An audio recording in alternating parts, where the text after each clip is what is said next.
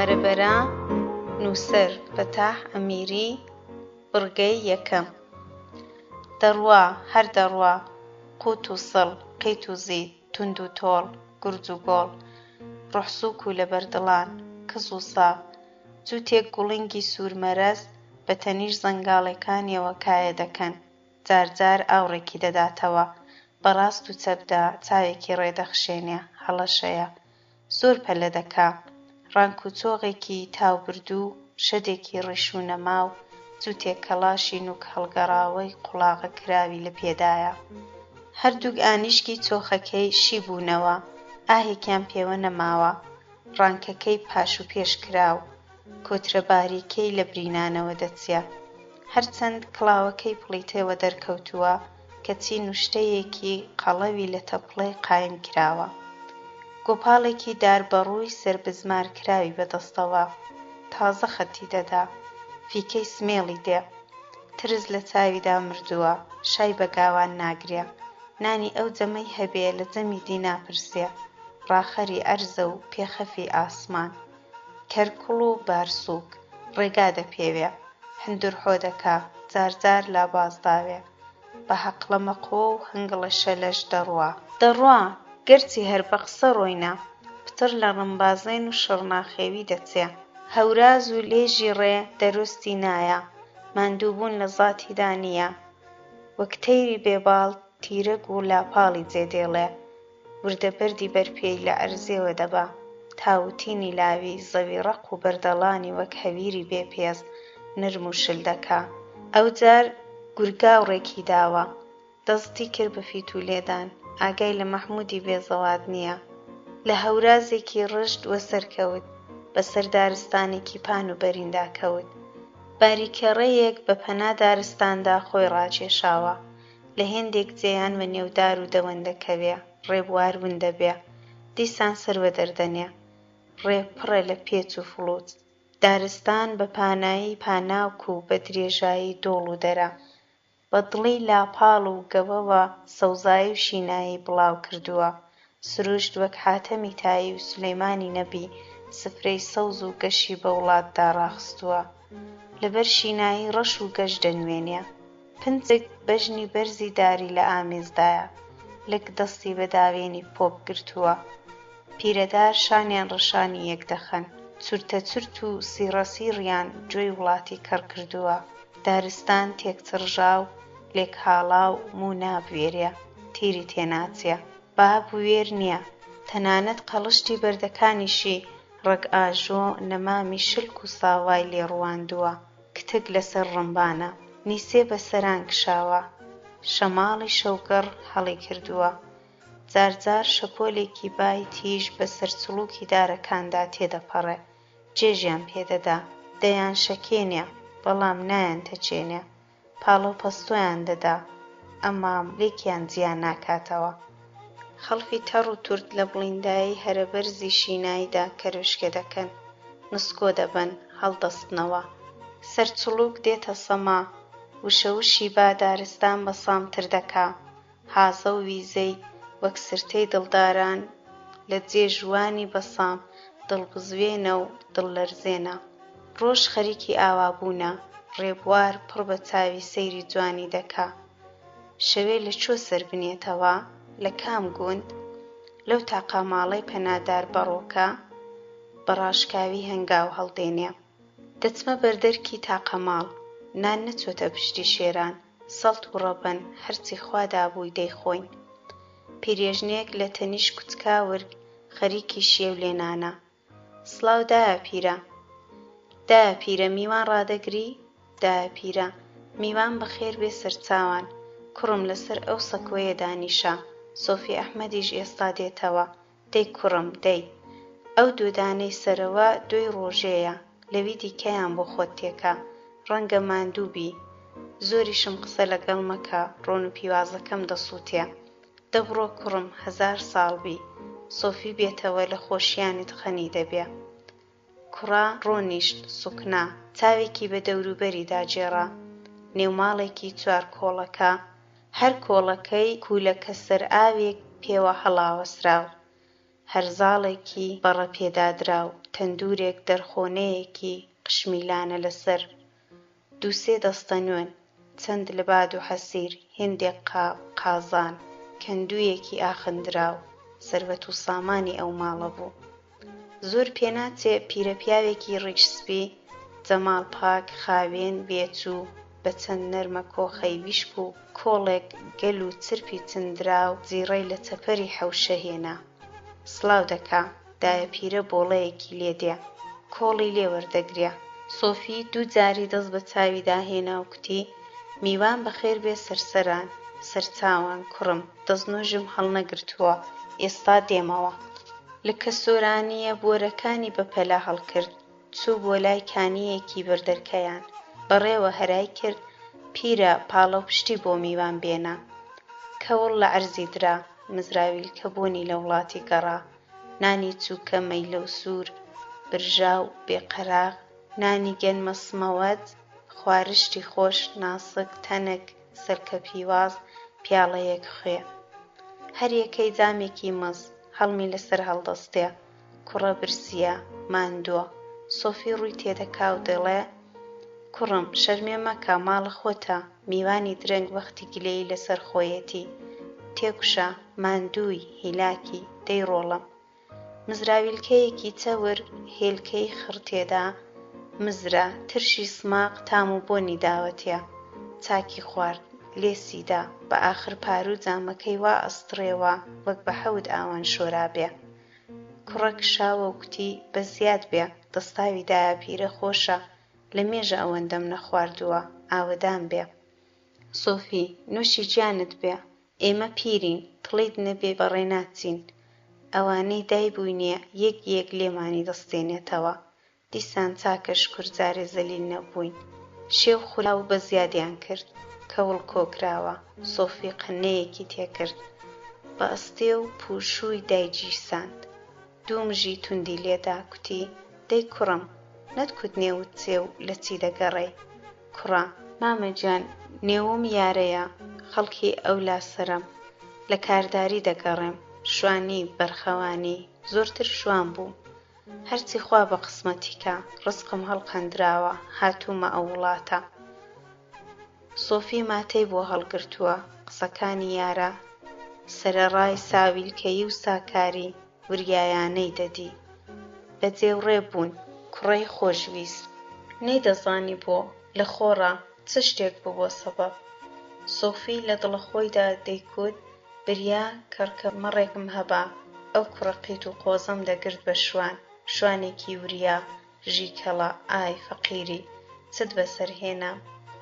کلکی کەری وەیسم بڕی بوو، بردم بە گومبەزی دادا، کوفرم کرد، پێم لە نانی نا.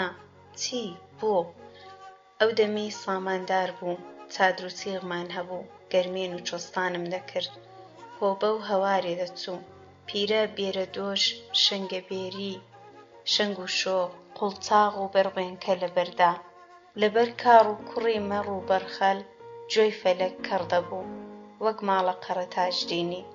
کۆز، هۆڵ و دانگا، بێر، لابێر و هاوێر، زاوە ماک، چێشتان، پاڵێن و شەوێن، گۆچان، دەزبێن و تووربێن، قاپوت و جل و جۆر، بە خەیاڵیدا وەک گڵۆڵەیەکی خلۆر بۆوە و کرایەوە و هەڵکرایەوە. سۆفی نوقمی خەیاڵی ڕۆژان و شەوانی لاوی، وەک تابلۆیەکی دوورادوور لە ژیانی ڕابردووی، شەکەتی و ماندووی ڕۆژێ لە ئامێزی شەوانەی شەنگەبێریدا لەبیر دەبردەوە. ئۆخژنی بە دڵیدا دەهات، دەیان ساڵ گەڕابۆوە دوایە، بە دووی چواندا دەچوو، لە دەریای بێپەی بیر و ئەندێش مەلە باسکەی دەکرد. بگرە مەلە نەبوو، غەرق بوون، تێکەڵاو بوون، ونبوون، زیندەخەو، خۆشە خەیاڵ. کوڕە جوانەمەرگەکەی لە تەمەنی منداڵی و ساواییدا دەدی، کەوایەکی قوتنی سوور لەبەر، کڵاوی کوژەکەدار لەسەر، بە شوڵێکی لاوێن هاوێری لەگەڵ دەکردن. جار جار دەیدی دەستە چکۆڵەکانی لە ئامێزی کاریلەیەکی ڕەشبەڵەک، ساوا، چاوبزی زیت، شان بەشانێوە هەڵدێ و کایە دەکا. با سەقەنە لە دەستیدا شل بۆتەوە، دەمار نیوە سووتا و کوژاوەتەوە، دەستە چرچەکانی وشک و بێهێزن، چەشنی تەختەیەکی کۆن لە ناکاو ڕاپەڕی، فرمێسکی سارد بەسەر گۆنایەوە ڕەخسی، قەترەیەک سۆراوی کۆن قوناوەی خێواوک، ئاوەنگی بەهاری تێپەڕ بوو، هەناسەیەکی هەڵکێشا و کوتی: کوڕم، بریا مردن هەبا پیری نەبا، ئەویش پیری و دەستەنگی، پیری و پەریشانی، پیری و دەرد، بە ناشکوری ناڵێم ماڵاتێکی وام لە دەرکێ نەماوە، زەوی و زارەکەم لە مێژە گاسنی وێ نەکەوتووە، کاردارگرتنم لە توانایدا نییە، بۆیە ژناڵم لە کۆڵە خۆمت کەمەوە، پێم خۆشە لێرە بی، ئەو نان و دۆیەم لە تۆڕە چاو نییە، هەتا لێرە بی ماڵە خۆتە، جارێ غەریبی چەند ڕۆژێک بمێنەوە، ئەتۆش چاو و جۆت دەکرێتەوە، کاریش پەیدا دەبێ. یارە مامەگیان ماڵ هەر ئاوەدان بێ، پیاو بە کەم نەزانێ بە زۆریش نازانێ، ساڵ درەنگە، کاردار گیراوە، دەبێ بڕۆم، ئەتۆش وەک بابی خۆم، ئەگەر دەکرێ ماڵێکی باشم پێ بڵە بچمە لای، دامەزرێم، ئیزنت لەسەر بێ زوو زوو سەرت لێ دەدەم. سۆفی: ڕاست دەکەی ڕۆڵم، قسەی تۆ ڕاستە، ساڵ درەنگە، با خاتر جەمبی.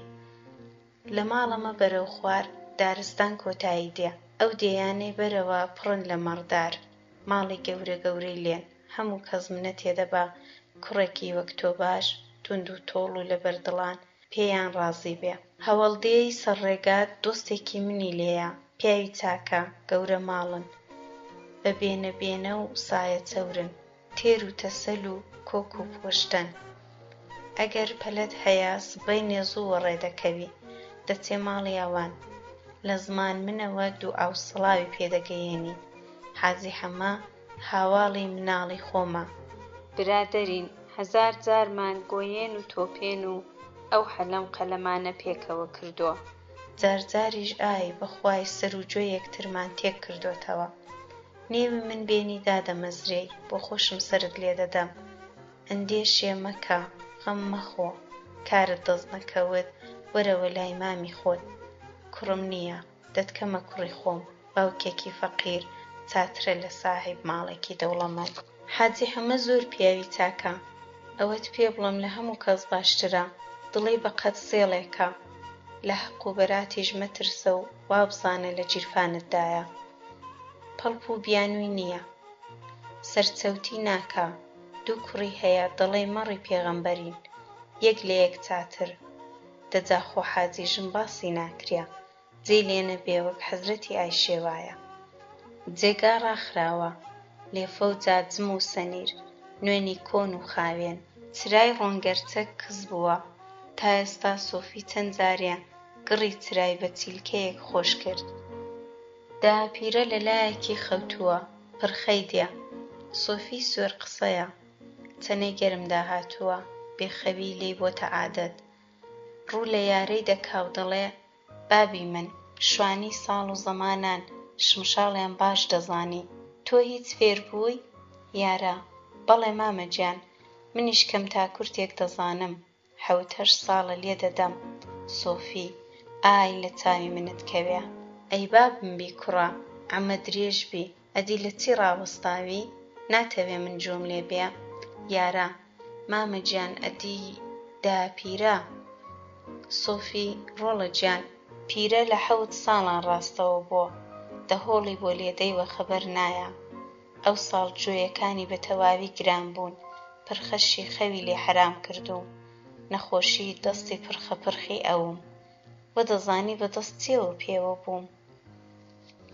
خەمی ئەوت نەبێ، دەی بابم، دەی باپیرم، کۆنەبرینم کولانەوە، بەڵکە شمشاڵی تۆ ئاوپڕژێنی کڵی دڵم بێ. یارە تێیتووڕاند، شارەزا وەستایانە، شمشاڵی دەلەرزاند، لەگەڵ تەمەنی نەیدەخێندەوە، پشووی لاو بە ئەزموونی پیرانە، وەک ئەسپێکی ویرغە قامکی لەسەربنی شمشاڵ دەگوێستەوە، نیسەی قامک و بلوێرەکەی بە تارمایی و شەبەقی نیوە زیندووی پیسۆز لەسەر دیوارە قورماوێکە وەک جاڵجاڵۆکەیەکی ڕەشی زلە دەچێ. سوارۆ سواری دەجوندیە، بابی منت بێتەوە بە قوربانی ئەوێ قەمبەڵی دەچاویە، ئەتۆ نازانی نێو و نیشانی چووگەڵا سواری من چییە؟ سوارە مەبەوە لە شێیان خەفەکن، سوار مەبەوە لە بۆران وەستەکن. ئەمن دەمرم لەبەر کوێتی داوێن تاریکی ئەسڵە سمخڕی. ئەگەر ئەوسەر ئەوسەری مەیدانێ دێ و دەکۆڕێ، سەری عارەبە سوارەکەی بە 9 لیرە گەرمێنی دەکڕێ. دەنگی ئاشنا، دەنگی شمشاڵ وەک کۆتری بەهارێ دەگمێنێ. بڵیند و نەوی دەبێ، دەنگ دەخا و هەڵدێنێ و دەمرێ و دەژێتەوە. سۆفی وەک هەقەپەڵەی پاییز فرمێسک هەڵدەوەرێنێ، لوشمەلوشمی دێ، سەری بە ئەنیسکانەوە هەڵدەقەندرێ. دایە پیرە پڕخەیڕێ ڕۆژێک دەڕوا، هەر یەکەی لە دنیای خۆیدا دەژی. هەر کەس بەڕبەی خۆی دەپێوێ، پشووی بەتینی لاو و هەناسەی ساردی پیر ڕقەیانە. دیار نییە کامیان دەبەزن، هەرچی هەیە کوڵ و کۆی دڵیان دادەمرکێ. خەو بەسەر وڵاتدا زاڵە، شەو وشەی بای دارستان ئاهەنگی تایبەتی خۆی هەیە. جارجار چەق و لووری سەگ هەپەهەپی غڵدی بێدەنگی شەو دەشکێنێ. شەو ڕاشکاوە، چۆکی قورس و بەسامی شەو لەسەر سینگی کوڕی ڕۆژە. شەو دنیای لە جەم و جۆڵ خستووە، چارشێوی وەک قیلی شەو، هەموو جوانی و ناحەزی، هەموو ڕەمز و ڕاز، هەموو دەرد و داغ، هەموو خێر و خۆشی داپۆشیوە. شەو قەڵای بێدەنگیە، بێدەنگی بەسەر وڵاتدا سەپاوە. شەو شەقڵەی بە شەقام و ڕێو بانان داهێناوە، بەرگی عەزای پۆشیوە، ئەستێرەی یەک یەک ڕادەخوشن. شەو هەمان هەڵدەوێزنێ، چاو ترووکێن نامێنێ. کاروان کوژە دەکوژێتەوە، ئەستێرەی ڕۆژێ ئاخر سەنگەرە، خەو نەهاتووەتە وشیارێەوە. یارە دم و چاو شۆراو، دیسان بێ فیز و پۆز بەڕێوەیە بەرەو ڕێگای چارەنووس. بەرەو دواڕۆژی نادیاری دەڕوا، تازە هەتاو حەوڵ گزینگی دەردەخا. دنیا ڕەنگی زێوە، ئاونگ لاق و لەتەری خوساندووە، تەزووی شەو نەڕەوێوە. سەرمای بەیان لەش ڕێک دێنێ، هەوای سووکی بەیان سینگی پڕ کردووە، سییەکانی هێندەی دی کردوێتەوە. هاڵاوی پشووی لە دڵی سەرمادا بڵاو دەبێتەوە. ڕێبوارە مێر منداڵەکەی ئێمە هەنگاوی توند هەڵدێنێ. سۆفی ڕێی قسەی بۆ کردوێتەوە، بیانووی داوەتە دەستی. ساحیب مەڕ ناڵێ نادناسم. سۆفی ناردوویەتی، سۆفی ئەسپاردوویەتی، خۆشی سەری لێدەدا. لە ماڵە حاجی نزیک بۆتەوە. ئەو ڕێو شوێنەی سۆفی دەیکوت ڕاست قۆیەتی، هەوە دەرکوبانی ئاوەڵا، سەرانجۆلکی گەورە، قەلاغی پان و بەرین، هۆڵ، دەنگە مەیدانە ئەسپێک. ماڵی حاجی لاپەڕە، قەراغدێیە، جیشەجیایەک دەستی وێ نەکەوتووە، چڵی لێڕانەکشاوە، ئاوەڕۆی دەرچووە، بە سێس و جەگەمبارانی کراوە. کەلاوەیەکی سواغدراو بەشی ساڵێکی کاتێدا. ئەو کابرایە دەبی پیاوێکی بخود بێ، بە سەلیقەیە، بە مشورە، ڕەنگە چەور و چڵکن بێ. ناوەڵڵا کاری چۆنە، دەرکوبانی چۆنە، بۆ خۆشی وایە. سۆفی تاریفی دەکرد کەی خودا دڵ ئاوا، بە نان میوانگر، سایە چەور. لەو فکرانەدا سەگێکی بەڵەکی چوارچاو زاقیدایە. سەگی لە لات نییە، سەگی لە لاپنگە. گۆپاڵی داربەڕوو لە فریای دێ، بەبێ ئەوەی شلوێ بێ گۆپاڵ بە دەوری خۆیدا دەسوڕێنێ. بەڵام غەریبە، هەناسە ساردە نابەڵەد. سەبەڵەک بەهۆی خۆی دەزانێ، بە دەوریدا دەسوڕێ ناوێرێ ئانگژای بێ. یەکی دیبا ئامبازی دەبوو، یارە کوڕی مێگەلە، شوانە، سامی لە سەگ شکاوە. چاو لە چاوی ناکا، چەڵاغی ناکا، لێشی نادا. وەک سەری پێوە نەبێ، بە هێندی ناگرێ. زەلامێک دەگاتێ و ڕەوانەی دەکا، دەیباتە ژوورێ. سڵاو و ماندوو نەتبوونی، بەخێرهێنان، نان لە پێشدانان. ئەگەر ڕای گرنجەی خۆی گرتووە، ماڵێکی سەر ئاوەڵایە. حاجەی ڕووی تێدەکا و دەڵێ کوڕم نێوت چییە؟ کوێن دەری؟ یارە مامە حاجی نێوم یارەیە، خەڵکی سەرێم، لە شوانی دەگەڕێم. سۆفی حەواڵەی خزمەت تۆی کردووم. حاجی کام سۆفی؟ یارە سۆفی ئەحمەد، تاقەماڵی پەنادار بەڕۆکە میردی پیرە حاجی دەی سۆفی خۆمان چۆنە ناساغ نییە یارە شکر چاکە سڵاوی دەگەیاندی شەوێ میوانی ئەو بووم حاجی چەند ساڵە شوانی کوڕم یارە لەوەتی هەم بابم خوا حافووی کە لەگەڵ مردووی ئێوە لە منداڵی ڕەگەڵ خۆی خستم وا هات دوای ئەویش دەستم لێ هەڵنەگرت بۆ کاری دی پشتم ڕق بووە بەڵام هەزار مەڕمە پێشکەوێ نهۆمێ ناهێنم سەرێک بێ شوێن بێ بەراتم ناوێ حاجی وا دیارە کوڕێکی تونند و تۆڵی جگە لەوەش سۆفی ئەحمەد ئیختیاری سەر و ماڵی منی هەیە قەولی وی قسەی منە بەخێرەی قسەی لەسەر نییە بەڵام بڕێک درەنگ هاتووی شوانم گرتووە تازە حەیبە پیاو قسەی کرد تەواوە بەرخەوانیم هەیە لە قەدەر ئەو ساڵ باشە کە تێک بەڵەد بووین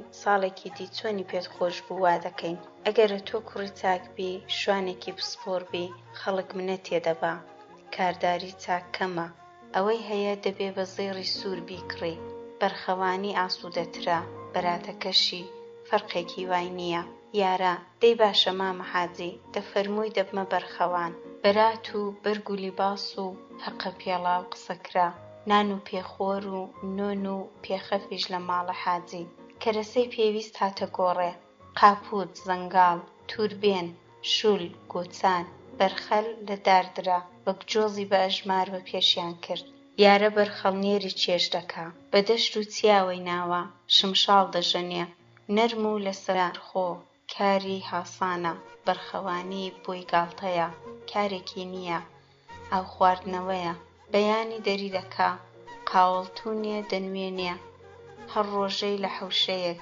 هەر کاتەی لە دەراوێت بەرخ کاوێژ دەکەن یارە بلوێر لێدەدا وڵات کەڕ و بێدەنگە کاری لا هەڵبەز دەکەن شەیتانن شۆخن بازبازە چێیانە بەرخ هێدی و ئارام خۆ لەبەر تاوی هەڵدەخەن زۆربەی ڕۆژان یارە دەست دەداتە پێشکە قەزوان لە قەراخ بەرخەل دەگەڕێ و دەدۆزێتەوە ئاڵەکۆک کەنگر ئەسپنگ جارجاریش خۆ بە پێشە قەزواندا دەدا ئەوەندەی بڵێ یەک و دوو چەند جەللە چیفۆک هەڵدەقەنێ چڵچڵە چیفۆک جەللە دەکا ڕاست و چەپ وەک فیشەکدان دەیهاوێتە ئەستۆی بە ڕاست و چەپدا چیفۆکەکان دەدا بە حاجی ژن لە شیردا دەیان کوڵێنێ چیفۆک کوڵاوی نێوشیر خۆشترە لە ئاوریش دادەی پیشێنن هەموو ڕۆژێ گژ و جیای چێوی پێیە دیاری شوانە ئاڵەکۆکە ڕۆژی وایە دەیاندا بە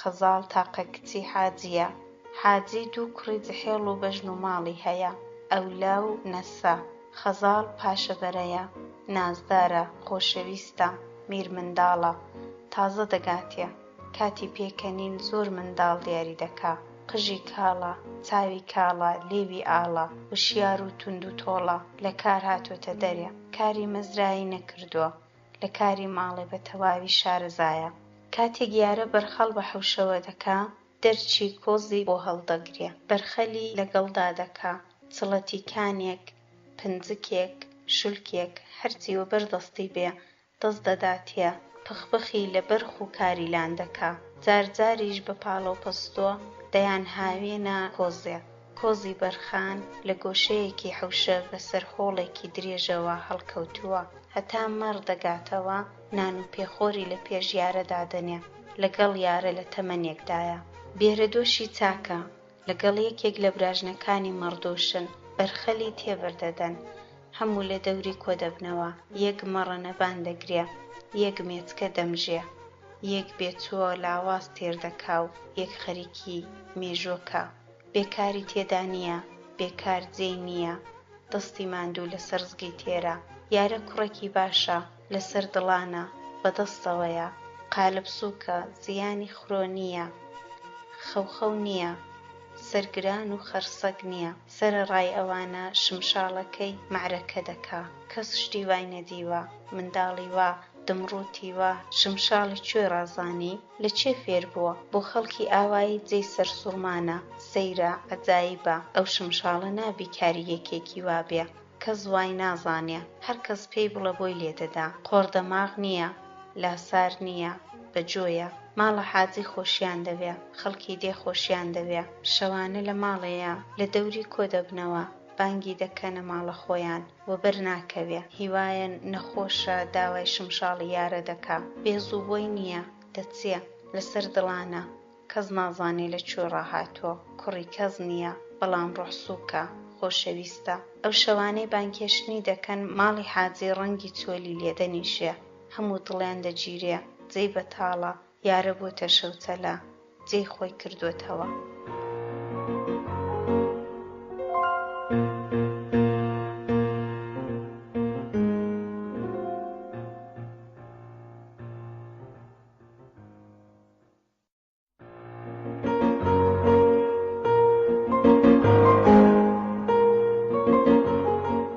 هاوارەبەرە نووسەر فەتاح ئەمیری بڕگەی 2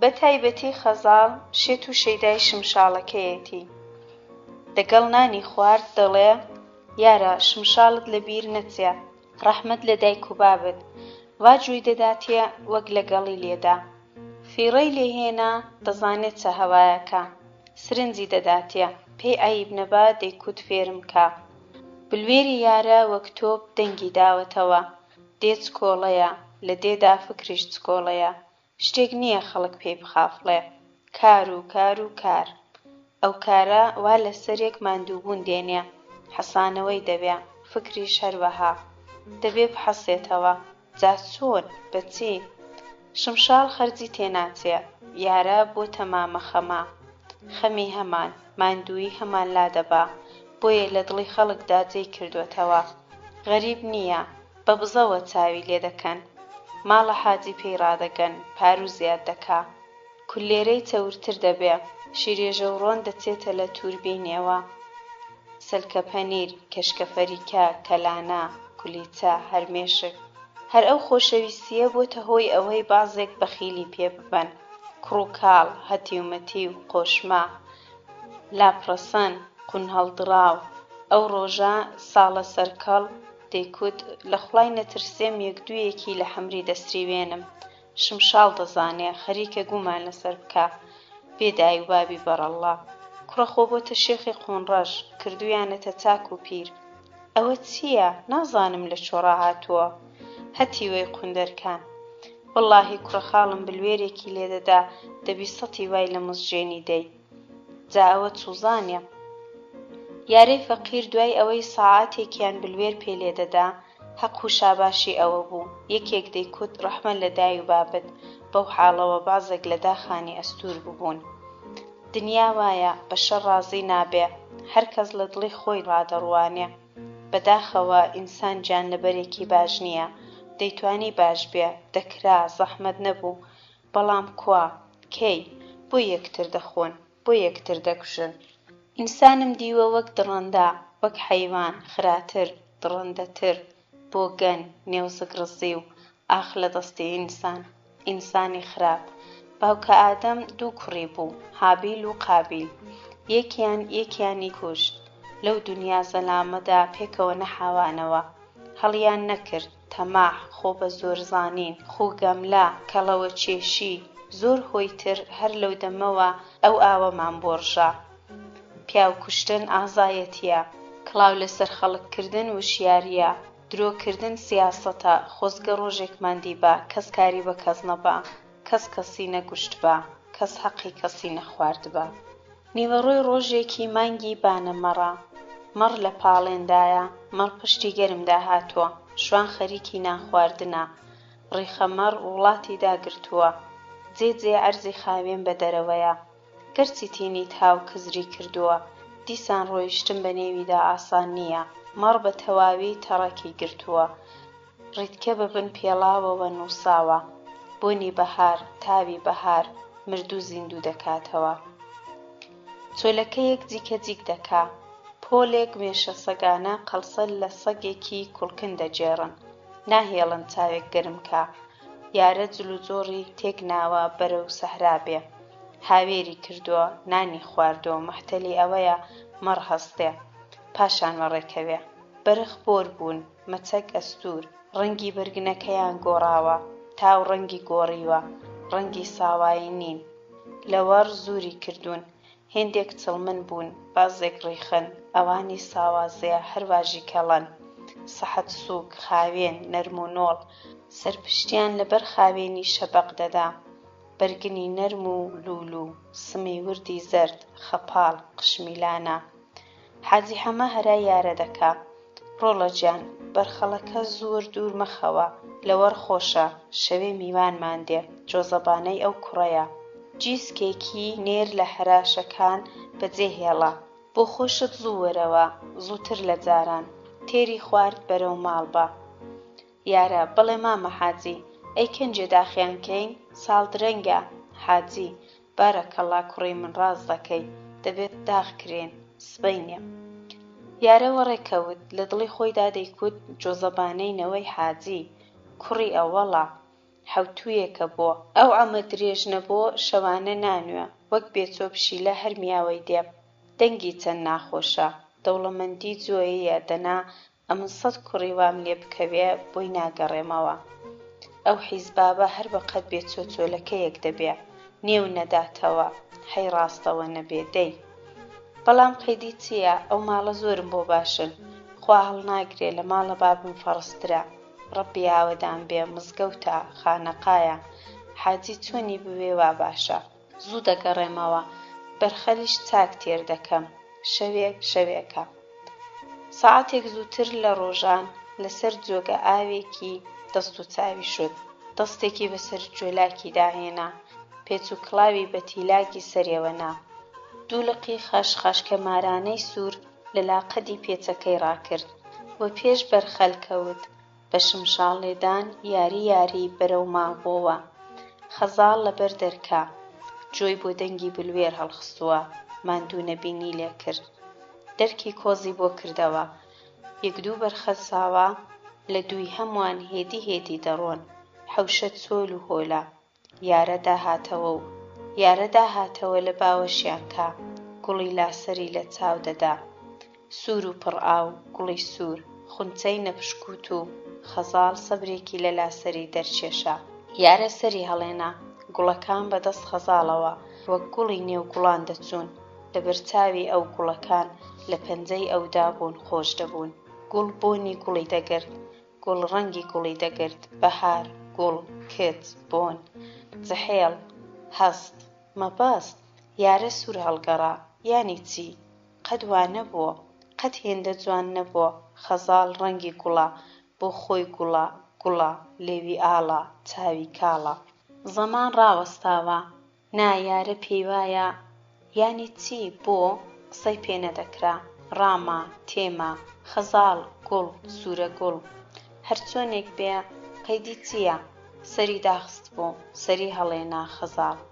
پەلەوهەلە خەزاڵ پەشیمانە گوڵ لە دەستیدا شل بوون حەیبە بۆ وام کرد بیدەمەوە فڕێدەم لەسەری چەقێنمەوە حەیبتر دڵە خورتە هەردووکیانی داگرت شەرمی منداڵانە دەست و پێون بوون ڕەنگۆڕین سوور هەڵگەڕان زەرد هەڵگەڕان دڵە تەپا بێهێزی زمان قفڵا ترس شەرم حەیا چاو لە شەرمان هەڵنایە بێدەنگیە بێدەنگی پڕ لە خۆشی بێدەنگی سستی مەستی ئەو کاتە کە دڵخۆشە ئەو وەختەی کە ئانێک سەدەیەک ئانێکە زەمان جێ وەخت کات مانا لە دەست دەدا بێدەنگی بە 1000 دەنگەوە سکوت بە 100 ئاهەنگەوە هەڵفڕین باڵدەرهێنان پەلە پوش پەپولە بۆن بۆنی خۆش بەرامە جوانی پاکی نەخش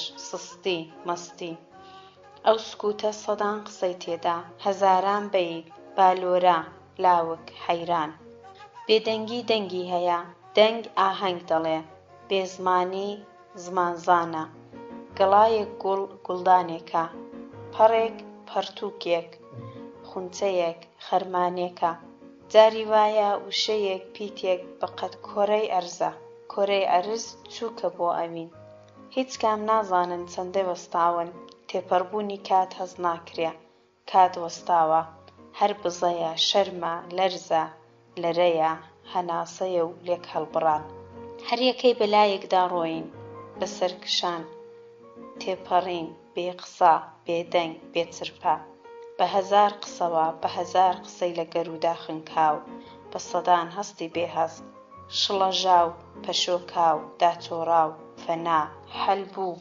نەماو ئامانج بۆ ئەنجام ڕێگا بۆ ڕووگا وەک دوو پەپوولەی نەخشین وێستان بێباڵێکدان نەکەوتن نەفڕین نەسریوە نەسرتا یارە سەری داخست نازانێت چ دەکا بۆ کوێ دەچێ خەزاڵ گوڵەکانی لەبەر پشتێنیدا سەری داخست بێمەقسەد شێواوە میوان یەک دوو دێن مەلا میرزا سۆفی حاجی جۆزەبانە جێژنی لەدایکبوونە سەدەقەیە بۆ جۆ و زمان یارە جێژ و حۆل تاسا و دێو دەچێ کار دەکا خزمەت بەجێدێنێ کوڕی ئەوەڵە لە پێش مامۆستا دانراوە مەلۆتکەیە پێچراو سوور سوورە وردە چووکە حەوت ڕۆژەیە سەری نەبێ ئازای بەدەنی بە دەرەوە نییە دەگری بێهێزانە دەگری دەڵێ لە هاتن پەشیمانە بانگی بەجۆیدا دەڵێن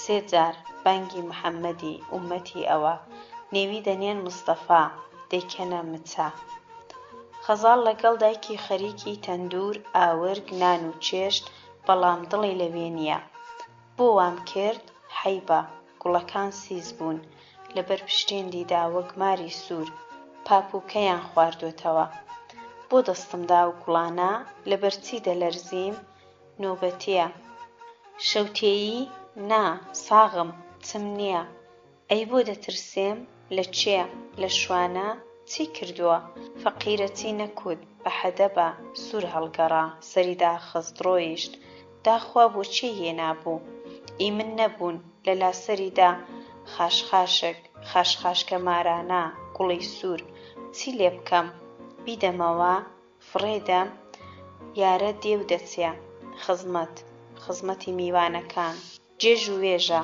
خەجاڵەت دڕدۆنگ یانی چ بوو خەزاڵ بۆ وای کرد خۆشی دەوێم منی خۆش دەوێ من شوانی ئەوانم کارداری ئەوانم کەنگر و قوماش نابنە یۆڵداش من لەکوێ و ئەو لەکوێ لەبیرم بچێتەوە چاکە غەیری دەرد و داغ چیتر نابێ بێسەمەرە کچە حاجی کچە دەوڵەمەند چەند جوانە خەزاڵ دڵی ڕفاندووە خەزاڵ گوڵی ڕفاندووە خەزاڵ و یارە هەردووک بە جووتە شێواون هەر یەکەی جۆرێک شێواون خەزاڵ شەرم دایگرتووە نازانێ بۆ هەوڵ جارە کاری سەربەخۆ کاری بێشەرمانە دەکا بە بێشەرمی دەزانێ لە دڵدا یارەی خۆش دەوێ شێتی شمشاڵەکەیەتی دڵپیسی لێ دەکا پێی وایە ئەو گوڵانەی بۆ یەکی دیبوو یارە دەترسێ لە حاجی ژن لە خۆی لە ئاکامی ئەو کارە پێی وایە گەپی پێداوە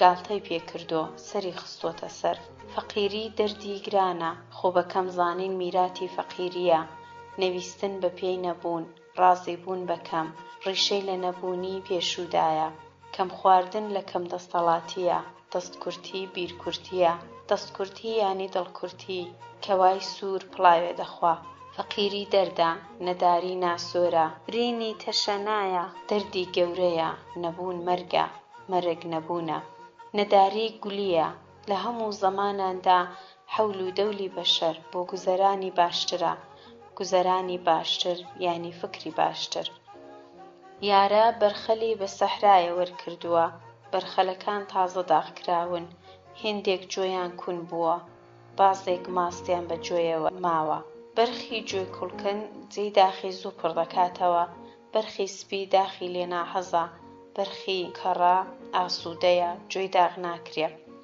برسایەتی ئەو ڕۆژە ژانی داغکردنی لەبیر بەرق بردوێتەوە بەرق وەک هاران دەڵەوەڕێ بە لێ و لیچ بە زمان بە ددان دەپچڕێ ورد دەکا قوت دەدا یارە چۆوە لە فکرەوە خەزاڵ کچە دەوڵەمەندە کچە حاجیە لە ناز و نێعمەتدا لە خێر و خۆشیدا گەورە بۆ ئەمن هەژار و بێ کەس و کارم ڕوت و ڕەجاڵ و بێ ئەنوا جیای من نییە وا چاکە فکری لێ نەکەمەوە بەڵام هەرچی دەکا لەو فکرە ڕزگاری نابێ خوایە چ دەبوو منیش کوڕە دەوڵەمەند بام کوڕە مەڕدار بام چ دەبوو ئەمنیش دایک و بابێکی تێر و تەسەلم هەبا یان موچە و مەزرایەکی باش؟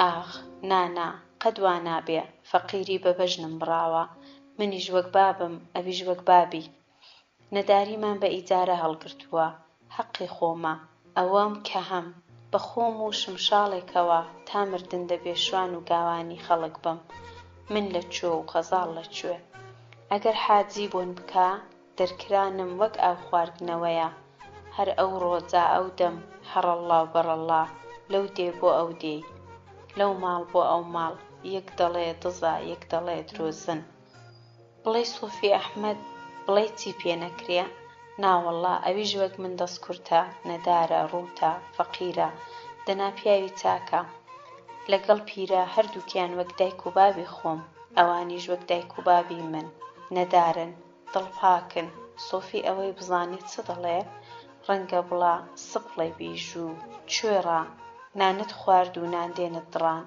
بە چێوێمدا دەکا کوڕە لێی گەڕێم ئەو فکرانە شێتیان کردووە لە دەستیان هەڵدێ کەچی دەگەڕێنەوە چەتوونە دەرببە ئەوین ئاورە ئەوین بڵێسەی دڵە گڕە مەشقەڵی ڕووحە سووتمانە سووتمانی خۆیانی لەش ئاگر ئاگر ئاگر گڕ بەرخەل تێری خوارد لەسەر جۆگە ئاوێک کەوت یارەوە خۆ هاتەوە ئای ئای کوڕە خۆ هیچ ئاگام لە خۆ نییە لە کەنجێوە لێرەم بڵێی زیانی کەسم نەکرد بێ ئەوە نزیک ئێوارەیە بەرخێکی خەزاڵ لە نزیک یارە سەبر سەبر کاوێش دەکا چاوی پێدەکەوێ خەزاڵی دێتەوە بەرچاوی کزەی لە جەرگی دێ هەرچی لە بەرخە خەزاڵ وردەبێتەوە پتر شێوەی خەزاڵی لێ دەکا دەستی بەسەر و چاوی دادێنێ دەیلاوێنێتەوە خەزاڵ خەزاڵە فەرقی چییە ئیمن نین چ ئەوە چ ئەوی تر وەگیەک دەچن نەخشین خێنشیرن ڕەزا سووک منداڵ شلک نەرم و نۆڵ بۆم خۆش چاو جوان دوێنێ وا ڕۆیی ئەو ڕۆژ وایە بەرخە خەزاڵ خەزاڵی بەبیردێنێتەوە بەرخە خەزاڵ دەبێتە خەزاڵ دەیباتە دنیایەکی دی دەست دەبا بۆ لای شمشاڵ ئەوەی لە دڵیدایە هەڵی دەڕێژێ شمشاڵ دەگری بە هەناسەی پەیتا پەیتا فرمێسکی دەنک دەنک دەکەونە خوار شمشاڵ شمشاڵی جاران نییە باڵی گرتووە دەناڵێنێ بە سۆزە بە کوڵە بریندارە بنەوبێرە ئاوری جەرگی برژا و بینی تێدا دەخواتەوە تینی بڵێسەی دێ دەسووتێ دەسووتێنێ قامکەکانی بە ئەسپایی لەسەر کونی شمشاڵ ڕادەگوێزێ ئاگای لە خۆ نییە ئەفسوون دەخێنێ سحر دەکا دەناڵێ دەگری دەبارێنێ بەرخە خەزاڵ ئەو ڕۆژ لە پەنایەتی هێدی و لەسرە خۆ چاوە جوانەکانی لەسەرێک داناون سەبر سەبر کاوێش دەکا جۆی بۆ دەنگی شمشاڵ شل کردووە کامیان بۆ لای کامیان چوون بەرخە خەزاڵ نا ئەوە یارەیە جل و جۆڕی لە لای بەرخە خەزاڵ بە ئەرزی داداوە چۆن خۆشەویستی بەوڕادا قسەکردن لەگەڵ بەرخ کوڵ و کۆی دڵ هەڵڕشتن بە جۆی بەرخدا هێزی ئەوین بیستوونی هەڵکەند چلپلەی عومانی چوو لەشکەری تەپا و تورکمانی شکان بەرازەوانی کرد لەسەر ئەو هەموو خۆشەویستیە دوای ئەو خۆفریودانە لەگەڵ بەر و کاری دێدا دەکەوێ خەزاڵی ڕاستی لەبەر بێڵا دەبینێ ڕیسەکەی دەبێتەوە خوری دیسان بەرخە خەزاڵ وەلا دەنێ و خەزاڵی ڕاستی دێتەوە بیر خەزاڵ دوورا و دوور چاوەڕێیە یارەش هەر ئەو دەبینێ خەزاڵ و خەزاڵ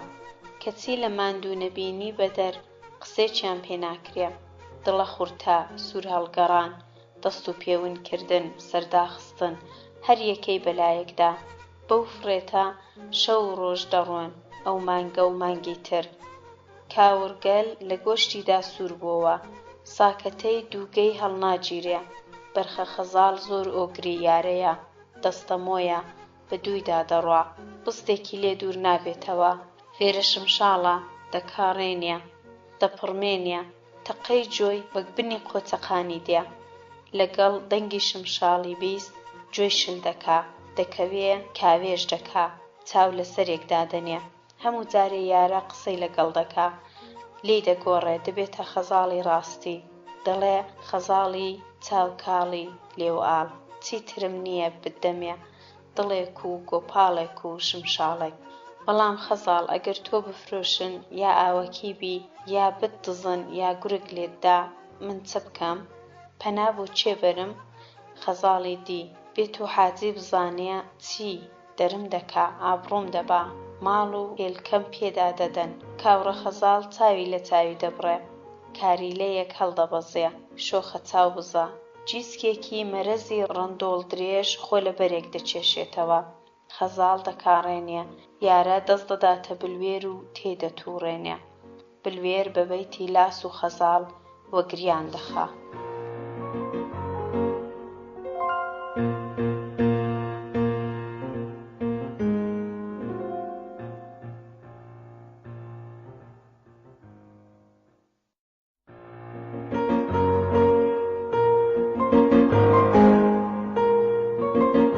هاوارەبەرە نووسەر فەتاح ئەمیری بورگەی 3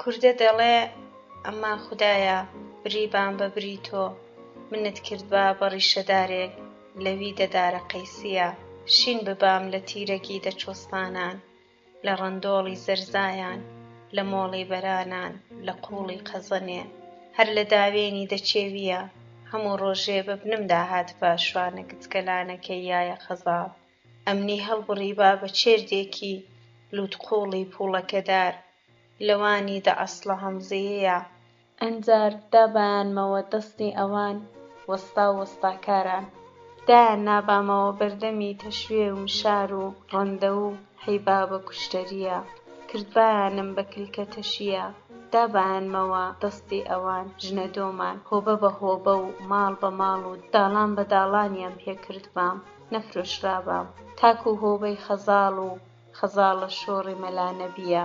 خەزاڵ کڕی بامی بە چەنگە خوریەکی 7 ساڵان تەشی پێڕست بام بە شلکەی دەڕانیە پێی ڕست بامەوە ڕانک و چۆغەی زاخۆیی و گەرمێنیە لە بۆ کورتەلاسی ئەحمەد خانی باڵەکیە.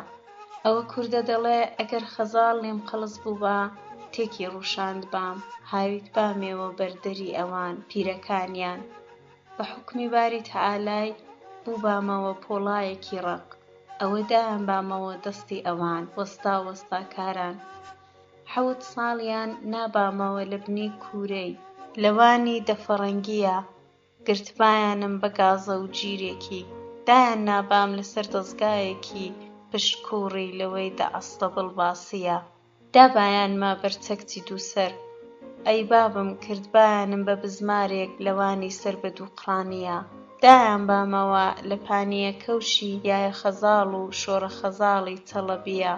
ئەی بابە کوردە دەڵێ بە من گەڕابە گاگەش و باوە مەڕ و بێهەنجون و پانەسەر و لەند و چۆستانی دەشاڵە بەگیە ئەوجار فڕەی دابام لەسەر دەرک و بانی دەماڵان 7 ساڵان لێی دابامەوە بەفر و بارانەکەی دەزستانی ژەنگم هەڵێنابا ئەنچەل هەڵیان گرتبامەوە دابایانمەوە دەستوەستایەکی لەوی دەقابیل ئەویش کردبامی بەنووکە تیرەکەوانێکی نەسیریە.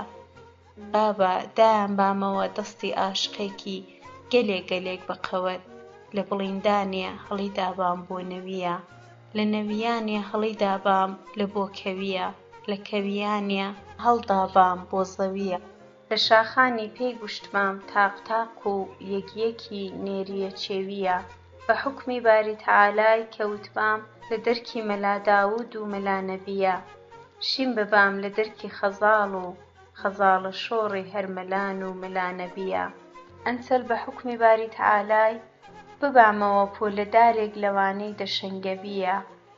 هەی بابە 7 لکم لە خۆ دەرکرد بە لکێکم ڕۆی با بۆ سەهەند و مایم بڵاغێ لە بن ئەو لکەم دانیشتبانەوە بوزە لە بوزەڵە و بەردەبێری دەشاروێرانیە لکی دیم هاویت باوە لە بۆ بن گەڕی سنجوان لە بنی دانیشتبانەوە جوان چاک و مەحبوبی خۆفرۆشی دەمەندیە یەکی دیکەم خۆی هاویت با لە بۆ گەدەی مەنگوڕان لە بن ئەو لکەم دانیشتبان سوار چاک و لفکە شۆڕی دەکا دەرویشیە. هەی بابم لکی دیکەم ڕۆی باوە لە بۆ سەرغاڕی دەپردانان لەبن ئەو لکەم دانیشبانەوە کەڵاشە لە پێی دەمەرگییە لکی دیکەم ڕۆیشبا لە بۆ شەخسەکەی ماڵە مووسی پشتی هەڵشوێی لەبن ئەو لکەم دانیشبان ئەو سوێندخۆر و پیاو کوژی دەمیرا و دەلیە چ بڵێم خودایە لکی دیکەم ڕۆیشباوە لە بۆ ڕەندۆڵێ زەرزایان بۆ مۆڵی بەرانان قوتێ قەزەنێ و کۆسرەتی دەشاڵە بەگیە لەبن ئەو لکەم دانیشبان سوارچاک و ئاقڵمەند و پیاوچاکی دەسوورچی و زوراریە ناوەڵڵا ئیدە باڵەکیە لەوێیان کردبانەوە مەسڵەتی دە خەزاڵ و خەزاڵە شۆڕە مەلانەبی و لاس و لاسی ئەحمەدخانی دە باڵەکیە یارە کاوڕەگەلی قوڵە پێت کردووە بەرەو ماڵە خەزاڵ لە پەنا خەزاڵ لە دوور دوور دەڕوانێ جارجار نزیک چاو لێ دەکا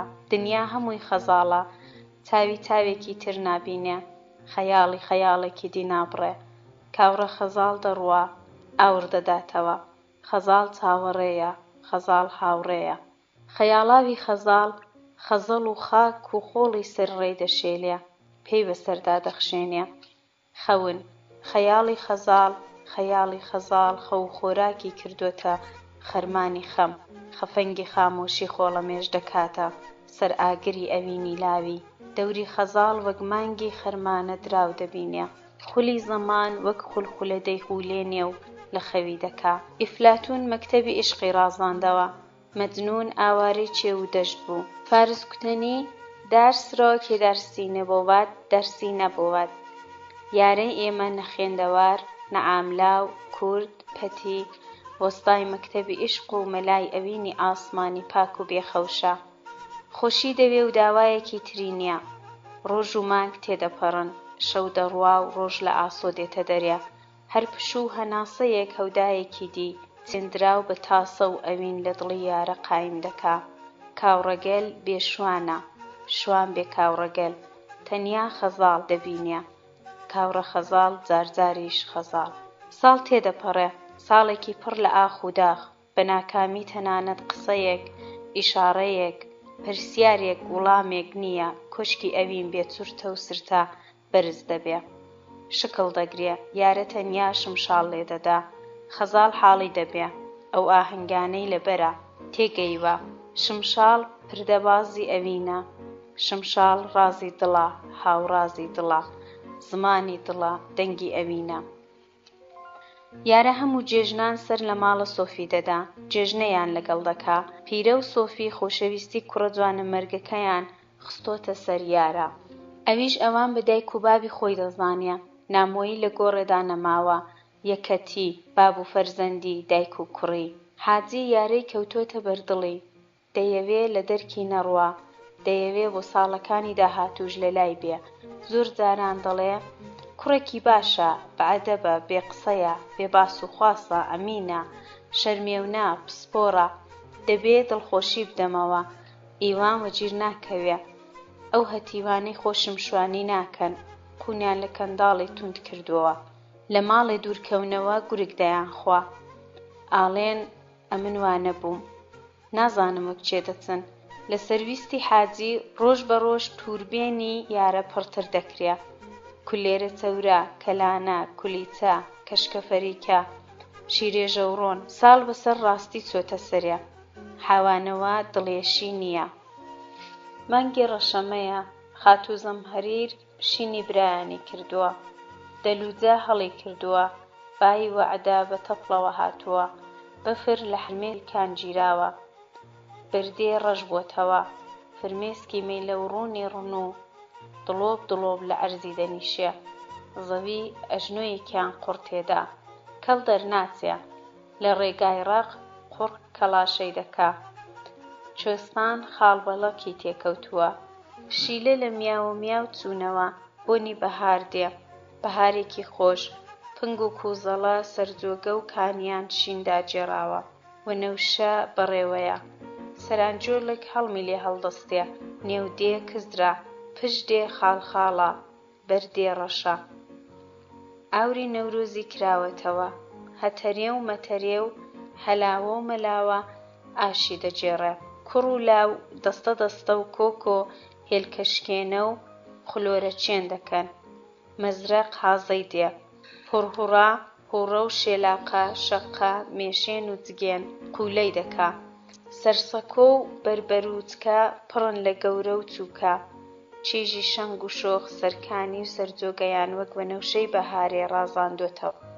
حاجی حەمە بانگی یارەی دەکا و دەڵێ کوڕم من تۆم بەقەد کوڕەکانم خۆش دەوێ. هەتا ئەتۆ بە من ڕازی بی دەستت بەبەردەستی ناهێنم. لە کار و کرگاری پارەکەت ڕازیم. ئەو هەقەی لە منت وەرگرتووە حەڵاڵت بێ. بە کاردارت نازانم. خوا هەڵناگرێ ساحیب ماڵانت کار کردووە. ڕەبی قالبت ساغ بێ. کوڕم ئەوە سەرە بەهارە. وا باشە خاترجەم بین. ئەگەر دێیەوە لام قەرار و بڕێ خۆمان بکەین. پێم خۆشە ئەو ساڵ ببێ بە شوانی مەڕی. مەڕەکەش کورد زۆر بووە بەتوو نەبێ ناحاوێتەوە. یارە دەیجا باشە مامە حاجی چۆن دەفەرمووی وا دەکەم. قەراریش کەیفی خۆتە. ئەتوو وەک کوڕەکان چاو لە من کەی قەراری چی؟ خۆی ئیشەڵڵا تەماح لە من ناکەی. ئەم نیژنانم بەسەر سێڵێەوە نەسووتاوە. سەڵت و ڕەبەن هەبێ بە زیاد بێ و نەبێ بە زیاد بێ. حاجی یارە با ئەوت پێ بڵێم کاری ئەو ساڵت لە پار قورسترە. شوانی مەڕی شەو نخوونی هەیە. شەو بە چێوی هەیە. دەبێ قوڵاغێ نەدەی. دەستبێنی بگری لەسەر هەست بنووی. جاری وایە هەر نەنووی. بابم ئەمن ئەوەی هەمە لەبەر تۆی دەکەم. ئەتۆش دەدەمە دەست قوڵای. مەڕ لەسەرت ڕانەدا. ئاوەچیت نەبێ لاوەچیت نەیە. یارە مامە حاجی ئەوەی ئەتۆ دەفەرمووی وایە. بەڵام ئەمنیش ئەوڕۆ نەبوومە شوان. دەزانم کردوومە. شوانی بۆ من ئاو خواردنەوەیە. حاجی کوڕم لە قەرار و بەراتیش مەترسە. شوانی تاقەماڵ لە دەوروبەری هەر چۆنێک گیرا پترت دەدەمێ. چاوم لەوەی نییە. دەست و گۆچانت باشە. چەند ڕۆژی دیکە شینکە بە چاکی دەبوژێتەوە. مەڕی دەردەکەی. چوارپێیەکان بڕێک لاوازن. سەولەی زیادی وەرگرا. بە حاجی ژنم ئەسپاردووە. بە مامبرایمی دەڵێم شمشاڵێکی تازەت بۆ بێنێ. دەبڕۆ ڕۆڵە گیان. خوات لێ ڕازی بێ. سێشەشی بەهار و دەشەوەی شقاقی تێپەڕیوە. ڕۆژگار درێژ بوون. ساڵی تازە گەرم داهاتووە. خێن و گۆشت ژیاوەتەوە. مەڕ دەرکراوە. یارە شوانی مێگەلە. دیسان چێ و دەشت و تەلان و بەندەن. دیسان شوان و بلوێر و مەڕ. دیسان شەکە خەزاڵ. شەکە خەزاڵ ئۆگری شوانەیە. نازداری شەشگۆنە. بستێکی لێ جیا نابێتەوە. بە دوویدا دەڕوا. بە تەواوی دەستەمۆیە. شوانەش خۆشی دەوێ. وەک چاوی خۆی ئاگای دەدێرێ. هەموو ئەوین و خۆشەویستی خەزاڵی خستۆتە سەر شەکە خەزاڵ. بلوێری بۆ لێدەدا. ئەوەی دەبوو بە خەزاڵی بڵێ بەوی دەڵێ. ئەوەی لە دڵیدایە لە لای ئەو هەڵی دەڕێژێ. مەڕەکان هەموو بەسەر دەناسێ. بەبێ ئەوەی لە داریان بدا چاویان لێ دەڕوانێ. خەزاڵ کەوەی سێر بربەگوار جۆبەگوار بەشقەشان دوڕەزەر بەو چەشنە بەسەریان دەکاتەوە. قەت تاقێکی لێ ناگۆڕێ. شوانێکی پسپۆڕە. بەڵام وەخت و بێوەخت چاوی لە شەکە خەزاڵە. نەوەک خوای نەخواستە بەڵایەکی بەسەر بێ کە مێڵی دەکا. دەست بەسەر و جۆی دادێنێ. دەم و لوتی دەشوە. دارفزەی لە مل دەکا. نەکو دار و بەرجۆی کەڕ بێ. پشو سواری و فزفزەی بگرێ. کاتێ بەرەو ماڵ دەبێتەوە شەکە خەزاڵ شان بە شانی دەڕوە. لەسەر بەردەبێر شەکە خەزاڵ لەو تەنیشتی وەردەکەوێ. کاتێ بلوێر لێدەدا شەکە خەزاڵ چاو لەسەرێک دادەنێ و ئارام ئارام کاوێش دەکا. خەزاڵ ئاگای لێیە. دەزانێ جار جار ئیرەی دەبا. تێی دەسریوێنێ. ئانیشکی تێدەکوتێ.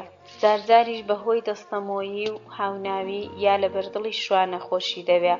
هەستی بەوە کردووە شوانە هەموو خەزاڵێکی خۆش دەوێ. شەکە خەزاڵ بیانوویە. شەرمە دەست نەڕۆیشتنە. خەزاڵ بەر لە هەموو بێرەدۆشێک دەست دەداتە شیر مەشک و جامە مەڕی و بەرەو پیری مێگەل دەچێ. شوانە لەگەڵ مەڕەی نواند. لەسەر بەردەبێردا دەنیشێ. دەست دەبا بۆ شمشاڵەکەی. چاوێک لە خەزاڵ دەکا. لە شەرمان چاو دەباتەوە سەر شەکە خەزاڵ. خەزاڵ بەزەیەکی نەرم و شەرماوی دێتە سەر لێوان. سوور هەڵدەگەڕێ و گوڵی دەکەوێتە ڕوومەتان. ئەوین و ئەوینداری سینگ ئێشە دڵە کوتا گەیوەتە ئەو پەڕی جوانی و پاکیەوە زمان توانای دەڕبڕینی نییە زمان لە بەست چۆ چاو هەڵنایە مژۆڵ لێنادا بڕۆکەوانی شەرمی بەسەرداهێناون هەموو ئەسیری دەستی حەیان دڵ بۆ لای دڵ ڕێگای کردوێتەوە دڵ بۆتە ئاوێنەی باڵانوێنی دڵ دڵ ڕاز دەکا و دڵاو دڵ ناکا لەو کاتە ناسکەدا لەو وەختە هەستەمەدا لەو تەنگا و تەنگی بێدەنگی و دەنگ و کاتی جۆی هەڵخستن بۆ هەستی مەبەست خەزاڵ خوازبێنی کەری دێنە سەرێ شوانە ئاگادارە خەمبارە خەفەتبارە دڵ ئێشە وا دەزانێشە کە خەزاڵ ئاوەکی بووە بێشوێنە گورگ لێی داوە دزراوە ڕەنگی بزرکاوە تێکەڵی کردووە باری لەسەر لێوانە چاوی پروشن دەستی دەلەرزێ قامکە ویشک و بێوازەکانی دەخاتە سەر شمشاڵە تۆزاوێکەی و بە هەناسەیەکی ساردەوە تێی دەتووڕێنێ هەرکەس یارەکەم لێ دەگرێ بە دۆست حەوت کۆستی کەوێ کۆست لە بانی کۆست خەزاڵ بزەیەکی دێتە سەر لێوی و لە دڵدا دەڵێ جێلە بژیم هی تۆم بمرم هی گڵیم دڵیەکە و دڵەوانیەک مەڕدۆشین دەستی پێکردووە شیر دڵۆب دڵۆب بە لێواری جامە مەڕێ دەکەوێ کوشەی شیر و کوشینی گوانی مەڕ ئاهەنگی هەیە ڕێکوپێک و بێهەڵاو بە پەلە شوانە دڵۆپێک فرمێسک هەڵدەوەرێنێ خەزاڵ سەر هەڵدێنێ شوانە سەردادەخا خەزاڵیش سەر لەبەر خۆ دەنێ هەموو ماتن شەکە خەزاڵ لە فڕە کەوتووە بولوێر دەگری شوانە زەوادی نابڕێ پاڵێنیش وەک مەڕی جێژ سەری لەبەرە خۆی ناوە و بێهەستا شوانەی سەر لێشێوا و نازانێ پەنا بۆ چێبەرێ خەزاڵی خۆش دەوێ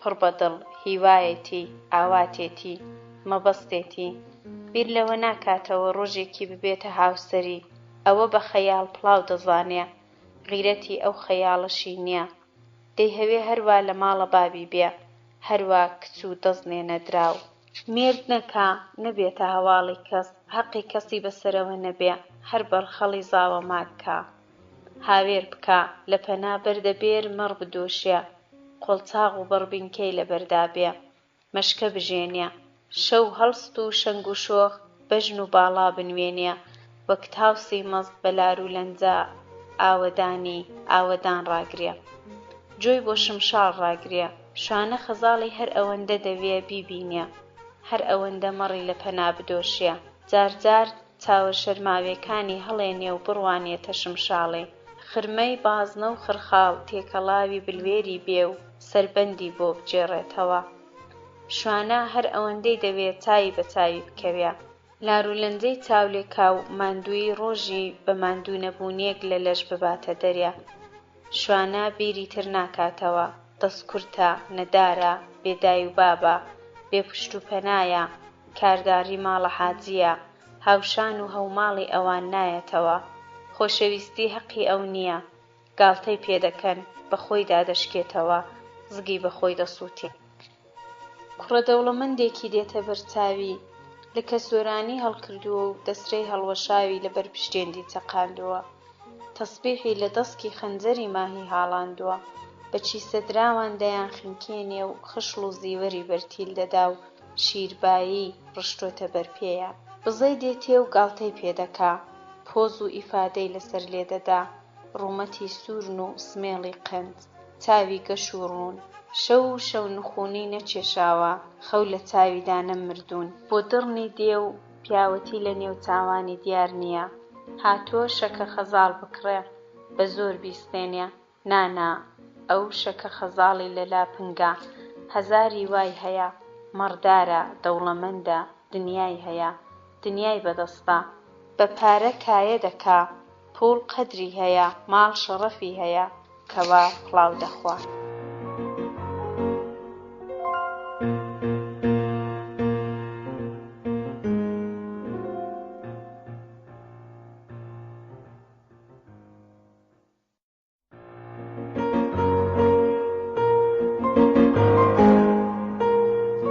هاوارەبەرە نووسەر فەتاح ئەمیری بڕگەی 4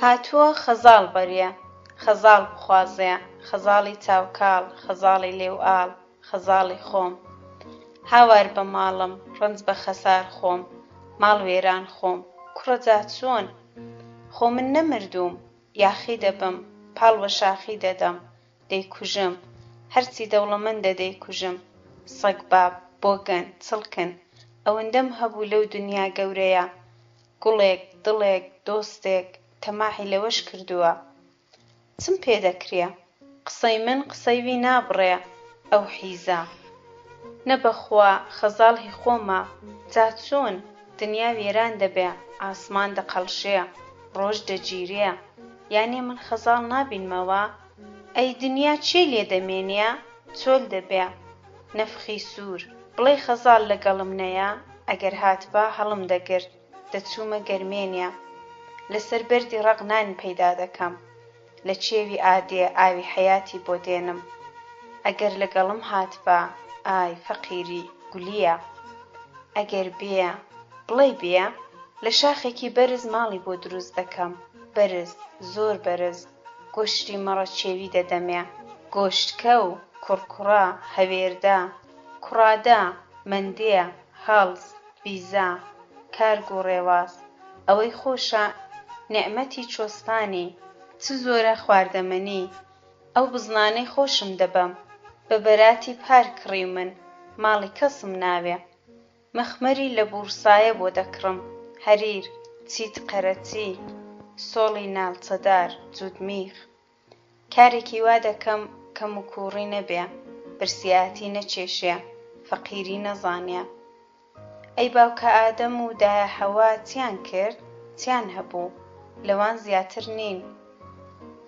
زەوزووی ئەوانین کوڕ و کچ نەوا نەتیجە نەدیدە بە لپی دەست لە نێوچاوانیدا و بۆڵاندی دەچمەوە نێودێ ئەوەی لە دڵمدایە پێی دەڵێم نانا بەخوا من لە ڕووم هەڵنایە چی لەگەڵ بڵێم لە حەزب ئەو لاڵ و پاڵم سوور هەڵدەگەڕێم تازە درەنگە من لەکوێ و ئەو لەکوێ وا چاکە واز لە خەزاڵ بێنم فەقیری بە بەژنم بڕاوە درەنگە ئەستۆم شکێ دەنگم نەکرد هەتاوای لێ هات چۆن بکەم کوڕە وەڵڵاهی لێی گەڕێم چاکە با ئەویش بە شوێن چارەنووسی خۆی کەوێ با وەک من کۆڵەوار نەبێ شەکە خەزاڵ هەڵدەگرم و دەڕۆم لەو وڵاتە دەچمە دەرێ شوانی و گاوانی لە جێ دیکەش هەیە با خەزاڵ وەک من هەناسە سارد و لە قوندەرکان نەبێ ئەو کچە دەوڵەمەندە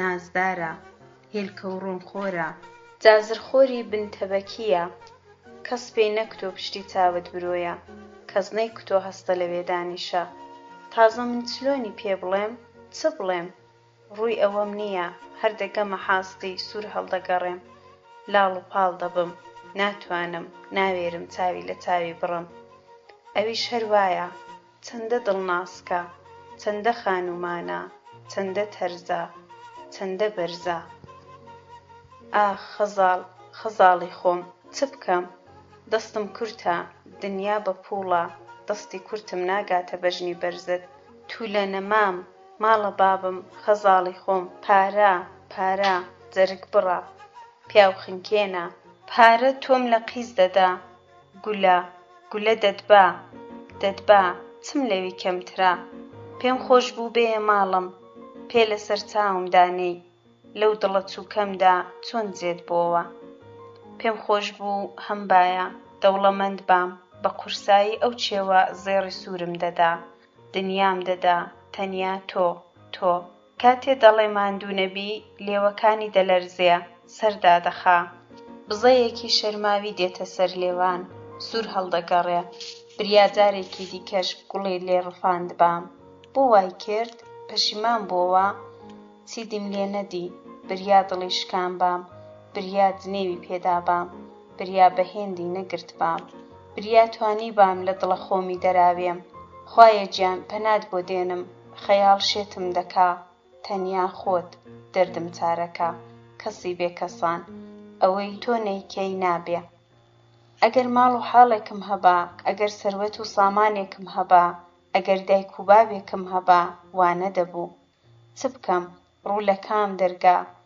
کوا پیاوێک دەستم بگرێ چێ ڕەفیقی تێشکاوێ ڕووناکایەک بەدڵی داهات سست بوو هەڵبەزێوە ڕێ چارە دەرمان کەس چاوسوور لەبەرت مرم کوێر بووم شێت بووم لەبیرم چوو بوو ئای جێژە درەنگە زۆر درەنگە بەڵام هەر بەوی دەکرێ هەر ئەو میرزا یەک بەخۆی گوڕاندی میرزا چێو دەنگی داوە چێوەکانی تریش میرزا وەجیر کەوت بە ڕێی چارەی پێدەکوتم ئەو زۆر عاقڵە شارەزایە دنیای زۆر قوونەکەو کردووە هەموو شتێک دەزانێ پسپۆڕە لێهاتووە وەستایە لێزانە سەواتدارە بەیتبێژە حەکایەتخوانە هەموو وڵات بەڵەدە قەدەرێکە نەهاتۆتە لام بۆ ئەگەر نەمرد بێ جا بۆ دەمرێ ئێستا جەحێڵە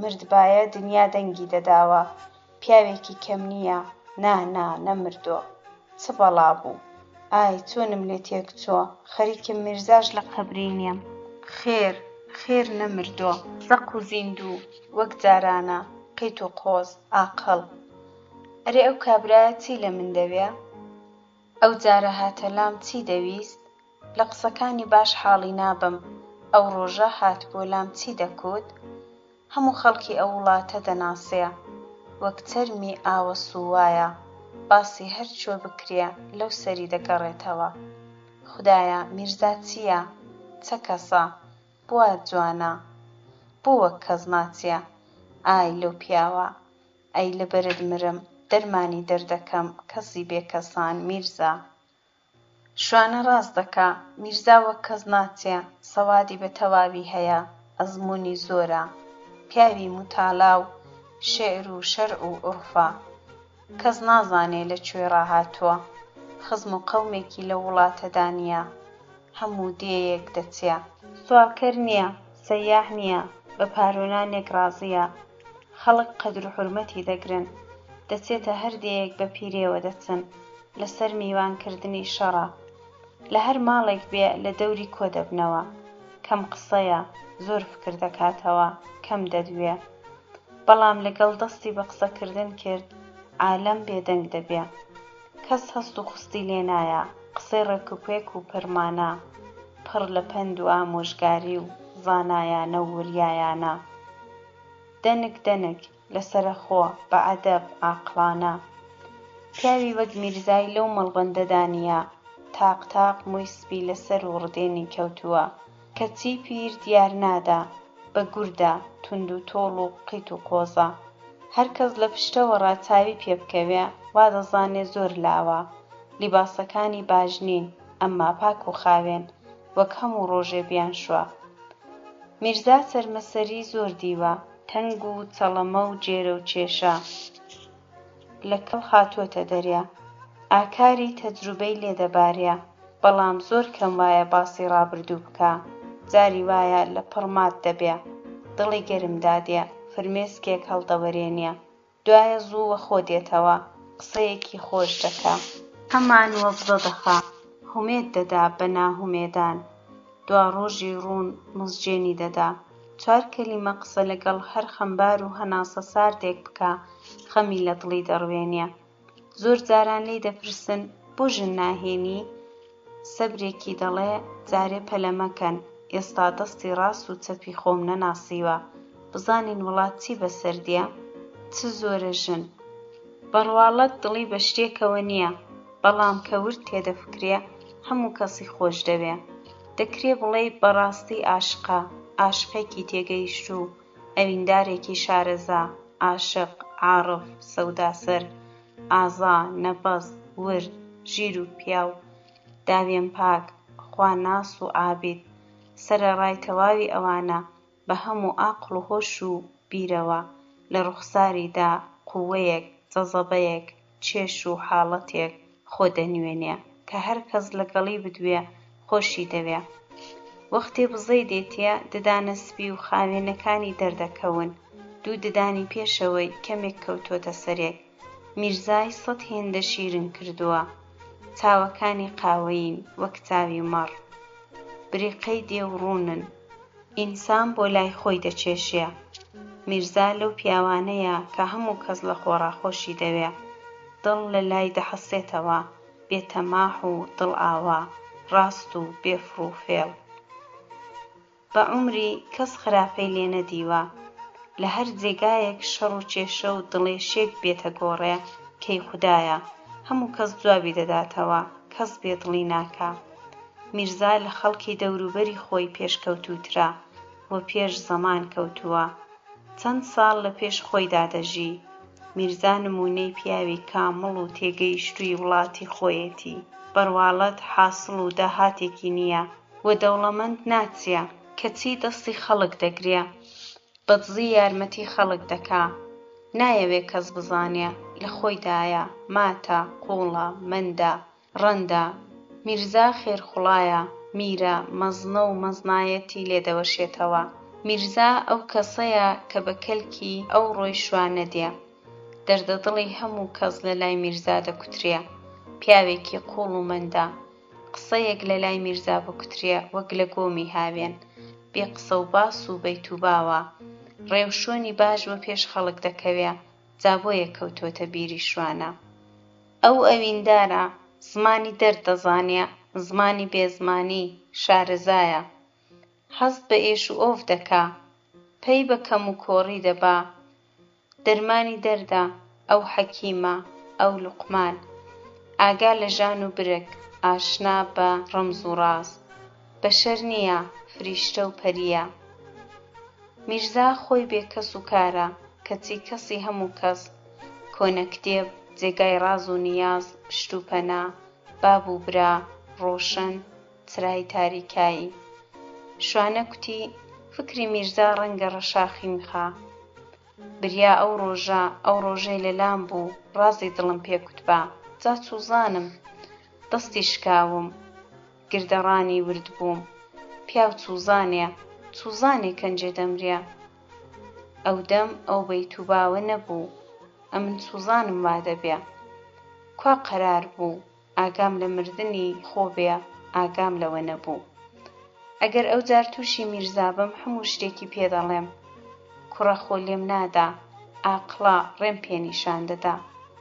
وەڵڵاهی ڕەنگە ئەویش بڵێ ڕۆڵە گیان، بیری خەزاڵ لەسەرت وە دەرنێ، جیای تۆ نییە، کوڕم واز بێنە. ئەو دەم چ بکەم، پەنا بۆ چێ بەرم؟ لەوانەشە هەتا میرزا دەدۆزمەوە، خەزاڵ شوو. نا، کەس حەقی نییە مەگەر بمرم، بەخوا وەک گورجی بێچوو خوراو، وەک ماری کلک پەڕاو، وەک بەرازی بڕەک بە گژیاندا دێم. جا چۆن خۆ لە من خوێن نایە لەوان ئاو، دۆست لە دەستگیرانی ناخوازرێ، چم لە پاش زێدەمێنێ؟ مەڵک و ماشەکەم، مەڕ و ماڵاتەکەم، دای و بابەکەم، قەڵا و باڵەخانەکەم، ماڵم بە کۆڵمەوەیە، جا دوای خەزاڵ بۆ بژیم، کوا دەژیم؟ میرزا لە لای حاجی حەمە زۆر بەڕوویە. پار زستانێ مانگێکی ڕەبەق لە ماڵی حاجی بوو، وەک شایان میوان بێ، لێفەیان بۆ 4 قەت کردبوو، لەسەر چۆکان نەبا لە لای دانە دەنیشتن، تەشت و مەسینەی بۆ دەدوو، مەنجەڵە ئاو و ئاوگەردانیان بۆ دەبردە شۆرکەی. حاجی ژن هەموو جەمان دەیکوت میوانی خوشکیە، ڕۆن لە ئانیشتیە. هەوڵمانگی زستانێ لەوێ ماوە، ڕۆژ لەگەڵ ڕۆژ و جەم لەگەڵ جەم جێگای خۆشتر دەبوو. دەست و پەیوەندیش لە سایەی ئەودا حەسا بوونەوە. قسەی خۆمان بێ، ماڵە حاجی وەک خانەقایە، هەموو کەس ڕووی تێدەکا، میوان گرە، بە بێنەبێنەیە، خاو و خێزانیان خۆشخۆر و خۆشپۆشن، و ماڵەکانی تر ناچێ. نازانم حاجی بۆ هێندەی دڵی میرزا مەنزوورە، هەتا ئیجازەی نەدا ڕۆنابێ. خۆ حاجی لە میرزای زۆر بەحەمرترە. ئەی بۆ وایە؟ کەس نازانێ، کەس ئاگای لە سووری میرزا نییە، هەر دەڵێ ودمی پێیە، ڕەنگە جگە گورگی پێبێ. ئەرێ بڵێ وەلی نەبێ، وەلی چۆنە؟ ئەو کابرایە سەری بچێ نۆژی ناچێ، لە تاعەتدایە، تەماحی نییە، چاو لە ئافرەت و شتیوا ناکا. ئەو خەزاڵە جوانە دێ و دەچێ، دەڵێی ئاسکە، چما قەت چاوی لێ دەکا، سەردادەخا، وەک ژن سەری پێوە نەبێ، لە شەرعدا مامۆستایە. نێوچاوانی نووری لێدەبارێ خەریکە وەک عەبدی سۆفیان بەری دەستی کون بێ وەڵڵاهی ئەگەر وەلیژ نەبێ چی وای کەم نییە کەسی وام نەدیوە کوڕەجا ئەمن چم دیوە مەڕوو بزن بەڕاستی ئەو کابرایە وەک کەس ناچێ بریا ئەو ئاقڵەی لە پێی ئەودایە لەسەری مندابا ئای نەخێندەواری چەند دەردێکی بێدەرمانە کوڕەخۆ من هەتا میرزام نەدیبوو چم نەدەزانی ئەو پیاوە هەردەڵێی لە دنیایەکی دیکەوە هاتووە وەک کەس نییە هەر کەس بیبینێ لە بیری ناچێ نە حاجی حەمە وا دەفامێ نە سۆفی ئەحمەد مامبرایمی چەرچی ئەو هەموو وڵاتەی گەڕاوە سارد و سەودای ئەو مەڵبەندەی کردووە کەچی بەنینۆکی ئەویش نابێ هەر ئاقڵەی لە خەسارێکی ئەوجار میرزا بگرمەوە تازە بەری نادەم کوڕە بە خودای پیاوی واکە من ئای بابم لە بەرت مریا تەک بە نۆکەری ئەو کەلاشە قوڵاغ کراوانت بم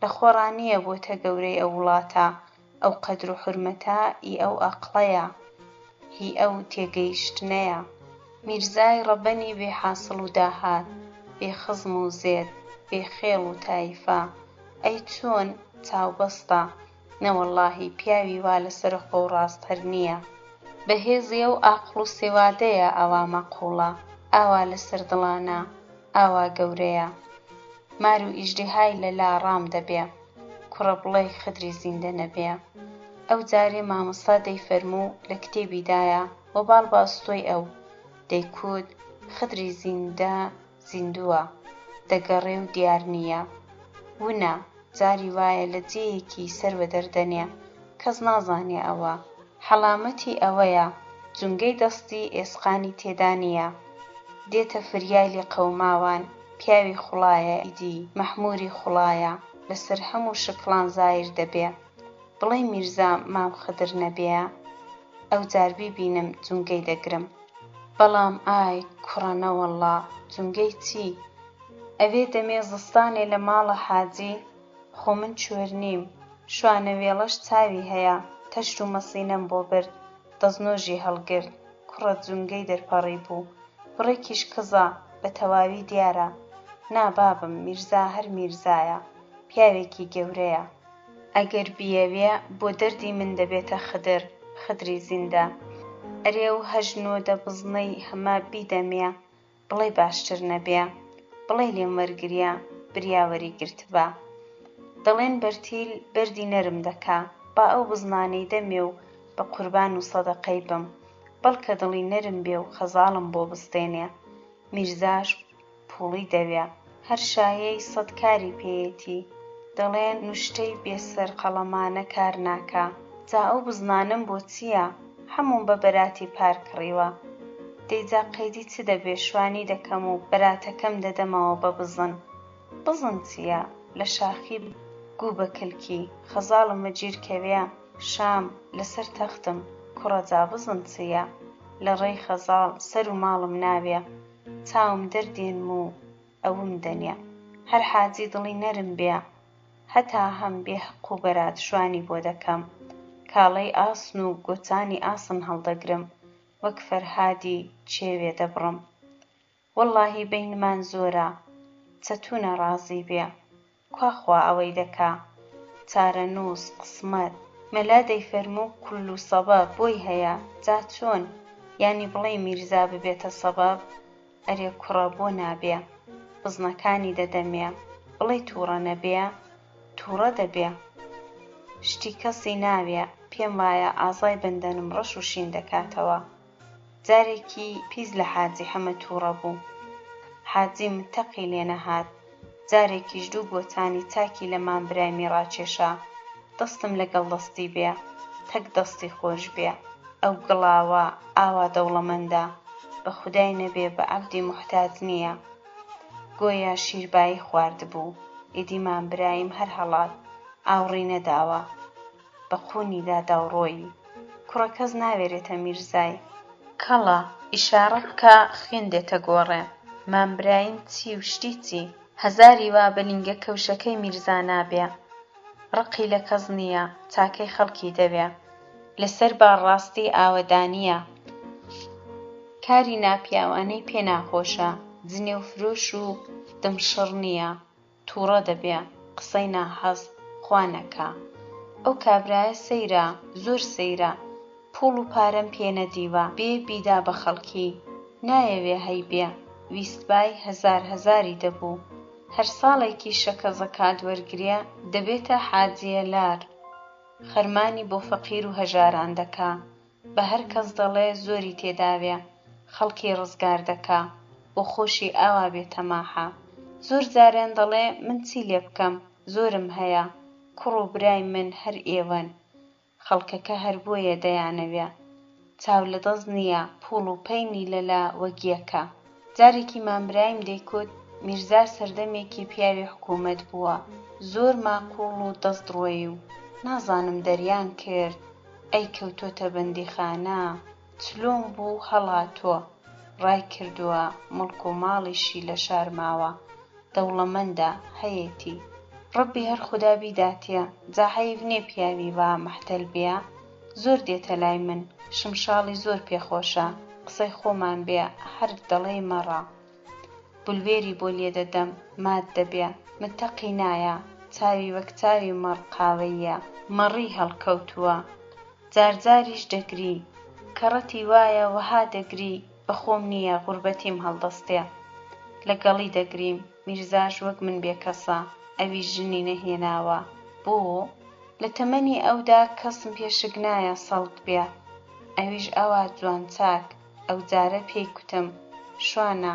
تۆم خۆش دەوێ بۆ خۆت نازانی ئەو شمشاڵت چ جەوهەرێکە بریا وەک تۆم زانی بە بریا زۆری وامان هەبا بریا تۆ کوڕی من بای پاشان دەیکوت ڕۆڵە گیان ئەو بەیتانە بە تەواوی فێر بە دەزانم هێندێکیان دەزانی بەڵام زۆرمان هەن بە دووکەوە فێر بە هەتا مردن هەر فێر بە باون نەبن زۆریان لەبیر چوونەوە زۆریان فەرامۆش کراون زۆریان دەست لێدراون زۆریان بەتاڵان چوون ئەو بەیتانە دوڕ و گەوهەرن یاقوت و مەرجان و ئەڵماسن جەواهیراتن خەزێنن بگرە پتر زۆر پتر زێڕی سوورن بە قورسایی چێوە سوور کوڕی من ئەو بەیتانەی هەواکەیان لێ دەدەی بەباشی فێریان بە بە گۆرانی بە دەنگ بیانڵێ ئەوانە تەسبیحێکی پیرۆز و مروارین دەیان هۆنینەوە ئەوانە هاواری گەلێکی دڵبریندار و زۆر لێکراون ئەوانە بەسەرهاتی باب و باپیری ئێمەن ڕابردوون دەنگێکن لە دوور ڕادێن دەنگی لە گەر و ڕاخەفەکراو ئەوانە هاواری هەژارین چریکەی بێکەسی زمانی لە بندابڕاون دەستی کورد بووەن زووخاوی زەمان و زاخاوی دڵن زەرداوی زوڵمن ئاسەواری کۆن تۆزی بەربای باڵی سوتاوی پەپولەن گەڵای گوڵی پڕووکاون لە تەدنوکی بولبولن کتێبی دڕاو و قەڵەمی شکاون شتی سەیری دەکوت زۆر لەوەی پتر زۆر لەوانە جوانتر ئەمنی شوانە وێڵەی قون هەڵدڕاو سوزانم کوا لە قسەی میرزا دەگەم لە هەزاران یەکم لەبیر نەماوە ئەوەندەی دەزانم ئەو ڕۆژەی ئاوری گرت بوو بڵێسەی دەهات گەرم گەرم دایسا سەری خۆی هەڵگرت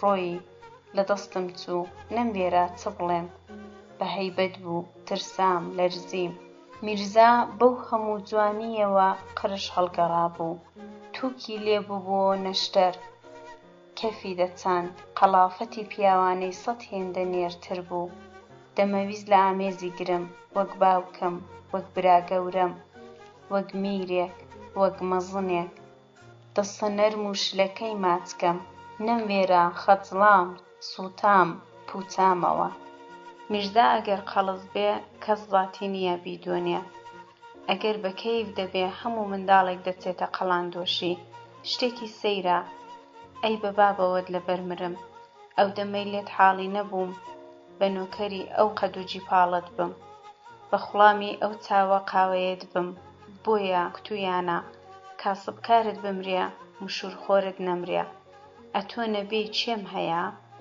بەس نییە بە دەردی دەردەدارێکی ڕادەگەی خوا لێت ڕازی بێ میرزا خوا لە گەورەیت کەم نەکا هەر نەکەی و بتداتێ دەستت بە حەمر و ماڵی گرێ ئەدی ڕاست دوا دەکەم میرزا دەدۆزمەوە ئەوەی لە دیزەدایە بە ئەسکوێ دەریدێنم. سفرەی دڵم دەکەمەوە بۆی هەڵدەڕێژم. چیدیم بۆ ڕاناگیرێ بەسە هەتاکەی. خەزاڵ شووبکە بە جارێک ماڵوێران دەبم. ئاخ خەزاڵی خۆم کەس حەقی تۆی نییە. دنیا بە پەندی سیام هەڵێنێ دەست هەڵگرنیم.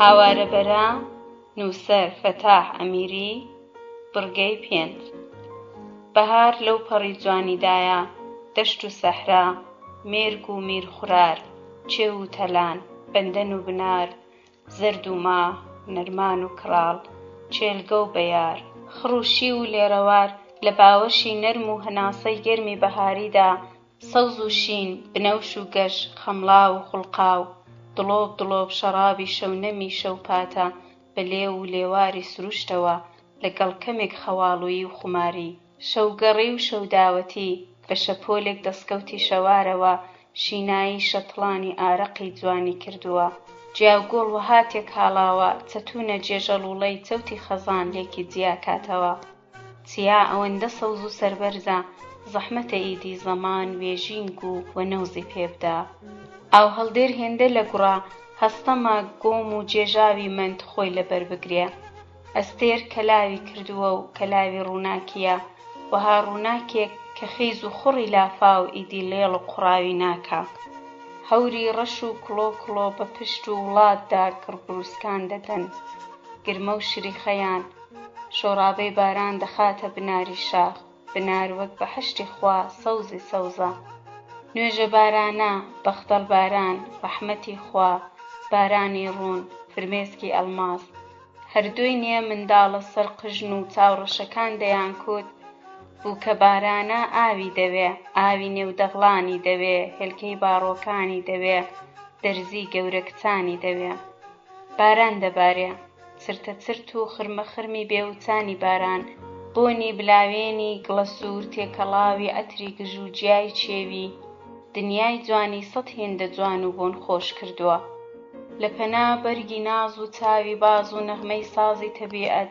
بە نێودڵی بەهاری دڵگر و دڵڕفێنی پڕ لە بۆن و بەرامەدا تا قەماڵی پەنادار بەڕۆکە دیارە لە ژێر باران تەڕ و تلیس بە تەواوی خوساوە چڵچڵەکانی زەردی سواغ سەریان دەرخستووە لووساوکێک لە قیوە تەڕایی داوەتە قەدی دیوار مۆرەیە قەڵەش قەڵەش و کۆن لە عومری سۆفیدا ژووری نێوماڵی چوار کۆڵەکە سارد و سڕ و شێوا و داپڕژاو لەو جێگایەی شوانە پێڵاوی غەریبایەتی لێکردەوە هەر ئەو ماڵە کە ڕۆژێک کانگای دڵداری و ئەوین مەکۆی تین و گەرمای ژیان پاڵەوپشتی حەسانەوە و چاندانی پیرە و سۆفی ئەحمەد بوو جگە لە ناڵە ناڵێکی نیوە زیندوو جگە لە کرکە و نرکەیەکی بێهێز دەنگێکی تری لێ نەدەهات ماڵ سار وەک ژیان کۆچی لێکرد بێ لە ژێر لێفەیەکی چروک پشت بە هەرزاڵ پیرە کز و لاواز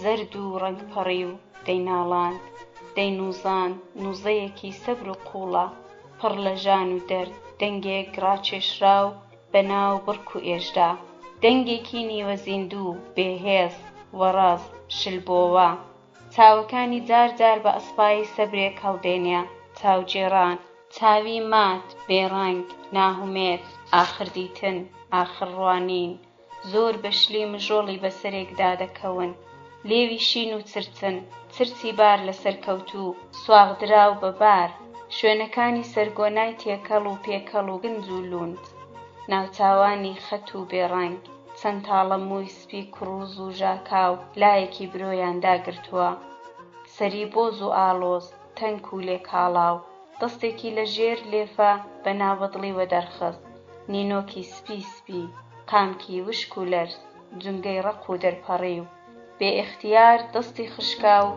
بەسەر لێفەکەدا کەوت سۆفی دەستە شلەکەی لە نێو دەستی گرتووە بە لێوێوە ناوە و بۆنی پێوە دەکا مشەی دێ و فرمێسکە ساردەکانی هێدی بەسەر ڕیشە سپێکەیدا دێنە خوار دنیا لە سۆفی وێرانە هومێدێک بەدی ناکا چارە ڕەشی و تەنیایی خۆی دێتە بەرچاو ئارەزوو و دینە هاتووەکانی یەک بە شوێنیەکدا ناشتوون پیرە وە کازی پیری و هاوڕێ و هاواڵی ڕۆژان و شەوانی درێژایی تەمەنێتی پیرە ئاخر هیوا و دڵگەرمی ژیان و بنەوانی ماڵی تێکڕماوی ئەوە دەستی تون لە دەستی گرتووە ئێستاش ئەو دەستانە هاواری هەوڵدان و پشوونەدانیان لێدەبارێ دێتەوە بیری هەر ئەو پیرەیە چەندی جەزیا کێشا چۆن بە پیری و نەخۆشی دەجوڵاوە و ئیشی دەکرد ئەو دەستانە ئێستاش شوێنەواری ئیشی زۆر و لە توانا بە دەریان پێوە ماوە ئەو دەستانە دەستێکی کار لێ هاتوو و کارامە بوون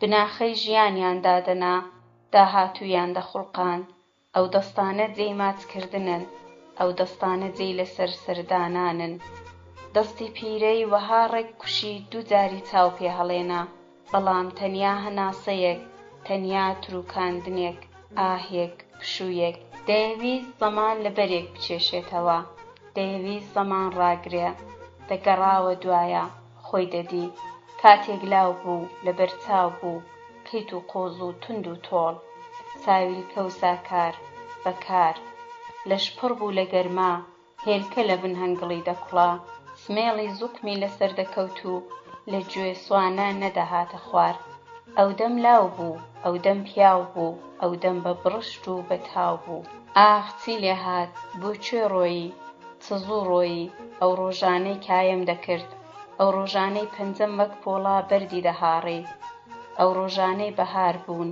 جوانی بوون شایی بوون شادی بوون مراد بوون هومێد بوون هیوا بوون بوون داخی گرانم چ زوو ڕۆیی چ بێمەودا ئەو ڕۆژانەی پیرە چیژ بوو شەنگ و شۆخ جوان و لەبار ناز و نازدار بەکار ئەو دەستانە هەر ئەو دەستە ویشک و ساردە ساڵانی زوو گەرم و گوڕ بوون خڕ و پڕ بوون نەرم و نۆڵ و تورت و پاراو تند و خاراو زەوی زەمان دوورە بەژبی چارە ڕەشبی ئەو دەستانە هەر ئەو دەستەن گوڕمیان دەدا مەشکەی گاوسیان ڕادەدا قۆڵچاغەیان هێندە لێ جوان بوو سەری منیان لێ میوان بوو بەڵێ ئەو دەستانە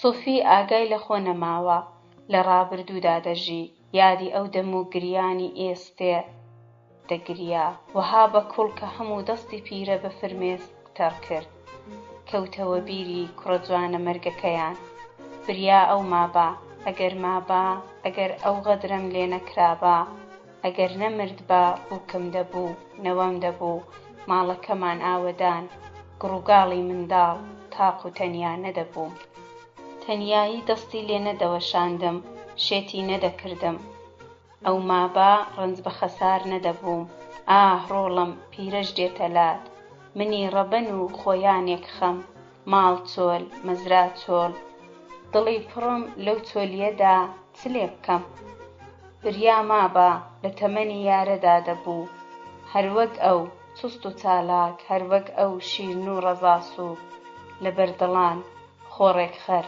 ئاخ یارە هەودای خەیاڵی پسا لە بەیانیەوە ناردوومەتە شوێنی بۆچی نەگەیوەتێ بریا گەی با سەر پیرە بێشک بە خاترجەمی دەمرد چاوی لە ڕێیە ئەویش خۆشی دەوێ یارە وەک کوڕەکەی خۆمان دەچێ وەک ئەوم خۆش دەوێ ئەویش وەکو من بێکەسە بریا دیدار ئاخر نەبوایە چلۆ نەبوو خۆم بکەومە شوێنی نا پیرە تەنیا دەبێ مردن بە سامە ئافرەتە نەوەک بترسێ بە شەرع باش نییە پیرە گیان زەمان لێکمان هەڵدەبڕێ بریا لەگەڵ تۆ مردبام بۆچی بژیم چ بکەم تاکەی دەردەسەری تاکەی کوێرەوەری قەد وچانمان نەدا نەحەساینەوە لە مێژە چم بۆ نەکڕێوی بەڕووتی دەمری فەقیری ئەو داخەشی لە دڵمدا هێشتەوە خەجاڵەت خۆم پیرە گیان ڕووی نەداری ڕەش بێ قەدری توم پێ نەگیرا لە دەستم چووی دۆڕاندم دوو گەزەجا و ئاخر دیاری من دەبێ بە جلکی سوور هاتی بە جلکی سپی دەڕۆی جەرگم قەشارە پشتم قرچە قرچی دێ ئەگەر بێ شەرعی نەبا هەتا دەمردم لەسەرت دەگریام منی فەقیر لە گریان بە دەرچیم لە دەست دێ حەکیم دەوا مەڵحەم کوا چ هەیە چێ هەیە. سۆفی سەری هەڵێنا، باران بێوچان دەباری، ئاسمان دەگریا هەور دەگریا. دنیای شین شینی دەکرد بۆ پیرە بۆ سۆفی بۆ ئەوانی تر. هەر گیان لەبەرێک مەحکوم بە فەوتان و نەمانە. پیرە دەیناڵاند بەرە بە بەرە ناڵەی شلتر دەبوو، ناڵەی دوور دەکەوتەوە، ناڵەی دووری، ناڵەی لە تاو دووری، ناڵەی جودایی. سۆفی چۆڕێکی ئاو بەزارێوە کرد، بە باشی بۆی قووت نەدرا. دەستی لەسەر سەری دانا، سەری گەرم بوو. پیرە جارێکی چاو هەڵێنا. پڕ بە چاوی تەماشای سۆفی کرد، چاوی خۆشەویستی، چاوی ئاشنا، ڕوانینی سەرمەرگ. ئاخر ڕوانین ئەو چاولێکردنە سەد مانای دەدا. لیوی داخراوی بۆ قسەیەک کردەوە. دەیەویست شتێک بڵێ، نەیتوانی، ڕاما. لێوی جوڵەی هات، ئەمما بۆڵەی لێ نەهات. ناڵاندی بە سوپایی چاوی لەسەرێک دانا. ڕووی مانجێکە پیرە بنەوبێرە، نەخۆشی بەجارێک بڕستی بڕیوە، خۆی بۆ مردن شل کردووە، تەسلیمی مەرگ بووە. بەڵام ئەوڕۆ لە هەموو ڕۆژان هیلاکتر و شەکەت و کەلەلاترە. لە بەیانیەوە جواناوی دەڕشت. ئاواتی سەرەمەرگی تاوێکی تر و تاوێکی تر، قسەیەک لە تەکسۆفی، دیدارێک لەگەڵ یارە. یارە هەر ڕۆژ ناڕۆژێک سەری لێدا بوو. حاجی و حاجی ژن، خەزاڵ و یای نازێش نێوە نێوە دەهاتنە لای.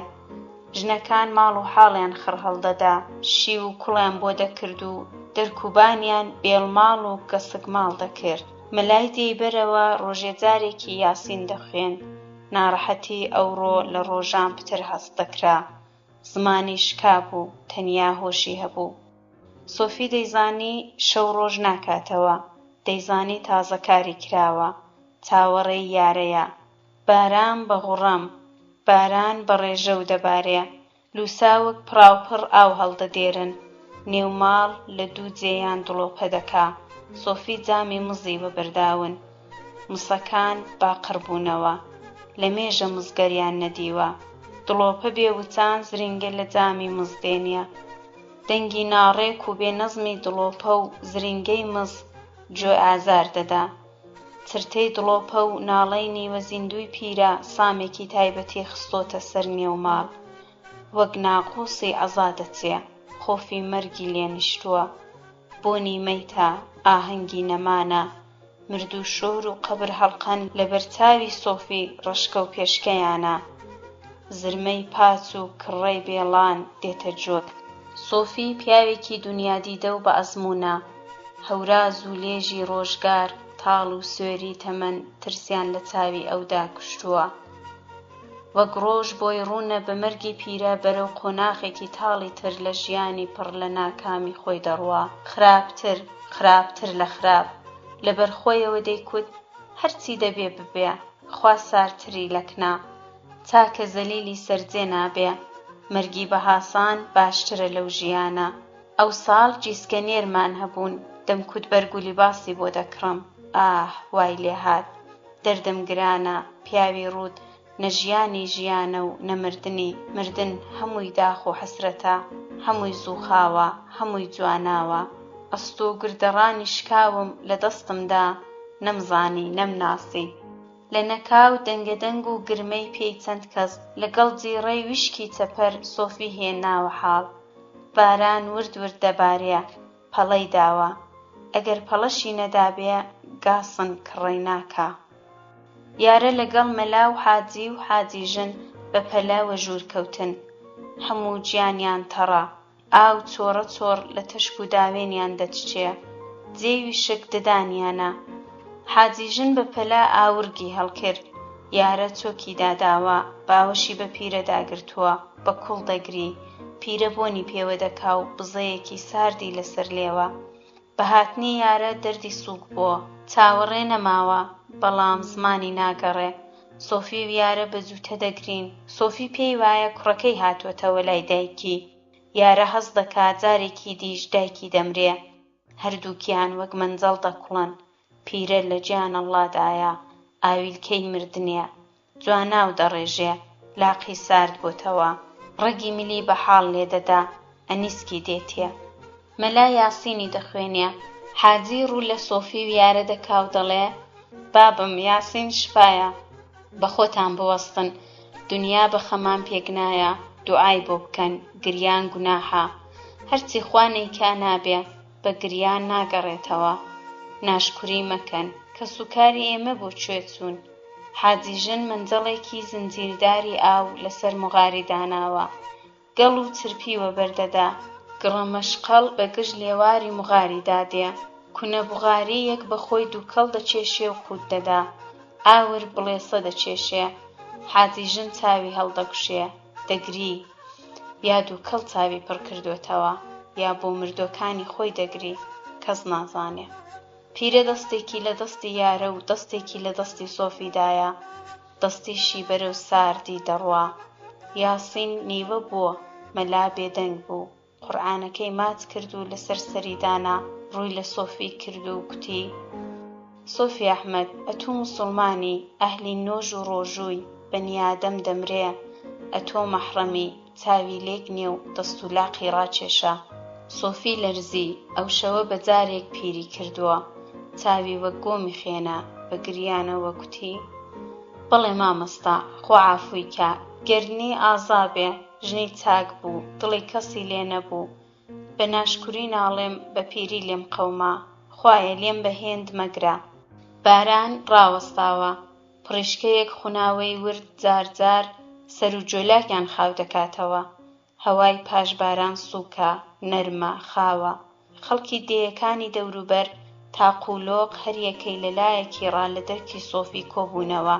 بەیان ئەنگوتۆ ڕۆژ بە تەواوی معلومە بەرە بەیانێکی تەڕا وەک چاوەکانی سۆفی و یارە خەم قورسایی خستۆتە سەرشانیان وڕ و کاسن لێک هەڵبڕان دەردێکی گرانە چاکە گڵ مەیل بڕا دەنا مردوو زیندوی دەکوشت سۆفی لە مێش ساڵە تەنیا ڕۆژێکیش لە پیرە دوور نەکەوتوێتەوە و بیری نایە دڵی شکاند بێ یا دڵی لێی ئێشا بێ پێکەوە ژیاون پێکەوە پیر بوون پێکەوە دەوڵەمەند و پێکەوە فەقیر بوون پیرەژنی چاک بوو هەرگیز نەیهێش سۆفی گردی لێ بنیشێ هەتا مرد ماڵێکی پاک و خاوێن و پوخت و پاراوی هەبوو کابان و ماڵدار بە ناموس و بە شەرم و حەیاوە ژیا قەت جل و بەرگی کۆن نەدەبوو نەدار ئەمما دڵئاوا ئەوەی سۆفی دەیویست وا بوو باران بە تەواوی ڕاوەستاوە تاو لە پەناپەڵە هەوران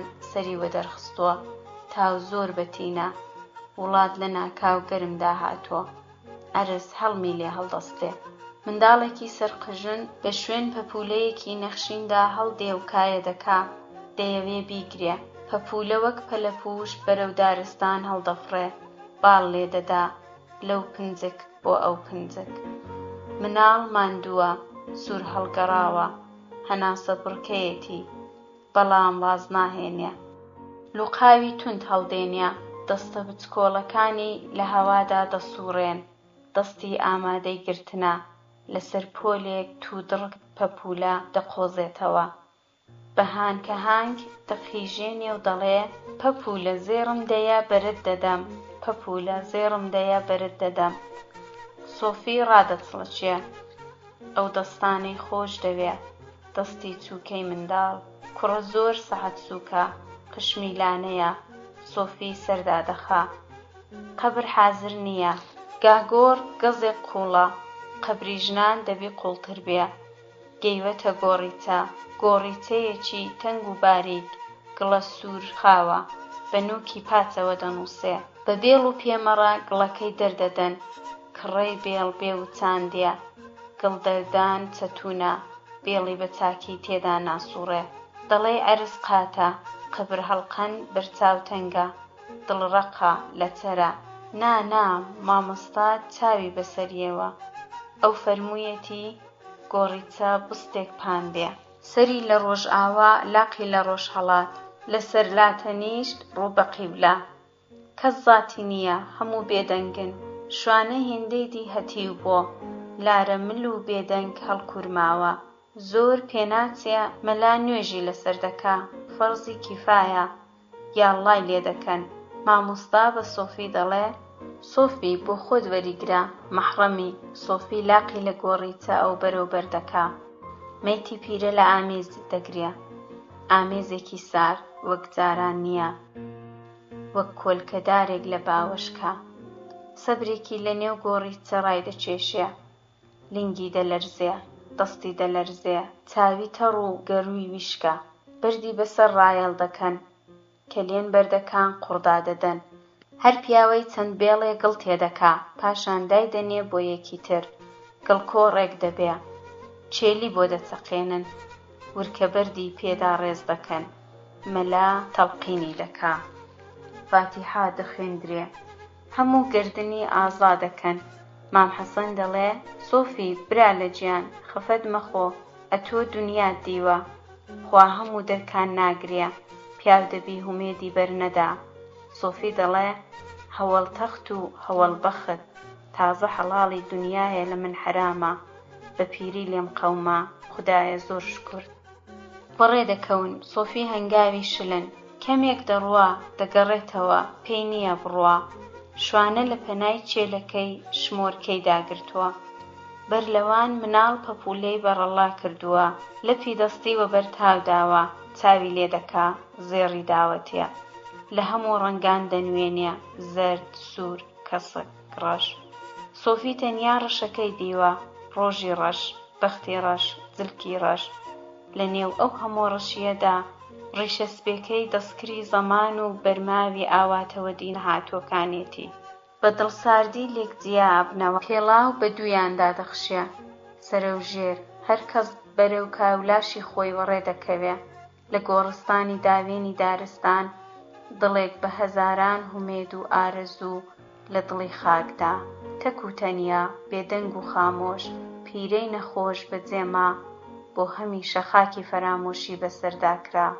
ئەو خاڵە ئاخر هەنگاوی ژیان، ئاخر جێژوان، ئاخر جیابوونەوەیە.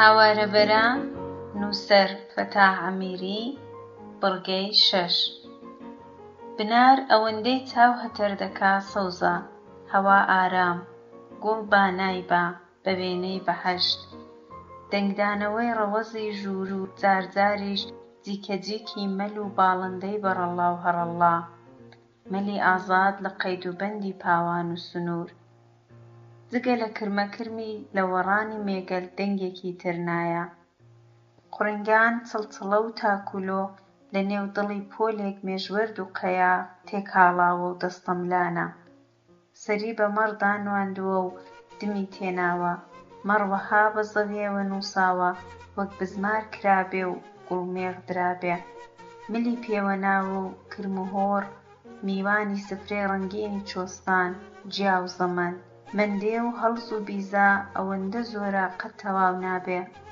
لە وەرخۆشە لە هەموو ساڵان باشترە سوڵتانی چێو حاتەم بەخشی دەکا لە زۆر جێیان جیا لە ئەژنۆیە دەدا مەڕز و تێردەخوا و پاشان بە نازەوە سەرپسێنێ دەکا شوانە ترسی جیابڕی هەیە ساڵی وا جیابڕ زۆرە بە پەلە بەرەو حەوشە دەنگیان دەدا حەوشەمەڕ لە نێو دڵی گەمار و دراوی شاخ شکڵی گەوەی هەیە تاق-تاق پشکەڵی کەت و ڕزەڵۆکی ساڵەکانی پێشووی لەسەر ماوە پشکەڵ و مەیزەمەڕی پار و پێرار حەوشەمەڕی کردۆتە چڕگەن و چیمەنێک کە عەرزی بە تەواوی تەنیوە و زنیوە مێرگۆڵەیەکی جوان و خاوێن پێک هاتووە بە پەنای حەوشەدا سوورچێڵێک خۆی ڕاکێشاوە سوورچێڵ بە ڕەنگی خەنا ڕەنگی قاوە ڕەنگی مێخەک هەرمێشکی هەڵوەری و تیشکی تاو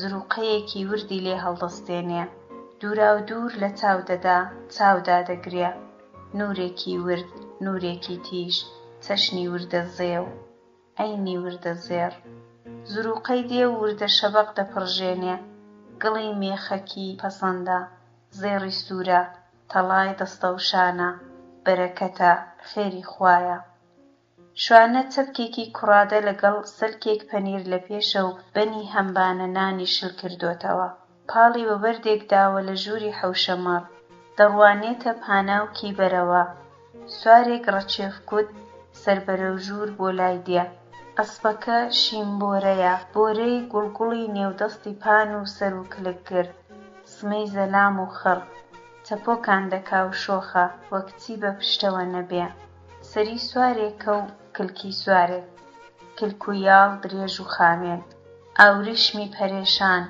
ئاوریشمی کراوەی بەربا ڕان و ڕەفیچکەی گرێ و کڵۆ گرێدار چوارپەر قایم و خۆشتاش پشت و کەفەڵی پان ملی قوڵە و باوەشێک ئەستور شینبۆرە نەخشە ڕەخشە دوڵدوڵە حودودە مەڕی دەڕوا نەرمەغاری وەک سەما دەچێ شینبۆرە ڕەسەنە ئەسپی عەرەبە کەمێک بەدڕەچێفە بە سواری خۆی نەبێ ڕەچێف نادا میرزا خۆی تەعلیمی داوە بەگرێوە ئەسپ کەس بە پێشی نەکەوتووە فێرەدارە فێرە تەقڵەیە لەگەڵ هەویان لێکرد وەک ماری ڕەش خوارەکە و پێچەکەی دەکا خۆ لە دار دەبوێرێ و سوار دەپارێزێ بە دەنگی دەهۆڵ و زوڕنا وەڕمبازێن دەکەوێ بە دەوری داوەتدا دەسووڕێ بە هەوای دەهۆڵ باز دەدا سەد تفەنگی لەسەر باوێن ناسڵەمێتەوە گوێیەکانی لە مووچەوە دەبا و سمی وەک پۆڵا دادەگرێتە سەر عەرز چاوەڕێی ڕەچێفی سوارە لە ڕاوە کەروێشکدا زۆر جاران کەروێشکی شکاندوتەوە بە باز و بوردە و لەسەر گوڵی مافورەی دەگەڕێتەوە سەرسم و کەوتن نازانێ سەرچێژ نییە وەک چەنگ و نینۆکی هەبێ بە هەموو جێیەکدا سەردەکەوێ و چەمانەوەی نییە ئەسپی میرزایە و لە خاوەنی دەچێ شوانە زوو سواری ناسی مەودای فکرکردنەوەی کەم بوو بە مردنی پیرە مەسەلەی خوازبەینی خەزاڵ پوچەڵ بوو خوازبەینی کەر چوو بوونەوە ماڵی خۆیان بەو زوانش قسەی لێ نەدەکرا شوانە چاوەڕێی میرزا بوو بەڵکە بوێرێ ڕازی دڵی پێ بڵا کاتی سەرخۆشی ئەو هەلا هەڵنەدەکەوت جگەلەوەی ئەو دەم جێگای ئەو قسانە نەبوو کوا ئەو دڵ و دەروون و کەیف و دەماغە مردنی پیرە ڕایەڵ و پۆی لێ تێکەڵ کرد بە جلکی ڕەش و چاوی سوور باسی دڵداری ناکرێ جابۆیە تا ئێستا دێزە بە دەرخۆنەی کردبوو ئەوڕۆ وەک شتێک بە خەیاڵی داهات ڕۆی خۆی هەڵاوێ و سفرەی دڵی لە لای میرزا بکاتەوە شوانە لەسەر ئەو باوەڕە سوور بوو کە ئەو گرێیە تەنیا بەدەستی میرزا دەکرێتەوە ئەو گرێ پوچکەیە کاری هەموو کەس نییە بۆرە پیاو کاری گەورەی پێجێبەجێ نابێ نەیدەزانی لە چۆڕا دەست پێکا شەرمی دەکرد میرزا بەسام بوو لەوانەیە دەست و پێی ونکا دەلەرزی دەیخورا و دەیێشا دەیویست و نەیدەویست بیڵێم یا نەیڵێم لە بەرامبەر میرزا ئەوەندە خۆی بەچوو کە دەدی خەریک بوو بابی با زرمەی سمی شینبۆرە شوانەی لەو دوو دڵێیە ئەسپاندەوە وەک فیشەکی دەرپەڕی وەک خەدەنگ ڕاوەستا پڕیدا لە غاوی ئەسپ وەک شای میوان بێ وەک بازی لەسەر نیشت بێ خەجڵاو و شێوە سوور هەڵگەڕا لە غاوەکەی بە هەردوو دەستگرت بوو سەگەل دەورەیاندا بوو شوانە تێیان ڕاخوڕی سەگ کلچیان لە گەڵۆز گرت و دوور لەوان وەرکەوتن میرزا دابەزی شوانە خێرا ئاتەکی زینەکەی هەڵداوە و ئاوزەنگی بەسەرداهێنا لە غاوی داڕنێ و دەستکەوساری لە ژێر بەردێکی زلە مەهار کرد زینی بۆرە یایلی بوو تەڕلەگی تازەی پێوە دەستێکی بەسەر و یاڵی شینبۆرەی داهێنا و بە پشتی دەست سەبرێکی لە لاملیدا پاشان دەستی میرزای ماچ کرد میرزا چاکوخۆشی و ماندوو نەبوونی لەگەڵ کرد و کوتی لە خۆڕا دڵم گیرا بوو خەم و خەفەت خەریک بوو سواری شانم بێ جارجار ئەو حاڵم بەسەردادێ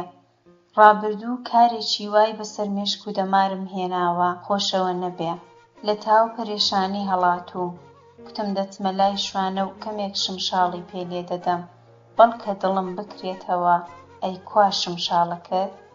شوانە بە مینگەمینگ کوتی: لە دوای پیرە دەستم بە شمشاڵ نەچووە، ئاخر لە دایکی خۆم باشتر بوو. میرزا کوتی: ناڕۆڵە گیان، ئەو کارەتم بە کەیفێ نییە. تازیەی شەرعی 3 ڕۆژە، 3 ڕۆژ و بڕایەوە. بەشەر دەمرێ کوڕی من، مەرگ حەقا، مەرگ میوانی هەموو کەس دەبێ. مردن هەنگاوێک کە بەرەو قۆناغی کامڵ بوون. هەرچی گیان لەبەرە تاڵاوی مەرگ دەچێژێ. مەرگ ڕەهابوونی گیانە لە زیندانی لەش. ژیان مەیدانی جێرە و کێشە، تەنگ و چەڵەمەیە. مردن زاڵبوونە بەسەر ئەو مەیدانەدا. هەتا تەمەن درێژتر بێ، مەیدان بەربڵاوترە و سەرکەوتن چەتوونتر و گەورەتر. وردەبەردێک لە ئاژگێڕێک ئاوی خوڕێندا چی بەسەر دێ؟ ئەوەندە بەولاو لای کەندەڵاندا دەدرێ، ئاهێکی پێوە نامێنێ. تووشی بەردی گەورە دێ، زلە و نەقورسی توندی بێدەکەوێ. ئاو هەڵدێر سەرمەقولاتی پێدەدا، جێژا و جێژی پێدەدا و دەیخوڵێنێ. جار جار دەکەوێتە قوڵایی و کەڕەت کەڕەت دەکەوێتە قەراغ، بەڵام دەگەڵ گەیشتە گۆمێکی قوڵ و مەند دەبێتە بەردی بنگۆمێ. ون دەبێ و وچان دەدا، جێبرینی ساڕێژ دەبێ و شکڵ دەگۆڕێ. ئارام دەگرێ و دەحەسێتەوە. مردن حەسانەوەیە کوڕم، وچاندانە ڕۆڵم، هەرگیز خەفەتی مردن مەخۆ. ئەگەر مردن نەبوایە، پیری بەنیادەمی هێندە شەکەت و کەلەلا دەکرد، کەس بێزینەیە ئاوڕی لێ بداتەوە. کوڕ نەدەگەڕاوە سەرباب، بەشەر لە حورمەت دەکەوت. ژیان بە ڕێز و حورمەتەوە ژیانە، ئەگینا ژانە. هێندێک بە زیندووی مردوون و بەعزێک بە مردووی زیندوو. ئەوانەی بۆ ئەبەد زیندوون لە دڵی خەڵکدا دەنێژرێن. یادی ئەوان، خەیاڵی ئەوان، شوێنەواری ئەوان، وەک حوزوری ئەوانە. ئەو کەسانەی خزمەتی علم دەکەن، علمێک کە لە خزمەتی بەشەریەتدا بێ.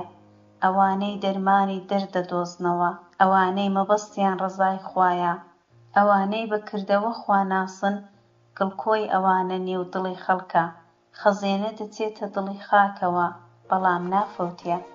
زێڕ هەتا کۆنتر بێ، بەبایەخترە. ژیان حەقە، مردن حەقە. ئەو کاروانە بێپسانەوە دێ و دەچێ.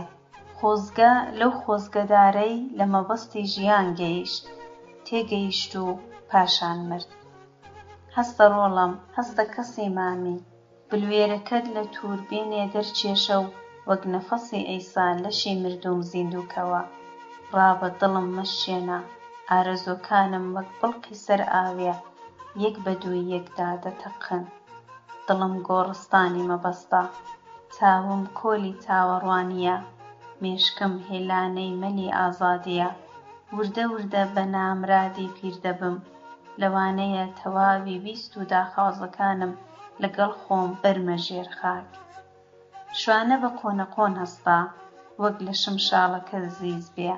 لە دڵە خۆیدا کوتی: بە خاتری میرزا نابێ دڵی بشکێ، با عاجز نەبێ. شوانە ڕووی لە میرزا کرد و کوتی: بەڵێ قوربان، ئەوە شمشاڵ. ئەتۆ بەو فیکە فیکەی من ڕازی بی؟ هەتا دەمرم دەیژەنم، چت دەوێ؟ چە هەوایەک نەرم، گشت، هەڵپەڕچێ، بەید، شەڕناخێوی، سوێسکەیی، حەیران، داواکە، ئەمرکە. ئەو جێیەی پێڵاوی تۆی لێبێ، سەری من لەوێیە. میرزا کوتی: ئەوەی من دەمەوێ بەیتە، خۆت هەڵبژێرە. بەیتێکی کوردی، ڕەسەن و پڕمانە، با ڕۆژەکەمان بە فیڕۆ نەچێ. شوانە ئاوای دەست پێ کرد: مام میرزا، دمدمی زۆر پێخۆشە. دمدمم بەردی لە بەردی، لێیدەن بە تۆپی نەبەردی، تا ڕۆژی مەردی و نامەردی.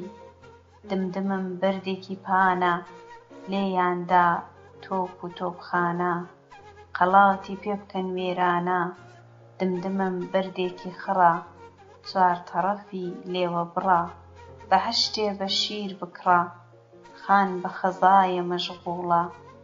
دمدمم بەردێکی شینە، چوار زستانە پێنج هاوینە، تێیدا خانی لە بزێڕینە، زەفەریان پێ نەبردینە، خاتوونێک دێتە مەیدانێ، لە دڵی خانێ دەداتانێ، لێت حەرام بێ جێی کابانێ، خاتوونێک دێ و دەبەزی، ڕەبی خانە مارت گەزی، لێم ڕەش بوون سەر و کەزی، خاتوونێک دێ بە فەقیری، چۆکی دادا لە پێشمیری، خان سەڵا لە منی فەقیری، ئاو نییە پێی بکەین هەویری، بانگم بەبەر میری میران، خان بۆ خۆی دەکاتە گبیران، حەوت پۆلی دایە بەر شیران، بانگم بەبەر پادشای قودرەتێ، خانیان شەهید کرد بە کوتکی خێوەتێ، هاوار و ڕۆڕۆ دمدمە.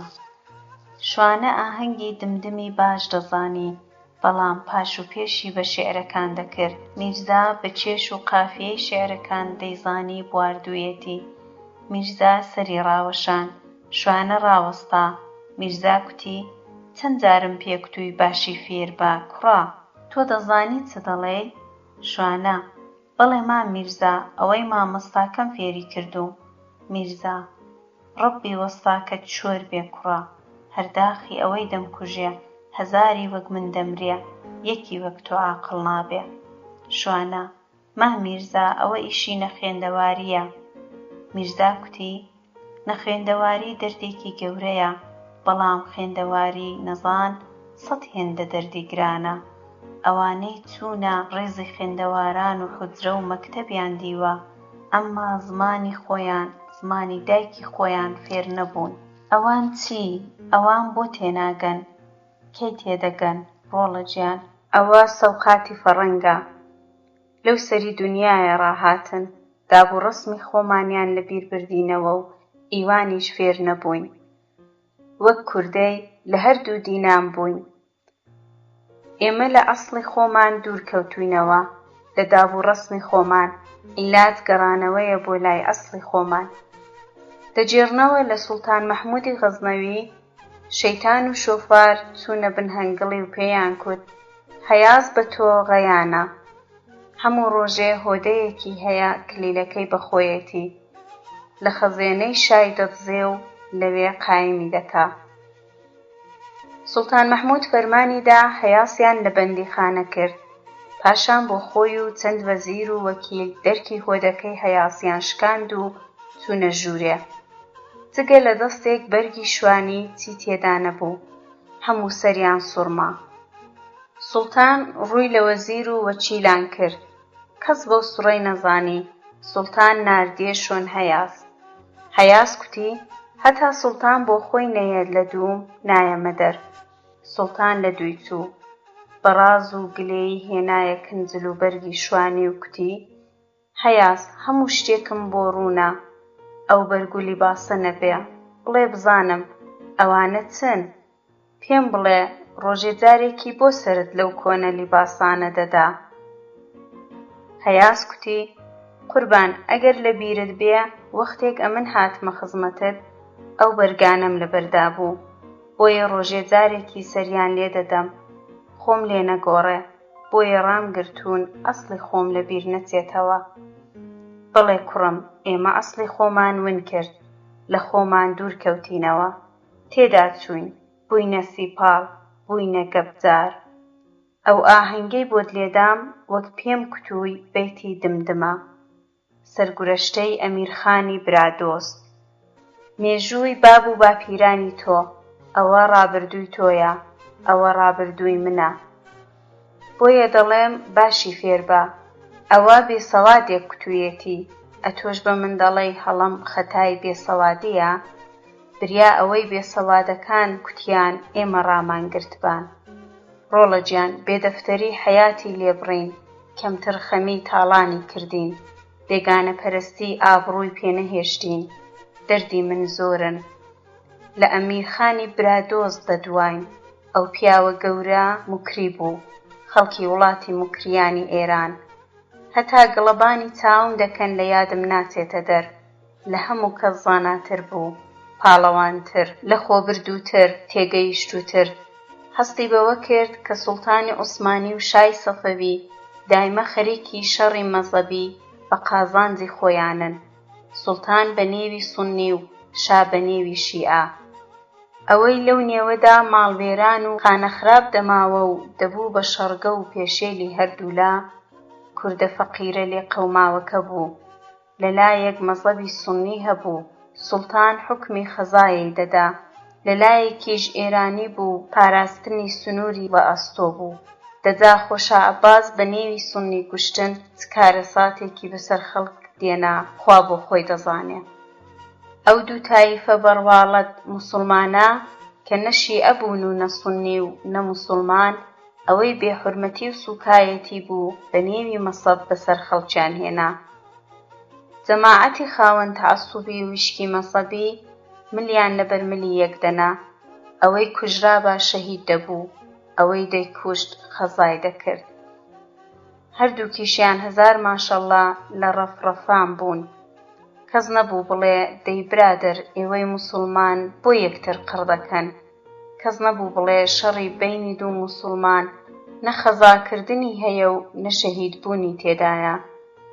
سەیرێکی ئەو کوردە مەزلومە کە لە مەرزی ئێران و عوسمانیدا دەژیا، ئەو بەڵایەی بەسەرهات وەک ئەو مەسەلەیە: ئەو لامتات و ئەو لامتات، ئەی بابە جێقم دەرهات.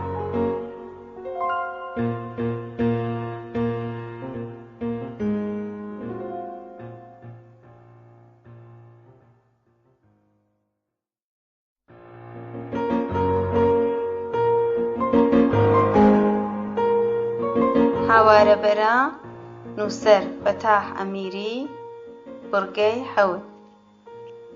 لەو حاڵەدا ئەمیرخان لە فکری دروستکردنەوەی قەڵای قورس و قایمی دمدم کەوت، گۆیا هەر لەو مەڵبەندە لە زەمانی ساسانیەکاندا قەڵایەک بەو نێوە هەبووە، قەڵا ساز بوو، بەزم ساز بوو. ئەمیرخان لە ترسی لە نێوچوون، لە ئەندێشی لە بەینچوون بۆ دیفاع لە حەقی لە دەستچووی خۆی قەڵای ساز کردەوە.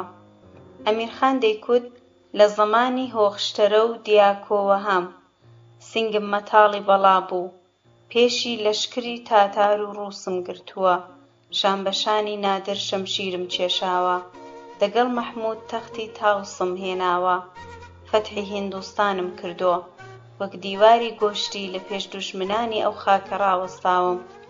ئەدی کوا حەقم، ئەدی کوا بەراتم، کۆتم دی، زیندانم دی، دوور خرامەوە، وەلانرام، هەتا کاریان پێم بوو، کاک بووم، پشت بووم، هاو پشت بووم، دەگەڵ کار نەما لەبیر چوومەوە، فڕێدرام، فەرامۆش کرام، بوومە دوژمن. کوڕە خۆ تۆ نازانی پاشایەتی چی بەسەر هێناوم، ئێستا پێت وایە مام میرزای خۆت لە چی دەگەڕێ؟ دەروێشە، ماڵە لای دەوێ، سوالکەرە، سەیاحە، پیاوکوژە، چەتەیە، دزە، کوڕەکونی مشکی لێبۆتە قەیسەری، ئاوارەیە، دوورە وڵاتە. ڕۆژێک منیش ماڵم هەبوو، پیاو بووم، بە بێنە و کۆک و پۆشتە بووم، گەمەم دەکرد، گاڵتەم دەکرد، هەڵپەرچێم دەکرد، دڵشاد بووم، بە کەیف و دەماغ وەک ئەو جەماعەتەی دەیبینی. دەگەڵ سۆسەیان کرد، خۆم ناسیوە، فامم کردوتەوە، دەستی ڕاست و چەپ دەناسم، دەزانم کوێم دێشێ، هەڵیان بڕیم، لەو بنارەیان کردم. ئێستا وەک باڕووتی قاچاغم، وەک ڕێوی لای کونیان لێگرتووم، پارێزی بدەم کەوڵم لە حاجەت دەکەوێ. پێت وایە قوندەرکانم زۆر پێخۆشە، عاشقی شەوڕەویم، تازە دەترسم ئەواش لە کۆڵم نەبنەوە، لێرەش دەرم پەڕێنن، واوەتر، زۆر واوەتر. وڵاتی خۆم پێخۆشە، ئاو و خاکی خۆم خۆش دەوێ، ئەو خەڵکەم خۆش دەوێ. دەستەڵگرتن لە وڵاتە دەردێکی گرانە، نامەوێ پەنا بۆ بێگانە بەرم، ئەو کارم لەلا نەنگە، عەیبە، شوورەیە. یارە کوتی مام میرزا چێ کوتوویە پەنابەرە بۆ بێگانە؟ میرزا جارێ کەس، بەڵام خۆفیەیەک سیخوڕێک بزانێ کارم تەواوە، خەبەر دەدا و بە شوێنم دادێن. دەزانم خەڵک حەشارم دەدەن، ئەمما تاکەی ئەو دەمی دەبێ واوەترچم، واوە و واوە، ئاخری ئەو ڕۆژە دەبێ کە لەی دەترسام. شوانە وەڵڵاهی مام میرزا ئەوەی نێوت بێنێ خەنجەرێک نەبێ لەسەر دڵی نادەم مەگەر ئەمن بمرم. میرزا بە کوشتنی یەک و دوان کار جێبەجێ نابێ، کوشتن دەرمانی دەرد نییە، بۆیە هەڵدێم کەس نەکوژم. براکوژی قازانجی نییە، کەس لە براکوژی قازانجی نەکردووە. براکوژی شەڕی خۆتڕێنە، پێدوانە بێ ناوێرم، پێدوانە بێ پێیان نەکتوم. حازرم بکوژرێم ئەمما نەکوژم. کوڕی من داردەست، ئەتۆ نازانی داردەست چه خەتایەکی خراپە. شوانە: مام میرزا کام داردەست؟ داردەستی چی؟ میرزا: ڕۆڵم داردەست ئەوەیە وەک شولێک بەدەست بێگانەیەوە پێی لە خەڵکی دەدەن، پشت و پەراسووی پێدەشکێنن، ڕەگ و ڕیشەی پێ هەڵدەقەنن، پاشان یەکی تر دێننە جێی. ئاخ و سەد ئاخ لە دەستی پای زەبرا، ئەوە ئافەتێکی دیکەیە، بە هەزار چۆرەوەری خەرمان سوور دەبێ، چیلەی لە بەردەنێ و نیوەی ڕاستت لێدەستێنێ، لەتت دەکا لە کەلک و کارت دەخا. یارە مام میرزا ئەگەر ئەو ڕۆژەت لە بەرچاویە، ئەی بۆچی لە فکری دراوێک پەزمەندەیەک نەغدینەیەک دانی؟ میرزا: ڕۆڵە گیان خۆ من ناچم بۆ شەتکڕین، پارەی چی؟ ئازادی خوازی یانی نەویستن و نەبوون. شوانە وەبیری هاتەوە دەبێ ئەو ڕۆ قسەی دڵی لە لای میرزا بڵێ، نەیدەزانی چۆن دەست پێکا. حەیای دەکرد، بە قۆنەقۆن وای کود: مام میرزا لەمێژە شتێکم لە دڵیدایە پێت بڵێم. میرزا: ئەدی لە چی ڕاوەستاوی؟ ئەمن لەو دنیایەدا ئەوەم پێخۆشە، هەر کەس ئەوەی دڵی دەیەوێ بیڵێ، بڵێ کوڕم شەرم مەکە، پیا و شەرمیان نەکتووە. یارە دەترسم تووڕە بی. میرزا: کوڕە بۆ تووڕە دەبم جێلا، دامنا تووڕە بووم، ئیدی کوتیان تووڕە بم چە وڵات نامێنێ، قسەکەت بڵێ و بڕایەوە. یارە مام میرزا تۆ قەت عاشق بووی؟ میرزا: ئەی چۆن ڕۆڵە، ئەگەر عاشق نەبام بۆ لێرە دەبووم. شوانە: مام میرزا ئەمن عیشقی وا ناڵێم. میرزا: ئەها عاشق، عاشقی ئافرەتێک بووی؟ دەیجا مبارەکە، نێوی بڵا هەتا بۆت بستێنم، هەر کەس بێ لە خەڵکی ئەو وڵاتە من تۆم خۆش دەوێ، چ بڵێ وا دەکەم، بەو شەرتە کچە شوت پێ بکە، کەسوکاری لە ئەستۆی من، خەرج و مخارجیش هەروە. شوانە: ڕاستیەکەی مام میرزا قەتم ئەو قسانە لەگەڵ نەکردووە. میرزا: ئەدی چی ڕۆڵە، من بۆت پێ بڵێم؟ شوانە: خوانەکە مام میرزا حەدم چییە، من خۆڵی بەرپێتم. میرزا: ئەدی لێت ڕاستپاردووە؟ شوانە: ناوەڵڵا لە ڕووم هەڵنەهات بە کەس بڵێم، بەڵام بە. میرزا: بەڵام چی؟ قسەکەت بکە بیبڕەوە، بۆ دەلەرزی. شوانە: وەڵڵاهی مام میرزا چت لێ بشارمەوە، بە شمشاڵ پێم کوت. میرزا: چی؟ جا چۆن؟ تۆ شمشاڵ دەزانی، خۆ ئەو نازانیە، چۆن؟ شوانە: قوربان بەباشی حاڵی دەبێ، وەک من حاڵی دەبێ. میرزا: ئەوە چییە هێندە ئاقڵ؟ شوانە: مام میرزا ناوێرم نێوی بڵێم، دەترسێم لێم دەی بە چێوێم داکەی. میرزا: بڵێ کوڕم ئەگەر کچی شای ئێران بێ، خۆ لەوەی قاچاقتر نابم. شوانە: مام میرزا خەزا. میرزا: دەی لۆغە لۆغە، لۆغەت لە زمانی بێ، خۆ تۆ منت گوشت، دەوا بڵێ، ڕاست و ڕەوان بڵێ خەزاڵ کچی حاجی حەما. باشە زۆر باشە، تۆ هونەرت هەیە، تۆ گەوهەرت هەیە، هەر شوانێک نی، هەر کاردارێک نی، دەبی حاجی بەباشی حاڵی کەم. لە پێشدا بە حاجی ژن دەڵێم، بزانم خەزاڵ لە شمشاڵ حاڵی بۆ یا نا، تەنیا ئەوە باوەڕ ناکەم. خەزاڵ پێت بکا ئەوەی تر لە ئەستۆی من، پەرۆژ مەبە، کار نییە خوڵا چاچینەکە، ئەویش کاری وە کوڕ و کچ ئی خۆ من، بەڵام پێم بڵێ بزانم بۆچی هێندە لەو حەیس و باسە دەترسای؟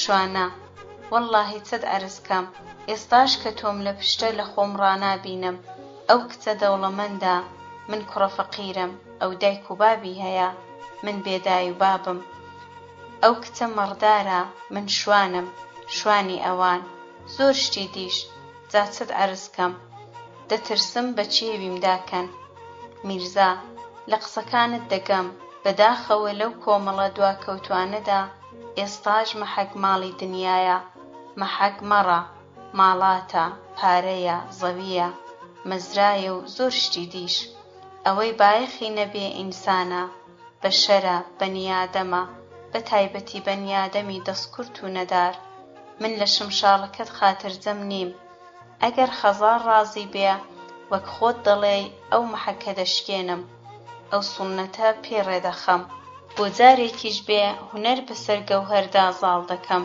تۆ هونەرمەندی تۆ وەستای تۆ بێدای و باب نی تۆ کوڕی منی جگەرگۆشەی منی خۆشەویستی منی ئاخ و سەد داغ خەزاڵ ڕازی بێ بریا لە شمشاڵەکەت خاترجەم بە شوانە قوربان خاترجەم بە بە تەواوی باوەڕکە ئەو شمشاڵە لە لای خەزاڵ وە قسە دەکەوێ میرزا ڕەنگە ڕاست بکەی زمانی ئیشق جیایە پیت و وشە نییە ئیشق زمانی حاڵە ئیشق زمانی ناوێ سەوادی ناوێ پارەی ناوێ ئیشق ئیشقە ئەوین ڕەمزی حەیاتە حەیاتی هەمیشەیی هەتا هەتایە هەتا هەتایە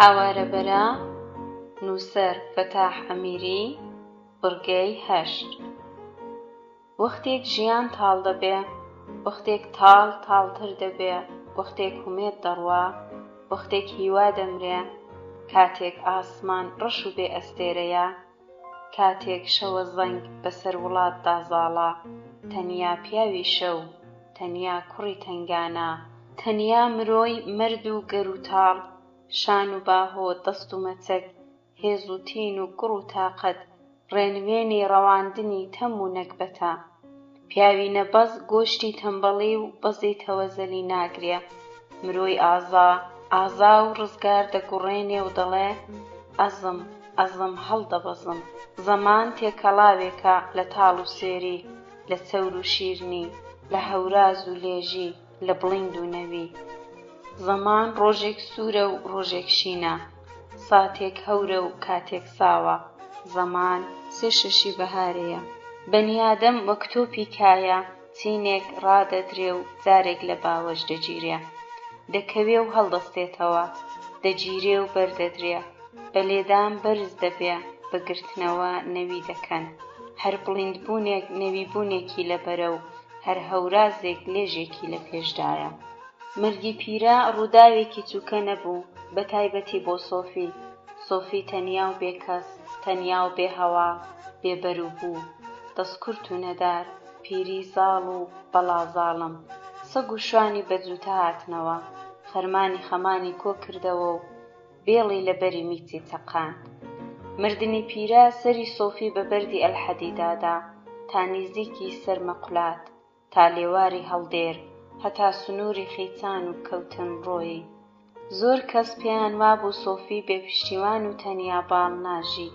هێندێک بە قازانجی سۆفی و بەعزێک بە مەنفەعەتی خۆیان دەیانویست لەو ڕووداوە کەڵک وەرگرن سۆفی تامێ زاری هەمانی دەزانی ئەوەی بەدڵ دەیکوت دڵێشی نەدەکرد و ئەوەی بە پێی مەسلەحەت و قازانجی خۆیان هەوڵیان دەدا جوابی توندی دەدانەوە و دەیڕنین بە فیتووی خۆی دەزانی و باش شارەزا بوو چۆنی سکاندێنێ مامبرایمی چەرچی دەوڵەمەند و ساحیب سارد و سەودا و خاوەن قەرز و قۆڵەی ئەو مەڵبەندە ناردبوویە شۆن سۆفی و هەواڵی دابوو سۆفی بە پیاوێکی ئەمین دەزانم ڕاست و دەستخاوێنە وا باشە بێتە لای من کار بۆ من بکا و دەزڵە و چۆل پەرستیە هەڵگرێ ئاخر بەنیادەم خۆکوند نییە بە تەنیا بژی هەر ئەوەندەی بەدەیانەوە بگەڕێ و قەرز و قۆڵەم بۆ خڕکاتەوە چیترم ناوێ ناشم هەوێ بە پێیان ئەو کارە بکا دەزانم پیرە و ئەو تاقەتەی نییە بارەبەر هەرچی بیەوێ دەیدەمێ گوێ درێژ قاتر بارجین وشتر هەر چۆنێک دەڵێ هەموو شتمان زۆرە دەرد و بەڵا نەبێ خوددا زۆری داوە ساڵدەری 12 مانگێ بە خێوی دەکەم بەرگ و لیباسێکی بۆ دەکڕم پێم خۆشە خزمەتی پێ بکەم دەنا چ زۆرە پیاو سۆفی هەقی لەسەر منە بابم نان و نمەکی ئەوم کردووە پیاو نابێ سپڵە بێ خۆی لێ ناخەمە سەرپشت سۆفی لێرە بێ و لێرە نەبێ بۆ من تەوفیر ناکە ماڵی من وەک پولەتێنە نە پیس دەبێ نە بە مستە ئاوێکی کەم دەکا ئەویش کاری دی پێ ناکرێ ئاگام لێ دەبێ ئاوڕێ وێ دەدەم لەسەر قەراریش نەبێ بەڵکە زەکات و سەرفترە و ئەو جۆرە شتانەشی بدەمێ لە تاعەتدایە و حەقی خۆیەتی سۆفی هەموو ڕۆژێ لێ ناقەومێ ماڵی من لە هەندەران باشترە حەز دەکەم بە قسەم بکە بە قازانجێتی سۆفی ئیخۆمە پێی خۆش بوو بێ ڕازی نەبوو هەر ساحیب اختیارە سۆفی تا ئێستا فکری ئەو ڕۆژەی نەکرد بوو لە مێژ بوو نەدار کەوت بۆوە ئاهێکی لە ماڵی دانەما بوو فەقیری وەک دۆڵ پالاقی بەسەر ملی داهێنا بۆوە خوارێ بەڵام بەبوونی پیرە عەیبی داپۆشرا بوو خەڵک وای دەزانی دراوی کۆنی ماوە دەیانکوت سۆفی چاوی ڕوونە لە خۆڕانیە بنەماڵە 100 جاریش تاڵان کرێ هەر پێی دەمێنێ کۆنە تاڵە جێیشکە ئەمما ئەوانە هیچیان وانە بوون خەزێنەی سۆفی لەژێر خاک نرابوو خەزێنەی سۆفی پیرە بوو کە بە گژ و جیای چێوی بەخێوی دەکرد و لە لای کەس نەیدەناڵاند وای خۆ هەڵخست بوو سەرسوالکەر و کچە تیوە نەبوو سەر و ڕووخۆش و میوانگر ماڵدار و بەمشور بە هەر جۆرێک با بەشی میوانی پەزمەندە دەکرد سۆفی بە ڕاشکاوی هەرای دەکرد بێنە هەتا جارێکیش بە سۆفی نەکوت چ بێنم لەکوێ بێنم نەماوە نییە ئەوانەی نەبوو کەسی بە ناهومێدی لەو دەرکە بەڕێنە دەکرد لە سەرخۆشی پیرەدا هەموو شتێک ڕوون بۆوە نە سۆفی پوڵێکی ڕەشی پێما نە ماڵ تەڵپاتی تەڕ ئاش هەر ئەوەندەیە ئاشەوان بیقەپێنێ مانگام مرد و دۆبڕا ئەوەی پێی دەکوترا ماڵ لەگەڵ پیرە ڕۆیی دیاری کرد سۆفی لە مێژە هەر پیرەی هەیە نە سەروەت و نە سامان نە ماڵ و نە حاڵ کەند و گەسک دراو هەمبانە بەتاڵ بن هەرزاڵ چۆل و هۆل کەری لێکەوت پاددانی دەشکا ماڵ هەر نەبوو پیرە لەویشی کرد سۆفی ماو زۆرەوانی لەگەڵ دەستەنگی تۆپ و تەشەری خەڵکیش لەوێ ڕاوەستێ خەمی مردنی پیرە لە جێی خۆی قسە و پیشنیاری مامبرایمی چەرچی بە جارێکی برینی سۆفی کولاندەوە سۆفی گورگ خواردوای هاواری مامبرایمی نەدەکرد وەک پێشوو نێوی بە بلە چەرچی هەڵدەدا دەوڵەمەندی مامبرایم لە لای سۆفی نرخ و قیمەتێکی نەبوو دەیزانی چۆن پێگەیوە سووت و سەلەم پەرەی گرتووە بە دەستبڕی و جۆبڕی وەک دەبەگول و ساحەت بە ساحەت و ڕۆژ بە ڕۆژ پەرە دەستێنێ دەیزانی ئیمانی لە تای تەرازوو ناوە حیسابی لە دەستدا بوو تەواوی پوڵی ئەو وڵاتە دەچێتەوە لای بلە چەرچی بەڵام سۆفی پوڵ و پەینی لە لاوێگیەک بوو مامبرایمی بە چەرچیگەری و قون هەڵدراوی زۆردی بوو ئەو دەمەی دەهاتەوە بیر بلە چەرچی وردەواڵەی لە شانی دەنا دەرک بە دەرک کۆڵان بە کۆڵان سەگەل و منداڵە ورکەی بە شوێن دەکەوتن هاواری دەکرد وردەواڵە وردەواڵە یان دەیکوت بنێژت بەنان بەختی ژنان لە هەر حەوشەیەک 2 گوڵە دەزوو یا زاردووە بنێشتێک فرۆشرابە ئاوێنە و کلچۆکێک کلتور و کلدانێک ڕۆیبا بۆ چەقلە سەما دەکەوت جاری وا بوو گۆرانی و لاوکەیەکیشی لەسەر دەکوت بلە چەرچی قوونی شەپان هەر پیاو نەبوو ژنانیلەیەک دەڵەچەیەک هەتیوەیەک ماڵانگەڕێک کەس شەرمی لێ نەدەکرد و بە هێندی نەدەزانی هەتا چوو با ماڵە سۆفی زگیان پێدەسووتا و تێر و تەسەلیان دەکرد سۆفی حورمەتی ئەو جوورە پیاوانەی لەبەر بوو چەرچی لۆتی سوالکەر و دەروێش زەلیل نەقوستان دەیکوت لە لای خوددا هاسانە منیشی وا لێ کرد بۆ خۆشیان تێنەگەن لە لای خواون نابێ نام پێخۆریان بدەنێ و با لێرەوە حەسێن ئەو دەم ماڵە سۆفی وەک ماڵی قەرەتاژدینی بوو دەرکوبان ئاوەڵا نان و پێخۆر بە پێی کەڵان دڵ ئاوا چەشنی حاتەم چەرخ گۆڕا قەیرانێکی نالەبار بەسەر سۆفیدا هات بلە چەرچی وە باوکەوت بانگی دەرچوو بوو بە حاجیە لار نیوی بوو بە مامبرایمی چەرچی سەروەت عەیب بڕا دەوڵەمەند ڕەزا سووکە ماڵی دونیا سەنگی مەحەکە بەڵام لە لای سۆفی هەر بلە چەرچی پێشوو بوو بۆیە قسەکانی لە جۆی سۆفی گران هات قەت پێی وا نەبوو وای لێبێ لە دڵە خۆیدا دەیکوت بەزەیی خەڵکم ناوێ پێم خۆشە بمرم و کەس بەزەیی پێمدانەیە ئای ئای ئەو هەتیوەش دەیەوێ بمکاتەوە ڕوێڵکەی خۆی سەگ لە پوڵەکەی ڕێی بە سندانم بێنانی پیاوی وە کەس ناڕەجەب دەزانم دراو چاوی چۆر کردووە وای لێ کردووە بە میش بڵێ ببە کاردارم خێر و خێراتیش بۆ بابی دەکا سەدەقەش دەدا بە من لەو ژوورەدا ڕەقەڵێم سەدەقە وەرناگرم شرتە بۆ ئەو نانەزگەیە لەبەر خوای ناپاڕێمەوە هەتا ماوم ئیش دەکەم ئیشی پیاوانە شەرتە کەرکۆڵ و بنجۆنی بخۆم و کاری حیزانە نەکەم 4 ڕۆژ تەمەن و ناپیاوی سۆفی و نانی سوودخۆر سۆفی و دەرکی بلە چەرچی چ خێر بوو کوڕەچم لێ هاتۆ بلە چەرچی خێرم پێدەکا ئەو خێڕەیە زەکاتم دەداتیە ماڵی ئەو گڵاوە خۆ زەکاتی تێدا نییە زەکات لە پەین زەکات لە شیاکە ئاخر زەمانە ڕێوڕەسم گۆڕاوە زەکات لە ماڵی حەڵاڵ دەکەوێ لە بنەتوو لە جوودبەندە لە مەڕدار ماڵی وا وەک پێستی سەگ گڵاوە سووت و سەلەم چاوی چۆر کردووە خۆی لە بیر بردوێتەوە لەوانەیە چاوەڕێژ بێ نەقڵی چاکە من دەکاتە بەردەستی خۆی تازە بە پیرێسەری بەجحێڵی کاری وام نەدەکرد ئێستا پێیەکم لەسەر لێوی قەبرە جا چۆن خوا ئاقڵم نەگۆڕێ سۆفی هەر ئەوە دەبێ کە هەیە ئێستاش سەتی وەک بلا بە پیاو دەگرم من خەڵک بەخێو دەکەم من خەڵک نان دەدەم هەر مێر دەبم هەر شێر دەبم ڕووتی تۆسقاڵێک کارم لێ ناکا ئاویلکەی مردنم بێ ئاو لە دەستی پیاوی وا وەرناگرم جوابی مامبرایمی ئەوا داوە بە بلە چەرچی بڵێن سۆفی دەیکوت پوچی کرد سەرخۆشی زۆر جوان بەڕێوە چوو هەموو ماڵ و سفرەیان هێنا بۆ ماڵی خەڵکی دەوروبەر حاجی حەمە و حاجی ژن شوانە و دۆست و دراوسێی ئەوەی دەکرا کردیان خزمەت نەمانەیکەن ئاخر شەوی سەرخۆشی حاجی حەمە زۆری هەوڵدا سۆفی بەرێتە ماڵی خۆی دەیکوت برالە من و تۆ ئەو قسانەمان نەبووە ماڵی من کاولاشی خۆتە لە حاستۆ کەس ساحیب سەر نییە 100 ساڵان نوکەری دەکەم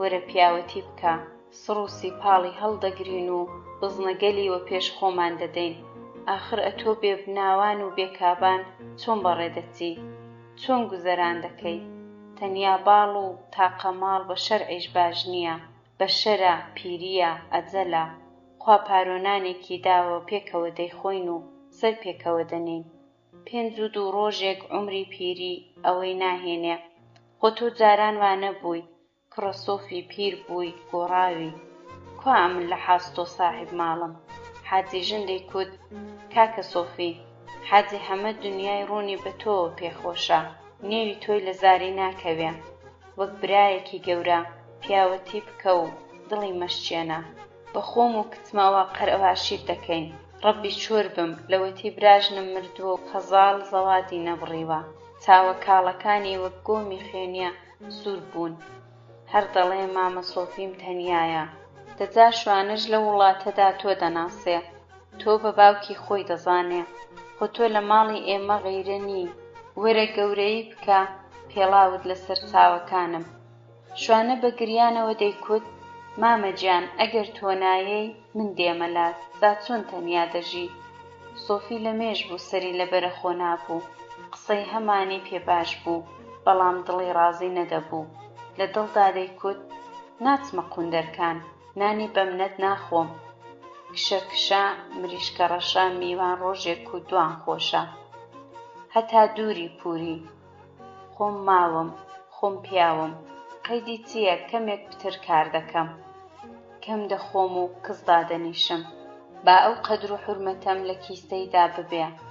کوڕەجات چۆن سۆفی و ماڵی خەڵک ئەی حەمرت نەمێنێ. پوڵی سپی بۆ ڕۆژی ڕەش بزنەگەلێ لە بازاڕی دەکەم، هەتا هەم بوو دەخۆم نەم بوو دەمرم.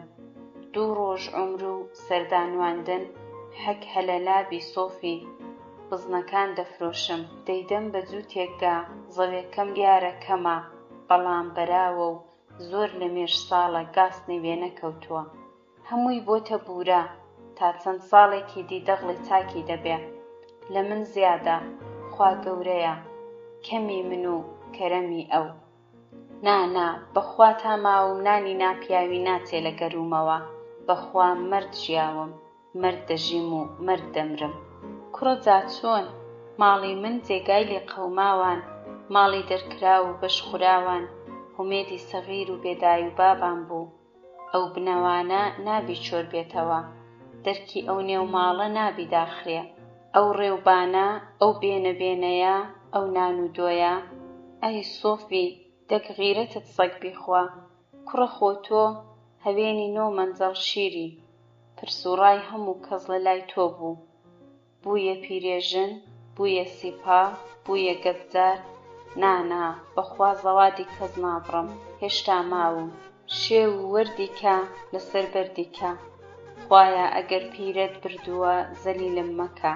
تا سەرم دەدەی ڕۆزیم بدە، خۆت فەرمووتە لە تۆ حەرەکەت لە من بەرەکەت.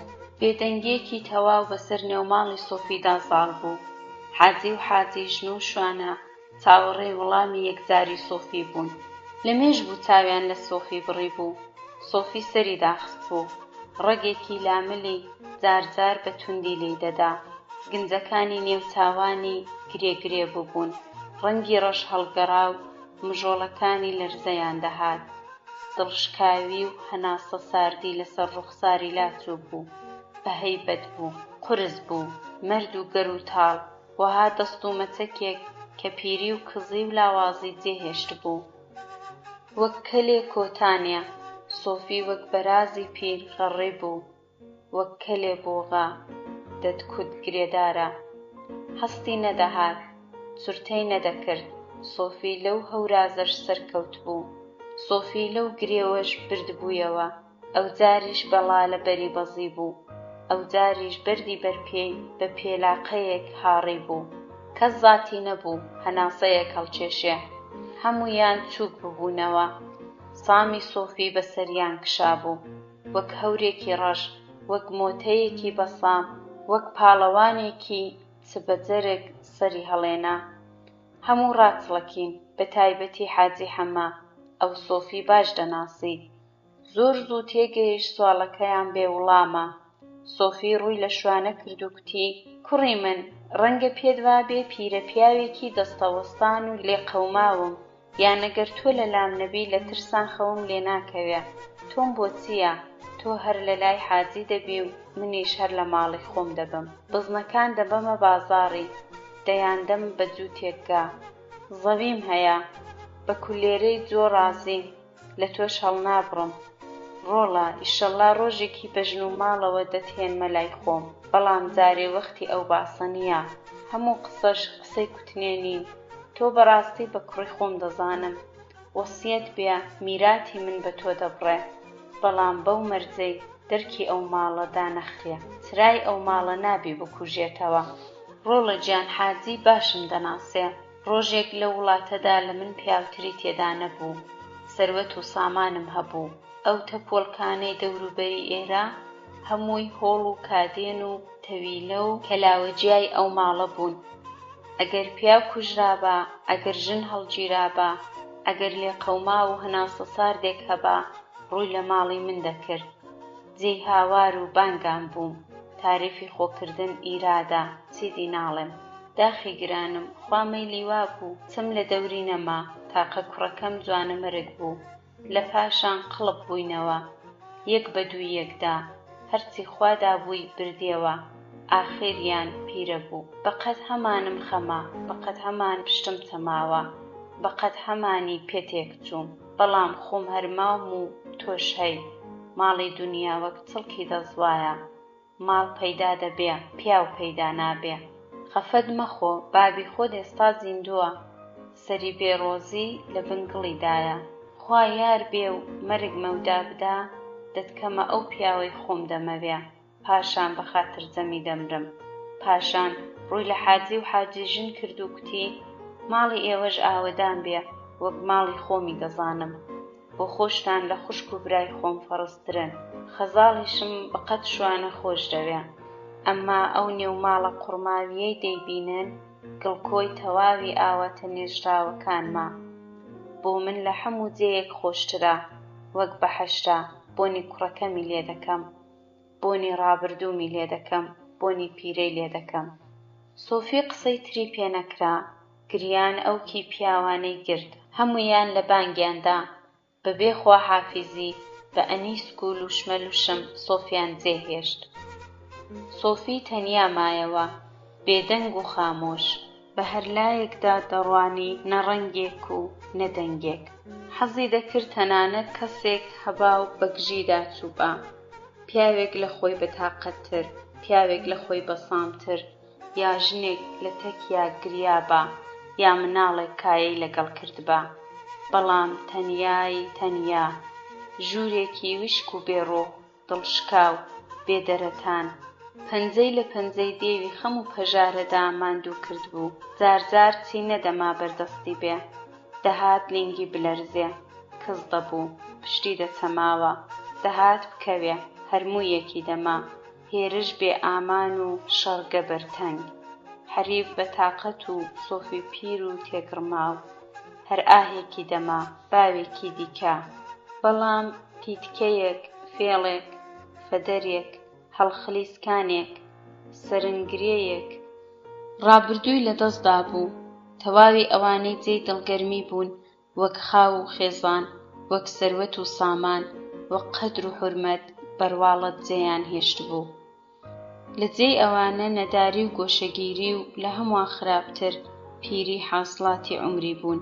ئەمما شتێک وەک هێز، وەک تین، وەک ئیحساس لەگەڵی دەژیا، ئەویش گەورەی ئەندێش، عیزەتی نەفس، یا هەر نێوێکی دیکە.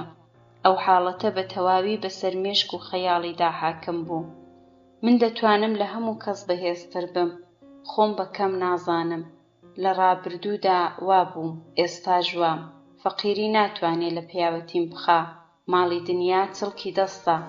من دڵم دەوڵەمەندە، جەرگم بە قەت سێڵێکە، لەسەر پێی خۆم ڕادەوەستم، حاصڵی ڕەنجی خۆم دەخۆم، زەوی دەچێنم و بەرهەم هەڵدەگرم.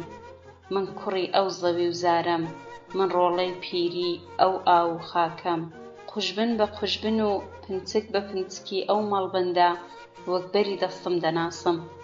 عەمری درێژ شەرمی لە کەس نەکردووە، شاید ڕابردوو جارێکی دیکەش دووپات بێتەوە. ئەگەریش نەبوو نەبوو، من زەرەر ناکەم، کەس لە پیاوەتیدا بێ ئابڕوو نەبووە. سەرێک لە گوڵمەزاندا نەبێ سەر نییە، چەرمەسەرە پیاوی لە کەڵ دێنێتە دەرێ و دەیزرینگێنێتەوە. لە پێناو هەر قۆرتێک قەوەتێک. من تەسلیمی زەمان نابم، من زەمان دەپێچمەوە، ملەی لەگەڵ دەکەم، ملەی لەسەر دەکەم. فکری ئاڵۆز و بڵۆز خەویان لە چاویدا مراند، تەنانەت سەرخەوێکیش میوانی چاوە ماندۆکانی نەبوو. هەنگاو بە هەنگاو هەر سۆفی بوو بەسەر خەم و خەفەتدا سەر دەکەوت، تاریکایی مەیدانی بۆ ڕووناکی چۆل دەکرد. شەوی بەهار بە چوارناڵە بەرەو بەیان دەڕۆیی، چاوی پارشێ و بە ئاونگی نزیک بەیان تەڕ و خاو دەکرا. بەهار و بەیان، دار و دەوەن، گوڵ و گەڵا، مێرگ و مەزرا، تەزووی دارستان، تەبیعەت و هەرچی دەستکردی خوای جوانیە پیرۆزبایی سەرکەوتنیان بە سۆفی دەکوت. سۆفی بە تەواوی سەرکەوتوو بوو، چاوەکانی وەک ئەڵماسێک لە دڵی نیو و تاریکی شەودا دەتروسکان، هەنگاوەکانی چوست و بەگوڕ لە کەسوورانی هەڵکراو، پشتێنی توندی گرێچن بەسەر و شەدەیەکی تازە پێچراو، بە تەمای دەستنۆش بەرەوکانیەکەی بەرەوە دەچوو. سۆفی دوێنێ نەبوو، ڕوحێکی تازە لە پاڵ قاپۆرێکی کۆنە. پیر بوو، جەحێڵی دەنواند، یا جەحێڵ بوو، پیر دەهاتە بەرچاو. هەرچی بوو بوو، پیاوەتی و قەوە و تاقەت و ئازایەتی لێدەباری. سۆفی وەک پاڵەوانێک دەڕۆی، زەوی منەتی دەبرد، سۆفی فەخری بەسەردا دەکرد. هەرچەند جار شڵپەی لە ئاو دێنا، شەیتانی شەو ڕمبێکی لێ دوور دەکەوت. مەزرا چۆل و هۆل، ڕێگا نەرم و خاو، تاق-تاق فیتە-فیت. هۆهۆی شوانەی خەواڵووی مەڕ دەرکرد و لە قەراغ و بیجاخی پاوان و خەت دراوان دەنگی دەداوە. سۆفی بزن و کاریلە لە پێش، بێ کەپەنک و قاپوت بەرەو بازاڕ دەچوو. لە بەینی ڕیشی سپی و یەخەی دادڕاوی هەڵمێکی تازە هەڵدەستا. هەر هێندە چاو دەیدی و نەیدەدی. حاڵاوی یەخەی بوو، هەنگاوی قورسی میرێکی ئازا بەرەو قۆناخێکی تازە.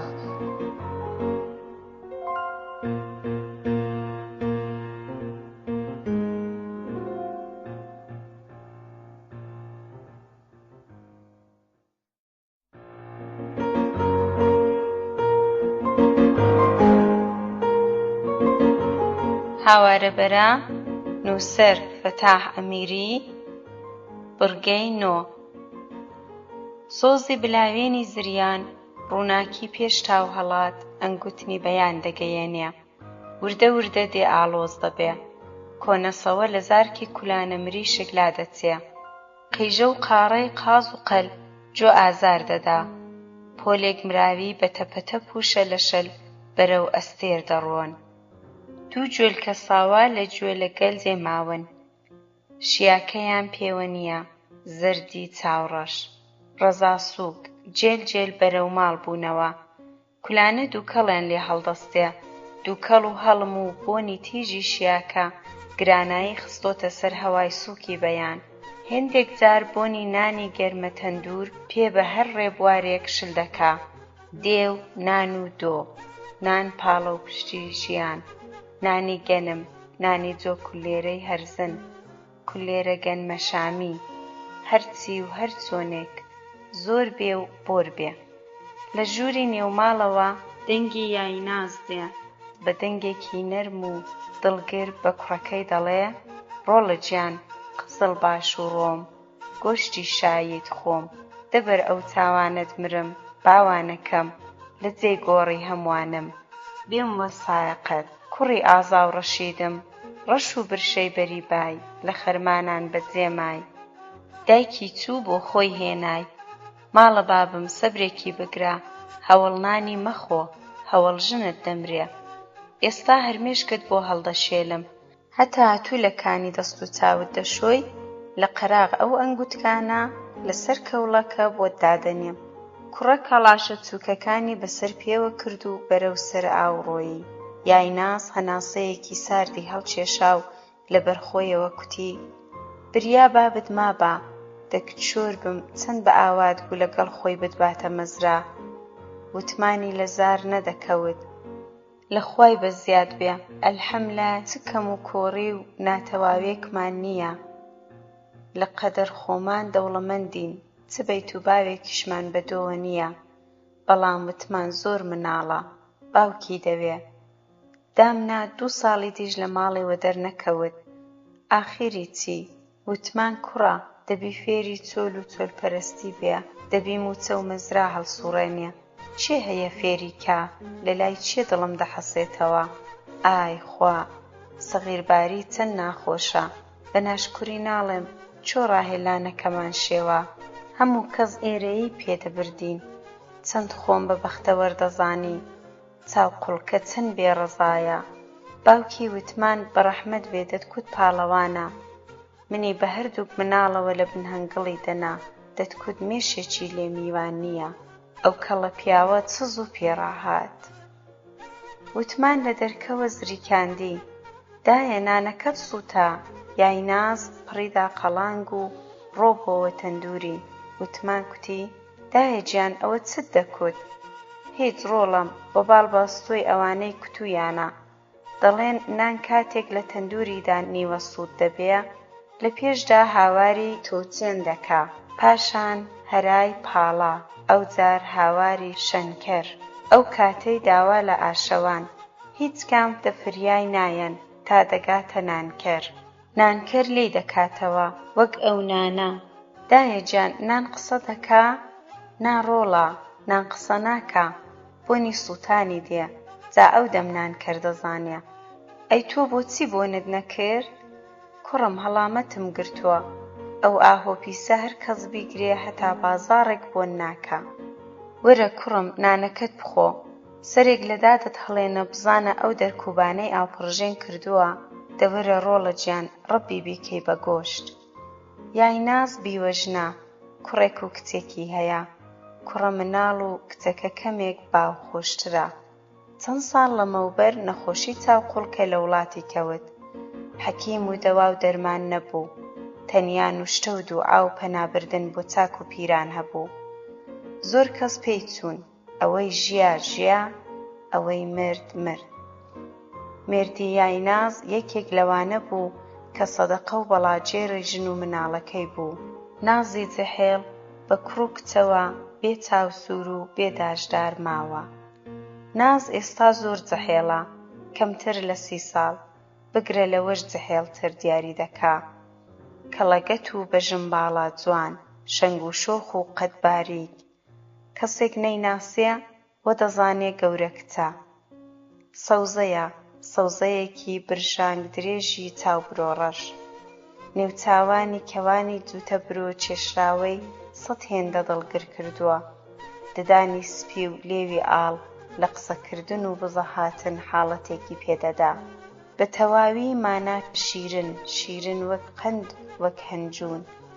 سەوزەی ڕەزاخۆش، قەیتانێک وردەتووکی بۆر، ڕەنگێک لە بەینی خوڕمایی بۆر، نەرم و ورد لە بان لێوی خۆ دەنوێنن، لەگەڵ خاڵێکی ڕەش لە لایەکی چەنەگەی. لێوی کەمێک گۆشتن، ئاڵی ئاڵ کە دوای هەر بزەیەک خونچەی دەکردن. قسە خۆش، زمان تەڕ و پاراو، ئارام و لەسەرەخۆ، ناسک و زەریف، ئەندامی خۆشتاش و بلور، دەنگی نەرم و دڵلەرزێن. لەو مەڵبەندەدا پیاوێک نییە لە حاستی نەلەرزابێ. دڵی کەڵ لەلای دەبێتە مێوژۆکە، دڵبزوێنی لاوکوژ، وینۆس وێنەی لێ هەڵدەگرت، ئاوێنەی باڵانوێنی جوانی، تا بڵێی تەرز و بەرز و شیرن و مەزەدار، نەرم و نۆڵ و ناسک و نازدار، جوانتر لە کچی کافرۆش، خۆڕست و خۆکردی دەستی وەستای نەوەستاوی تەبیعەت، گوڵی سەوز و سووری گوڵستانی جوانی، بووکی باوەشی خەیاڵ، شێعرێک ناسکتر لە هەستی شاعیرانە، کۆلکە زێڕینەیەک، پەریەک، حۆریەک، ئافەتێک کە سولەیمان هەزار بڵقیسی لە مزجێنی دەدا، پەیکەری خەیاڵی لاوی، خەونی خۆشی مناڵی، بەهاری جوانی، جوانتر لە بەهار، واوەتر لە ئەفسانە، ناسکتر لە پەڕی گوڵ، ئەو پەڕی دڵگری، سنوور شکێنی ئیحساس، مەرز پەڕێنی ئیلهام، تا بڵێی جوان و شیرن. جگە لەوانەش ئارام، لەسەرەخۆ، عاقڵ، کابان، بەمشور، ماڵدار و داوێن پاک.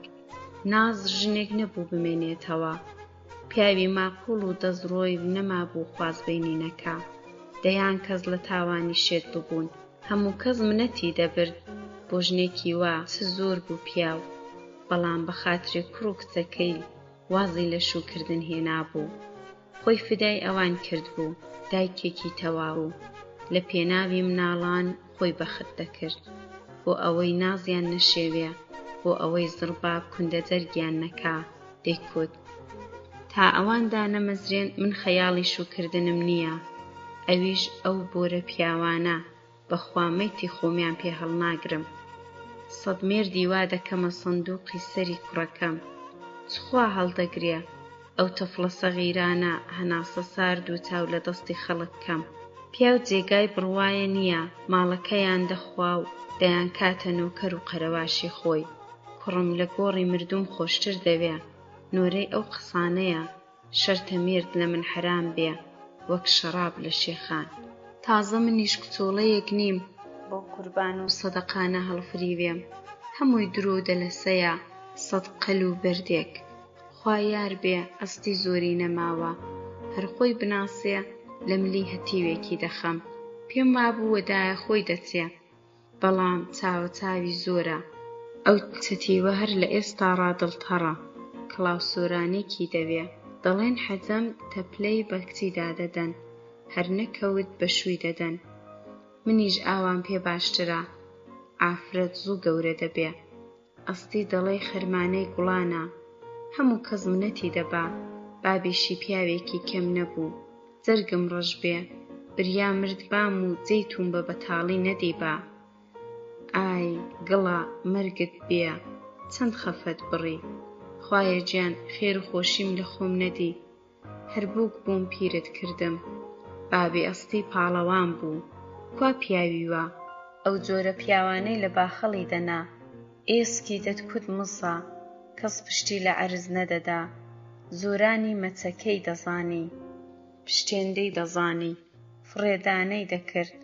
خوایە گیان دەتکوت جگی پەلە کەوتنی نەبوو چێوێک لادیوارێک کۆلکە بورزێک ئەو جارەی ماڵی حەمەمرات کێشەیان پێکرد بە تاقی تەنێ ئەو سەگەل و گورگەی چۆن لە ماڵێ کردەوە ئەوەندەی بڵێ یەک و دوو سێ سوارێکی لێخستن یەکە و زوو خاڵ دەکەوتن ماڵی ئاوەدان بێ مامۆستا قورعانە سوورەکەی هێنا ئاوی بە ئاوردا کرد سەید سەلام و حاجی حەمەش بەینیان کردن چابوو لەو ئاخریەدا پیاو بەدەستی زایە نەبوو حەگداوە شێم پاش ئەو کەڵە پیاوە جا چۆن لە ڕووم هەڵێ باسی مێرد بکەم مەگەر بە سەرمەیتمدا بڕۆن تازە ئەو چڵکن و چڵمنانە بەخوا دەستنوێژم ناشچێنن یایناز لەگەڵ دووبەرەکی دەرونی بە تەواوی پێوە بوو منداڵەکانی بە دڵخۆشرەوێ خۆشەویستی ئەوانی گەیاندوتە ڕادەی فیداکاری هەموو شتێک و هەموو خێر و خۆشیەکی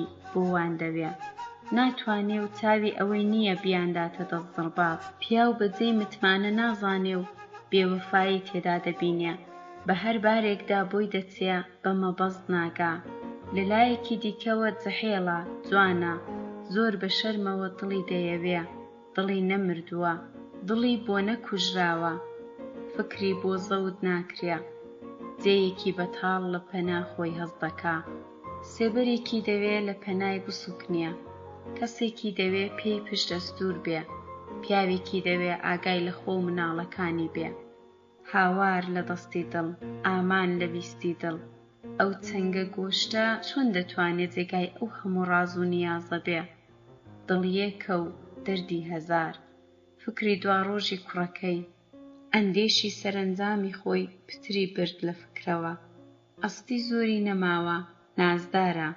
شێتولکەکەی خۆم ئەو چاوە چاوەی لێ دەردەچێ لەگەڵ من دەڵێ سێوێکە لەت کراوە هەتا ئەستی دەبینم مناڵی خۆمە بیر دێتەوە ئەو ساڵ هێندەی دی بڵیند بووە بەو زوانە خۆی دادەڕێژێ کەت زوو دەگاتێ وەک بە جۆیانی هەڵکێشی دەجا لە کار و کڕگار و تەون و خوری ماڵداری و کابانیدا چ نەماوە فێری نەکەم ڕەبی بە مەخسوود و مراد بێ زۆریش توند و تۆڵە یەک دوو ساڵی دی هەتیومەتی و لێی گەڕابان ژنێکی باشی لێ دەردەهات بۆ هەموو ماڵان دەبێ دایکان ببینە و کچان بخوازە شەرت بێ جوابم بداتەوە بیکەمە ژنێک هەموو کەس قوڕاوی بخواتەوە ئەوەی لەبەرم گرانە داهاتووی وتمانە ئێستا 7 ساڵی ڕەبەقە موچەکەمان گاستنی وێ نەکەوتووە بەو کەرتەمەڕەی هەمانە کەممان خوارد و کەس دانیشتووی کەم خواردن لە کەم دەستەڵاتیدایە ئاخر ئەو کوڕا چۆن فێری کاری مەزرا دەبێ خۆ من چ نازانم فێری کەم ماڵە بابم تەنیا مەڕدار بوون و ساحیب پاتاڵ ئەوەی بە کەلکی ئەستی دێ دەیزانم ئەوەی بە قازانجی وتمانە شارەزانیم بڵێم ڕۆڵە شێو ببڕە بڵێم کوڕم ئاو بدێرە شەن بکە باڵەکە و خونەکە و بکە خۆیانی هەڵدەوە جێرە و کێشی و شەغڕە و مەڵۆ و سواڵە و باقە و سەدان کاری دی دەڵێ چۆن دەبێ چی پێ بڵێم خۆ براکانیشم هەر خەریکی ئاژەڵدارین و کاری وایان نییە ئەجینا لەگەڵ خۆیان دەخست و وەک دەڵێن خاڵان خوارزا مەزن کرد مامان برازا بزر کرد بە ناشکوری ناڵم وتمان مامیشی نییە تەنیا باڵە دەیخۆ قەت دڵم نایە بینێرمە کارداری خەڵک نەبەخوا ئەوە هەر نا چاوم بەرای نادا دەڵێی چەپکە گوڵە یوسفی میسرە ڕەبی دایکت شۆر بێ و لە قوندەرکانت نەبینیە بریا ئەوەندە مابام و وتمانم بە پیاوەتی دیبا بریا وتمان جەحێڵ با کوڕە ڕەشە ڕەزا شیرینەکەم ڕەنگە 100 کچی بۆ شێت بێ ئاخ و 100 داخ بریا بە بریای خوڵابا پیاوێکی تێگەیشتوو وەک میرزا وتمانی پێگەیاند با لە هیوا دڵم دەحەسێتەوە ئەویش لەو وڵاتە پیاوی وەک میرزای کوا کەس وەک میرزا ناچێ چەند عاقڵە چەند بە ماریفەتە چەند ڕەزا خۆشە دەڵێن ژنی نەهێناوە بوخچەی نەکراوەیە پیاوی وا بە عەدەبم نەدیوە ئەو جارەی لەگەڵ مامۆستا و حاجی و مامبرایم هاتبوون ماڵمان بۆ چاکەنەوە هەر سەری هەڵ نەدەهێنا دەگەڵ وە قسەش دەکەوت دەتکوت مەلای 12 حیلمە قەدری ئەو لای پەریزادە شەل بە سرتە پێی کوتم حاجی حەما حەز بەوە دەکا خەزاڵی بداتیە پێم وایە سەگەجێڕە درۆی دەکرد دەنا میرزا دەست لە شانی هەر کەس دانێ دەیدەنێ حیت بەوەی ناچێ ژن هێن بێ تازە ئەو کچۆڵە با جوانیش بێ با عاقڵ و کابانیش بێ بە کچی میرزای دەشێ میرزا ژن هێن بێ یەکی ئەکابیر یەکی ئەوا لە تەمەنی من دێنیە ئەوە چم کوت کوا خوا ئەوەی دەکا ئەو بازە لە سەرشانی منی چارە ڕەش بنیشێ جەمێ 70 سوارم میوان بۆ بەڕێ دەکرد وتمانی بۆ دەگەیاندمێ دەبوو بە چرای ماڵەکەم وەک کەس و کاری خۆم لێ خاتر جەم دەبووم بەو خەیاڵە هەموو گیانی وەلەرزەکەوت وەک مێژوو کە دەلەرزی سەری شەو بوو وتما خەوی دەهات هەردووک دەستی لە نێو یەخەی دایکی نابوو هەموو شەوێ دەبوو حکایەتی بۆ بکا وتمان بە خەواڵووی کوتی دایە گیان ئەو بۆ دەلەرزی نۆبەتیت گرتووە شەوتێییە ڕووناکی مانگە شەو لە کەلێنی دەلاقەوە و لە کونی کولانەوە تیشکی ڕۆهێشت بۆوە ژوورێ ئەستی کەوڵەنان و قاپ و جامە ماستی لە گۆڕێوە خڕدەکرد شەو زوو بوو تازە مەلابانگی خەوتنانی دەدا ناز جوابی پرسیارەکەی وتمانی نەداوە کوتی ڕۆڵە گیان مات بە ئەو شۆ حەکایەتی مامگورنەتەڵت بۆ دەجێڕمەوە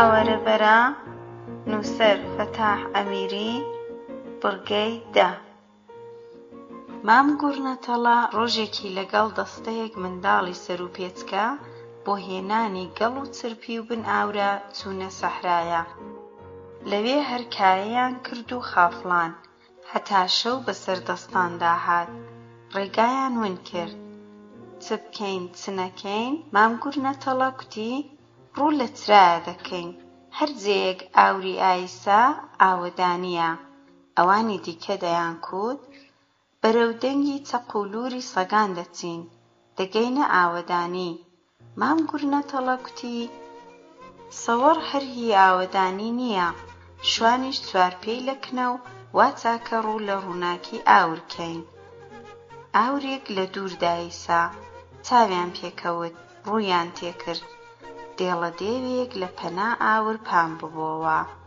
مەمکی ڕاستەی خست بۆ سەرشانی چەپەی و مەمکی چەپەی خست بۆ سەرشانی ڕاستەی لە دڵە خۆیدا کوتی بە پێی خۆیان هاتن دەخەویان دەکەم و دەیان خۆم مام گوڕنەتەڵە کوتی کوڕینە تازە پێوە بووی مەترسن چارە ئەوەیە فێڵی لێ بکەین ئێوە دەنگ مەکەن تا بزانین چ دەبێ چوونە پێش سڵاویان کرد دێوە کوتی وەرندانیشن شێو بخۆن پاشان بخەون ڕۆڵە گیان منداڵ شێویان خوارد و درێژ بوون دێوە کوتی چێ خزی چێ نەخزی منداڵ کوتیان مام گوڕنەتەڵە نەخزی دێوە کوتی مام گوڕنەتەڵە بۆ ناخزی گونمونت داخزی مام گورنەتەڵە کوتی دایکی مە هەموو شەوێ گایەکی بۆ دەبرژاندین، دەمان خوارد جا دەنووستین.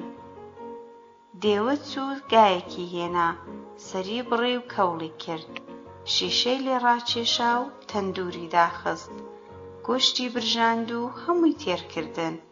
ئەو جار کوتی ڕۆڵە گیان نۆرەی خەوە. منداڵ ڕاکشاند. دێوە کوتی چێ خزی چێ نەخزی. منداڵ لێک ڕاکوتیان هەموو خزین، مام گورنەتەڵە نەخزی. دێوە کوتی مام گورنەتەڵە بۆ ناخزی، گون و منت داخزی. مام گورنەتەڵە کوتی دایکی مە هەموو شەوێ برێشکەی بۆ دەکردین، بە قەراغ تەندووری وەدەکرد هەتا نەما خوارد بە نەدەنووستین. دێڵە دێو ملی بەلاوەنا، برێشکەی بۆ کردن و بە قەراغ تەندووری وەرکرد. منداڵ قەدەر عەیامێکی خەریکی برێشکە خواردن بوون، هەتا تەواویان کرد و لێی ڕاکشان. دێوە بۆڵەیەکی لێ هاتوو کوتی چێ خزی چێ نەخزی. منداڵ کوتیان مام گورنەتەڵە نەخزی. دێڵە دێو بە تووڕەیی کوتی مام گورنەتەڵە بۆ ناخزی، گون و منت داخزی. مام گورنەتەڵە پێی کوت دایکی مە هەموو شەوێ بە بێژینگی ئاومان بۆ دێنیا، ئاوی دەخۆینەوە پاشان دەنووی. دێوە دەستیدا بێژینگ و بەرەو ئاو ڕۆیی.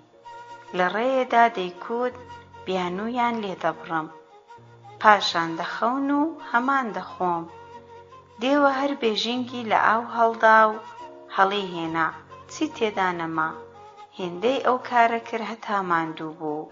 پاشان گەڕاوە لای منداڵان، هەر لە زارکی ئەشکەوتەکە هەرای کرد مام گورنەتەڵە هەرچی دەکەم ئاو لە بێژینگەدا ڕاناوەستێ. مام گورنەتەڵە کوتی دایکی مە کونی بێژینگ بە گەڵادار دەگرێ، پاشان ئاوی پێدێنێ و دەمانداتێ. دێڵە دێو بەرەو گەڵادار هێنان وەڕێکەوت. وردە وردە لە بەرچاون بوو. شەویان بەو فێڵانە تەواو کرد بوو. سپیایی ڕۆژێوە دیار کەوت. مام گورنەتەڵە کوتی منداڵ بە بابەوە و لەبەر مرم، ڕاستەوە بن، ئەوە ڕۆژە ڕێگە بدۆزینەوە و هەتا دێوە ونا با هەڵێین. دەلاقان وەڕێنین و لاقە قوونەی نەجاتدا. ماوەیەک ڕێچکەیان بەست و هەڵاتن، بەسەر چۆمێکدا کەوتن. مام گورنەتەڵە زۆر گەڕا، بە شوێن بواردا جێیەکی دۆزێوە، قوڵاپەی تەڕنە دەکرد. هەموو پەڕینەوە ئەو بەری چۆم. دێوە گەیشتە لێواری چۆم و هەرای لێکردن. ئێوە نانی بەیانی ناخۆن و ماڵاوایی ناکەن؟ مام گورنەتەڵە کوتی بە پەلەین و دەبێ بڕۆین. ئەدی تۆ میوانی ئێمە نابی؟ دێوە دڵی خۆش بوو کە ئەو جار بە خاترجەمی دەیان خوا. هەرای کرد بە کوێدا بپەڕمەوە؟ مام گورنەتەڵە جێیەکی قۆڵی پێنیشاندا. ئەو جێیەی بوار نەبوو. پێی کوت ئێمە دەرپێکەمان دەرێنا و پڕمان کرد لە خەیس و بەو جێیەدا پەڕینەوە. دێوە وای کرد، خۆی لە ئاو هاویشت، دوو جاری بڵقە لە ئاو هێنا و لە نێو کۆمدا خنکا. منداڵەکان بە دایک و بابیان شاد و شکر بوون و کاڵەم دڕا چم پێ نەبڕا. وتمان لە باوەشی گەرمی خەودا ئارام و لەسەرەخۆ پشووی دەچێشێ. چاوەکانی لێگناوە و ڕوخساری منداڵانەی ئەوەندە ڕەزاسووک و مەحسوومە، دەڵێ لە دەستی دێو ڕزگاری هاتووە. دەستی شلوونەرمی لە یەخەی دایکیدا بەسەرێکدا کەوتوون. لە پەنا ناز لە خەوی نازدا، ناسک و نازدار پڕخەیەکی نەرم و سەبریدێ. یای ناز هێدی و لەسەرەخۆ دەستە بچکۆڵەکانی لە یەخەی دەرچێشا، بۆنی پێوە کرد و خستێوە ژێر لێفەکەی خۆی. پاشان لە جێگایەکەی هاتە دەرێ، بە دەنگێکی نەوی بەو جوورەی وتمان وە خەبەر نەیە بە ئەستی کوت کچۆڵەکەم، خەرمانە گوڵان، سبەی نێزوو هەڵدەستین. ئەو خوریانە ئێستا نەشۆراون، ساڵ درەنگە، دەبێ بیان شوێن و ئەو ژنانەی نێودێی بانکەین. بەڵکە بە ڕۆژێک بە شانەمان کرد بە، ئەو ساڵ چمان بۆ نەکراوە. بەرماڵێک و پۆپەشمینێک لە قەدەر ئەو ساڵ باشە، جابەڕە و جەواڵ و لبادیش ئەوی کرا جارێ مەحتەل نین دەستێکی ڕەوڵاتی خەین و بنووین هەتا سبەینێ یا عومر. بازار بەرەو چۆلبوون دەچێ، ماڵ باش ڕۆیی، بازار نەشێوە، سارد و سەوداگەرم بوو. بازار چی؟ مامەلەگەر و چۆدار، تاکولو جێ بازار جێ دێڵن. هیوایە دراوەکانی دەژمێرێ، هێندێک مەڕی لەدار دەدەن، بازێک کەلوپەلیان بە کۆڵەوەیە، ئیواش هەیە کەڵاشەکانی قوڵاغە گرتووە یا سەردرووی کردووەتەوە. سەبەڕەڵڵا یێسک و پرووسکان دەکرۆسنەوە، خێنی جێکەوڵی کوشتار دەلێسنەوە. پەلەو هەلە لە گۆڕێدایە، هەرکەس لە فکری خۆیەتی، هەرکەس لە فکری دزی گای خۆی. ڕێگای ئێستا تۆزی نییە، باران و قوڕەشێلی بەهاری ڕێی وەک مەفرەقی لێ کردووە، مەفرەقی گرێگریە، قوڵکەوتە پۆلکی چووکەی نالەبار، جێسمی کەڵ و گا مەڕ و ماڵات، جێی ناڵی یەکسم، جێپێی وشتر، وەک شوێنی ئیسانێک دەچێ قوونی خست بێتە سەر عەرز. قوڵکە ئاو و گۆمیلکەی قەراقڕێ ویشک بوونەوە، لیتاوی بنەوەیان قەڵش قەڵش و شەقار شەقار بووە. ئەرزی بەهار دەملیشکە، وەکو قەتی لێ نەباری بێ. مێرولە بەرماوی زستانی ڕابردووە دەردەخەن، وردە پوش، کوێزر و بەربا، زیزانە، نووسەنەکە، کوێروەڕەقە، کەپەک، کەپەکی گەنم و جۆ. ئیوایان تێدایە باری لە خۆی قورسترە، ڕاکێش ڕاکێشە، فڕێن فڕێنە. مێرولە ترکانە، مێرولە وردە، مێرولەی باڵدار، هەموو لە گەڕدان، هەموو لە کایەدان. ڕۆژی کارە، جەنگەی هەول و دەولە، دەستی ماندوو لەسەر زگی تێرە. سۆفی جووتێکی گا کڕیوە، قوڵەپێچی کردوون، بەرەو ماڵە. گایەکی قیتە و گایەکی پێڵە، گای بەرنیرن، فێرە جووتن، بە شەرتی کاری کڕیون. ساحیبی پێشووی ناسیاوە، ماڵی دۆستیە، ماڵی کارین. سۆفی بە دەماخە، قنجە، گا لە بەری دەرناچێ، ئەژنۆی نافیزن، پشووی سوار نییە، دڵخۆشە، مەستە و سەرخۆشە. ئەو بازاڕەی وردە ماڵ بەبەرەوە بوو، وڵاغ کەسات. سۆفی بزنەکانی گران فرۆش، گایەکانی هەرزان کڕی. پیاوێکی ڕاستە و ڕاست دێتە ڕێی، ڕاستی ڕەوتی، چەوتی کەوتی. لە گاپێڵە خاترجەم نییە، پێڵە پەسەند نییە. تورکتەنی ئاڵمە پێڵە، ساتمە پێڵە، یانی پێڵە مەکڕە، پێڵە مەفرۆشە. گای پێڵە نابی بکڕی، زۆریان تەپ و سندان کوشتوون، بەڵام ئەگەر کڕیت و بێعەیب لە کار هاتە دەرێ، مەیفرۆشە، پێڵەی بەکار لە هەموو گایەکی باشترە. گاپێڵەی سۆفی گایەکی شەقەدار و تەنگەدار، قاچ و قل و سەر و ملێکی جوانی هەیە، شاخەکانی بە تەنیژجۆی داهاتوونە خوار، چاوی ڕەشە، نووکی لمبۆزی سپیە، ڕەنگی زەردە، بەرواڵەت دەبێ گای چاک بێ. جێنیری لەسەر ملی دیارە. کابرای ساحیبی دەیکوت: سۆفی، بە زامنی کاریت دەدەمێ. ساڵی ئەو ساڵ لە جووتی بەرم نەداون، لاقایشی نەخەنە سەر گاپێڵە، گاقیتە لەگەڵی ناکە. عەیب لە چاوی مندا بێ، لە گاپێڵەدا نییە. لە پێڵەی بەشک نیم، قیتەش وە باڵەستۆی خۆت. گا لەکن خەڵکی کارێ بکا، لەکن تۆ چۆن دەمێنێتەوە. خەڵکی ئەو وڵاتە لە تۆ فێری جووت و گای بوون. ئەو گایانە ئێستاش دوای شێوی ئەو بەهارە قەڵەون. دەکرێ بڵێی ماڵی گۆشتین، ئەگەر عەیبیان هەبا دەمدا بە قەساب.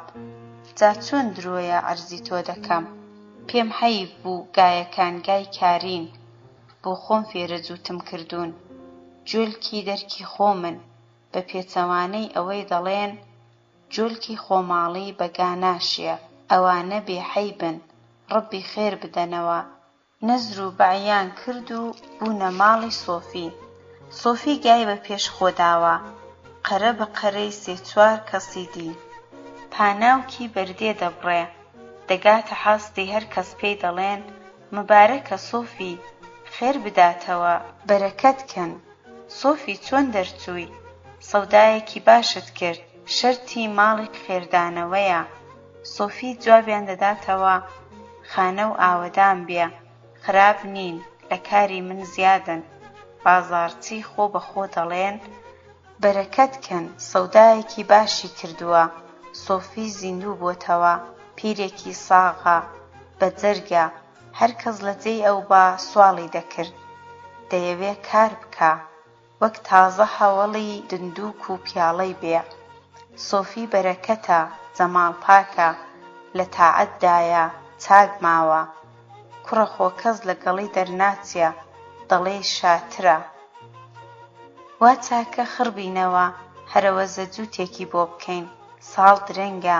بالەی نەبێتە کاڵە شێو غیرەتی ناهێنیە دم خوار کاتەوە بە کەس ناڵێ بۆ خۆمان دەچین سۆفی حەقی لەسەر هەموو کەسە خوا هەڵناگرێت جێی هاوار و بانگان بوو کەی خودا بوو بە کار و بە مشور ماڵخۆش و نانخۆش ئێمەش چش لە ڕۆژە جووتێکی دەکەین بەبێ ئەوەی ئاگای لێبێ یەک دەیکوت ماڵم قەبرە جێی خۆیەتی یەکی تر دەیکوت بابم ئەمن دوو جووتم دێ ئەوەی تریان هەر سێک جووتم دەنێرم گایەکان برسین خاڵیگەیان قوپاوە قەپاڵێک دەکەن سۆفی دایانهێنێتەوە سەرڕێ پەلەی ئەوەیەتی نۆژەکەی نەچێ لە پەنا ماڵە خۆی کەڵ سەرێکی نابا گا بە سەحاتێکی تێر دەخوا وڵات بژوێنە لەوەڕ خۆشە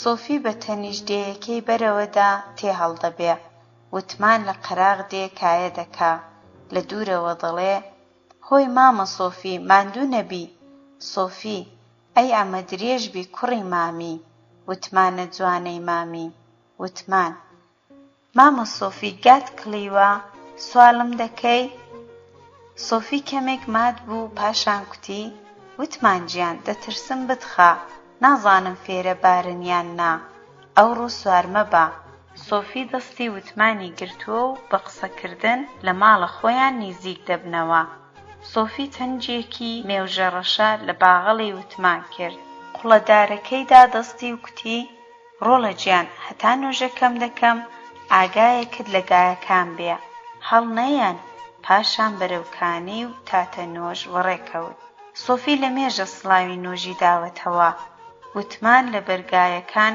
وەک قوڵە سینگ چەقیوە جارجار دەستێکی لە کلکی گاپێڵە دەدا وتمان لە ماڵە خۆیان گای نەدیوە ئەوان پیاوی مەزرایان نییە هەر کوڕی خەڵکی دەدی دەچوونە بەروڵاغان ئەو گایانە بە ئیخۆی دەزانێ ئاخر سۆفی بەوی ئەسپاردووە هەتا نزیک ڕۆژ ئاوا بوون پێیانەوە خافڵا لە پەنایان هەڵبەزی و پاشان کوتی مامە سۆفی ئەمن بڵۆمەوە ماڵێ مامە سۆفی کەی جووتیان پێ دەکەی سۆفی وتمان گیان ڕۆژ درەنگە بڕۆ بادایکت پەرۆژ نەبێ شێو دەبڕم سبەینێ نێر و ئامۆژ ساز دەکەمەوە ئەتۆش وەرەکن مامی خۆت بەیانی وەرە ئەو گایانەم بۆ تۆ کڕیوە تێگەیشتی کوڕی خۆم وتمان مامە سۆفی منیش شێو ببڵێم سۆفی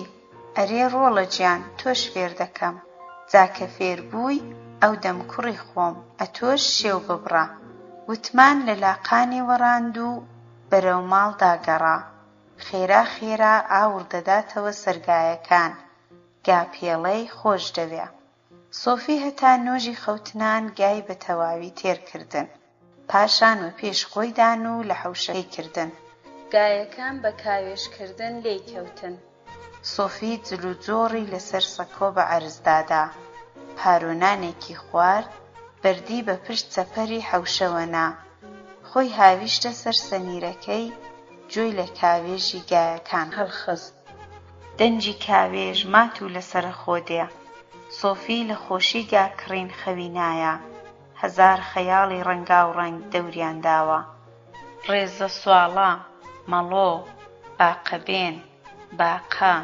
جیشە، خۆیان، خەرمان، لۆدەکە، کوێزر و بەربە، ماڵوسک و بن خەرمان. لەو فکرانەدا سەرخۆش و بەدەماغ جار جار بزەی دێتێ. دەنکە گەنم بەقەد دەنکی تەسبیح گەورەن.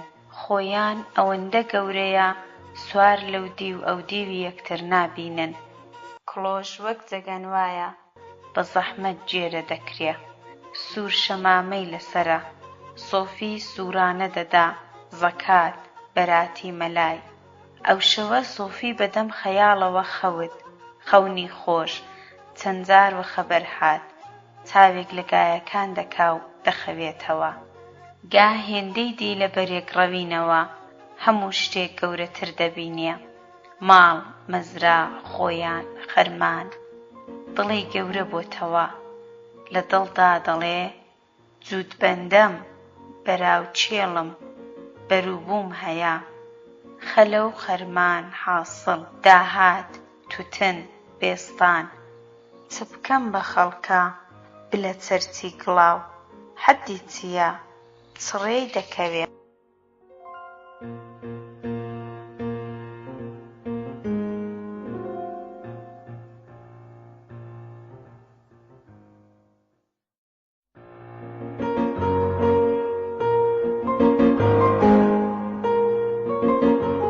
حاوارەبەرە، نووسەر فەتاح ئەمیری، بڕگەی 11. کازیوەی بەیانی سۆفی ڕاستەوە بوو. چاوێکی ڕێگایەکان خشاند، بەرەوکانی وەڕێکەوت. چوست و چالاک، هەنگاوی توند، بیری پیری لێ ناکرێ. سەر ئاو و تاتە نوێژ، بە پەلە گەڕاوە. چەپەری کردەوە و گای هەستاند. دەری کردن، بردنیە ئاوێ. بە مەزرایەوەی نان. موچەی سۆفی لە مێش ساڵە نەچێڵدراوە. قەیاخ، سڵمۆکە، شێفەلەتا، کەلەم کاشوول، سێوەڵووکە، سێوڕا. لەوەڕ لێکی داوە. گا جێژنەیانە. کرمە و هۆڕ و بڕین و پچڕاندنی جیاوگۆڵ ئاهەنگێکی تایبەتی هەیە. ئەو ئاهەنگانە لە گوێی سۆفی خۆش دێ. زۆری کار بەو گایانەیە. ئارەزوەکانی لەو جووتە گایە داخڕ بوونەوە. دنیا لەسەر پشتی گا و ماسیە. لە ئیشکاییدا بژیوی بە کشت و کاڵ بەڕێوە دەچێ و لە دەریایدا بە ماسی. قورسایی کشت و کاڵ لە ئەستۆی گایە. گا لە ژیانی سۆفیدا نەخشی تەواوی هەیە. ئەوەی هەیبوو دای بەو جووتە گایە. ئەوانیش دەبێ هەڵسوڕێنێ. پێیان ڕابگا، تێریان کە، قەڵەویان کە. لەبەر خۆیەوە دەڵێ باج لە باجی ناناڵێنێ. دەبێ وایان لێ بکەم سەر پشتیان لووز لووز بێ. وەک ماسی، تێر نەبن کارم بۆ ناکەن. بەکل چێبن بەکەلکم نایەن. تاو و بان گەرم داهاتووە، وڵات ئارەقی ڕێنیشتووە. وتمان و ئەستی سەبر سەبر بۆ لای سۆفی دێن. ئەستی پرێسکەیەکی بەدەستەوە. سۆفی چەند ڕۆژێکە ئاردیوە ماڵە یای نازناوە. لەگەڵ خۆیان نانی بۆ ئەویش بکەن. نزیک بوونەوە. ئەستی نانەکەیدا بە وتمان و بۆ خۆی گەڕاوە. وتمان پرێسکە بەباشی ناتوانێ. سۆفی بە پێریەوە چوو. لێی وەرگرت. نردۆک نانی گەڵاگەڵا، چەند کولێرەی پەنجە چێژ، کولێرەی بە زەردێنەی هێلکە، بە ڕەشکە و کاخڵی. سۆفی بوختەی کردەوە. بۆنی نان و کولێرەی تازەی بەسەردا هات. کوتی ئای بەخێرێ کوڕی مامی، دایکت دەست و چاوی خۆش بێ، ڕووی سپی بێ. لە بن پۆلەدارێک هەڵتروشکان. وتمان نانی خواردووە. سۆفی کولێرەیەکی دەرکێشا و دەستی کرد بە خواردن. وتمان مامە سۆفی نانی ویشکی؟ سۆفی وتمان گیان قەی ناکا وام پێخۆشە. وتمان دایکم لۆلک و پەنیلی لە نێو خستووە. سۆفی بزەیەکی هاتێ و پێخۆرەکەی لە نێو قەدی نان دەرهێنا. سۆفی گایەکانی بە وتمان ئەسپارد. کەوتە شۆن کەرەسەی پێویست بۆ سازکردنی نیر و ئامور. لەلایەکی حەوشە دەستێک داری کۆن هەڵپەسێراوە. دارەبی، بووز، چنار، سوورە چنار، سەختەدار، سەرەداری ڕەزەڵۆک، هەموو بابەتێکی تێدایە.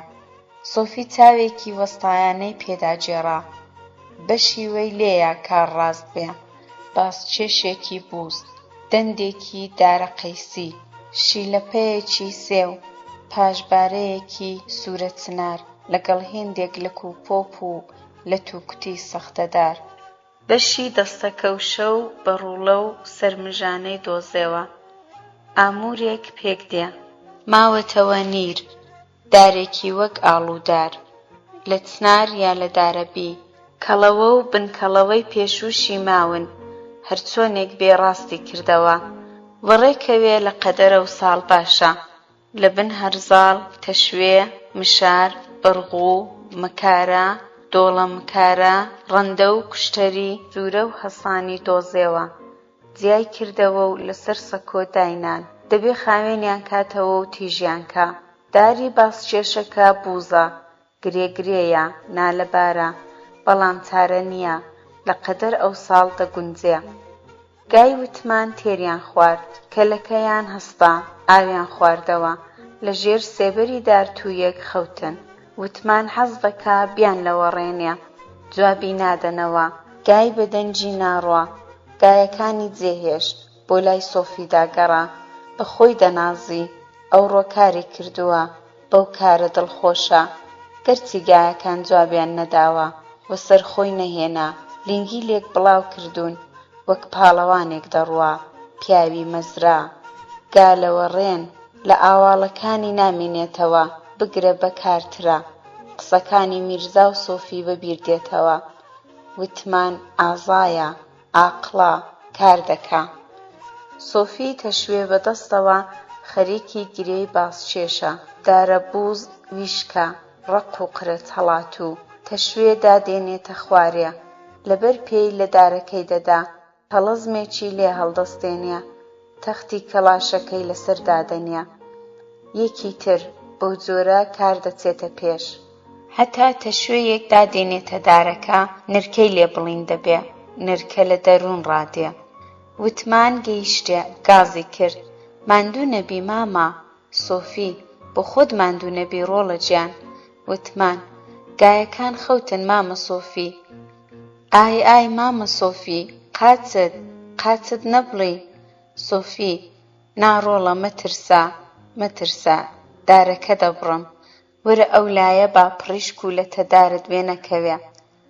وتمان لەسەر سەکۆکە هەڵتووتەکە. سۆفی گرێداری هێناوەتە حاڵ، خەریکە جێبەجێ دەبێ.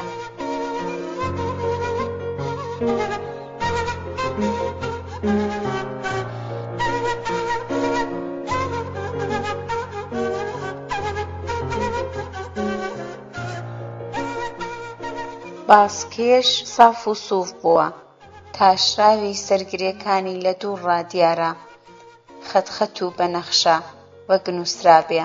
جێی پاشبارە و شیلەپەی بە بڕغوو کون کرد، بە نووکی مکارە وێیان کەوت، گەورەی کردنەوە، 4 قولینچک دایبڕین، بەڕادەی پێویست لای پاشبارەی دادا، لای نیری بۆ سەرمژانە کون کرد، 2 کون بە مابەینی قولانجێک. داردەندی سەر و بن کرد، بارەکەی دۆزێوە، لە هەوەڕا بۆ دەندی بڕیبۆوە، 4 پاڵۆی کرد، پێوای، نووکەکەی تاشی، گاسنی تێکرد، کونی شیلەپە و پاشبارەی دابڕی. کۆلکە قەیسی ڕەنگی خەنەیە، سوور، نەخشین، دەندەکە زۆر جوان هاتۆتە دەرێ. سۆفی دارتاشی لەبیر نەچۆتەوە، شیلەپەی دارە سێو دەتاشیە، بە کەیفی نییە، پێی باش نییە، دەکەوێتە سۆراغی پاشبارە و دەستەکەوشە. ئەوان لە چناری جەوهەردارن، قایمن، تەڵەز نادەن، لووسن، دەست دەپارێزن. لە کاری وان سەرخۆشە، زوو تەواوی دەکا، تەنیا بەڕوولە ماوە. دەند و باسکێشی بەسەر کرد، شیلەپەی بە بڕغوو کون کرد، بەڕوولەی لێدا، لوولێنەیەکی ئاو پێدا کرد، هەرمەبارەکی دەوێ، ئامور عەیبی نییە، نە شەیتانی نە ڕەحمانی، نە خوار نە هێز، نە ڕژدا نە ماڵ و بابەتە، دەند و باس چێش وەها جووتە مووی نابوێرێ. گاستنی بەسەر کرد، هەڵی پەسارد و لە دوورڕا چاوێکی لێ کرد بە چاوی گاکڕین. وتمان لە سۆفیدا غەرقە، بە دڵ خۆشی دەوێ، بە ئازای دەزانێ، پێی عاقڵە، پێی بە سەلیقەیە، ڕوو لە سۆفی دەکا. مامە سۆفی، تۆ عاقڵی، تۆ کوڵی چاکی. سۆفی: بارەکەڵڵا وتمان، تۆش عاقڵی، تۆش کوڕی چاکی. هەڵێ سەرێک لە گایەکان بدە و وەرەوە، نانی دەخۆین، زوو بە کوڕانم، 1000 ساڵ بی، ئەمە درێژ بی، دەبڕۆ کوڕانم، ئازا ئازا. وتمان قوڵەداری بەدەستەوە هەڕای کردە لای گایەکان. گایەکان لە جێی خۆیانن، نەبزووتون، بە پەلە گەڕاوە. سۆفی دەست و چاوی شوت، کەوڵی لەسەر سەکۆ ڕاخست. جامێکی دۆ لە دۆدانەی بەتاڵ کرد، کولێرەی پەنجەچێش، پەنیر، لۆرگ، سفرەی ڕازاندەوە. 3-4 هێلکەی لەسەر ئاوردانا بوو، ئەویشی هێنا، گەرم گەرم. دەست نەیدەوێرایە، دەنگێکی هێنا دەرێ، لەسەر کەوڵەکە سووڕاندی. وتمان هەرای کرد: مامە سۆفی، خولخولە دەسووڵێنی؟ سۆفی: نا کوڕم، بزانم کوڵاوە یان نا، ئەگەر کوڵا بێ باش دەسووڕێ. وتمان: مامە گیان، کایەی پێ بکە، بیسوولێنە. نانی نیوەڕۆ بە ئاسوودەیی خورا. سۆفی کەوڵی پێچاوە و وەلاینا، ڕاکشا سەرخەوێک بشکێنێ. وتمان یاری ڕۆیەوە بۆ لای گایەکان. سۆفی دارنیری ڕاکێشاوە، دارە چنارە، پێوای، بە مشار بڕێوە، ئەوسەری پەل کرد، ڕەندە و کوشتەری پێداهێنا. تەلاشی هەڵوێزندراو، 1-2 یەکدا لە نووکی ڕەندە و لە کونی تیغە دەکەونە خوار. بەرپێی سۆفی کۆیەکی تەلاژ لێیە، هێندێک بۆر و بازێک سپی، لولە دەبن و دەکەونە سەرێک. سۆفی دارنیری وا تاشی وەک بە خرتی گەڕابێ. حەولی ئەوەیە هەردوو لای بەقەد یەک بێ، ملی گا نەئەنجێوێ، خوار نەبێ، هێندەشی باریک نەکا. لە 6 جێیان بوڕغی لێدا، 4 کون بۆ کەڵەوە، 2 کون لە نێوەڕاستی نیرەکە بۆ نێونیرە، گاجێڕەوەشی بۆ دانا. نیر سازە، کەڵەوە و بنکەڵەوە، قایش و بۆسە لە مێژە لەسەر هەرزاڵن. ئەوانی هەیە لە دڵەخۆیدا دەڵێ: سبەینێ زوو بە هەوێی خوڵای دەچمە جووتێ، ساڵ درەنگە. ئێوارەیە، میسێ بە سەران کشاوە، گا تێرن. وتمان بە کەیفە. سۆفی لەو کارە گرانە بۆتەوە، ماوێتی کاڵە هەڵبەستن، جووت کاڵەی دەوێ، جووتێک بۆ خۆی، جووتێک بۆ وتمان. هەرا لە وتمان دەکا: کوڕانم، وەرەوە، دەی زوو کوڕانم، وەرە لێیان گەڕێ، کارم پێتە. 2 ڕۆژە زوێڵە چەرمی لە ئاوناوە، وەک مۆسکی بەهاران نەرم و شل بۆتەوە. بە چەقو ڕایدێنێ، 4 لەت، 2یان بۆ وتمان، 2 دیکە بۆ خۆی. وتمان هاتۆتەوە. سۆفی بنپیلی دەگرێ، لەسەر سەکۆی دادەنێ، لە تەچەرمی لەژێر پێی دەنێ، قالبی دەگرێ. قەراخ و بیجاخ و خواروخێچی چەرمەکە بە نووکی چەقو ڕادێنێ، کونی دەکا و بنبەنی تێ هەڵدەچێشێ، پاشان بەسەربەن دەیچنێ. بۆ هەر لینگە کاڵەیەک 2 ئاڵقەی بەن لە خوار جۆزینگی دادەنێ. 2 تاڵبەنی جۆبۆوە لەسەربەن لەو ئاڵقانە ڕۆدەکا.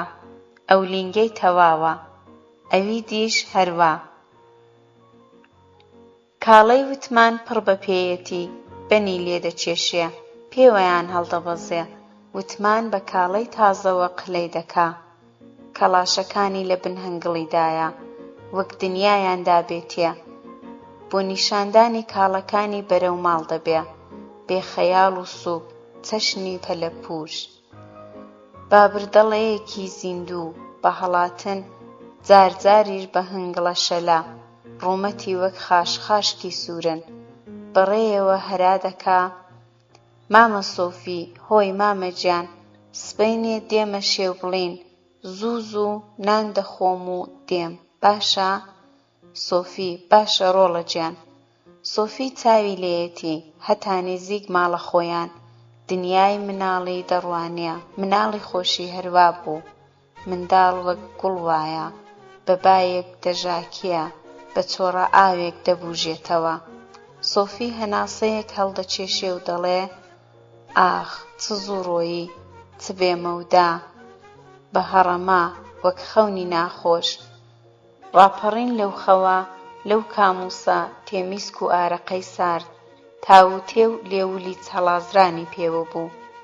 با بچمە لای گایەکان هەتا ماوم کار دەکەم با دنیاژ وەک خەونی ناخۆش چاوگەرم بوون و ڕاتەنینێک بێ.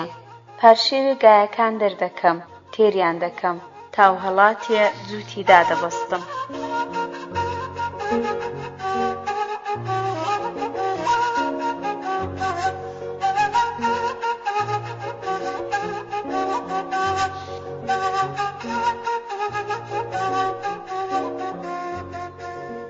سۆفی خەریکی جووت دابەستنە لەولای زەوێکەڕا هەرەوەستی سەروە دەردەنێن. سۆفی سەری سوڕماوە قەرارێکی وای نەبوو بە کەسی نەکتووە. ئەی چۆن چێ ئەو کارەی کردووە؟ هاتن ئەوەی جووتەگایەکی هەیە لەوێیە حاجی جووتەکانی ناردووە بۆ خۆشی هاتووە. دێتە لای سۆفی سڵاو و ماندوو نەبینی ڕووی تێدەکا و دەڵێ سۆفی ئەو هەرەوەزە من پێکم نەهێناوە خەڵکەکە بە منیان کوت منیش جووتەکانم نارد. حاجی ژنیش هاتووە لە ماڵی خەریکی چێشت سازکردنە. گایەکانت خێر بدەنەوە گای چاکن پێم خۆشە سەودایەکی باشت کردووە. جووت دابەسترا هۆگان دامەزرا هەڵایەکە خۆشەوە نەبێ. زەویان لە فرچکان گرتووە لە هەموو لایان ڕاهۆهۆیە. جووت خۆشە شی لە شێو نییە بەڵام ناشبێتە کاڵە شێو. گڵ هەڵدەوەرێت گاسن قوڕی دەگرێ. جووتێر شێوەکە بێپەلە دەچێڵن بە دڵسۆزی جووتی خۆماڵی. خەڵک بە مەیلی خۆی هاتووە بەڕوودا نەکەوتون. سۆفی لە خۆشییان دڵی پڕ بووە. چاکەی سۆفی لە چاواندا ماوە ئێستاش لەسەر دڵانە لەبیر نەچووەتەوە. فەقیری گولی نەکردووە. ئەو هەرەوەزە هێندەی دی سۆفی زیندوو کردەوە تێگەیش خەڵک قەدری دەگرێ. حاڵی بوو پیاوەتی کاری خۆی کردووە بە تایبەتی گایەکانی خۆی پێکارخۆش و تند و تۆڵن دڵی بەوەش خۆشە. وتمان گەیوەتیە لە پەنا سۆفی پێ بە پێی گایەکان دەڕوا. گاسن دڵی زەوی هەڵدەدڕێ گڵ لە بەرێک هەڵدەوەشێ بە هەردوو گلای دەندەکەدا دێتە خوار. شی لە پا ڕێژە زەوی بورە بۆشە گاگیری نییە. باڵندە و سێر و پۆل و دەستە دەستە شێوەردی تازە دەپشکنن. شێوی نوێ ڕەنجی مێخەک دەدا بۆن خۆش بۆ خاو بۆنی گڵە سوور بۆنی ئاشنای لە مێژینە. دەنجی هۆهۆهۆ وەحا وەرەوە بابم دەنگەدەنگ تەقەی نەقیزە زرنگەی مەساسە شەقەی خەرەزەن. سۆفی مەستی سەرکەوتن کردووە. وتمان دەڵێ مامە سۆفی شێوەکە هەموو دەبڵن تەواو دەبێ ئەی پاشان شێو نابڵی؟ مامە سۆفی کاڵەکانم لێ ناستێنێوە. سۆفی باوەشی پێدا کردووە. وتمانی لە ئامێزی گەرمیدا شاردوێتەوە دەلەرزێ دەکوڵێ لە تووپەت بە گریانەوە دەڵێ ناڕۆڵە گیان ناوتمانە ئاقڵەکەم ئیدیشت بۆ هەڵدەبەستم کاڵەی دیش هەمیشە. وتمان مامە سۆفی عەزە دەیکوت خلەش دەیکوت ئەتۆ باوکت نییە سەلەخۆلەی کایەت لەگەڵ ناکەین. مامە سۆفی تۆ باوکی من دەبی؟ باشە مامە سۆفی. سۆفی ئەرێ کوڕم من باوکی تۆ دەبم تۆش کوڕی من. ئاخر منیش کوڕم هەبوو کوڕەکەی منیش وەک تۆ دەستی چووکە بوون ڕەزا خۆش چاوڕەش سەرخڕ ئەرێ کوڕم من باوکی تۆ دەبم هەمیشە هەمیشە. لە مێژە سۆفی وتمان خافڵاون حاجی حەمە دەستی کردۆ بە زەوی چێڵان گایەکان بە گای کاری دەزانێ جوتێر نایانگاتێ ئامورەکە خۆشدەستە هێز نییە ڕژ نییە ماڵ نییە بابەتە و حاجی لە هەمان ڕازێ.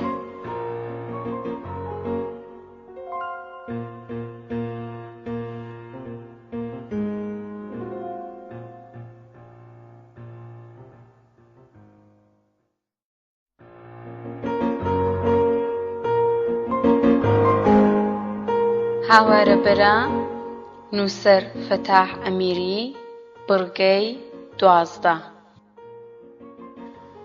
مانگی گەلاوێژە شەو درەنگانە ئەستێرە یەک ڕادەخشن بەرە بەبەرە ئاسمان لە چاوتروکان دەکەوێ ڕێی کاکێشان چۆل و چۆلتر دەبێ سیوەیل دیار نییە زووزە نەبێک ڕاخوشی هەوا فێنکە شیبا هەڵی کردووە مەڕ شەو بەچێوە شوانە تەنیایە لە ئەستێرەی لەیل و مەجنون دەڕوانێ چاوی لە ئاسمان بڕیوە دوور دوور دەڕوانێ کۆ و تەرازوو حەوتەوانە ئەستێرەی ورد و دوور ئەستێرەی گەش لە دڵە خۆدا دەڵێ خۆیە ئەستێرە چییە؟ دەڵێن ئەستێرەی لەیلی و مەجنون ساڵێ جارێکی وێک دەکەون لەو کاتەدا بڵێ بیان بینم بیستومە لە خۆرانەیان کوتۆ دەڵێن لەو وەختەدا کە لەیلی و مەجنون دەگەنە کنیەک یەکتر لە ئامێز دەگرن هەر کەس بیان بینێ هەر مەخسوودێکی هەیەتی حاصل دەبێ سەیر دەبوو بیان بینم ئەرێ بڵێ وابێ بیستومە مەجنون شێت بووە شێتولکە ڕەنگە وابێ ئەمن چاک لەوەی دەگەم ڕەنگە دەست کورد بوو بێ لەیلی کچە دەوڵەمەند بۆ و مەجنون کوڕە فەقیر بەیتەکەشم بیستووە مەجنون حەڕەب بۆ یەکی ڕەشی درێژی قون هەڵدڕاو جێژ و حۆل وەک کەڵ هەڵی هاویشت بێ لەق و لاواز پیاو دیبایەی زەندەقی دەچوو لە بەیتەکەیدا دەڵێ هەر دەچوو لە بن کەندەڵانی ئاودڕ و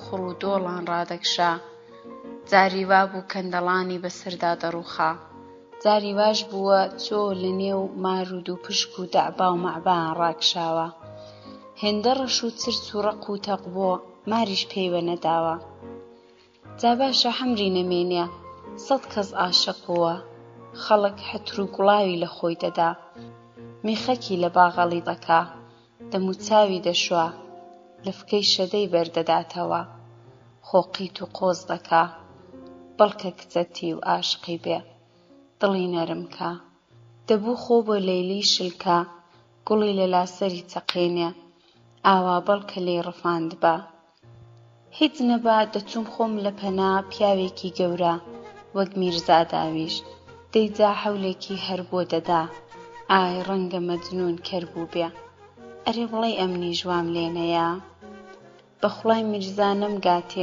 ئەمنی ژوام لێ دێ لەو خوڕ و دۆڵەی داون دەبم ماریش پێم وەدەدەن تووکی سەرم با دەیبا کوڕە میرزا پیاوی درۆ نییە شەرمیش لە من ناکا بۆم دەستێنێ دنیا و حالم خراپێ ئەدی هاتوو جوابی میرزایان نەداوە کوڕەجا چۆن جوابی نادەنەوە حەڕەب دوای خۆشەویست و ئیمامەکان و هێندێکی دی کوا پیاوی وەک میرزایان بووە میرزا کەڵە دیوان دڕە نێرە پیاوە جا دایدەنێم داروبەر جۆی کەڕ بێ خوڵا ئەو ڕۆژەی نەهێنێ و وا نەبوو میرزاش چی پێ نەکرا دەیجا خۆ ئەمن نەبوومە ئەو مەجنونە جێلا وەڵڵاهی شەرد بێ مۆرەی محەممەدی خەنجەرێکی لەسەر دڵی ئەو هەتیوەی دەم حەیاتی ڕەشی لێ بستێنم کوڕەجا چۆن ئەدی قەت دەچمە بن کەندەڵانان نەوەڵڵا ئەوەندەم پێدەکرێت دەستگیرانی خەزاڵ هەر کەس بێ بیکوژم لە لای ڕۆژهەڵات کاروان کوژە سەروە دەردەنێ جوانە لە دڵی شوانەدا وەک چاوی خەزاڵ جوانە نانا ناگاتە چاوی ئەو کاروان کوژە موچوڕکی پێداهێنا لە تەمەنی لاویدا بەژەکی ژان و ژاراوی ئیحساسی سەرکوت کراو مێژراوە ئەوین شەو و خەو شەمیش پرزە و شێوا و شڵەژاوی تەمەنی ئەویان پێشێل و لەجەر کردۆ بەقەد هەودایەک مووی کاڵ هومێت ئەو شەمەی ڕاگرتووە ئەو بپسێ ئەویش لە سووتان دەکەوێ لە ئەشکەوتی سەرەوەی شاخ مارێک دەخوێنێ ماری تولەیە دەنگی جوڵانەوەی بەرخەبەبەی مەودای دووری شاخ دەبڕێ وەها نەرم دەخوێنێ کەس وەهمی پێوەدانی ناکا نزم و ئارام نەرم و نەوی ئاشقەیە هەرای ماشقە دەکا دڵەی ئارەزووی لێک هاڵانی کردووە لێک هاڵێن و پاپوکە بخۆنەوە هاواری مارێکی تولەی تەنیایە لایلایەی نیوە شەوە بانگێشتنی باوەشی ئاوەڵایە بۆ خەو بۆقێک دەقڕێنێ بابردەڵەیەک خشپەی دێ وەها سووکە شیبا دەیڕفێنێ پۆلە گڕاڵکێک دەلەرزێتەوە سریوەیەکی وشک و سەبری لێ هەڵدەستێ قانگەلاشێک سیڕەیەکی مات و خنکاوی لێدێ دەنگ لە باوەشی بێدەنگیدا ئارامی گرتووە بەرزایی حەوشەمەڕ گابەردێکی زلەی لێیە لایەکی بەردەکە پنج پنج و مۆر مۆر خەنەتیلکەی گرتووە شوانە دەستی بەسەردا دەچێشیە هەر دەستی لە پۆلێک خەنەتیلکە گوێستەوە ساردایی بەردەکە هەستەکە بەرد گەرمای ڕۆژی لە لەش چۆتە دەرێ سارد و ڕەقە ئەو بەردە گەرچی ساردە بەڵام زۆر شەوان لەشی هیلاکی شوانە لە پەنایدا حەساوەتەوە گابرد بەسەر حەوشەکەدا سوارە مێگەل وەک بەری دەست لە بەرچاوێتی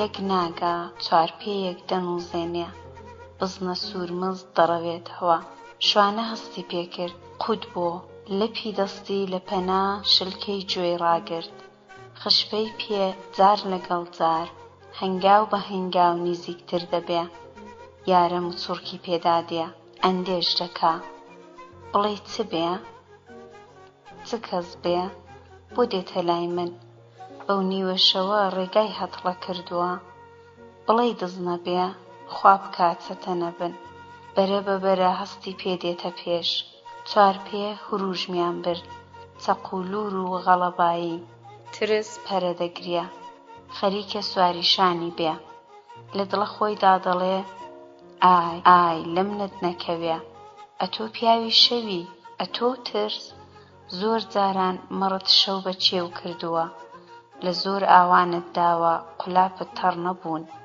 بابێنە پێشێ یا خوڵا بە من دەدا یا بەوان ئەو گۆپاڵە خەنجەرەکەم کەڵ لەبەر شان و باهۆم خۆ ناگرێ شەکە خەزاڵ جا چۆن دەیدەم بە خەڵک نابەخوا ئەو هی خۆمە لەبەری دەمرم لەگەڵی دەمرم مەرگم ڕەپێشی مەرگی کەوێ گورگ هاتووە جوێنی بخوا شەکە چاو بەزەکەی خۆم نەرم و نۆڵەکەم 7 ساڵت بە دوو دەکەوم مەگەر بمرم دەنا بە کەست نادەم بدبەنە گەرمێنێ دەتدۆزمەوە چەتە لە سەگەکان بێحەیاترن کەر بە پلار داوێن ملهوڕن بۆ گەنیان دێ پیا و کوژ بێشەرم ڕوو هەڵماڵاو بێشەڕەف بێ ئابڕوو پیاوەتی لە زاتیاندا نییە خوانەناس بێبەزەیی چێوی هەست و ئیحساس لەوانەدا مردووە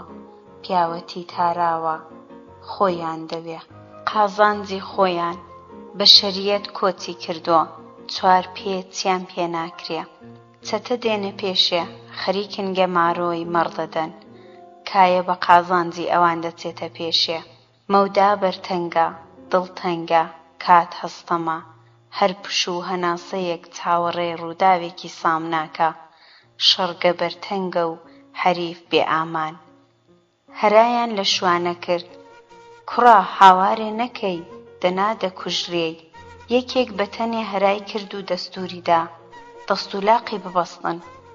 شوانە وەختی بەرتەنگە لە کەمترین کاتدا دەبێ ساغ بێتەوە. هاوار بکەم دەنگم بەکوێ دەگا. لە دڵە خۆیدا کوتی ئەوان زۆرن، تفەنگیان پێیە، لە گیانی خۆیان بوردوون، گاڵتە نییە، کێشەی مان و نەمانە. دەبێ بیان خافڵێنم بە هەر بارێک بێ بە شمشاڵ. خەزاڵ لە شمشاڵەکەم دەگا بەڵکە نەخەوت بێ. تان و تی لە خۆیدا ئازایەتی پشوویەکە نەکەی پیاوەتی لە دەست مەدا. ئابڕووت دەچێ لە لای خەزاڵ لە لای خەڵک وریابە. خۆڵا لە سوڵتان مەحموودی گەورەترە. یەکی سمێڵ ئەستووری چاودەرپەڕی و هاتە لای. کوڕە دەستت بێنە، چورتەت نەیە، لێوت برینجەی بکە ساردت دەکەمەوە. شوانە خۆی فەقیر کردووە بە پاڕانەوە دەڵێ خۆ کەس لە وڵاتە باشار و ناکە. ئەمنی ڕەبن چم لە دەست دێ، چم پێ دەکرێ. خۆ من باڵم نییە، بۆچی دەستم دەبەستی؟ هەڵاتم جوڵامەوە هاوارم کرد بەو تفەنگە بمکوژە، بەڵام سمێڵ ئەستوور کوتی بەڵام چی؟ شوانە تەنیا تکایەکم هەیە، دەستم مەبەستن. ئەو شەکە خەزاڵەی لە پەنام کەوتووە هی خۆمە، خۆشم دەوێ، خۆم پێگرتووە. لێم گەڕێن هەتا ئێوە کەمێک شیر دەخۆنەوە، تاوێکی شمشاڵ بۆ لێدەم. لە ساوایێوە لێم جیا نەبۆتەوە، خۆم پێگرتووە.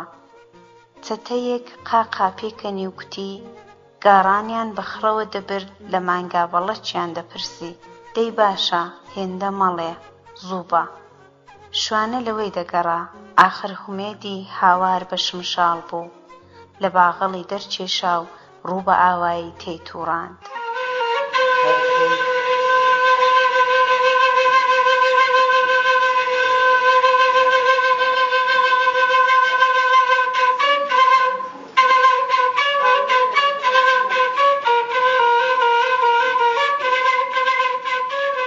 بە هەموو هێز و توانایەوە هاوارێ دەکا.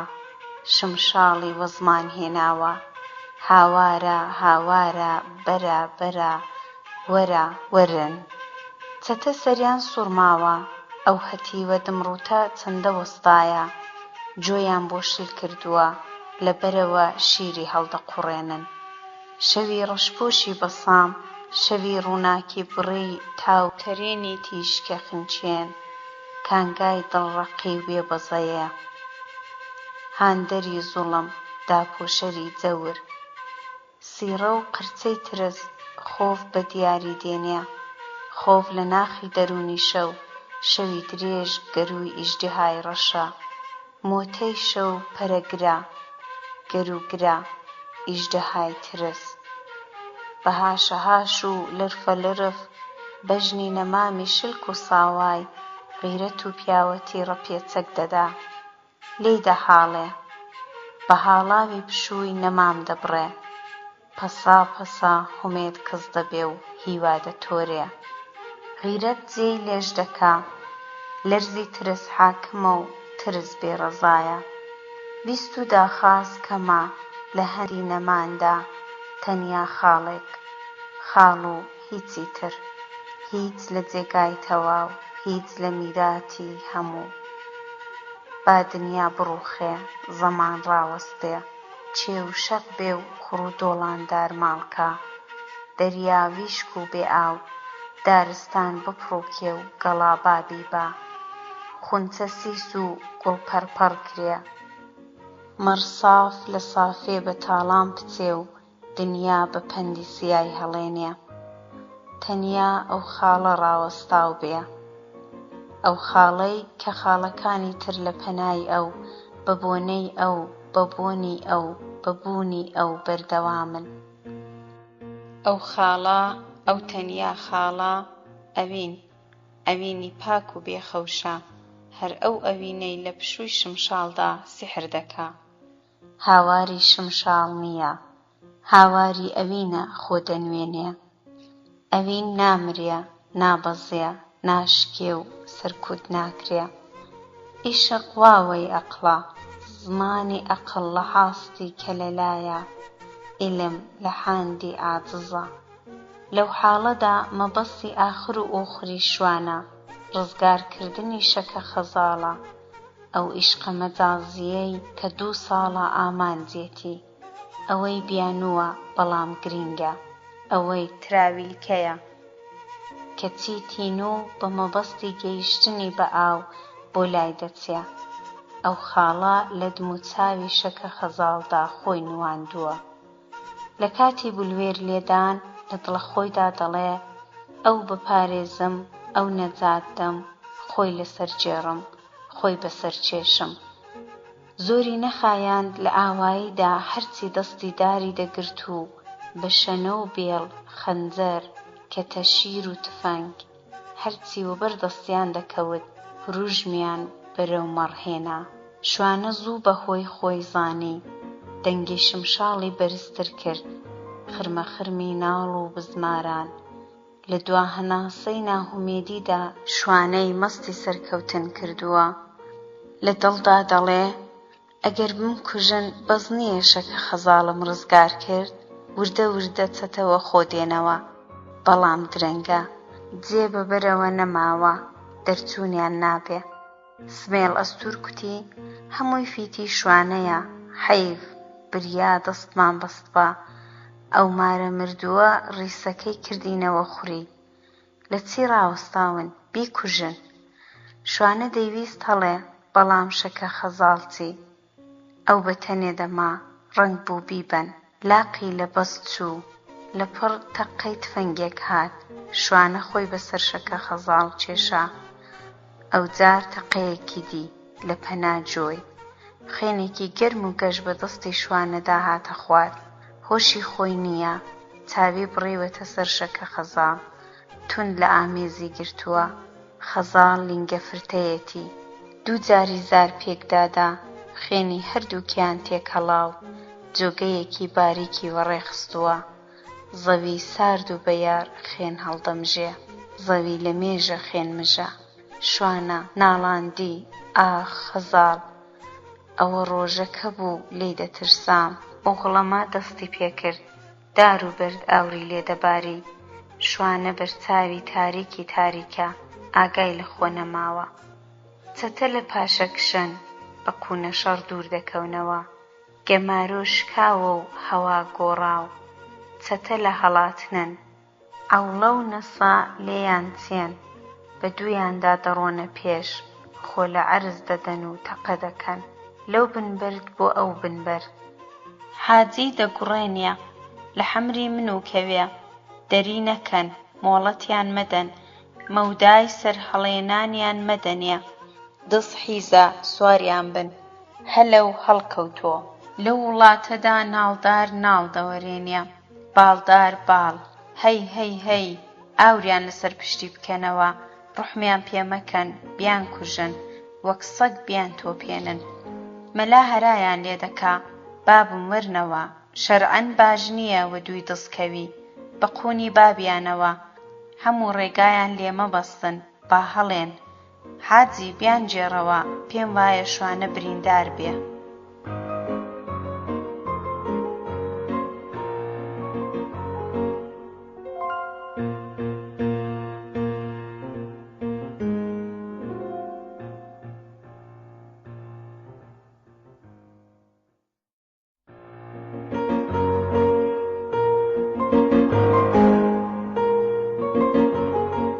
هاوارەبەرە نووسەر فەتاح ئەمیری بڕگەی 13 خەڵکەکە لە دەوری شوانە کۆبوونەوە شوانە بێهۆشە خێن وەکو کانی لە باسکی هەڵدەقوڵێ خێن لەبەر پێی بۆتە دەڵەما وەک لە تەجەرێک دەچێ مەیوە لیچقا شوانە ڕەنگی بەڕوویەوە نەماوە وەک جاوی گازڕ کراو زەردە ئارەقەیەکی ساردی لە نێو چاوان نیشتووە شمشاڵەکەی لە لایەکی لە خێنگەوزیوە 3-4 کەس جەندەکی شوانە لەسەر کەلاکی شەکە خەزاڵ هەڵدەپچڕن شەکە خەزاڵ مندار بۆتەوە قۆڵی شوانە بریندارە برین دیواودەرە گولەوە باسکی شوانە کەوتووە چۆتە دەریا کەلەی سەری شەکە خەزاڵی هەڵگرتووە برینی شوانەیان بە شەدەکەی بەست یەکێک بە سواری تەقلەقووت چۆتەوە نێودێ چۆ دارەمەیت بێنێ قوڵە نێردیوان چەپەر هەرچی هەبێ مەڕ لە حەوشە مەڕدا پۆل پۆل بووە بە تەقەی تفەنگ سەری لەبەر یەکناوە بە سێ چوار کەسان بە زۆری خڕی دەکەنەوە و پێش خۆیانی دەدەن تەرمی نیوە زیندوی شوانە بە کەژوو لە دارەمەیت هەڵدەبەستن بەرەو ئاوایی وەڕێدەکەون پارشێوێکی درەنگە سیوادی ڕۆژێوە دیار نەکەوتووە بۆنی بەیان دێ لە هەندە مەلابانگدانێدایە مەیدانە ئەسپێک ماوە بگەنە دێی خەزاڵ بە خۆڕنین و قوڕپێوان بە پیریانەوە دێ بەبێ ئەوەی ئاگای لە خۆبێ دەقیژێنێ دەگری و دەبارێنێ و دەڵێ سەڵاو قەت کەسم نەما دەی بابانم خراپ بوو بریا دەنگم نەکرد بە زمانم بە بڕینچێ جەرگم ڕەش بێ شوانە وەک خەونێکی ئاڵۆز لە توپەت کەڕەت کەڕەت گوێی لە دەنگی خەزاڵ دەبێ جارجار گوێی لێیە دەیەوێ قسەیەک بکە بەڵام هێزی نییە خەزاڵ سەر و بسکی دەڕنێتەوە دەیهاوێتە سەر دارەمەیت خۆڵ و خاکی سەرڕێ بەسەری دادەکا زمان لە عەرزی دەخا سینگ دەکوتێ هاوار دەکا پرچ و کەزیەی تێکەڵ بووە ئاوی لە ئاوەڕۆیە دەرکردووە دەستی ڕوو بووە پەتەی کەوتۆتە سەر ئاوێ خۆی لە تەپڵی بێعاری داوە هەرا دەکا یارەی جوانە مەرگم شەرتە 7 ساڵت کۆتەڵ بۆ بجێڕم شەرتە پرچی سپی لە ماڵە بابم بخۆێنمەوە شەرتە پاوان و قەدەغەی تۆ بە پنج و مۆر بەرمە ژێر خاک شەرتە دوای تۆ حەڵاڵی دنیام لێ حەرام بێ ئەوڵا کە چاوەڕێی ئەو هات و هاوارەی لە خەزاڵ نەدەکرد وەک براو باب و خەڵکەکەی دی سەری لەو کارە ساتە جێژ و وڕماوە لە پەنایەکی تێی ڕاخوڕاند و لێی ڕەبادا و کوتی بێدەنگ بە هەی قەرەت زمانت گرێدا دەرێ بابانت خراپێ نەمردووە بریندارە حاجیژن لەگەڵ سێ چوار پڕ و پیرێژنی نێودێ گەیشتنێ خەزاڵیان قۆڵ گرت و بەرەو ماڵ ڕەکێشیان کرد بەری بەیانی بەر لەوەی سۆفی بگاتێ حەچیمیان لەسەر حازر کرد حەچیم برینەکەی برژاندەوە و بەستی حەکیم دەیکوت برینەکەی زۆر نییە هیلاک نییە بەڵام خێنێکی زۆری لەبەر ڕۆیوە دەبێت جەرگی حەیوانی دەخواردن خاوێن ڕایگرن برینەکەی وە بن نەدا جەحێڵە زوو خۆ دەگرێتەوە شکور بەخێر گوزەراوە خودا داوێتەوە خەزاڵ گوێی لێیە مات و بێدەنگە بە خۆی داشکاوەتەوە قاوەڵتونە ماڵی حاجی وەک جێ بازار هەرجمەی دێ شوانە چاوی هەڵێناوە دەستە دەستا ژن و پیاو دێنە لای ئیوایە ماچی دەکا ئیوایە دوعای بۆ دەکا بازێک هەواڵی دەپرسن شوانە ڕێز و حورمەتی پێدراوە بە چاوی ڕێزەوە چاوی لێ دەکرێ وەک پاڵەوانێک وەک پیاوێکی گەورە حەیس و باس و بەیت و باوی شەوی تەقەکە لە ئاوایی و دێیەکانی دەور و پشت وەک بۆم تەقیوە باسی ئەو شەوەیە دەنگۆ زۆر و زەوەندە ئەوەندەی بیر ڕۆیوە هەر کەسەی بە جۆرێک هەموو چەشنە بۆ چوونێک زۆر کەس پێیان وایە شەوی تەقەکە خەزاڵ لە لای یارە بووە خۆی دزیوەتەوە گەیوەتە ماڵێ و خەبەری داوە کەس چی نەدیوە هەر کوتەیە بازاڕی درۆ و دەلەسە گەرمە شەوچەلەی شەوانە و خەڵک لە تاریکیدا دێ و دەنگۆ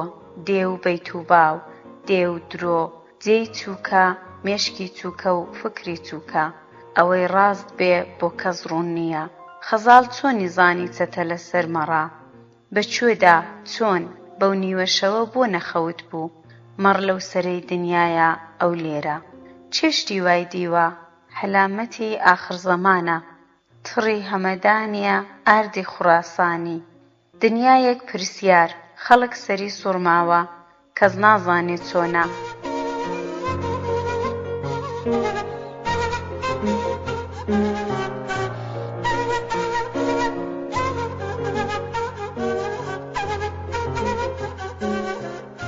لە ماڵی یایناز هەڵڵایە خوڕی بە شانە دەکریا، سێ چوارێک لەبەر شانە دانیشتوون، چەنەیان گەرمدا هاتووە.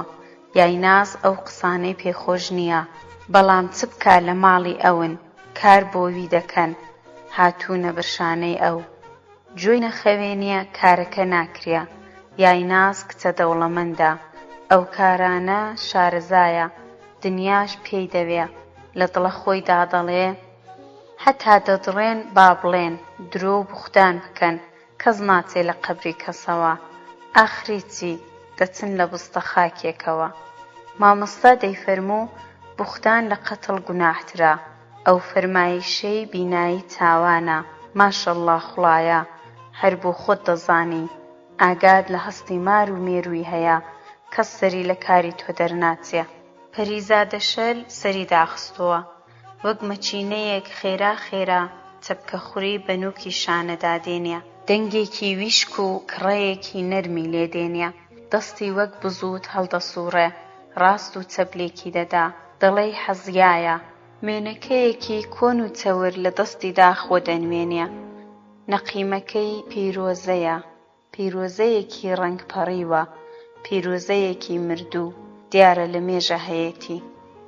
چەپکێک خوڕی سەرشانە داوێتە نێو بێژینگ بە هەناسەیەکی بەدرۆ، دەڵێ چمان دی و چمان چاو پێکەوت.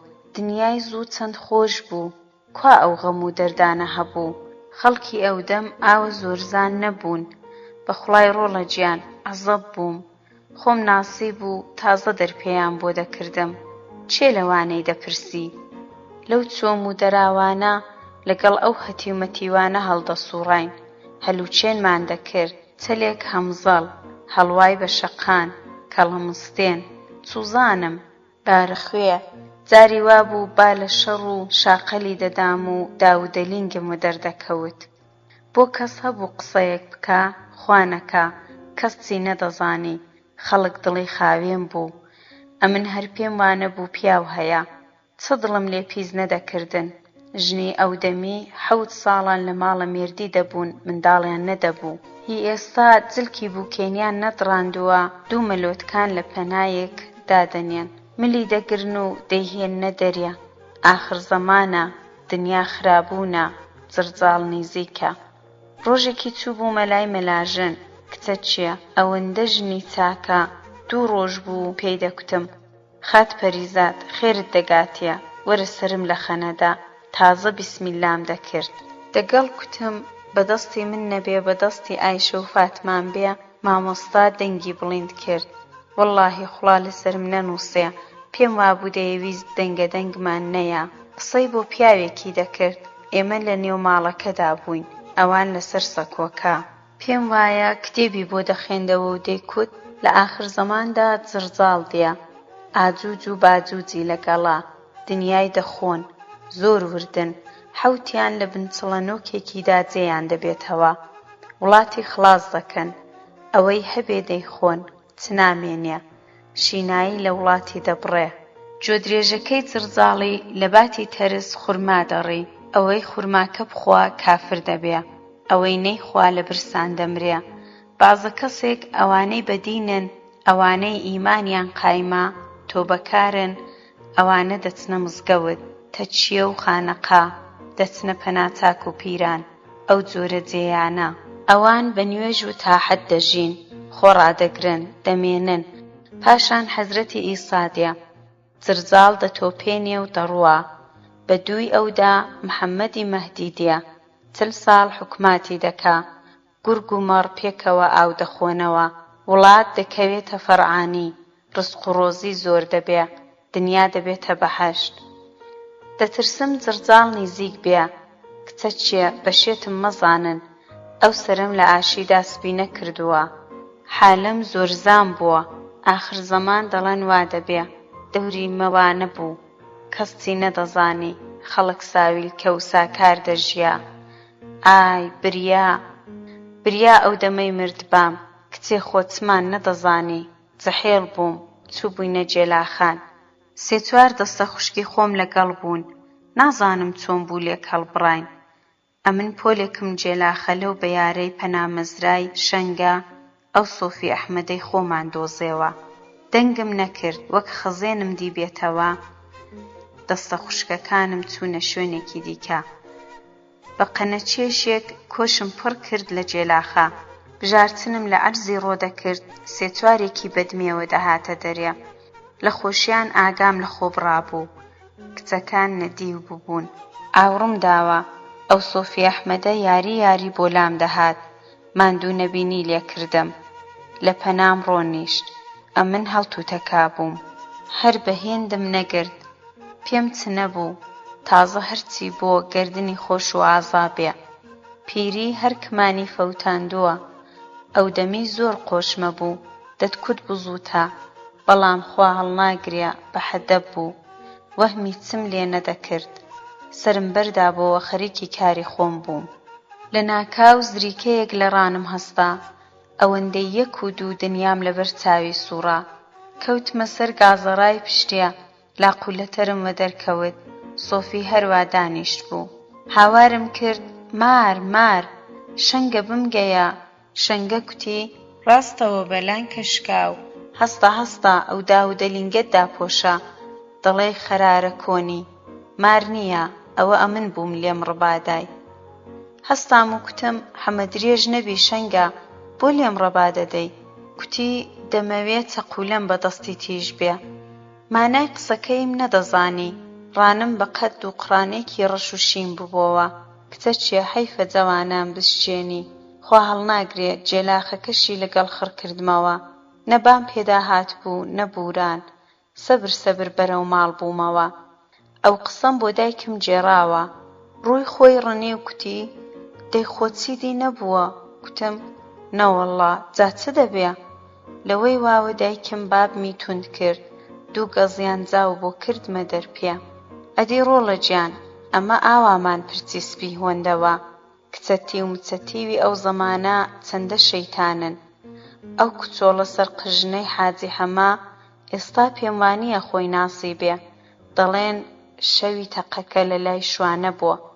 سوزانم خوا پێم نەگریە، خوڵایە گیان لەسەر منی نەنووسی. زۆر شتی دیش دەڵێن، ئیشەڵڵا درۆیە. بەڵکەم ئەو درۆیەیان هەڵبەست بێ، دڵی میرزای لێ ساردکەنەوە. ئاخر بیستومە میرزا بە هەویایەتی، خوا ئاگاداری هەموو شتێکە. سوزانم شەیتان زاڵمە و ئافرەت جێی بەقانیە، هەتیوەکەش قیت و قۆزە. وەک کوڕی قەراڵی فەڕەنگ گوڵ بە لابار هەڵناگرێ، شک دەپەڕێتە سەری. ئێمەش لە تاریکایی داین. نازم و چوورچێکی پێداهات، چی نەمابوو دەستی بە شانە کونکە، وەک بێی زەرد بەڵام زمانی خۆی گرێدا.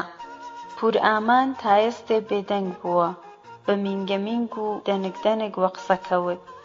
ئەوە دەڵێ چی خات پەریزاد، ئەو هەویرە ئاوی زۆر دەبا.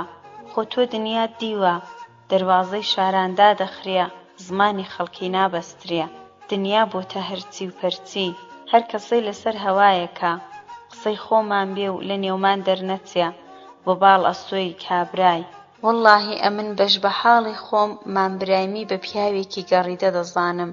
دنیای زۆر قوونەکەو کردووە، شار و بازاڕان چووە، سارد و سەودای ئەو وڵاتەی دەکا. زۆر زانە، بڕێک لە بنە و بڕە، سووت و سەلەمیشی هەیە. ئای جارجاریش دەستی خەڵکی دەگرێ. ئیوایە گای بەرنیری دەمرێ، پەککەوتە و لێ قەوماو. زۆر کەس دەچنە لای دەستیان دەگرێ. با بە سەلەمیش بێ، حیلاج نییە، کار دێتە پێشێ. بەو حاڵەشەوە جارجار قسان لە کنە من دەڵێ. بەدزیشی پێکوتم، بەڵام قسە دێنێ. ئیدی قسەی ئەو تام بۆ دەجێڕمەوە، مەیکەنە بەیتی بلە و بەردێکی لەسەردانێن. دەیکوت ئەو چەتە و دز و درۆزنانە تێگڕا و لێگڕایان برادەری میرزان. ئەو کارانە گشتی لە بنسەری ئەودان. سەرتەریدەیە، خراپکارە، دەستپیسە، دەستکیسە. سوزانم شتی سەیری دەیکوت لە حاجی بەڕەقدا چووە. ئەی کچی نەداوەتیە، حورمەتی نەگرتووە، بە پیرێوە نەچووە. هەڵبەت بۆ خۆیان دەزانن، قسەکانی بە دڵمەوە نووسا. جا چاکە ئەدی ئەگەر وانییە میرزا لە چی دەگەڕێ؟ چی دەوێ؟ ئاخر مەزرای هەیە، مەڕی هەیە، ئاغایە، کوێخایە، چۆدارە، چییە؟ دەست بە گیرفانی داکا وڵاتی بەدراوێ دەخینچێنێ، لەکوێ دێنێ؟ بە مەڵک و ماشەکەی، بە موچە و مەزراکەی، بە ئاش و باغەکەی، بە کام حاصڵ و داهات؟ مامبرایم دەیکوت میرزا خەڵکی دەستنیشان دەکا، دایکە دزەیە، چەتەی ڕاگرتووە، بۆ خۆی پێی کوتون مەڕی ڕامەدەن، دەیەوێ حاجی بترسێنێ، چاوترسێنی کا، هەرا لەسەر خەزاڵە، دەیەوێ بە زاوابەندی بچێتە سەر ماڵی، کاودان لە پاڵە خۆیدا، لە تەڕی بخوا و لە ویشکی بخەوێ. یای نازوە جواب هات، توخڵا کەیپورامان، قەبری خۆت ئاورین مەکە، ئەو حالەمە چاوی دەبینێ، مامبرایمی دەناسن، میرزاش دەناسن، میرزا ئەوەندە بەحەدە بە سەر هەڵناهێنێ، جا توخڵا ئەو قسانە حەیب نین، میرزا چپەکی بە ماڵی خەڵک کەوتووە، بۆ خۆی دەوڵەمەندە، هەر ئەو مامبرایمە جارێکی کوتبووی لە شاری مەڵک و ماشی هەیە، لە پێشدا پیاوی حکوومەت بووە، قەت دەزانی ئەو پیاوە چەند بە خەڵکیەوە ماندووە، ئەو کوڕە سەغیرەی من بە نێوی میرزای شاگەشکە دەبێ، ڕەنگە پێت وابێ دەیەوێ ئەویش بکاتە چەتا، ناوەڵڵا پیاوی چاکە و چی لە باراندا نییە، کچێ ماڵت خرانە بێ، کوا پیاوی وەک میرزا، لاڵ بم یا خوڵا، چەرچی و قون هەڵدڕا و باسی میرزا دەکەن، جێی لێرە نەبا حکوماتی 100 شارانی دەکرد، ئەو جار ژنهێنانی چی؟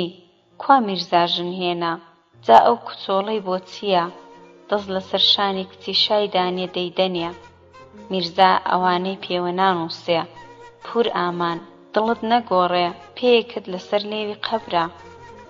پور ئامان: وەڵڵاهیە تۆش ناحەق ناڵێ، بڵەم چی ڕۆڵە گیان مەباڵەستۆی ئەو، وای دەکوت، بە سوێند و تەڵاقانەوە ڕەش و شین دەبوو، دەجا لە نێو دێش تاریفی میرزایە. خات شەرافەت: ئەمن نازانم میرزا چۆن پیاوێکە، خەڵک دەڵێ پیاوی چاکە، چوەوەژ ناچێت چەتە بێ، پیاوی خراپ دیارە، ماڵم قەبرە، نووری لە نێو چاوانی دەبارێ. ئەو سەرەماش و برینجیەی لێبۆتە نەخش، مامبرایم خۆشی ناوێ، دایانکوت جارێکی زۆری لە مامبرایم داوە، ئازای بەندەنیشین و ڕەش کردبوو، ئەوێ جارێ شیربایی ئەستاند بوو، جا میرزا حەرام خۆربایە چی لە شیربایی ئەودا بوو، بڵێ پیاوی وا کاری ناشیرم بکە؟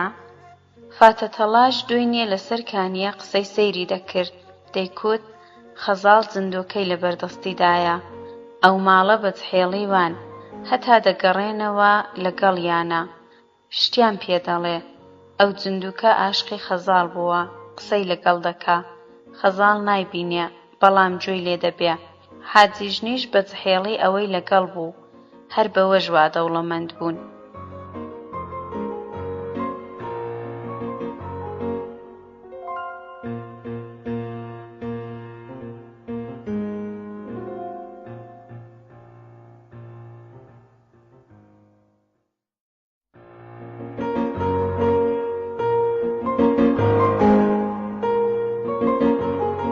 هاوارەبەرە نووسەر فەتاح ئەمیری، بڕگەی 14. بابم بە ڕەحمەت بێ لەگەڵ مردووی ئێوە وای دەجێڕاوە، ساڵی گرانیەکە ئەوەی برسیاتی هێرشی بۆ دێنا دەڕۆیشتە ئەو دیو، خەڵکەکە چی نەبوو، گرانی وردە وردە دەبۆ قاتی، ئێمەش وەتەنگ هاتین، ڕۆژێکی دەستی دایکتم گرت و ڕۆیشتم، ئێوە نەببوون، بەخۆم و بەلینگی ژنێوە چووینە دێیەکی قەراغ هەولێرێ، بووینە کارداری ماڵێکی دەوڵەمەند، گیرساینەوە و بوژاینەوە، ماڵی چاک بوون، پەنایان داین و باڵیان بەسەر کێشاین، ئەتوو لەوێ وەزگی دایکت کەوتی.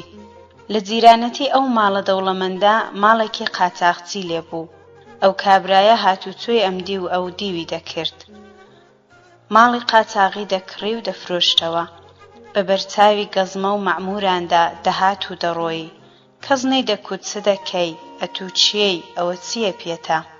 وا هات ئەو کابرایە لە ناکاو دەستی لەو کارە هەڵگرت، عالەم واقی وڕما بوو، کەس نەیدەزانی بۆ وای کرد.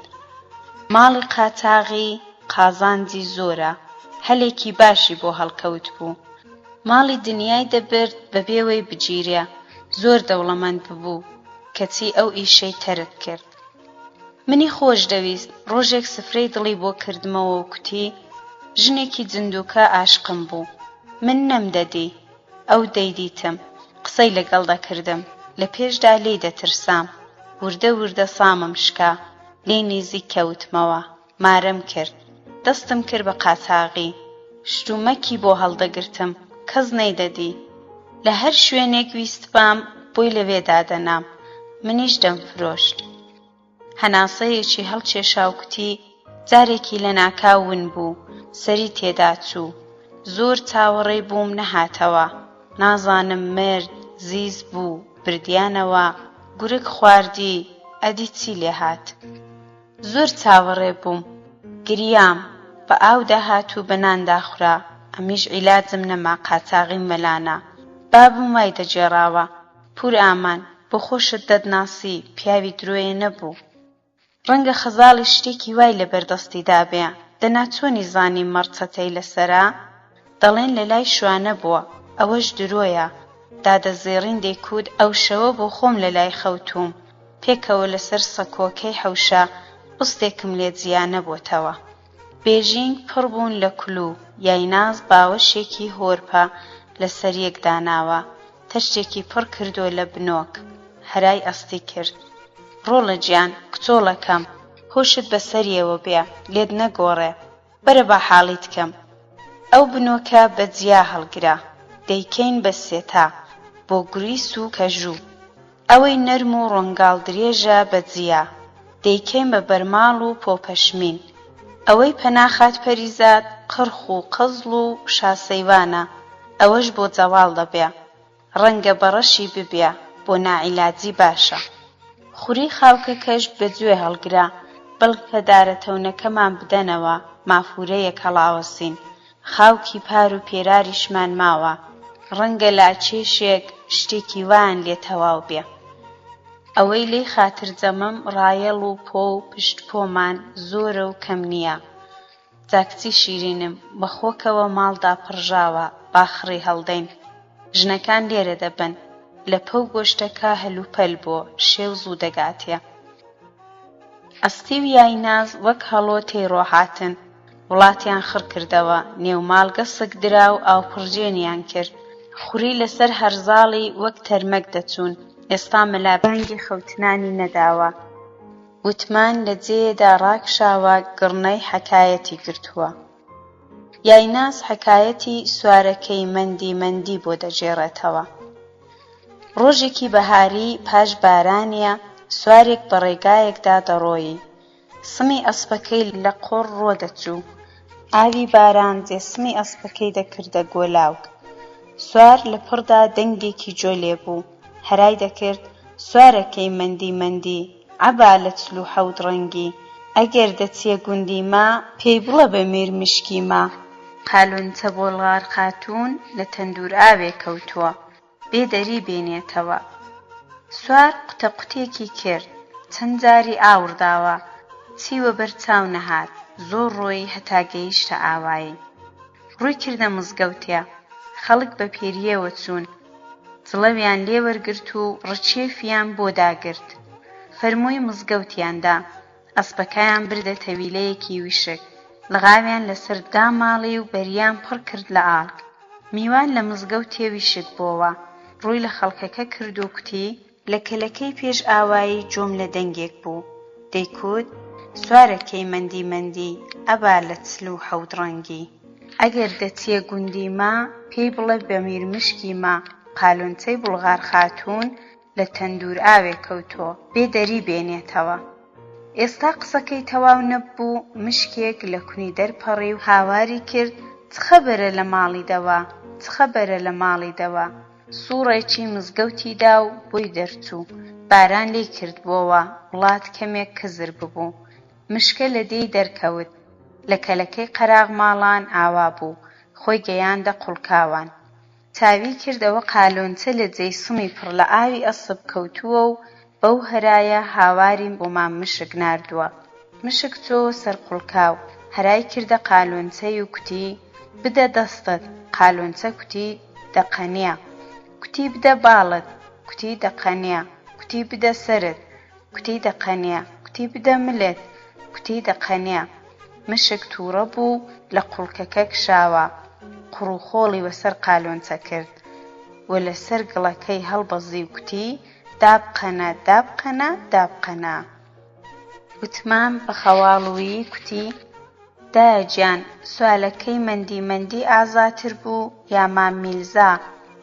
یایناس هەناسەیەکی ساردی هەڵکێشا و کوتی میرزا، میرزا.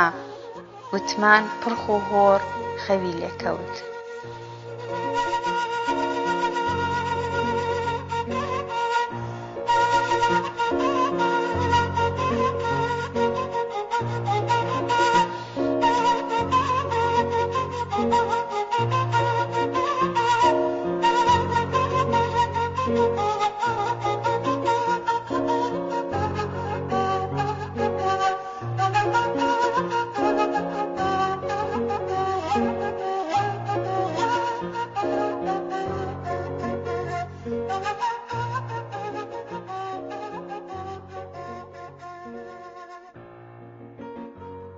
ئاخر و ئۆخری هاوینە، هەوا فێنکە، گەرما پاشەکشەی کردووە.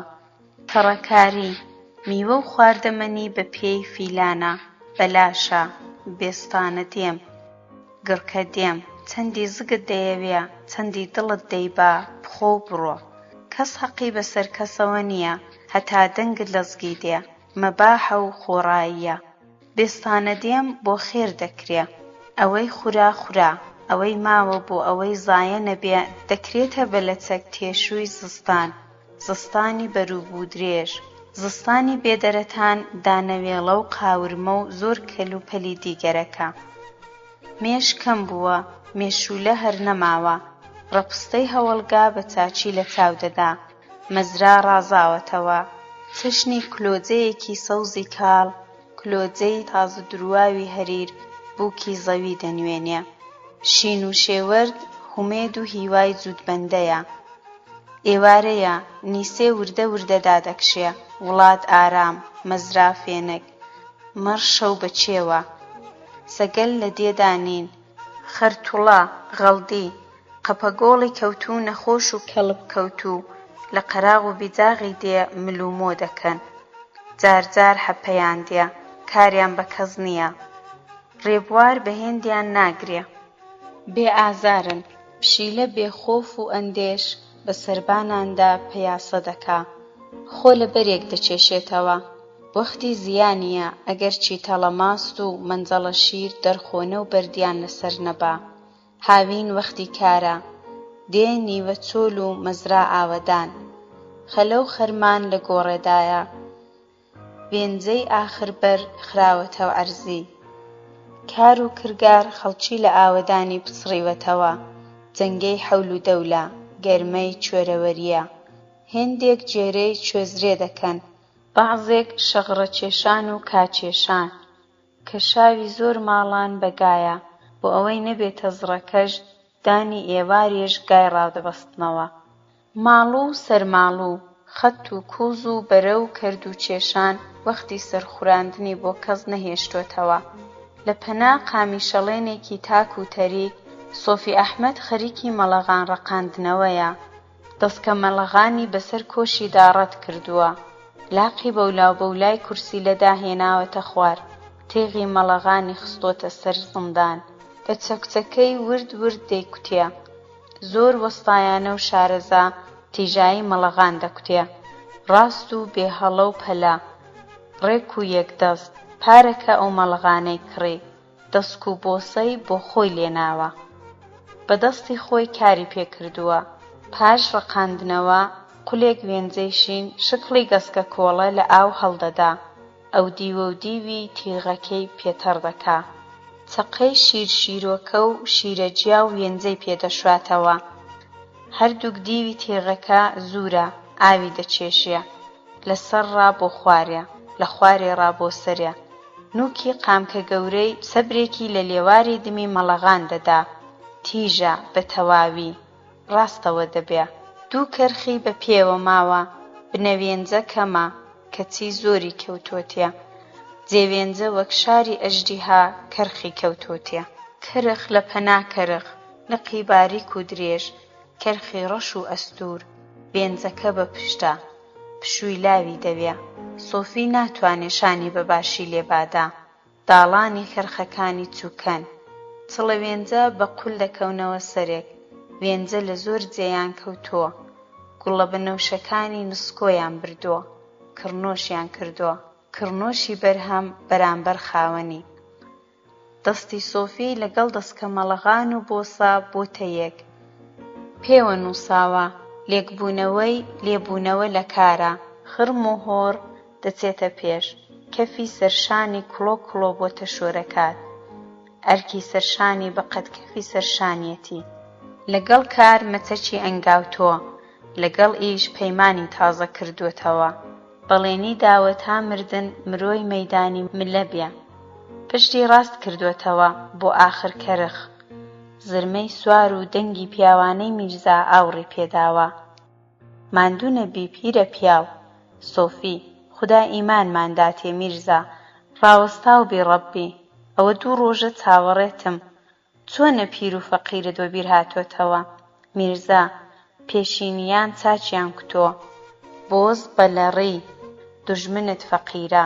هەتا ساحیبی ئەو غیرەتە بی، نە پیری نە فەقیر، ئەمن هەرگیز ئەتوولە یاد ناکەم. بدە بزانم ئەو مەڵەغانەی، بابەشی منی تێکەوێ. سۆفی: کاری تو نییە مام میرزا، باریگران وشتر دەیبا. کاری تۆ قەڵەمە، قاقەزە، دیوانە. خەریکی مەڵەغانەکەم لێ بشچێنی، شارستانی و ئەو کارانەیان نەکتۆ، دەستت ڕامەگرە ناتدەمێ. میرزا: لە شاریش ئەتۆ وریاتری، هەر ئێستا بتەوێ دەچێ شاری لە منیش بەڵەتری. سۆفی بە جەفەنگ کوتی: میرزا، بۆ نایی پێکەوە بچین؟ میرزا: ئەی فێڵەزان، لە دەستی مەعمورانم نێی و بێەوە بە جووتە پێکەنین و ئامێزیان پێکداهێنا. دووبرا لە ئامێزی یەکدا پڕ بە دڵ پێکەنین. سۆفی بەو قسانە ماندووی خۆی حەساندەوە. دوای مەرگی پیرە ئەوە هەوڵجار بوو پێدەکەنی. گڵ مەیل بڕە، چێ ماوە، چێ دەمێنێ. سۆفی ئاخر کەرخی دروو، هەودای لە وێنجەی بڕی. مەڵەغان و زورە و چەکچ و کورسی لەی وەلانە. لەگەڵ میرزا لە سێبەری قامیشەڵێن دانیشتن. سەبیلەی لە چیسە تووتنی هەڵدا و دایگیرساند. بای ئێوارە کەڕەت قامیشەڵێن شەق دەکا. تیشکی خۆر بە کەلێنی بادا سر و جۆلاکیان بە گەرمی ماچ دەکا. خۆر لە دڵی سێبەردا گەرمای ژیان و حەسانەوە دەخاتە لە شیان. سۆفی: دەی میرزا، سەفەرەکەمان نەکەین؟ میرزا: ئەدی لە چی دەگەڕێم برالە؟ خۆ نەهاتووم بۆ بەردەپوتیەکەی. ڕۆژ درەنگە، وا بچین دەرکەمان لێ بکەنەوە. ئەمن پێم وابووە تۆ وەک تای تەورداسی ساز و ئامادەی. جلوبەرگت دەگۆڕی یا هەروا دێی؟ سۆفی: چ بکەم میرزا گیان، بە ناشکوری نەبێ یەکتەنم. کار تەواوبوونی نییە، چۆرەوەری بنی لە ئاوێدایە. پێم وایە بەرگەکانم بگۆڕم باشترە. دەستێکم ڕانگ و چۆخەی گڕژاڵی هەیە. پیرە بۆ زەماوەندی یارە بۆی دانابووم. ئاخر دەستکرێتی. وەسیەتەکەی بەجێ دێنم، خوا یار بێ لەو ڕۆڕا زەماوەندە. بەبوونی تۆ زۆر خاترجەمم، حاجی قسەت ناشچێنێ. ئەگەرە تۆ ئەسپە بۆرەم بدەیەی، ئەسپەکەش ڕەچێفم بداتێ، هەر قەنە چێشێکم پێدەچێ. میرزا: فەرموو، بۆ خۆشم بۆت دەگرم کۆنە سوار. هەتا ماڵێ پێکەوە ڕادێن. ئەمن لێرە چاوەڕێتم. سۆفی سوار بوو، ئەسپەکە زۆری نامۆیی نەکرد.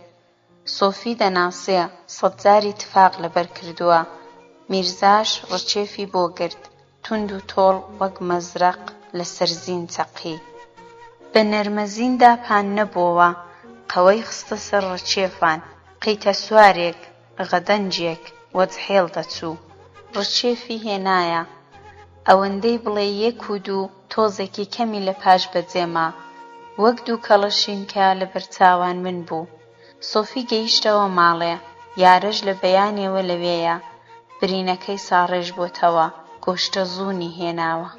دەستەکەی جار جار دەتەزێ، جاری وایە کەمێک سڕ دەبێ. حەچیم پێی کتۆ کایی پێ بکە عەلەمی لێ دەبڕێ. یارە لە دووڕا بە پیر سۆفیەوە هات، ئەسپەکەی لێوەرگرت. سۆفی ڕانک و چۆغەی گڕژاڵی هێنا گۆڕێ. خۆی ڕاستە و پاستە کرد، گایەکان و ماڵ و حاڵی بە یارە ئەسپارد. خۆی هاویتە سەرخوانی زین، ئەسپ هەڵقەندرا، شۆخە و چەپۆکان دەکا. ماوەیەکی پێچوو هەتا ڕێیداگرت. چینە خایاند سۆفی گەیشتەوە لای میرزا. ڕۆژ خەریکی ئاوابوونە. سۆفی و میرزا یاری ئەسپە بۆرە بە دووەوە لە حەوشەی حاجی حەما وەژوور کەوتن. حاجی ژن بە پیریانەوە هات، خەزاڵ ئەسپەکەی وەرگرت. میرزا زۆری حەولدا، سۆفی بە پێشی نەکەوت. سۆفی کوتی برالە گەورەی بە عاقڵە، ئێمە هەمومان پاژماڵەی تۆین، شتیوا مەفەرموو. تکا دەکەم، فەرموو. ماڵ وەک ماڵی جمجمە سوڵتانە، پاک و خاوێن، پڕ لە بەڕە و مافورەی خۆماڵی. دەستکری حاجی ژن و خەزاڵن، پاڵۆ پشت و دەستە نوێن دەوران دەوری هۆدەکە دانراوە. نوێن لە جاجمی شەقدا لەسەر یەک هەڵچندراوە. بۆنی میسک و عەمبەر لە وڵاتی گەڕاوە. دەرکوبانیش ئاوپڕژێنکرا و گەسک ماڵە. حاجی ماڵخۆش و نانخۆشە، هەموو شتێک بە جێوڕێ و ڕێکوپێکە. حاجی ژن بزەیەک لەسەر لێوی، بە خێرهاتن و چاکخۆشیان لەگەڵ دەکا. لە مێژە دەستی خوێندوونەوە.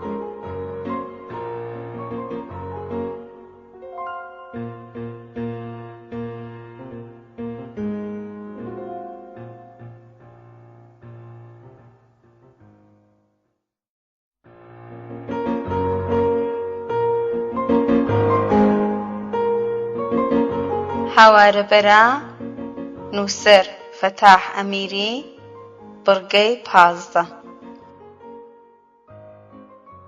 حاجی ژن بزەیەک لەسەر لێوی، بە خێرهاتن و چاکوخۆشیان لەگەڵ دەکا. لە مێژە دەستی خوێندوونەوە. میرزا ڕووی تێکرد. دەی خوشکێ، چۆنی چاکی سڵامەتی؟ ئەتۆ خوشکی چاکی، ئەمن برایەکی خراپ، لە عەزێت بە دەرچم بۆ تۆ نییە. حاجی ژن کاکە میرزا، ئەمن سڵامەتی سەری تۆم دەوێ. کاتێ خۆم بە بەختە وەردەزانم ئەتۆ لێم ڕازی بی، جا عەزێتی چی؟ هەتا تۆ تەشریفت دێتە ئێرە، وا دەزانم خوڵاخەنی کردووم، خوا تۆمان لێ نەستێنێ. بەس نییە جار جار سۆفی لە خزمەت خۆت ڕادێنی؟ مامە سۆفی قەدەرێک کە گەسکی ماڵی ئێمەی دزیوە. سۆفی حاجی ژن، دەزانم گاڵتە دەکەی، ئێوە ساحیب چاکەن، بەش بە حاڵی خۆم لە حەز ئێوە سرم هەڵنایە، هێندەمان مەشێلە. ئەدی نەتکوت حاجی لەکوێیە؟ جا چت عەرزکەم؟ حاجی بەدەست ئەو شوانە تازەوە پێوە بووە. ڕەبی جەرگم ڕەش بێ، لەوەتی یارە ئەو بەڵایە بەسەر هاتووە. حاجی نەحەساوەتەوە. ڕۆژێ 2-3 جار دەبیستەری عەزەشە لە بدا. ئەو هەتیوە زۆر خەوخەوە، باشە مەڕیەک دانا، دەنا هەر بۆی جێبەجێ نابێ. تاوێدی سوار بوو بە دوویدا ڕۆیشت. لە عەزەی خاترجەم نییە، حەجمانی لێ هەڵگیراوە. لەو قسانەدا بوون، خەزاڵ لە حەوشەوە قیڕەی لە مریشکێک هەستاند. سۆفی ئەدی کوڕەکان خەریکی چن؟ حاجی ژن کاکە سۆفی، بەسەری تۆ ئەولە و نەسە 3 ڕۆژە وتانیان نەداوە، هەر خەریکی شەغڕە کێشانن. تفاقی ئەو ساڵمان زۆری عەدم بووە، کار لە وەختی خۆیدا نەکرێ بێسەمرە. حاجی دەیویست هەتا وەختی زوقم کەوتن دەستی لێڕاگرن. بە خودای هەتیومەتی و وەقلە کەوتن و دەستیان پێکرد. جا نازانم چۆن دەبێ، خەسار نەبێ چاکە. میرزا هەڵیدایە، دەی خوشکێ، لە دوای چوان مەچوو، بڵێ بزانم چت کردووە، ڕیسەکەت کردووەتە خوری؟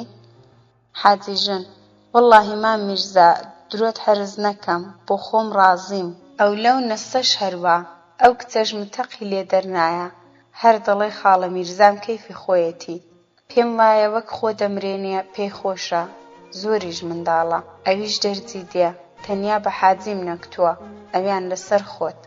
شەرعی ماری بەداری، دەترسم لە من تووڕە بێ، لە حاز تۆ ناتوانێ، میرزای لە زاری ناکەوێ، دایمە میرزا میرزایەتی. ئەو ساڵ لە حاز من زۆر تووڕەیە، بەو سەرە شیرنەت جار جار بێشکی خوڵای وەک مناڵان وایە، دەهری دەبێ، داری بە بەردیدا دەدا، کەس ناپارێزێ، جاری باشە هەر دەڵێی مەڕی پێغەمبەریە. حاجی ئەوەی چاکە زۆر سەخیە، دەست و دڵاوایە، باوەڕ دەفەرمووی وەک حەتەمە، قەت بە منی نەکتووە چی لێ هات، بە ئامان و زامان بۆ لای دراوی ناچێ، جار جاریش وەک عەرزم کردی دەهری دەبێ، چاوی عەرزی نابینێ.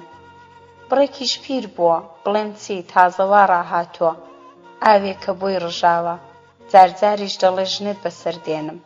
میرزا مەگەر ئەمن بمرم. حاجی ژن ڕەبی مەرگت نەبینم کاکە میرزا، کەیفی خۆیەتی، یاخوا ئەو ئاوا ئازا بێ، کەیفی خۆیەتی. خەزاڵ هاتە ژوورێ، پڕی تەشتێکی مزیک کاڵەک و شووتی و گڕکە دێم لەسەر دەستیە، لە پێش میرزای دانا و گەڕاوە. حاجی ژنیش بە دووی ئەو داوە دەرکەوت. سۆفی مشەیدێ بە ددانە کەلوپەلەکانی کاڵەک و گڕکەی ئەو بەرەوبەرە چێن دەکا.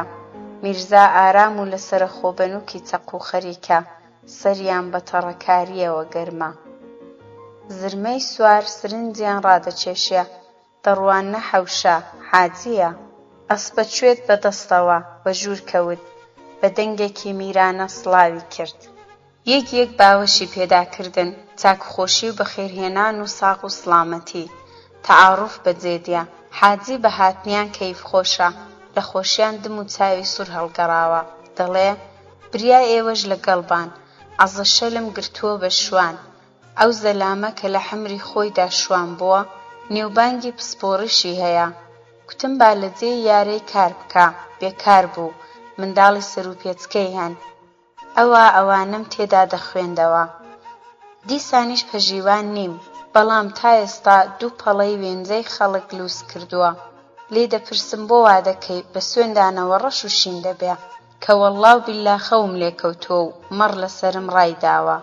ئەوەش جەهەندەم، ساحب وێنجەم ڕازی کردووە، لە ماڵی خۆم بۆم بژاردوون، هێندە فووی لە دوێی ناکەم، شتی واش دەبێ.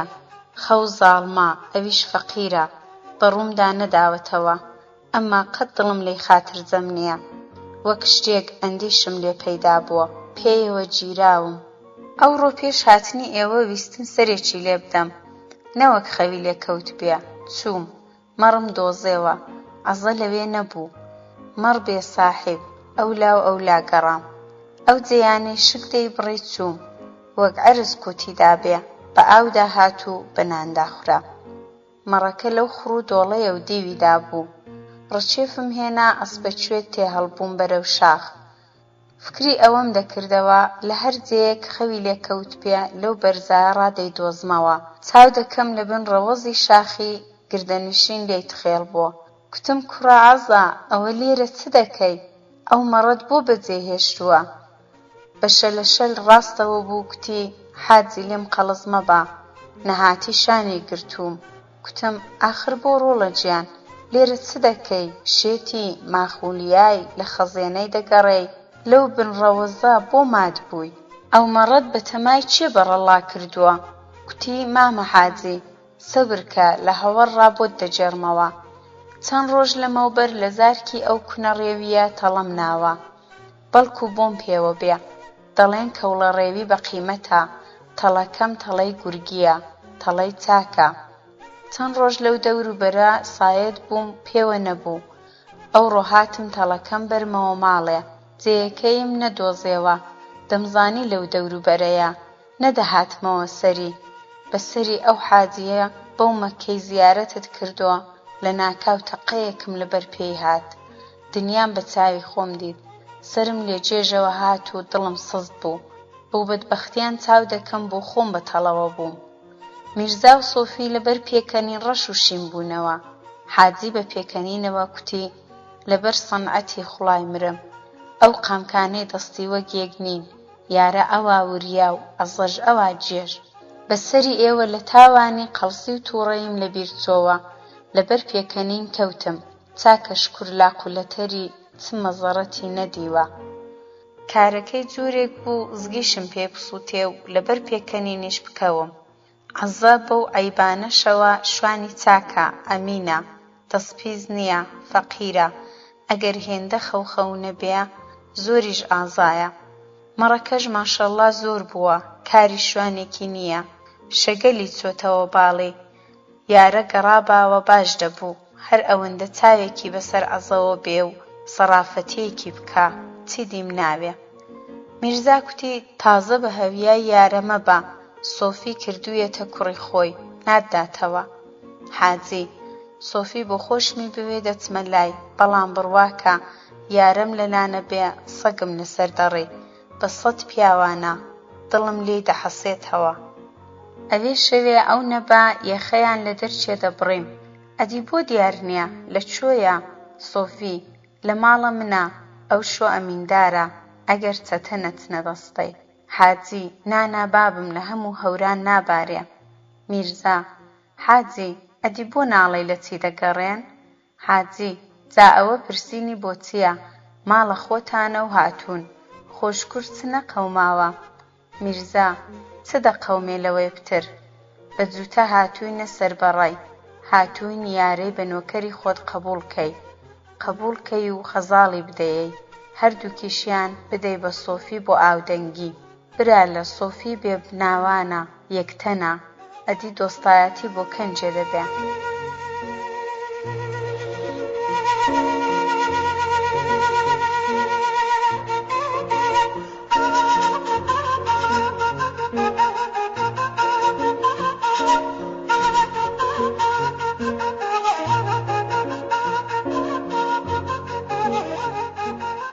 لەو جەنگەیدا شێویان هێنا، کوڕەکانیش هاتنەوە. حاجی خۆی بە نانیەوە خافڵاند. نان خواردن بیانوویەکی باش بوو، دڵی لە جێیەکی دیکە بوو. ئەو کوڕە خۆی لەسەر ماڵی من لە هیلاکەت هاویت.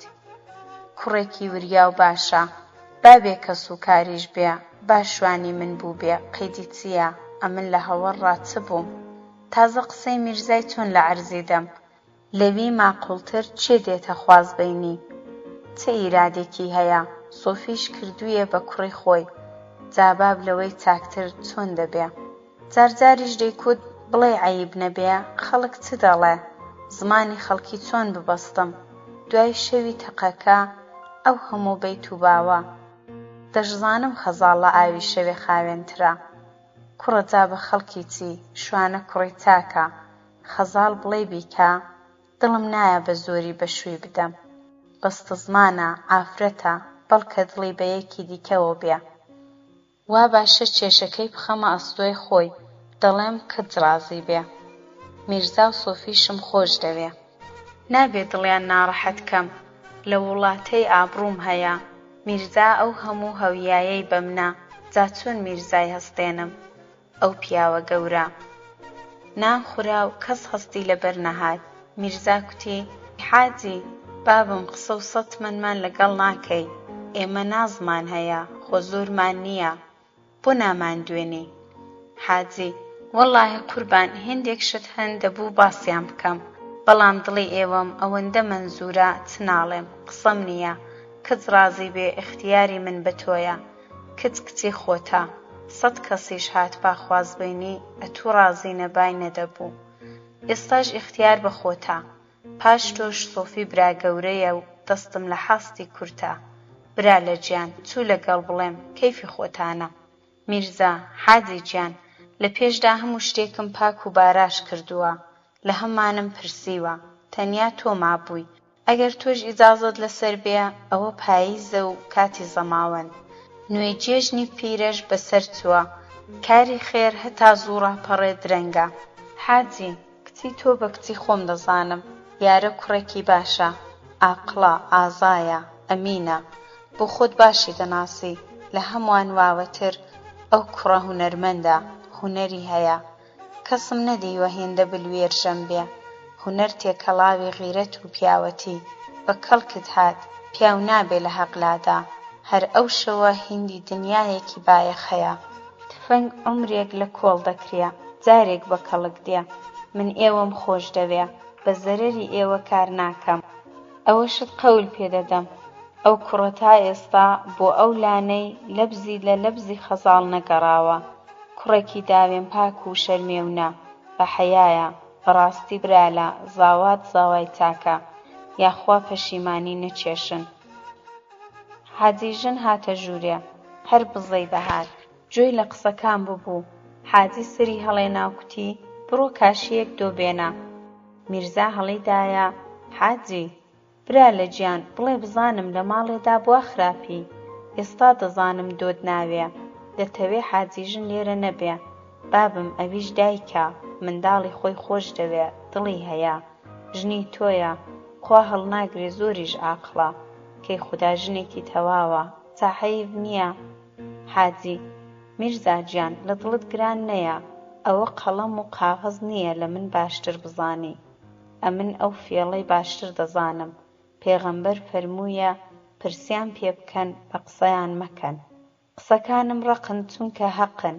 شارستانی لە حاست ژن زۆر عاڵین، ناوێرم بەبێ ئیزنی ئەو قامک لە ئاونێن. تکات لێ دەکەم ئەو دابە مەخە ئەو وڵاتە، لێمان گەڕێ با لەسەر دابوو ڕەسمی کوردەواری، ژن ژن بێ و پیاو پیاو. چاکم دامەزراندووە، لێم تێک مەدا، ئەوەی وەک من نازانی. پیاو ئەگەر اختیاری ژن و مناڵی خۆی نەبێ پیاو نییە، ماڵ هەر گەورەیەکی هەیە، ئەویش پیاوە. قوربان ئەگەر سەرت نایەشێ نەقڵی زوو هیچیان درۆ نەبوون، دەجێڕنەوە. پادشایەک دەبێ زۆر ساحیب قەوە و قودرەت، ئەو پادشایە جگە لە بەنیادەمی هەموو وڵاتەکەی بەسەر دەعبا و باڵندەی چێویشدا دەستەڵاتی تەواوی هەبوو، لە زمانی هەمانیش دەگەیشت، کاری بە هەمان دەکرد و هەموو لە ژێر ئەمریدا بوون. ڕۆژێک ژنی پادشا دەچێتە سەفەرێ کە ژاوەی بۆ دەڕازێننەوە. شا ئەمر دەکا هەرچی باڵندەیە بێنی سێ لەسەر بکا. باڵندە هەموو دێن، پەپووسڵمانکە نایە، نەخۆش دەبێ، کاری دەبێ، خەبەری پێناگا، هەر چۆنێک دەبێ ناگاتێ.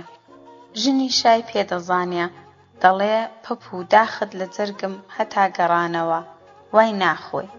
لە گەڕانەوەدا بێعەمری پەپووی بە شای ڕادەگەیەنێ. شا دەنێرێتە شوێن پەپوو، حازری دەکەن. شا بەرگی غەزەب لەبەر دەکا و دەڵێ پەپوو بڵێ بزانم بۆ بێعەمریت کردووە، ئەو ڕۆژە چت دەکرد؟ پەپوو لارەمل و پۆپەشۆر دەڵێ قوربان ببوورە، ئەو ڕۆژە کارم هەبوو، پێم نەکرا بێم. شا دەڵێ چ کارێک؟ پەپوو قوربان مردوو زیندووم دەبژارد. شا دەڵێ ئەگەر ڕاز دەکەی مردوو پترن یا زیندوو؟ پەپوو دەڵێ قوربان مردوو پتر بوون. شا کوتی جا دەلیلت چییە؟ پەپوو کوتی قوربان بۆیە مردوو پتر بوون، ئەوانەی لە ژنەکەشیان دەترسان هەر بە مردووم دادەنان. شا بە قسەی پەپوو بزەی هاتیە و لە تاوانی خۆش بوو. مام میرزا بەسەری تۆ ئێستاوان لێ نەهاتووە ژن و من حکوماتن بەسەردا بکە.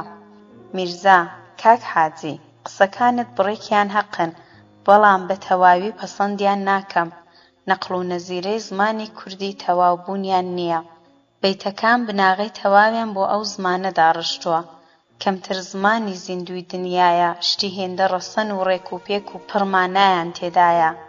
لە نێو هەماندا تەنیا لە بەیتی لاس و خەزاڵ حاجی کوتەنی دابوو ڕەسم گۆڕاوە. لەو بەیتەدا بەدزی حاجی ژن حکومات دەکا. خەزاڵ و خانزاد هەردووکیان سەرعێلن. لەسەر پاڵەوانێکی بە نێوی لاس کێشەیان لێ بڵین دەبێ. خانزاد ژنی لاسە، بەڵام خەزاڵ چ حەقێکی بەسەریەوە نییە. خەزاڵ لاس لە خانزاد ڕەوگیر دەکا و دەیکاتە ئیخۆی. ئەو عێلانە پیاویان هەبوو، بەڵام دەسەڵات بەدەست ژنانەوە بوو. لاسی پاڵەوان ئەسیری سیحری خەزاڵە. خەزاڵ چ نامێنێ بەسەری نەهێنێ، تەنانەت بە خانزاد و عێل و عەشیرەتی خۆی دەکا. پاشان لەبەر چاوی دەکەوێ، بیانووی پێدەگرێ، لە گرێوی نان و پەنیری دەنێ. دەینێرێتە چلپلەی عومانیە، گوڵی شۆڕانەی بۆ بێنێ. لاز دەچێ، گوڵیشی بۆ دێنێ. لە گەڕانەوەدا تیری نەبەدی دەیگرێ، کە لە بەیتەکەدا پێیان کتووە تیری چڵکنان. بریندار دەبێ و دەمرێ. ئەو پاڵەوانە وای بەسەردێ، دەبێتە فیدای خۆ بە زۆرزانین و قۆڕدەماغی خەزاڵی مەلانەبی. ئەمنیش پێم وایە ژن، ئەوی ژنی ئەوڕۆ نەگەیشتۆتە ئەو حەدەی سەرعێڵ بێ. بەڵام برا لە گیان، جگە لەوەی بەشێک لە قسەکانت بە تەواوی پەسەند دەکەم، پێم وایە حاجی ژن بۆیە نابێ ڕۆژێ جارێکی بەزم پێ بگری یا بڵێ ژنت بەسەر دێنم. حاجی: کوڕە مام میرزا، ژنهێنانی چی و شتی چی؟ دەمەوێ بیترسێنم. دەنا تازە ئەمن بەڕدێنی سپێوە چ وەختی ئەوەما، ڕەنگە بە تەواوی ترسابێ. لە دەرێڕا حاجی ژن هەرای کرد: کاکە میرزا، نەمدەکوت جاری وایە دەبێتە مەڕی پێغەمبەری؟ ئەوە هەوە. حاجی: کچێ، ئەوانە خەریکن بە شەڕماندەن، نەکەی نەخەڵەتێی وەک عەزەشەلە تەڵەی بۆ خۆت نەنێیەوە. سۆفی تا ئێستا مات بوو، متەقی لەبەر هەڵنەستاوە، هەستا سەرچۆکان و کوتی: کاکە گیان، ئاش بە نۆرەیە، با ئەوڕۆ ژێرباری حاجی بم. کوڕە خۆحیزی هەمبانەی کولوانە، ئەوشۆ دنیا و شێو و وەردا. ئێوە خەریکن خەزاڵی مارەکەن یا حاجی ژن تەلاق دەن؟ برا لە گیان، وەرنە سەر مەسەلەکە. حاجی: کوڕە تەماشای سۆفی لەو وەختەدا چۆنی لە مەترین جاندووە. کاکە باسی چی؟ کچی خۆتانە و کوڕی خۆتان، هەرچۆنێک باشە وا بکەن. ئیدی دەڵێی چی فیلە؟ وەڵڵاهی ئەتۆ لە عەزەشەلە جێشتری، ئەمن تۆپم بۆ هەڵداویشتی، ئەتۆ لە کەللەمت ڕادەکێشا. ئاغ لە ئاخی دە دنیایە، میرزات لەگەڵە دەنا شەرتە چڵێکم بڕدێنتەوە نەدەهێشت. سۆفی: دەستم خۆش بێ سرم شکاندی، سەرزل دەمزانی مێشکی تێدا نییە. بۆ چیتە؟ تەمەشای ئەو گوفت و لوفتەی. ئەوە میرزا لێرەیە، مایەی داناوە، جا بزانە دوو بە دوو بین چ دەڵێ. حاجی گیان، بە شۆخی ڕامەبێرە، مەیکە جەفەنگ، کەنجێ بێین بۆ مارەکردن، چۆنی بجۆزینەوە، چ بکەم؟ حاجی: کاکە گیان، لە سبەی نێڕا هەر وەختێکی دەتەوێ وەرە مارەیکە، چم لە تۆ ناوێ، تەماح نەیگرتووم، چیسەشم بۆ هەڵ نەدرووە، جلوبەرگی هەیە، زێڕیشی هەیە. حەزێ دەکەی سبەینێ بدەمە دەستی. ئەو قسانە چییە دەیکەی سۆفی؟ خۆ من کچ نافرۆشم، شوانە دە 15 بزنی هەیە، ئەمنی ژەوندەی مەڕ دەدەمێ. ڕاستەوە نەبی، لە ماڵی من هەرچی دەتهەوێ بی بەو بڕۆ. 100 جارم پێکتووی، پێم وایە گوێت کون نییە، بەو هەتیوەش بڵە بێتەوە. ئەو شەرمە جێلاخەی وەلانیە، بەدەست عەزەشەلێوە ماڵوێران بووم، بێتەوە جارجار چاوێکی بەسەریەوە بێ. بازاری خەزاڵی لێ نەکەمەوە، کچی دایکێتی، بێڕەزایە، زمانی گەزێک درێژە. شاتەی دەچێتە ئەو سەری گەڕەچیە، ڕەنگە پێت وابێ بەڕە و مافورەت بۆ هەڵداوەسێ، ماڵت بۆ دەڕەنجێنێ، دایکیان ببینە و کچان بخوازە.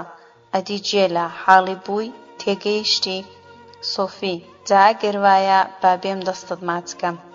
حاجی: دەستی من ماچ مەکە، دەستی میرزای ماچکە، خوا بە قوربانی ئەوت کە، دەنا بەبێ ئارەقە نەجاتت نەدەبوو، چ بکەم دەستی میم کورتە. کوڕەکانی حاجی ئاخر کەڕەتی شەغڕەیان هێناوە حەوشە. حاجی هەرای کرد: ڕۆڵە ماندوو نەبن، قالبوو ساغ بێ کوڕانم، نانی بخۆن، یەکتان بچێتە کنمەڕی. عەزەشەلە بەتەڵەوە بووە، بینێرێتەوە ماڵێ، فەقیرە، با ئەو شۆوە حەسێ.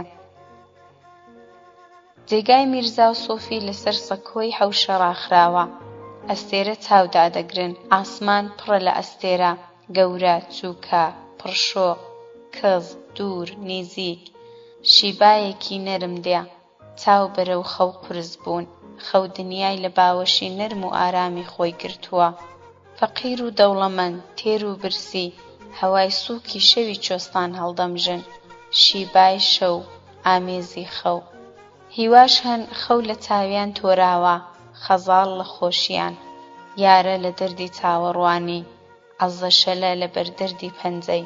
یارە لەسەر سەکۆی پێشوو، بە کۆڵێک بیرەوەری تاڵ و شیرن، تەواوی هەستی خۆی ڕشتووەتە کونی شمشاڵ، بە سۆز و کوڵ، چەشنی کۆتر، خەم و شادی، ئەندێش و هیوا، حاڵەتی غەریبی ئاشنای پێداوە.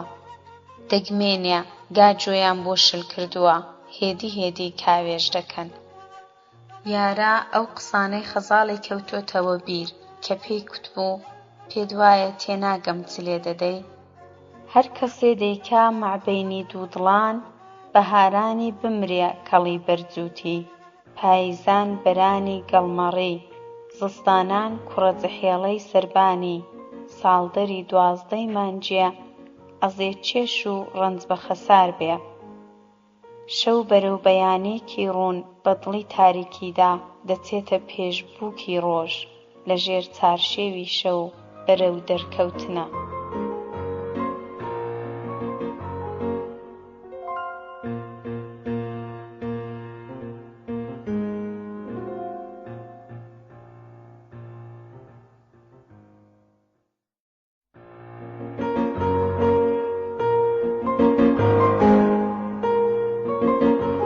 هاوارەبەرە نووسەر فەتاح ئەمیری بڕگەی 16 لە ماڵە حاجی حەمە هەڵایەکی سەیرە نێوماڵ هۆدا سەرسەکۆ لە ژن و پیاو گەورە و چووکە ژاوەی دێ وەک مێش شڵخەیدا بێ سەحرای مەحشەرە کەس بەسەر کەسەوە نییە جەماعەت هەڵقوڵیوە وەک زەوی زابێ مارەکردن خەنەبەندان شیرنی خواردن و جلهێنان لێکڕا بە ڕۆژێکیە تێکڕا و وێگڕا سۆفی چەند چێلی بە بەردێ گەنگاوتووە حاجی پەڵپی لێنەگرتوون خزمایەتی دۆستانەیە خزمایەتی لە خزمایەتیدا لەسەرەوەی نێوماڵ یایناز وەک خاتوونێک وەک پەریەک گران و سەنگین چەشنی هەڵمێکی سەوز هەورێکی نەخشین خەیاڵێک لەسەر ڕووبار دانیشتووە هەرچەند جار چاو هەڵدێنێ و نیگایەک دەجێڕێ سەد نازی لە چاوان دێتە دەرێ ناز لە ناز دەڕژێ جەماڵ و کەماڵی ڕێککەوتووە خۆی لە تەپڵی گوڵێ داوە سەر تاپا جوانیە جوانی لە نێو جوانیدا سەوزەیەک لە دڵی سەوزەڵێن گۆشتاقیان ناچێ تەرز و بەرزە وێنەیە نەخشە نەرم و نۆڵ و سپی و سۆڵە خڕ و خۆڵە لە خوارەوەی وی پور ئامان پەریزادە شەل دادە خەجێ یای شەم و ئەوانی تر منداڵ ئەوەندە زۆرە دووقڕانی هەڵاوێ و عەرزی ناکەوێ ئیوایە گاگۆڵکە دەکا هێندێک دارەدارە کوژەکەی شین لەسەر شانیان قایم کراوە ئەوانی شیرەخۆرە گۆشەگەرووی گەورە و چووکەیان لە مەچەکی گرێدراوە چاویان ڕەشە و سەریان وەک گوڵۆڵە خڕ تاقتاق بەرلیکە لە ملوو کۆچکە لەسەریش دەبیندرێ قاژ و قوژ و زاق و زووق مەیدانی بۆ قسەکردن نەهێشتۆتەوە خەزاڵ لە پەنا یایناز دانیشتووە یایناز بە گەرمی ئەولاو ئەولای ماچ کرد دەستی گرت و هێنایە لای خۆی و سەبرێکی پێی کوت ڕەبی بە مەخسوود و مراد بی پیرۆز بێ بە سەر و دڵی خۆش پەشیمانی نەچێشی خەزاڵ گیان چەندەم پێخۆش بوو جارجار چاوێکی لە پەریزادە شەل دەکرد لە دڵە خۆیدا دەیکوت سەد جێڕەی بۆ گەنی و ئەدی ئەو درۆیانە چ بوو دەیکرد میرزا خۆی بۆ یارەی خواست میرزا ژنهێنبایە ئەو منداڵەی نەدەویست دەمزانی درۆیە پێم سەیر بوو میرزا و کچۆڵەیان نەکوتووە با جوانیش بێ با کچە حاجیش بێ با ماڵە باب دەوڵەمەندیش بێ میرزا لێرەیە بڵێ چاوم پێی بکەوێ لە مێژە نەمدیوە میرزای خۆم مەزنی مەزنان هۆدەی پیاوان یەکی دی نابە مامۆستا میرزا سۆفی مام حەسەن کاک سڵەمان مەحموود جووکوش حاجی کوڕەکانی یارە وتمان زۆری تر هۆدەی پیاوان بێدەنگە وتمان لە بەینی میرزا و سۆفی لەسەر چۆکان بە عەدەب دانیشتووە مامۆستا ڕووی لە حاجی کرد مامە حاجی ئێمە هەمومان لە تۆ مەمنونین ماڵە داوەدان بێ قسەکردن بەرەوڕوو باش نییە نامەوێ زۆری لەسەر بڕۆم ئەوەندە دەڵم کەی خودای وەک تۆ کەمتر هەیە ئەو خزمایەتیەش زۆر مبارەکە کارێکی بەجێیە پێم خۆش بوو قیسمەت بە کەس تێک ناچێ خوددا وای نووسی بوو مەسلەحەت مەیلی ئەوە زاواشت کوڕی چاکە بە عەدەبە جەحێڵی لە تاعەتدا مەقبوڵی دەرکی خودایە بەسەری ئێوە بەقەد کوڕ و برای خۆم خۆش دەوێ دەمەویست عەرزت کەم ئەو کچەی تۆ وەک دەڵێن عەزەبە هەرچەند شەرعەن وەلی موخبرە بەڵام وا چاکە بە شایەدی دوو کەسان بابی بکاتە وەکیل ئاوا قایمترە هێندێکیش ڕێوڕەسمی شەرعی دەبی بە پێشکەوم جا ئەگەر بکرێ مام میرزا بۆ مبارەکی لەگەڵ بێ مام حەسەنیش یاری غاری منە لە دیوێکی جیا بە عەدەبترە کچە و دایکی لەگەڵ یەکی ئاماڵکەی خوداژن لەوێ بن کارەکەی ئینشەڵڵا خڵاسکەین. یارەش سۆفی کردوێتەوە چین. حاجی حەمەد چاوێکی لە ئەولە کرد و کوتی ڕۆڵە جۆت لێ بوو؟ ئەولا بەڵێ بابا. حاجی دەبڕۆ بە دایکت بڵێ مامەستا و میرزا و مام حەسەن تەشریفیان دێتە ژوورێ. حاجی ژن لە حەوشە چێشتی لێدەنا. سێ چوار ژنی لە بەردەستیدا بوون. چۆ نێو ژنەکان قۆڵچاق و بەڕەڵبێنەی فڕەدا و سرتەیەکی لەگەڵ خەزاڵ کرد. خەزاڵ سوور هەڵگەڕا، شەرمی منداڵانە بە تەواوی منداڵ دیاری دەکا. لەبەر لێویەوە کوتی دایە جان لە ڕووم هەڵنایە، ئەویش لە لای میرزا. جا چۆن؟ ناز بە نێوی میرزا وە دڵە کوتە کەوت. میرزا لەوێیە؟ بریا دیبام. خەزاڵ من نادا، قۆڵی توند لە قۆڵی یایناز کردووە. یایناز دەلەرزێ، زرمەی دڵی دێ. خەزاڵ یاینازیش لەگەڵم بێ، دەنا لە ڕووم هەڵنایە. حاجی ژن باشە ڕۆڵە جان، ئەویش منیش پێکەوە دەچین. زووکە ڕۆڵە جان، مەحتەلیان مەکە، حەیبە خۆ تۆ منداڵ نی. پاشان ڕووی لە یایناز کرد و بە ئیشارە پێی کورد لەگەڵ خۆی بیهێنێ. پەریزاد خاکەنازێکی ئاورهێنا، دوو چڵی ئەسپەندەر لەسەر هەڵپڕیواند. خەزاڵی قۆڵگرت، سێ جاری هەنگاو بەسەرداهێنا. خەریک بوون لە دەرکە بچنە دەرێ. حاجی ژن گەڕاوە، ڕووی لە یایناز کرد و کوتی ئەتۆش؟ دەی زووکە هەنگاوی بەسەردا هەڵێنەوە. خەرمانەی گوڵان سەر تۆپی وڵاتی، ڕەبی نەخشەت لێبێ، ڕەبی ڕۆڵە ڕووی دایک و بابت سپی بێ. بەخوای حاجی لە تاریفت تێر نابێ، بێچاوێنی بی. وەڕێکەوتن سێ ژن، سێ شۆڕە ژن، دایک کت ناز. ئەو حەوشە لە منداڵیەوە پێخستی خەزاڵە. هەر شوێنێکی بە سەدان جار کەوشی ناڵچەداری خەزاڵی وێکەوتووە. ئەوڕۆ هەوایەکی دیکەیە، هەنگاوێکی ترە. جاران کەس سرنجی نەدەدایە، ئەوڕۆ بەرچاوە، دیارە. لەبەر دوودار شەرم دەکا، هەنگاوەکانی ئارام و بێهەستە. زرمەی نایە، عەرز نالەرزێنێ، لەسەرخۆ بێهەست، پێندرە، بێچرتە. ناز دڵە خوڕپەیەتی، میرزا لە هۆدەیە، چاوەڕێیە، بێخەبەر. بڵێ بزانێ، بڵێ ئاگای لە دڵی ناز بێ.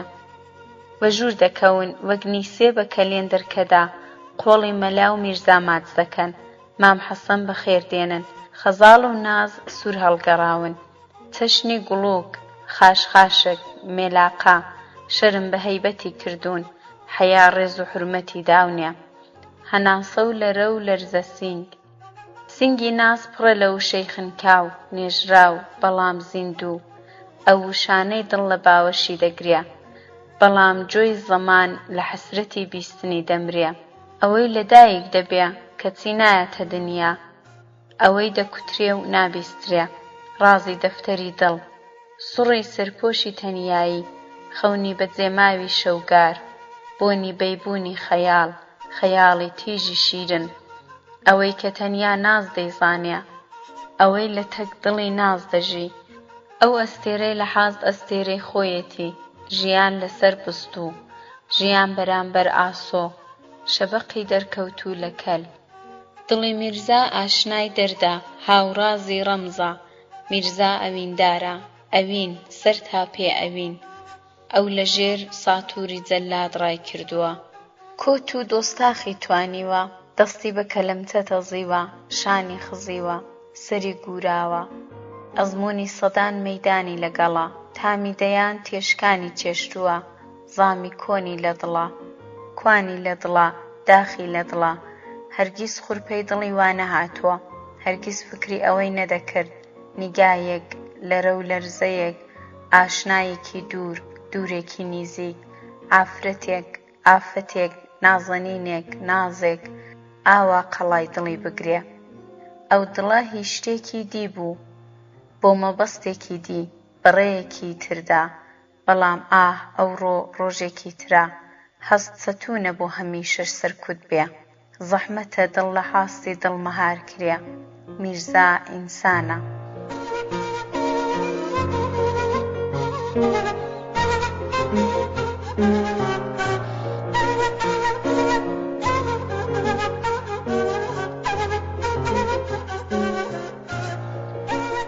دنیا پشوویەک چاویان تێکەڵەنگوت، دنیایەک مەبەستی نەکوتراو، ئەو مەبەستەی لە گەروودا دەخنکێ، ئەوەی ون و ئاشکرایە، ئەوەی بەبێ هەبوون هەیە، نییە و هەیە. میرزا زۆری هەوڵدا قسەیەک بکا نەیتوانی، ئەو چی گیرا، تف لە گەرووی داویشت بوو، نازی ناز ئەفسوونی کرد، تەلەسمی چاوی بازی ناز دڵی تەنی، نیگایەک عومرێک بە تاڵایی پڕ کرد، ئانێک بە قەد سەدەیەک. مەلا نەبا پەتەی دەکەوتە سەر ئاوێ. مامۆستا کوتی خەزاڵ، کچی خۆم، ئەوەی من دەیڵەم دووپاتی کەوە، بە دوومدا وەرەوە. شەرت و شوێنی شەرعی حەوت پشتی پێغەمبەری ڕازیبوون بۆ مارەکردن. مام حەسەن گوێی گرانە، بە حاڵ گوێی لێبوو. میرزا ئەوەشی نەبیست، ئارام و ڕەنگپەڕی و جێژ و وێژ بە دووی مەلادا. نێونیگایەک لە ناز هۆدەی جێهێشت، دڵ لەوێ و لەژ لە جێیەکی تر، وڕ و کاس.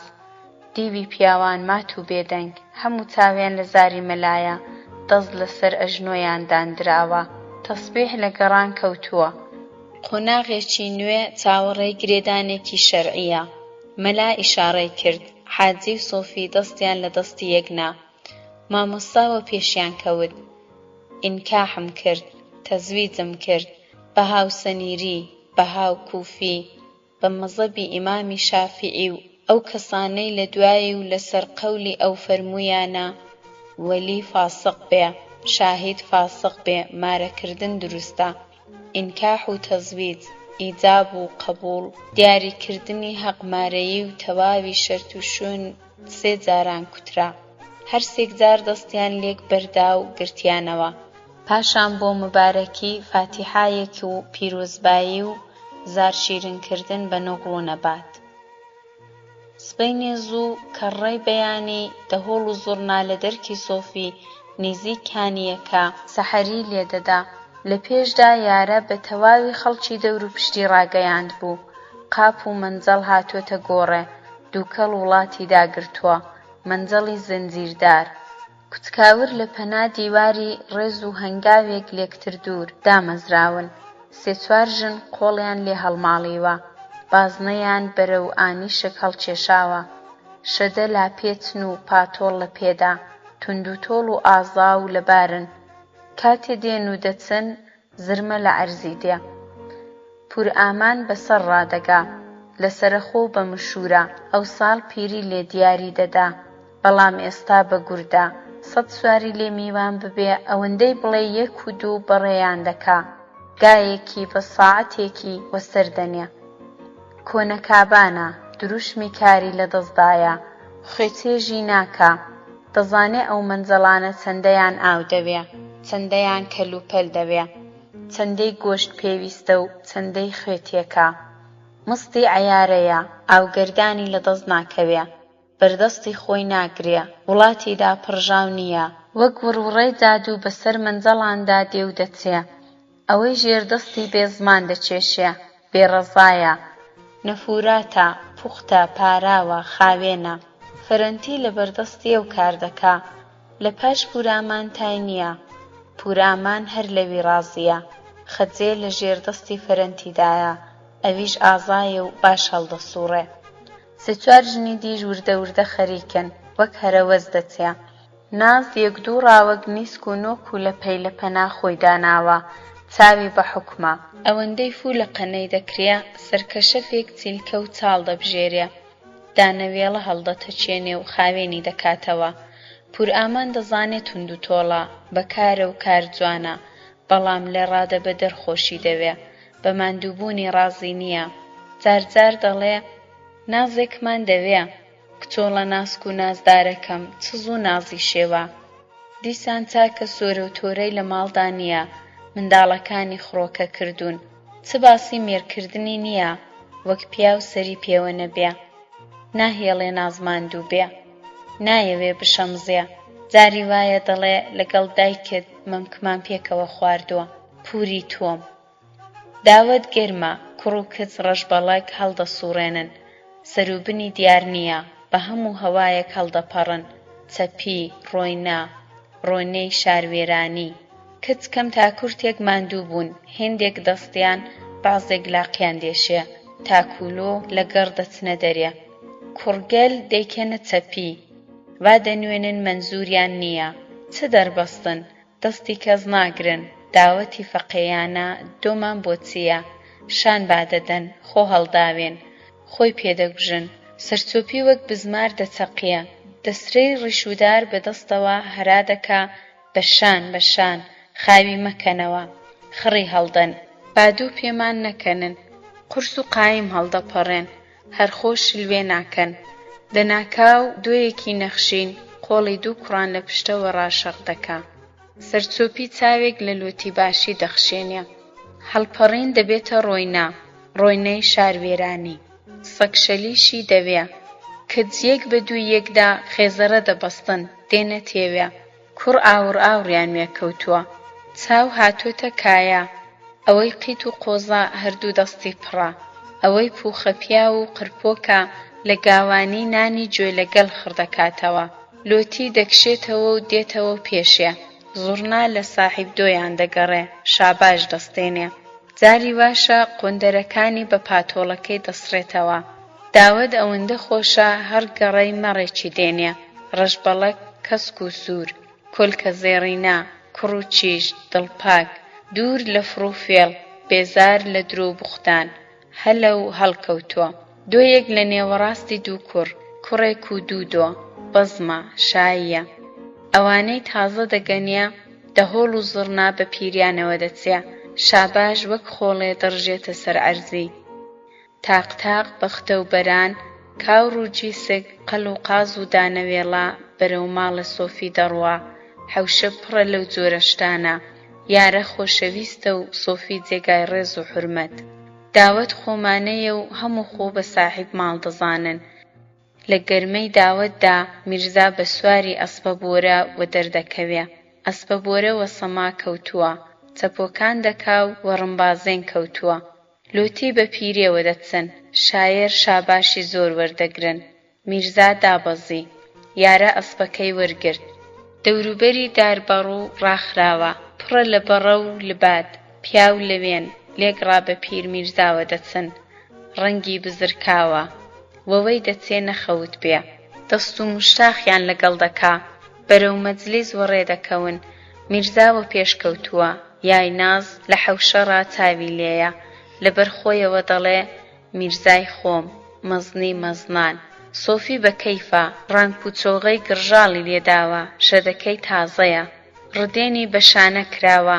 پیرێکی زیندوو بە گورد بێچوو جێی پیرە بەتاڵ دەبینێ لایەکی پێوە نییە ئاواتی پیرە داوەتی یارە بوو قسەکانی لە جۆی سۆفیدا دەزرینگێتەوە بەڵام خۆڕادەگرێ دڵخۆشی خۆی دەداتەوە دەبێ جۆی نەدەمێ دنیا بۆ کەس هەتا سەر نییە ئینسان دەمرێ ئەوڕۆ دەبی بۆ یارە لە جێی دایک و باب بم ئەو خەڵکە لە خۆشی من هاتوون داوەتی کوڕەکەم ڕۆژی شاییە خەڵک قەرزداریان کردم لە شین و شاییم داهەن خۆ لە خەیاڵ دەپچڕێتەوە ڕوو لە میرزا دەکا مام میرزا بەخێر هاتی هەر چەند درەنگ هاتی ئەو خەڵکە میوانی تۆن لە بەیانێوە ملم هات ئەوەندەی سەر هەڵێنم چاو لە تۆ بجێڕم میرزا جەماعەت میوان نین ماڵە خۆیانە من خزمەتکاری ئەوانم ئەوان نەبن میرزای چیم هێندێک بە جواب دێن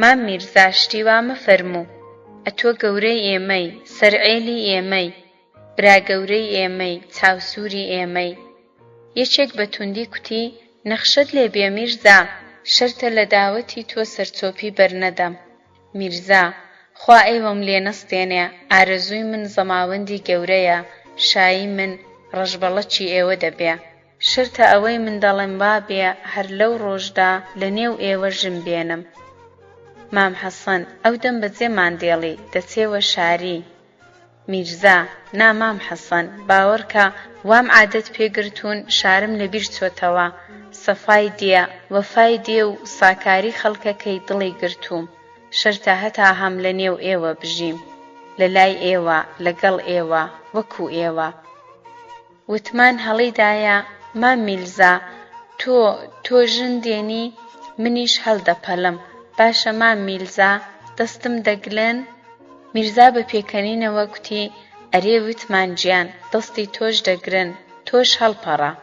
خەڵکەکە لە قاقای پێکەنینیاندا یەکێک هەڵیدایە منداڵ دڵی ڕوونا ئیشەڵڵا وەدیدیە خوا لە زارت بڕوانێ وتمان.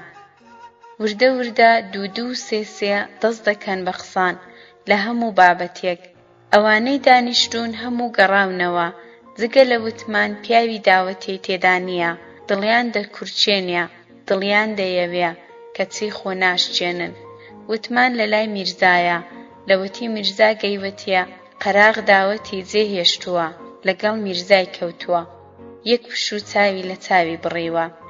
مەلاو مام حەسەن لە نێزیک میرزا لەسەرەوە دانیشتوون باسی ئاژەڵداریە.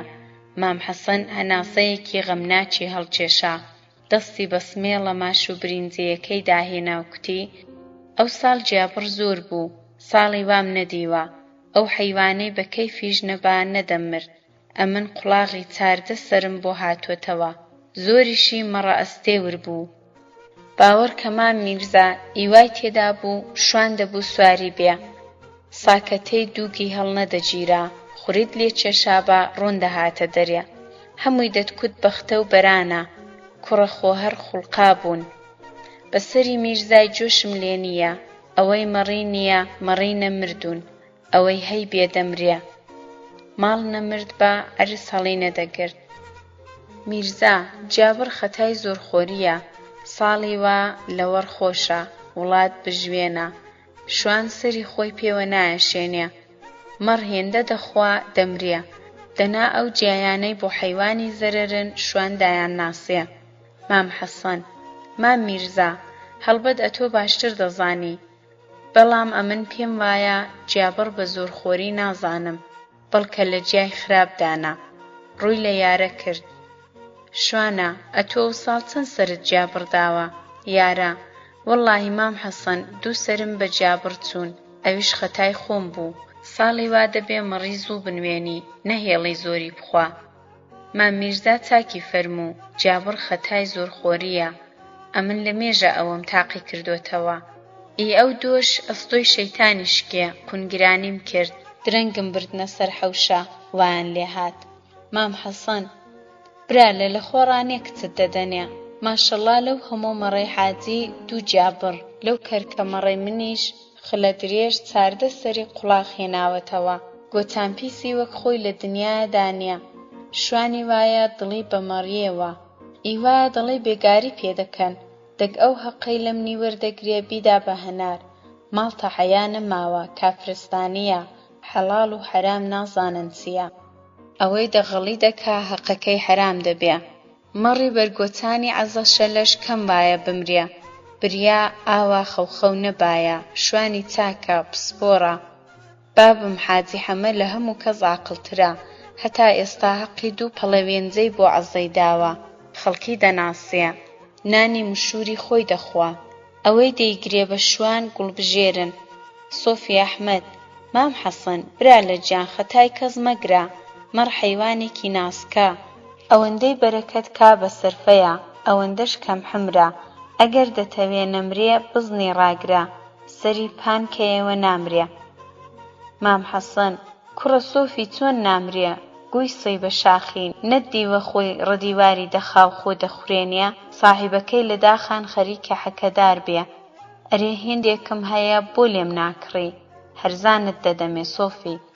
سۆفی دەی فێڵەزان ڕزقەکەت خواردوو و بۆ خۆڕە دیوارخستنەکەی دەیدەی بە من مامەستا برا لە مام حەسەن ئەو ڕوو بە سۆفی ناوەستی دەست لە خۆت هەڵگرە مەڕ و ماڵات زۆر بووە زەکاتی بە چاکی لێ دەرناکەن بۆیە دەمرن شەرعەن لە چل سەری زەکات دەکەوێ بابم زەکاتی بدەن ئەوەی دەمرێ ماڵی تۆ نییە.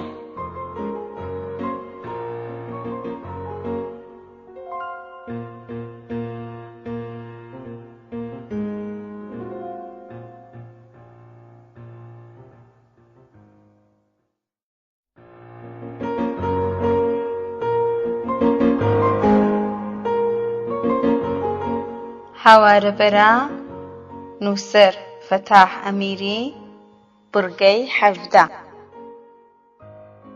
داوەت بەربوو کەوڵ و عەرزی کەوتۆ نان و چێشت بە پێی فیلانە کوڕە جەحێڵە بە کەشەف و سەلە و مەجوعما لێکدا نان و چێش دێنن خواردەمەنی بەلاشە حەسار و دەرکوبانیەکی دینابە لەبەرەوە نەهار دەخورێ منداڵ وەک کوچک و کەڵک لە حەوشە ڕژاون ڕێی نییە لاق هەڵێننەوە خەڵک بە ورد و درشتەوە هاتوون دەرزی هەڵاوێ و عەرزی ناکەوێ پورئامان حوکما تێدەکا بێ نێوبڕ دەشاتێنێ ڕۆڵام وریابە نەکەوی کوڕە لەسەر ڕێیە لاچوو کچۆڵە دامەزرێ هەتیوە بێدەنگ بە بەشی پیاوان بەڕێکرێ پاشان هەمە ڕەحیم ئاگاد لە خۆت بێ ئەو جامەی تێکەن ئەو پیاڵەی لەسەر ڕێیە لابەن ئەوەیان گۆشتی کەمە پیوازەکان و لەبیر نەچێ شەرافەت دڵت بەسەریەوە بێ کوڕێک هەرا دەکا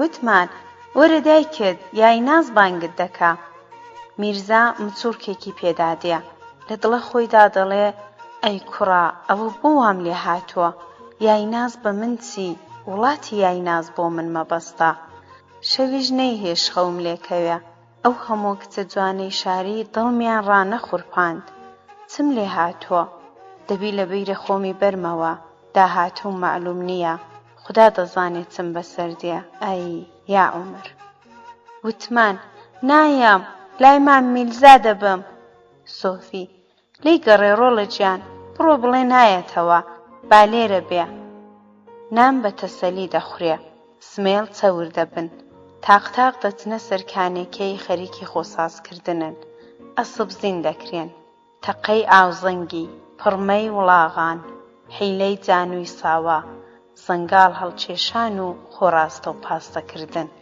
مەلا برادەران ئینشاءڵڵا ئەوەی بێ و هەزاری دی پێم وایە نوژ و مۆژان بکەین و ئەوەی دەچێ بۆ بووکی سوار بێ درەنگە مام حەسەن و سۆفی و یارە لە لای من دەبن ئەوانی تر کەیفی خۆیانە هەر کەس پێی خۆشە بچێ بە سڵامەتی و سەر و دڵی خۆش بڕێکیش لەسەرخۆ بن برالە جەحێڵەکان زۆرتر لەگەڵ ئێوەمە لە ڕمبازێن و تەقڵە و جلید وریای خۆتان بن خۆ بە هیلاک مەدەن نەوەک خوای نەخواستە شاییمان لێ ببێتە شین تکا دەکەم ئاگاو لە خۆ بێ بەبێ ئیزنی میرزای کاری سەر بەخۆ مەکەن هەرزەیی مەکەن موسڵمان دەبێ سڵامەت بێ سوارە سوار بوون تێکداوێن پەلەو هەلە لە گۆڕێدایە هەوهەوەی سواران ڕمبەی دەهۆڵ و زوڵنا لەگەڵ زرمەی ناڵ و بزمار جۆی پڕ کردووە هەڵڵایە بەزمە شاییە زەماوەندە کەس ئاگای لە کەس نییە تەقڵەی دەکەن جلیت ڕمبازێن چێ جوابی چێ دەداتەوە میرزا بە سواری ئەسپە بۆرەوە پێش کەوتووە چەشنی ڕوستەم و ڕەخش ڕێکوپێکی و لێهاتووی لێدەبارێ وەها قەیت و قایما دڵەی بە زینەکەوە درواوە کەچی قەوەی خستۆتە سەر چێفان یای ناز غەرقی تەماشای میرزایە لە دڵدا دوعای بۆ دەکا و بە قوربان و سەدەقەی دەبێ حەسۆ مام میرزا تەقڵە ئاغا و نۆکەری نییە پێم خۆشە ئەسپەکان ڕێک خەین بزانم ئەسپە بۆرە ئەو هەمووی تاریف دەکەن لەگەڵ ئەسپە سوورخون دێتەوە میرزا حەسۆ گیان من تۆم خۆش دەوێ ئەسپە بۆرە عەرەبە ئەسپی وا لە وڵاتەی دانیە لەوەتی هەما کەس بۆ پێشی نەخستۆتەوە پێم خۆش نییە گرێوە ئەسپت لەگەڵ بکەم حەسۆ ناوەڵڵا مام میرزا وا مەفەرموو بڵێ ئەسپەکەم لەگەڵ سوورخون نایەتەوە دەنا برالە لەسەر ئەسپەکان ئەوەش مەیدان میرزا حەسۆ کوڕە نامەوێ ئەسپەکەت قەڵب بکەم وەک بیستومە بە جووتێک کەڵ گۆڕیوتەوە ئەسپێکی باشە بەڵام ئەسپە بۆرە چەنگی هەیە باڵی هەیە ئەوانە لەگەڵی دەرناچن با لەبەر چاوت نەکەوێ ناشپاڕێمەوە حەسۆ میرزا بابم گرێوە ئەسپ حەڵاڵە لەسەر ئەسپەکان میرزا من بردمەوە کە دەیبەمەوە سوورخون دەدەمەوە بە خۆت تۆ برتەوە ئەسپە بۆرە پێشچێش بەڕاستی بەو گرێوەش ڕازی نیم مەیدان دیاریکرا مەودایەکی دوور لە پاناوکی بەرەدێ هەتا گۆڕەپانی جێوە سوور مەیدان درێژە مەودای زۆرە. حەسۆ ئەو مەیدانەی دیاری کرد، پێی وایە سورخوون جەحێڵە، پشووی پترا، دوورتر چاترا، دەبێ ئەسپەبۆرەی ماندووکە. ڕچێفیان لە ئەسپدا، سورخوون وەک گولە هەڵقەندرا، تیژ بە باز و بورد، زۆر پێنەچوو دوو مەیدانە ئەسپ دوورکەوتەوە. میرزا لە غاوی ئەسپەکە شل ناکا، ئەسپەبۆرە خۆ دەخواتەوە. هەڵدەستێتە سەر پاشوان، دەسووڕێ، بەڵام میرزا حیسابی لەدەستدایە، ڕایدەگرێ، بە نەرمەغار دەڕوا، هەتا داوێنی چێوە سوور. حەسۆ لە پێشدایە، دەهۆڵ و زوڕنا بێوچان دەیکوتن. سوارە پەرۆشی میرزان، مام حەسەن نەبێ هەموو پێیان وایە دەیدۆڕێنێ، وا لێک دوورن دەنگیان ناگاتە یەک. هەتا داوێنی چێوە سوور میرزا لە پاشە، لەگەڵ سمی سورخوون چۆ لە هەورازیەوە. میرزا ڕەچێفی هێنا شیمبۆرە، جڵەوی بۆ شل کرد. ئەسپەبۆرە وەک هاران، دووکەڵێک، تۆزێک، تارماییەک هەڵقەندرا، لە چاوان دوورکەوتەوە. دم لەسەر پشت بەرە بەبەرە دەگەیشتە سەر سورخوون. وردە وردە سوارەکان دڵیان گۆڕا. لە نێو قەدی چێوە سوور سورخوون بە تەواوی ماندوو بووە، دەکرێ بڵێن وەستاوە. کونەتفینجی لێ ئاوەڵا بوون، ئارەق لە سمی دەتچێ، زۆری لە کورتی داوە. حەسۆوە پەلە کەوتووە، خاڵیگەی بە ڕەچێف هەڵدڕیوە، لە داخان قامچی لێ دەچێشێ. ئەسپەبۆرە تازە گەرمدادێ، باوی لاقوپەلی خۆش دەبێ، ماندوو نەبووە، ئارەقگیری تەڕ نەکردووە، هانکەی نایە. لە نێو قەدی چێوە سوور سورخوون تێدەشکێ. میرزا لە بەرامبەر حەسۆ شلی دەکاتەوە، قەمچیەکی لە سورخوون دەدا و ڕەت دەبێ. چێوە سوور نەرمانە، بەیارە، گۆڕەپانی هەیە، جێلەوەڕی ئەو وڵاتەیە، مەودای هەوراز زۆرە، ڕژدە. شیمبۆرە وەک چەنگی هەبێوە سەردەکەوێ، لەسەر گۆڕەپان دەست دەکا بە نەرمەغار. میرزا دەیحەسێنێتەوە. میرزا دادەبەزێ، سەبر سەبر بە دووی خۆی دادەیچێشێ، دەست بەسەر و یاڵی دادێنێ، جارجاریش دوو هەنگاو لە پێشدا هەڵدێ. حەسۆ گەیشتێ. سڵاو میرزا، ئەسپەکەت ئەسپی چاکە، پێم وانە بوو، بەڵام بۆ خۆشت لە من سوارتری.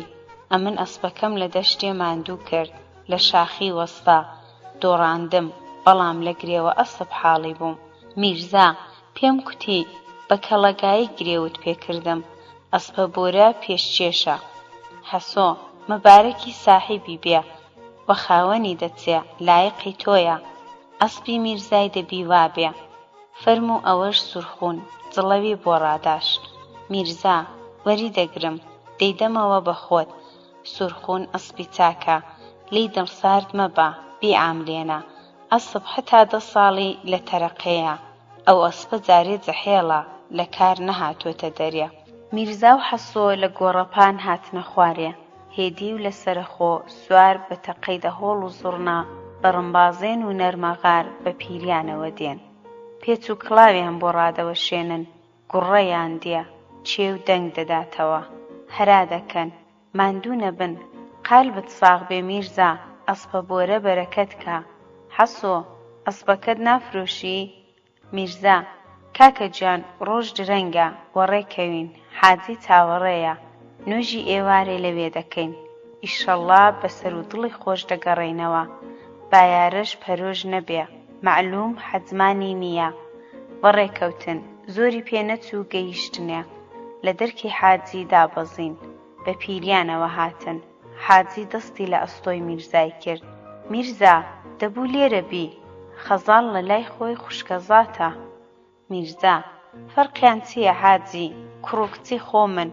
حەسۆ کێشەی پێکردم، وە درەنگی کەوتین، ئیزن بدەی نۆژ دەکەین و دەڕۆین، وەڕێمان خە، ڕۆژ درەنگە، سۆفی چاوەڕێیە. حاجی ئەی سۆفی بۆ نەهاتووە؟ کاکە میرزا خەتای تۆیە، ئەتۆ شک دەبا، بە تۆ پشدەستورە، دەنا چڵچڵەی ڕدێنی هەڵدەقەنم. فیلە بۆ نەهاتووە، مەگەر نەیگەمێ، خۆڕدەماغیم لەسەر دەکا. زۆری پێنەچوو، بەبێ پەڵپ و بیان و ئەو لەو نەسا، قۆڵی خەزاڵیان گرت، هێنایانە دەرێ. تارای سوور هێندەی دی جوان کردووە، نەرم نەرم دەگری حاجی ژن دەگری ژنەکانی دیش هەروەها ماڵە باب هومێدا دوورکەوتنەوە گرانە خۆشی و ناخۆشی تێکەڵ بووە ماینێکی کوێت چاوەڕێی بووک بەسەر کێشەوە ڕاگیراوە سەبر سەبر بۆ لایوی دەچن لۆتی نایەتە دەر لێدەدەن میرزا زێڕەوشان دەکا وەک ئەستێرەی ئاسمان براو هەڵداوێ حاجی دەستی دەگرێ بابم جستان بەرووبوو درێژە کەمێکی بێڵەوە منداڵ تێکداوێن لە حەوای دەیقۆزنەوە هەر کەسە و گوێت جۆپسریانە تێڕۆدێن سواری سەری یەک دەبن بووک سوار دەکەن بەربووک بارگە و بنا میرزا خوداحافیزی دەکا سوارە سوار دەبن و ماڵاوایی دەکەن لۆتی تەدارەک و مەبارەک لێدەدەن سوار دەوری بووکیان داوە بەرەو ڕۆژاواوە ڕێدەکەون تیشکی خۆر لە چاویان چەقیوە دەست لەسەر چاویان دەکەنە نیسێ بەدەست تێلیسان ساز دەکەن ئارام ئارام پێ بە پێی سەرچێش دەڕۆن پیاوەتی و گەورەی حاجی هەما وە شەرمی خستوون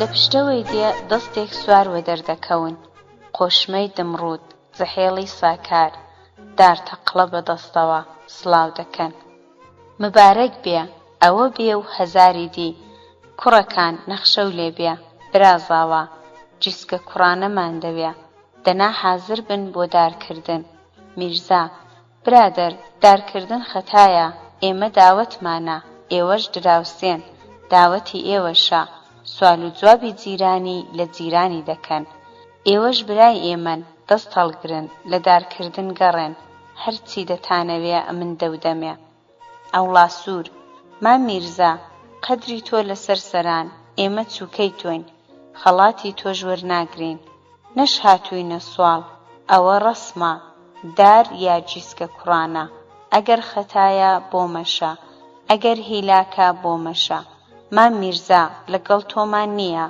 ئەو حەدەمان نییە لەگەڵ تۆش دار ناکەین ئەوانی تر غەیری تۆ هەر کەس بێ ئەسپە بۆرەشیان بدەیە دەشزانم ئەسپە بۆرە فێرەدارە بەڵام سەرێکە هێناومە و نایبەمەوە میرزا زۆری حەولدا فایدەی نەبوو تکای کرد ڕازی نەبوون پێشی بووکیان بەرنەدا بە داری نەحلەتیدا چوون خوێنبەری چاوی گرتن شەیتان چوو لە کەڵیشەیانەوە حەسۆ هاتە پێشێ ڕووی لە میرزا کرد خاڵە میرزا قسەی خۆت خەسار مەکە شەرعی ماری بەداری قسە بێسەمەرە تکا دەکەم ئەسپە بۆرەم دەیە و چاوت لێبێ بەسەری تۆ بە قوڕپێوان دەیان نێرمەوە وایان لێ دەکەم جارێکی دی فێر نەبن نێر بن ئاوی بێلغاویان خواردوتەوە ئەسپی خۆیان بە تەنێ لینگ داوە سەر شۆڕی قبوڵ ناکەم دەرپێی ژنانمان لە پێدا نییە جیسکە کوڕانە نادرێ حەسۆیە میرزا دابەزی ئەسپە بۆرەی دایە و کوتی وریابە بەدڕچێفە زوو خۆی باوێ سەرێ لە داریش ئەندێژ مەکە بۆرە فێرەدارە حەسۆ سوورخۆنی دا بە میرزا وەک هەلووک خۆی هاویتە سەر بۆرە دار تەقڵەی وەرگرت دوو گەڕی ڕمبازێن کرد دەهۆڵ و زوڕنا وەستا بوون پێی کوتن لێدەن لە منو نەکەوێ حیزی هەمبانەی کولوانە حەسۆم پێ دەڵێن کوڕی گوڵمەزان حاشا لەو قەبرەی ناڵەی لێنایە مام میرزا کوڕینە جەماعەت بەشایەت بن لەو دارەیدا بمرم خوێنم نییە بکوژم خەتام نییە وشتری حاکمیش نادەم ئەوڵا سوور ئاوری کردوتەوە کوڕی بابی خۆم نیم ئەگەر کەلاکی نەخەم پاشان ڕووی لە ئەوڵا سوور کرد و کوتی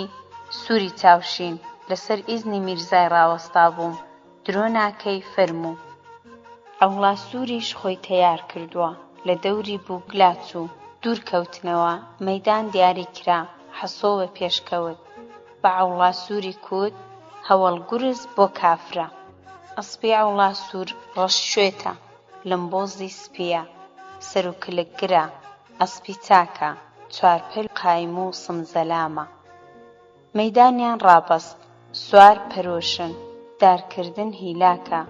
مەلا دەیکوت باشاییمان لێ نەبێتە شین، وریابن ئاگاو لە خۆ بێ، منداڵێ مەکەن. حەسۆ دەرپەڕی، ئەوڵاسوور ڕچێفکوت بە دوایدا، هەردووکیان بە پڕتاو دەڕۆن، ڕچێڤلێدان، پەلەکردن، گوڕا. چیوا دوور نەکەوتنەوە، ئەوڵاسوور هەوی لە حەسۆ کرد، هەو. حەسۆ تەمایەتی دابێتەوە، شیمبۆرە خۆی لە دار لادا، وەک زمانزان دار بە تەواوی لە دەستی ئەوڵاسوور جیانە بووەوە، لاڕێبوو. دار بە تەنیشتیدا فڕکە فڕک تێپەڕی، خەڵکەکە هاواریان کرد یا ئەڵڵا یا ئەڵڵا. بوو بە چەپڵە ڕێزان، شادی و کەیفخۆشی، لۆتی زرمەیان لێهێنا. حەسۆ پشووی هاتەوە بەرخۆ. نۆرەی ئەوڵاسوورە و بەسەر خۆی ناهێنێ، دارەکەی هەڵگرتەوە. دای بە ئاواڵەکانی، بە دەنگێکی پیاوانە هەرای حەسۆی کرد، حەسۆ دڵم نەهات لێت دەم.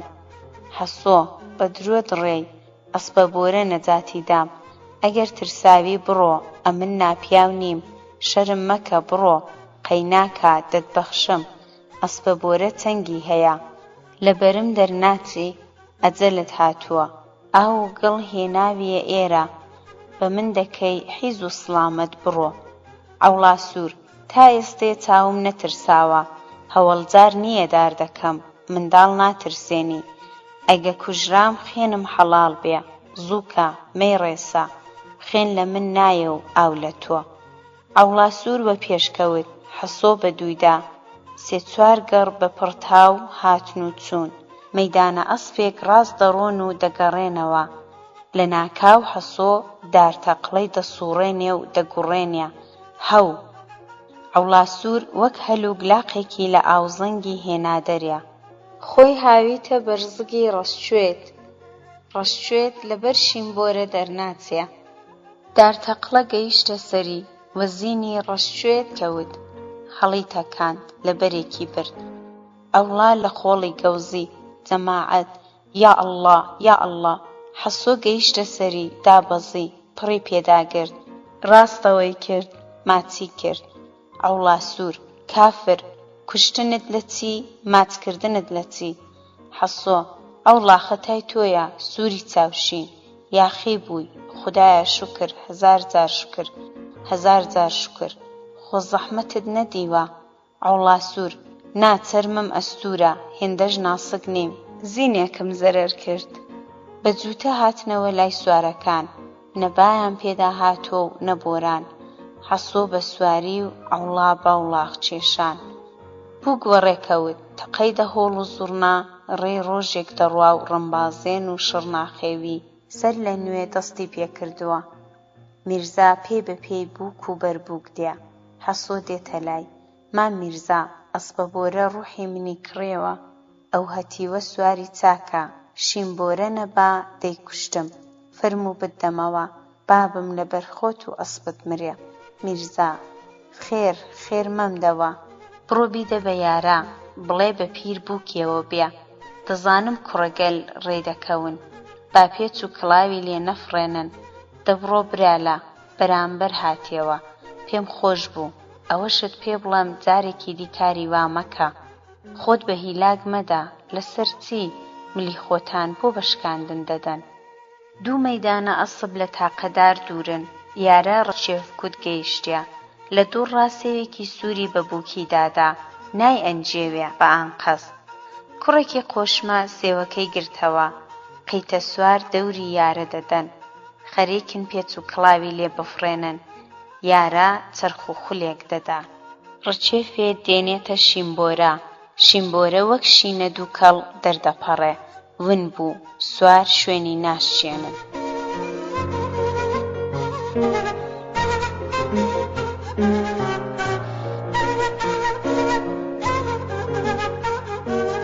بووکیان دابەزان، بە خەڵا و چەپڵە ڕێزان. سۆفی و مام حەسەن هەر یەکەی قۆڵێکیان گرت. ژن و کچ بە پیرێوە هاتن، یەکێک ئاوێنەی بە پیرێوە هێنا. شەش حەوتێک دەسرە بەدەستەوە، سەمای لەبەر دەکەن. ئەسپەندەر لێکدا لێکدا دەخرێتە سەر ئاور. بۆنی ئەسپەندەر لە وڵاتی گەڕاوە. یارە لە سەربانی بەشولێکەوە ڕاوەستاوە، بە دوو کەسان کورسیەکی چووکەیان هەڵێناوەتە بەرپێی، کورسیان لەسەر بووکی ڕاگرتووە. یارە بەشولی لە کورسی دەدا، میرزا لە پەنای وێستاوە، نۆغڵ و دراو هەڵداوێ. پەیتا پەیتا زێڕەوشان دەکا، بە هەڵاو چەپڵە ڕێزان بووک دەبەنە ژوورێ. ژن و منداڵ تێکڕا و لێگڕا بە دوویدا دەچنە ژوورێ. تەنیا ناز لە حەوشە ماوەتەوە، جووتێک چاو وەک چاوی باز، پڕ لە داوە، پڕ لە ئەوین، پڕ لە سەفا، پڕ لە وەفا. دەڕوانە میرزا، سەری هەڵێناوە، گەردنی وەک چێل، بەرخەبەبەی دەجوڵێتەوە. لەبەر خۆیەوە لە دڵیدا یەک بە دڵی دەڵا، میرزای خۆم، مەزنی مەزنان. کەس گوێی لێ نییە، کەس ئاگای لە کەس نییە. بۆ دەمێک وەک خەون و خەیاڵ، میرزا چاوی ڕشکە و پێشکە دەکا. ناز لە بەرامبەرێتی، دیسان شۆق و لەرز، سەرجێژە و ویست و هەست. شەو درەنگە، میوانەکان لەبەرەوە ماڵی سۆفی جێدێڵن. زرمەی دەهۆڵ لە بنجۆی کوڕ و لاو هەروادیە، داوەت بەربووە، هەل نەماوە. بووکیش دوای شێو پێیەکی پێدادا. داوەت بەربوون، دەستلێک بەردان، بابەڕۆی جەحێڵان، بەڵام چ دەکرێ، خۆشی کەم تەمەنە، خۆشی هەڵدێ.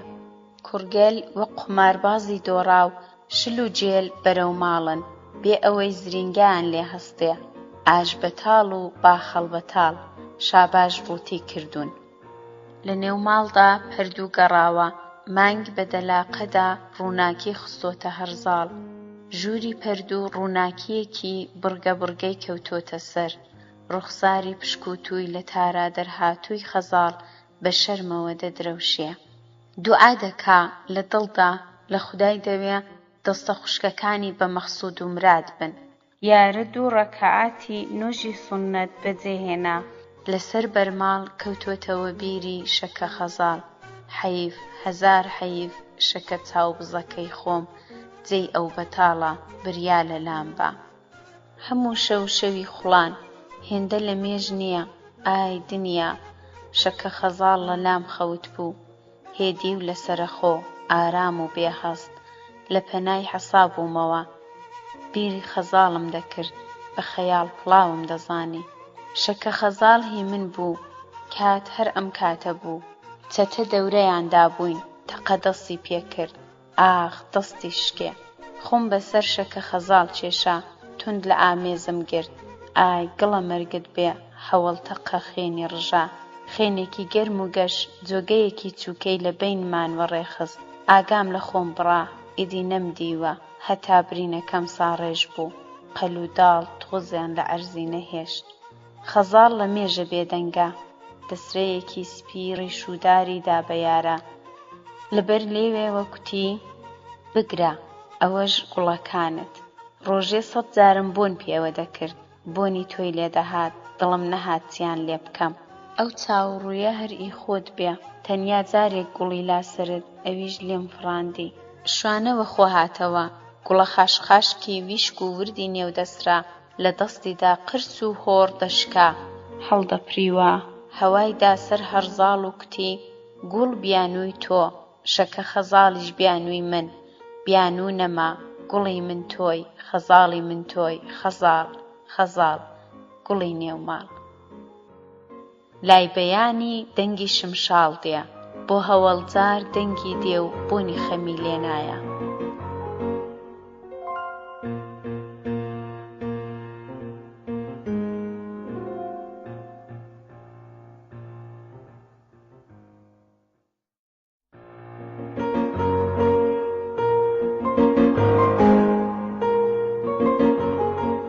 هاوارە بەرە، نووسەر فەتاح ئەمیری، بڕگەی 18. ساڵ درەنگە، ئێوارە پاییزە، تاوی بێتین و ڕەنگپەڕی و وەک نیگای یاران کاتی جیابوونەوە دەچێ. گەڵا زەردە، تاکولۆ دەسوڕێن و دەکەونە سەر زەوی. خەزەڵ و ویشکە جۆگە و قوڵکەی مرشت و دارماڵ کردووە. بای پاییز و گەڵا ڕێزان، گەڵای زەردی نەخۆشی دیلی دەستی با. بای سەرخۆشی بادەنۆشی شەختە، شەختەی شەرخوازی جوانی کوژی بێستان ڕەن. تەبیعەتی سەوز و سەرسەوزی ڕەز و باغی داوەتە بەرپلار. پاییز مەرگی جوانیە، ئاویلکەی جوانەمەرگیە، گازی مۆتەیە، بێدەرەتانە، بێ ئامانە، کەوا دڕی هەژارە، کاکڕی دەوڵەمەندە. پاییز پاییزە، گاڵتە نازانێ، ڕۆژی قەرەوەیسە، عەزای مردنە، ئاهەنگی شۆردنە.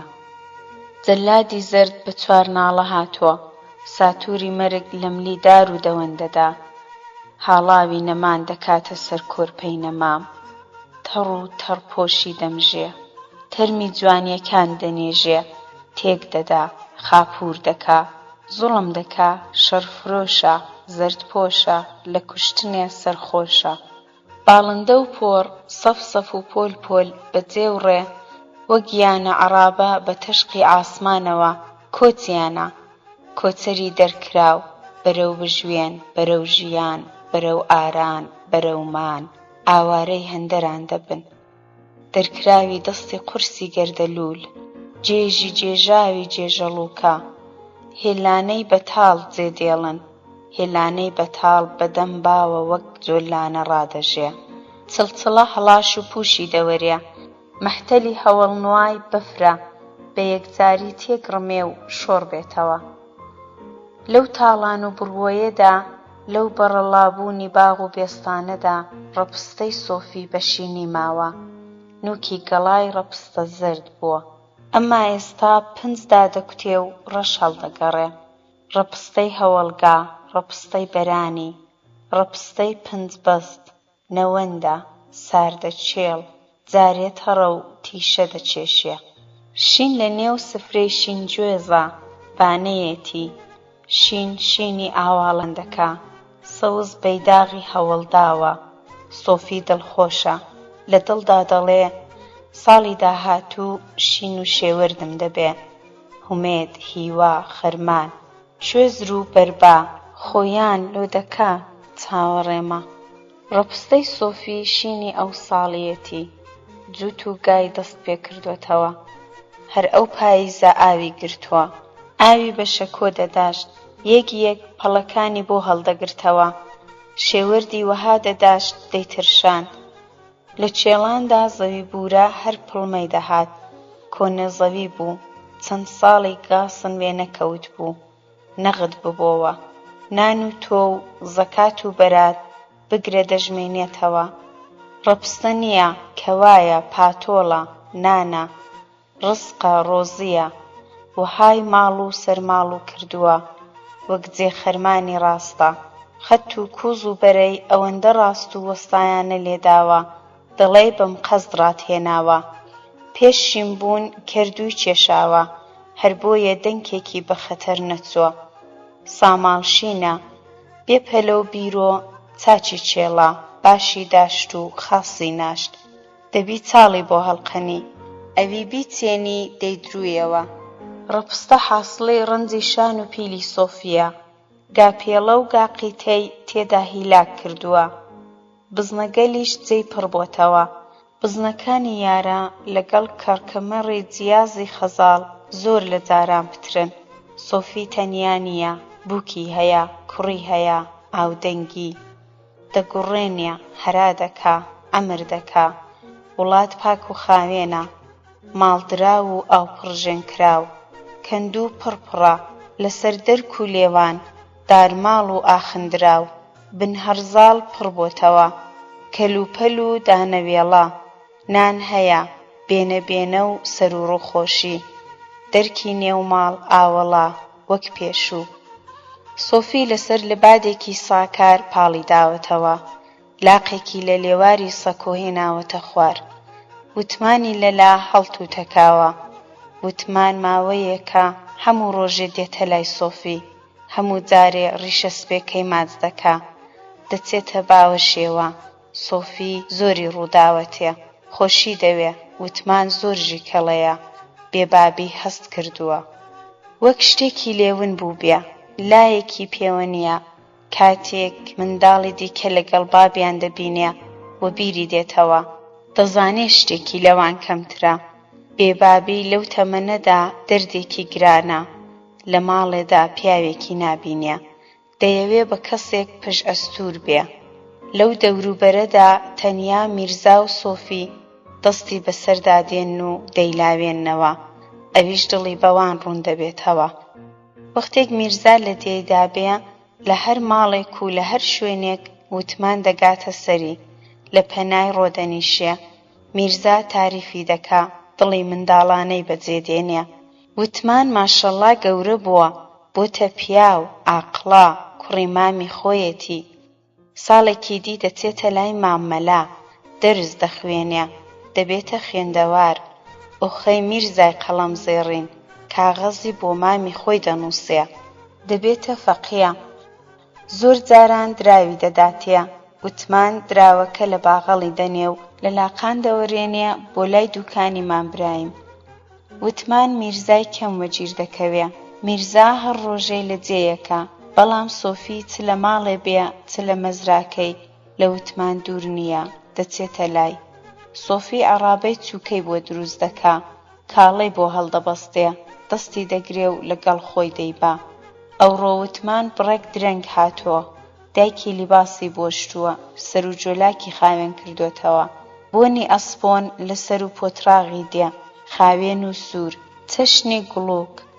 سۆفی هەرای خەزاڵی کرد، کچم بڕێک نوقڵ بۆ میوانە ژیکەڵەکەی مامی خۆی بێنە. ماشەڵڵا بۆتە پیاو، کوڕی مامی لە کوڕی شای خاوێنترە، عاقڵە، نینۆکەکانی هەڵپاچیوە. خەزاڵ پڕی پیاڵەیەکی مز نوقڵ دێنێ، لە پێش وتمانی دادەنێ، ماچی دەکا و دەڵێ لەسەرت گەڕێم، دایکت چۆنە؟ وتمان چاکە شێو دەکا. دادە خەژاڵ، ئەی کاکە یالە لەکوێیە؟ بڵێ بڵوێڵم بۆ لێدا. باشە دادە خەژاڵ. خەزاڵ سوور هەڵدەگەڕێ، لە لای سۆفی شەرم دەکا. سۆفی بەقەد بابی خۆش دەوێ. خەزاڵ شۆرباو لە پەی لێدەنێ، ڕۆن و پیوازەکەی تێکەڵ لە پەی کوڵاو کردووە و ئاوی کردوتە سەر، دیزەکەی بە قەڵانگ ڕۆ دێڵێتە تەندور، دەرخۆنەی لەسەر دادەنێ. خەزاڵ ماڵی سۆفی ڕازاندوتەوە. زۆر جاران سۆفی پێی دەڵێ ڕەبی ڕۆڵە ڕووی دایک و بابت سپی بێ، وەک دڵی منت حەساندەوە، خوا چاکەت بۆ بکا، بەختەوەری دنیا و قیامەتێ بی. تەندورێکی چووکە لەسەر سەکۆی حەوشە دانراوە، ئاورگەکەی پیرە لە گۆشەی حەوشە تێک نەچووە، نێوماڵ گەسکە سواخێکی خاوێن کراوە، قورم بە میچێوە نییە، بەڕای نەخشینی هەرزاڵ تازەیە، جووتێک خەشە و سێلینگ جەواڵی تازە درواو لەسەر پێر چێدانراوە. ماڵ لە خاوێنیدا خەمڵیوە. خەزاڵ کچە دەوڵەمەندە، سەربەڕسقە، پێوقەدەم باشە، شکڵی ماڵ گۆڕاوە، بە دوو لای کۆڵەکەیەکدا چیغیان ڕائەنگاوتووە. پەردوویەکی ئەمانەتی، سەرما بزووتووە. سۆفی چیدی لەسەر سەکۆ ناحاوێتەوە، هۆدەی دیکەشیان نییە. خەزاڵ و یارە لە پشت پەردوو دەخەون، هەردووکیان تازە ساردەجێ گەرمدا دێنن. خەوی ساردەجێ سڵامەتە، کورسیش بۆ سۆفی داوێن. سۆفی شەوانە زوو دەخەوێ، سەری شەو پاش نوێژی خەوتنان مریشک هەڵنیشت، باوێشک دای دەگرێ، پارشێوێ ڕاستەوە دەبێ. بێخشبە دەچێتە دەریا، دەرکی کولانە مریشک دەکاتەوە. نوێژی بەیانی و خۆخافڵاندن، ئەوان وەخەبەر ناهێنێ، هەتا بۆ خۆیان وەخەبەر دێن. سۆفی حەساوەتەوە، ئاخری خێرە، چی لە دڵی دانیە، قانع، ڕازی، کاسب، خاکی. هەر دەڵێ ئای لە خوڵای بەزیاد بێ، زۆری لەکنە، دەورەم ئاوەدانە، کوڕم هەیە، بووکم هەیە، نەوەم دەبێ، نان و دۆ، ڕزق و ڕۆزی، ماڵ، ئاوەدانی، ئاودەنگی، چم لە خوڵا بوێ. ئەگەر کوڕەکەی خۆشم مابە هەر بەقەد یارەم خۆش دەویست، هەردووکیانم خۆش دەوێ. ئێستا گوێم لە دەنگیان نەبووە، چەند بەعەدەبن، بێدەنگن، خوا بۆ یەکی داناون، خوا بۆ منی ناردن، فریشتن. سۆفی، خوا بەسەری کردێوە، قەیران لاچوو، قۆرت ڕەوی، تەنگانە تێپەڕی، تاو هەڵات، ڕووناکایی، هومێد، هیوا. خوایە گیان، خراپەی کەسم ناوێ، کەسم ناخۆش ناوێ، بە غەرەزی خەڵکەوە ناچمە نێوجێ. پیاوەتیم پێخۆش بوو، ئەویشت دامەوە، پیرەت لێ ئەستاندم، ئەو کڕوو کە باشەت دامێ، ڕەبی لێت بەزیاد بێ، خودایە شکر، هەزار جار شکر، خوێندتمەوە، بەسەرت کردمەوە، ڕوحمت پێکردم، قەرەبووت بۆ کردمەوە. سۆفی کەم و کووڕی زۆرە، بەڵام قانەعە، ڕازیە، بە کەمیش ڕازیە. گوریسی ڕانەخستووە، تەماح سواری شانی نەبووە، بێتەماحە، گوزەرانی دەوێ، هەر ئەوەندەی موحتاجی دەرکی نامەردی نەبێ. سۆفی بۆ پەز و بزنەکان هۆڵی نییە، دانگەی نییە، کۆزی نییە، بۆ گایەکانی تەویلەی نییە، کادێنی دەوێ، هۆدەیەکی بۆ کڕوبووکەکەی پێویستە، دەرکەیەک، دەلاقەیەک، سێلا دیوار، ئاڵودار و هەڵاش و سەرهەڵاش، هۆدەیەک بەسەر نێو ماڵێدا. ساڵان بزنەگەلەکەی وەختی سەردانگەی و ماڵی حاجی حەمەدەنا، ئەو ساڵیش حاجی بۆی بەخێو دەکا، حاجی نەیهێشتووە قوڕەکاری بکا، پێی کوتبوو: ئەرێ سۆفی، ئەڵڵا ماڵت خرانەکا، ئەلعانیش نامۆیی بە من دەکەی، کوڕە هەزار جارم پێکوتووی لە حاست و ساحیب ماڵ نیم، ساحیب سەر نیم، قوڕەکاری بەو درەنگ وەختیە، خۆ تۆ شێت نەی، قوڕەکاری باران بەستی بەهارێ دەکرێ، ڕۆژگار درێژن بە قەدرایە ساڵ، قوڕی بەهارێ قایمە وەک پۆڵا، پیاوەکانت بۆ دەنێرم، وەستا ڕەسووڵێ بانگ دەکەین، بە قەدەرێکی وەک قوڵەی هێلکە خڕ دەبێوە، ئاڵودار و چرپی و چاڵ، چ زۆرە ئەوانە، دەی بابم خۆ تۆ کۆشکی فەرهادی ساز ناکەی، خەم مەخۆ با بەهارمان لێدا بێ، ئەوانە لە عایدی من، کوڕە سۆفی خۆ تۆ وانە بووی، ئەمن پێم وابوو زۆر پیاوی، ماڵی من و تۆ کوا بەشکراوە، مەیکە نەقڵەکەی پێشوو، ئەمن پێم خۆش نەبوو تەنیابی، ئەتۆ پێت وابوو خێرت پێ دەکەم.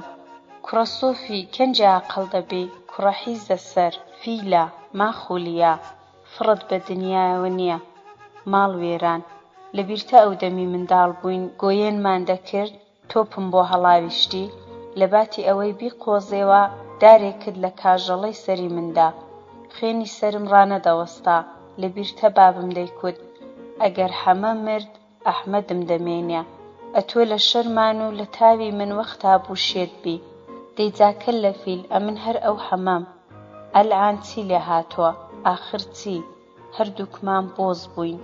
ئەدی دەستەبرایەتییەکە تەواو بوو، پیاو بە پیری نابێ بگۆڕێ، پیر کامڵ دەبێ، عاقڵ دەبێ، ئەتوو دەعەزڕی، دەهری دەبی، ئاخ لە ئاخیدە دنیایە. ئەو دەمی پاش سەرخۆشی چەندەم حەز دەکرد، دڵم هات بە یەک دوو نەقورچم لەسەر و سەگتت کوتابە، ئای دڵت ناسک بوو، وەختی نەبوو، زاتم نەکرد، بەخوڵای دەنا حەقی خۆت بوو. کوڕە جا چۆن، بۆزە، ڕدێن کلکەپات، قسەی من لە قسەی لە چەرچی دەخەی؟ سۆفی: نا حاجی، نا براکەم، قسەی تۆ قسەی برا گەورەمە، قسەی دڵم، ئەتۆ جنێوم پێ بدەی لە مەرحەبایی خەڵکی باشترە، قەت لە تۆ ناڕەحەت نابم، نا ئەوانە مەڵێ، ئەتۆ جۆی و بلە چەرچی گوێیە، بلەی چی و شتی چی، کەنجێ ئەو هەتیوە بەلینگە کەوشی تۆ بۆیە جوابی تۆم نەداوە، پێم وایە بەرد هەتا لە جێی خۆیەتی قورسە، ئەمن بۆ خۆم قەدری خۆم نەزانم، ئەتۆ قەدرم ناگری، با ئاواڵی منداڵی منیش بی، با براشم بی، برا لە حاجی لە خۆت مەگۆڕە، ئەمن هاتبامە ماڵە تۆ، دای دەنێم ئەتۆ سەد هێندە پیاوی چاک بای، ئەدی قسەی خەڵکی، ئەمنیش بەشی خۆم ناو و ناوبانگێکم هەیە، ئەمنیش دۆست و دوژمنێکم هەیە. پیاوەتی تۆ بۆ من وەک ڕۆژ ئاشکرایە، قەتم چاکەی تۆ پێ نادرێتەوە، نەئی تۆ نەئی حاجی ژن، دەردەسەرم زۆر بۆنگۆیە، زەحمەت و قورسایی ئەوەندەی خوڵا حەز بکە، حاجی لە حاستۆ سرم هەڵنایە، هەر ئەوەندەی دڵی من و میرزات نەشکاند و کچت دا بە یارە، جا چۆن بڵێم، هەر ئەوە بۆ من دەریایەکە، ئەتۆ پیاوەتیت کرد، ئەمنیش هەتا گڵەبانی چاوم دەکەن لە بیرم ناچێ. حەمە گیان، ئەوەندەت حەق لە سەرمە مەگەر بتکوژم، دەنا چاکەی تۆم پێ نادرێتەوە. پاش ئەو ڕاز و گلەیە حاجی هەرا یارەی کرد: ڕۆڵە بڕۆ هەر زیندەوارێکی خوڵا داوێ بە سۆفی غەیری مریشکەکانی و پێش خۆتی دە و بی بە ماڵی ئێمە. یارە چاوێکی لە سۆفی کرد. سۆفی کوتی هەرچی حاجی بڵێ. هەر ئەو دەم گایەکان و مێگەلەکە بەرەو ماڵی حاجی سەربەرەوژێر کرا. سۆفی وتمان هەر لەسەر سەکۆ دانیشت بوون. نیسێ بە سەران کشاوە. حاجی چۆتەوە ماڵێ. یارە تازە لە ماڵی حاجی دەگەڕێتەوە. مەڕووماڵاتی دامەزراندووە. بە خاترجەمی بێڵی لەبەری میچی چەقاندووە. بە نارەنار دەگاتەوە حەوشە. لەگەڵ سەریوە دەرکەوت. وتمان هەرای کرد: کاکە یالەجیان، شمشاڵەکەت بێنە. دادەخەژاڵ دەیکوت: ئەو دەڵێ زوو کە دەلۆمەوە، دایکم لێم دەدا. کاکە یالەجیان زوو بە دەی. یارە دەچێتە ژوورێ، لەگەڵ خەزاڵ سرتەیەک دەکا و شمشاڵەکەی هەڵدەگرێ و دێتە سەر سەکۆ. هەوا مەیلە و ساردە، لەشت هەزووی ساردی پێدادێ. سەبیلەی سۆفی تازە داگیرساوە، مژی توندی لێدەدا. زوو لەپی دەستی لەسەردادەنێ. بێخەم و خەیاڵ، قورس و قایم، بە خاترجەمی دانیشتووە.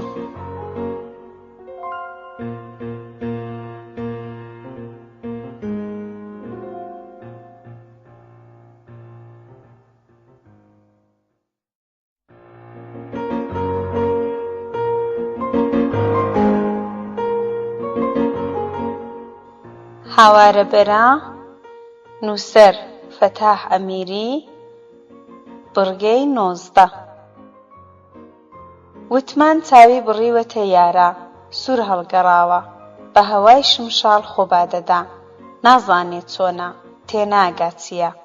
پێی خۆشە، گوڵی پێکردووە، خافڵاوە. سۆفی لە خۆشی وتمان خۆشە، وەک ئەو. دەڵێ هەردووچیان لە عومرێکدان، وەک ئاواڵ بن، پێکەوە کایە بکەن، پیر و مناڵ و پیر. ئەو کاتە ژیان پڕە لە خێر و خۆشی، سەفای مناڵی تێدایە، جوان و بێخەوش. بزەڕەنگی بزەی هەیە، کایە تەنیا بە خاتری کایە. دڵخۆشی مناڵانە، دنیایەکی جوانیان پێکهێناوە. جوانی لە جوانیدا، ڕوخساری ڕازی، ناوچاوان بێ گرێ و گوڵ، دڵپاک و بێپەلە، ساف و ساکار، خاوێن و ڕوون. دیزە لە تەندوریدا قوڵتەقوڵت دەکوڵێ، شوانە پاییزە لێدەدا، خەزاڵ باشی لێ حاڵی دەبێ. سۆفیش کەمێک بەڵەدا. وتمان کاری بەوانە نییە. خۆشە و خۆش، کۆزیلکەیان گرتووە، دڵپاک و خاوێن. نیگەرانی، ترس، حەسوودی، بەخیلی، تەماح، خیانەت، دەغەڵی، دەڵەچەیی. هیچ کام لەوانە لە گۆڕێدانیم. کاتی سەفایە، وەفایە، پاکی و ڕاستی. دڵ لە حەز دڵ حەساوەتەوە، وەک چەند مناڵ لەلایەک، وەک خانووچکەی منداڵان، جیلوەی ئاسمانی، بەحەشتی فریشتە، جەننەتی پەری، هێلانەی دڵ، جۆلانەی حەسانەوە. لەو کاتەدا وتمان بێبابی لەبیر نییە. ماوەیەکی کورتە ئەو بارەی لەسەر شانی لاچووە. خەمی لە دڵی دەرهاوی تۆ. لە باوەشی گەرمی سۆفیدا سەر لەسەر سینگی سۆفی، تووکی ڕەش و سپی سەرسینگی سۆفی سەوز دەنوێنێ. سەری وتمان لە سەری حەساوەتەوە. سۆفی دنیای لێڕوون بۆتەوە، بەوەندەی کە وتمان دڵخۆشە، دڵێکی شاد کردووە. منداڵێکی خافڵاندووە، لاواندوویەتەوە. وتمانی مەحسووم، بێگوناح، بێپەنا. سۆفی لە خۆی ڕازیە، لە کاری خۆی پشت ئەستوورە. هەست بەوە دەکا ڕابردوو دووپات بۆتەوە، پیاوەتی گەڕاوەتەوە. سۆفی جارانە، بەرد لە دەستیدا بۆتە مێو. خەڵک دێنە لای، پرسوڕای پێدەکەن، گرێپوچکە دەکاتەوە. لێ قەوماوە بنباڵی خۆی دەدا، دەست بەسەر ناکار، دەست بە سەراندا دێنێ. سۆفی خۆیەتی، ئەوەی دەیەویست، ئەوەی لە دەستیدا بوو هاتبۆوە جێ. لە پشت دیواری ڕەزەڵۆک و بنکۆڵی حەوشە سەری میرزایوە دەرکەوت. هەر ئەوەندەی بڵێ 1 و 2 شینبۆرە گەیشتە نێوەڕاستی حەوشە. هەتاوە خۆ هاتن میرزا دابەزی. ئەسپەبۆرەی بەڕەڵا کرد. ئەسپەبۆرە وەک کڵی پرد سمی بە عەرزێوە نووسا، وەک سندم کرابێ، دەستبەند و پاشبەند درابێ. قورس و قایم، چێوێک، ڕەوەزێک لە تەدیوارێک، تەڕایی ئارەقەی قاچ و کولی لە چاو دەدا. بەو حەوشەیە و بەو ماڵە ئاشنایە، نامۆیی ناکا، غەریب نییە. بەزم ڕاوەستا، لێک ڕاچوونە لای میرزا. وتمان لە پێش هەمان گەیشتێ. میرزا داهاتەوە. وتمان دەستی لە ئەستۆیدا قولاب کرد. میرزا لاواندێوە. ها کوڕی مامی، ماشەڵڵا گەورە بووی، بوویە پیاو، میوانی سۆفی، هاواڵی سۆفی و یارە. دەی بابم چلۆنی، ساغی، بە کەیفی، هەروە ئاقڵەی؟ وتمان شاگەشکە بووە. مام میرزا، مامە سۆفی نۆغڵی دامێ، کاکە یالا بلوێلی لێدا، دادە خەژاڵ شۆرباوی لێنا. مام میرزا، ئەتۆش لێلە دەبی، مامی من دەبی؟ میرزا لەگەڵ سۆفی و یارە دەست و موشتاغیان کرد، ساغ و سڵامەتی و بەخێرهاتن کرا. خەزاڵ قۆڵی میرزای زیارەت کرد و ڕۆیی. سۆفی فەرمووی کرد. میرزا لەسەر سەکۆ ڕۆنیشت. یارە ئەسپەبۆرەی بەستەوە، جای لەبەر کرد. سۆفی: خەزاڵ، ڕۆڵە گیان، لە مامی خۆت کەوێ، خێرا فڕووجێکی بکوژەوە، یەکی ناسک. یارە، ئەتۆش خێرا بەر بەوە خوارێ بە یای ناز ڕاگەیەنە. وتمان ئەوشۆ ناچێتەوە، میوانی مام میرزای دەبێ. بانیگەران نەبن کوڕم، بە حاجی حەمەش ئەرزکە، میرزا ناردوومیە شوێن تۆ، تەشریفت بێ بۆ ماڵی ئێمە. سۆفی ئەوەندەی بەڕاشکاوی قسە کرد، میرزا دڵی نەهات چ بڵێ. وتمان وەها لە میرزادا غەرق بووە چاو ناتروکێنێ. میرزا ڕووی لە سۆفی کرد. سۆفی، حاڵ و باڵت چۆنە؟ کار و کاسبی بەکوێ گەیوە؟ سۆفی سەری هەڵێنا. قوربان، لە سایەی خودا و لە سڵامەتی سەری تۆڕە، حاڵ و باڵ و کار و بار هەموو باشە، هەموو شتێک زۆرە، دەرد و بەڵانە بێ. دەگوزەرێ و ئێمەش دنیامان بە تەنگا و تێلکە نەگرتووە. سەر دەدا، ڕۆزیش دەدا. ڕسق هەر ئەوە نییە لەبەر چاوانە. میرزا: ڕاستە، ئیمان نیعمەتێکی گەورەیە، بەڵام پیاو هەتا دەژی دەبێ حەولدا. دنیا بەبوونەوە خۆشە، ڕزقی حەڵاڵ ڕەحمەتە. بڕێک لەسەر ئەو قسانە ڕۆیشتن. سۆفی ڕووی لە میرزا کرد. قوربان، دەستنوێژەکان تازە نەکەینەوە؟ میرزا: بەڵێ. بە جووتە بەرەو سەر ئاو وەڕێکەوتن. وتمان بە حندرحۆ بە دوویان کەوت. ڕوومەتی سوورن، هەڵدەبەزێ و قنە دەکا. نەوەڕەزی دایکێتی نەبابی وەبیر دێتەوە، وەک ئاواڵی ئەوان بێ، بستێکیان لێ جیا نابێتەوە. لە کانێکەی بەرەوە دەستنوێژیان هەڵگرت. تازە سڵاوی نوێژێ دەدەنەوە. حاجی حەمە و یارە گەیشتنێ. یارە ئەسپەبۆرەی بردە ئاوێ. حاجی لەسەر چۆکان لە خوارەوەی میرزا دانیشت. سۆفی هاتەوە جێی خۆی. کەوڵی نانی لە عەرزی درا. دەستاوی خەزاڵ لە دایکی نامێنێتەوە، هەر ئەوەندەیە دەستی خۆی پێوە ناخۆن. وتمان خەوی نایە، وەک خوێی لە چاوی کرابێ. لە خۆشی میرزا حەجمانی لێ هەڵگیراوە، چاوسووری خۆی دیوەتەوە. خۆشەویستی لە چاولێکردن ڕائاشکرایە. حاڵەتی چاو دیارە، چاوی بە غەزەب، چاوی خۆشەویستی، چاو ئاوێنەی دڵە، پەیامی دڵە، دەنگدانەوەی دڵە، نوێنەری دڵە. چاو بە بێدەنگی قسە دەکا، ڕەمزی هەیە، ڕازی هەیە، سرتەی هەیە. لۆمە دەکا، گلەی دەکا، هاوار، سکاڵا و زۆر کاری تر. وەختی وایە زمان لە کارێک، لە کەلامێک دەوەستێ، دەست ویشک و لەرزۆک دەبێ. پێ لە بەس دەچێ، چاو وە کار دەکەوێ. ئەرکی چاو تەنیا دیتن نییە، پڕ ئەرکە، تۆران، ئاشبوونەوە، بەزین، سەرکەوتن، ڕق و تووڕەیی، کەیف و شادی. چاو هێزی تێدایە، بێهێزی تێدایە، مات دەبێ، شەبەق دەدا، زیتەی دێ، دەمرێ. ئەوشۆ چاوەکانی وتمان پڕاوپڕ لە خۆشەویستی. چەند جار لە چاوی میرزا هەڵەنگوت. بەرقێک و نیگایەک، خۆشەویستی بێفڕوفێڵ، خۆشەویستی بۆ خۆشەویستی، بێڕەنگ و ڕیایی، بێقازانج و زەرەر، خۆشەویستی دوو بەشەر تەنیا بۆ خۆشەویستی، یەکبوون، یەکێتی ڕەمزی حەسانەوە ڕازی خاترجەمی خۆماڵی خۆیی خۆ تێکەڵاوی پەیوەندی دڵ خۆراکی ڕۆح نەشئەی ژیان ئەو شۆ چاو بە زمانی بێزمانی سەدان ئاهەنگی هەیە خۆشەویستی هەردوو لە جوانترین پەردەدا خۆ دەنوێنێ هەزاران خەون و خەیاڵی مناڵی لە خاڵێکدا مانا دەدا چاوی ڕوون چاوی خۆشەویستی ئەو خاڵە چووکە گەورەترین نەخشی هەیە پەیامی متمانە نزیکی دڵ بە دڵ میرزا ڕەنگی بزرکاوە ماتە کەیف و دەماخی جارانی نییە پشووی خۆی نییە غەریب دەنوێنێ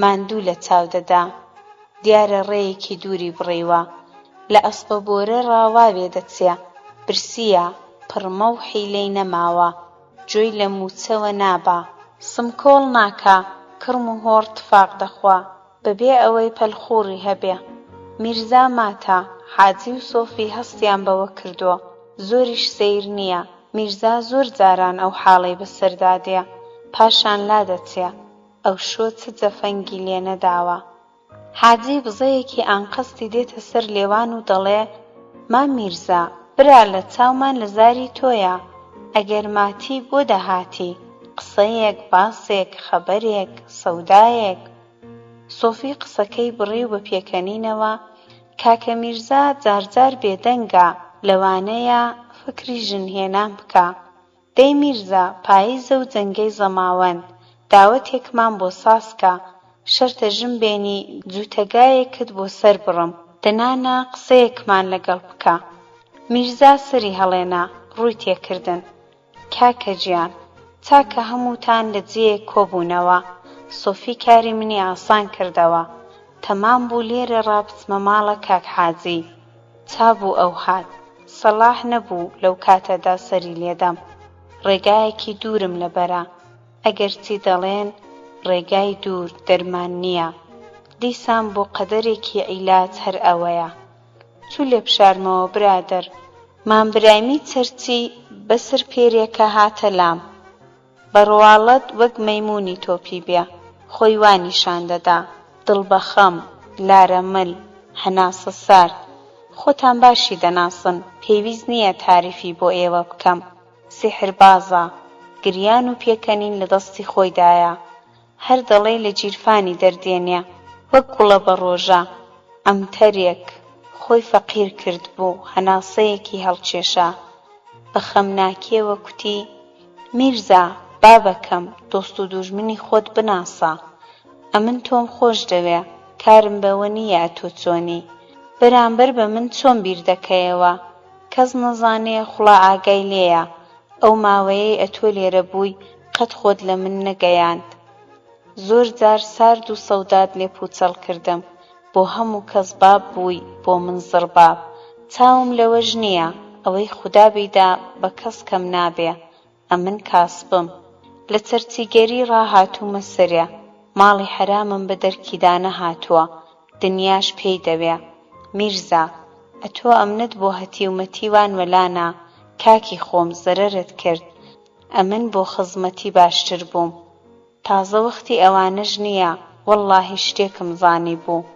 نەمدەویست باسی بکەم بەڵام غیرەتم قبوڵی نەکرد ئەتۆ خراپەت کرد ئەمن چاکەی دەکەم پیاو حەیفە جوانان بشتێنێ وەڵڵاهی پێم حەیف بوو چ بکەم دڵەکەم وایە بەڵا لەو دڵمدا چی تێدا نییە وەک ئاوی کانی وەک ماڵەکەم خاوێنە ئەوەندەی ڕست و ڕست حەوسەلەم بەسەر چوو کوتم کاکە حەکایەتم بۆ مەکە بڵێ بزانم چت دەوێ چت پێیە لە چی دەگەڕێی کوتی برا لە گیان لە خۆڕانە هاتووم پاشان قەدرم دەزانی مام میرزا پیاو ئەوەیە ڕۆژی تنگانەی لەگەڵ خەڵکی بێ خەنجەری چاک لە کالانیدا ناوەستێ هاتووم پێت بڵێم بە دوو تەوەن مەعموری حکوومەت دوێنێ لە شاری ڕاهاتوومەوە لە خەونمدا بوو وایان دەکوت حکوومەت سەری تۆی دەوێ بەڵام میرزا دەستی من و دامانی تۆ نەکەی کوڕە بە ئازاز و کەرەمێ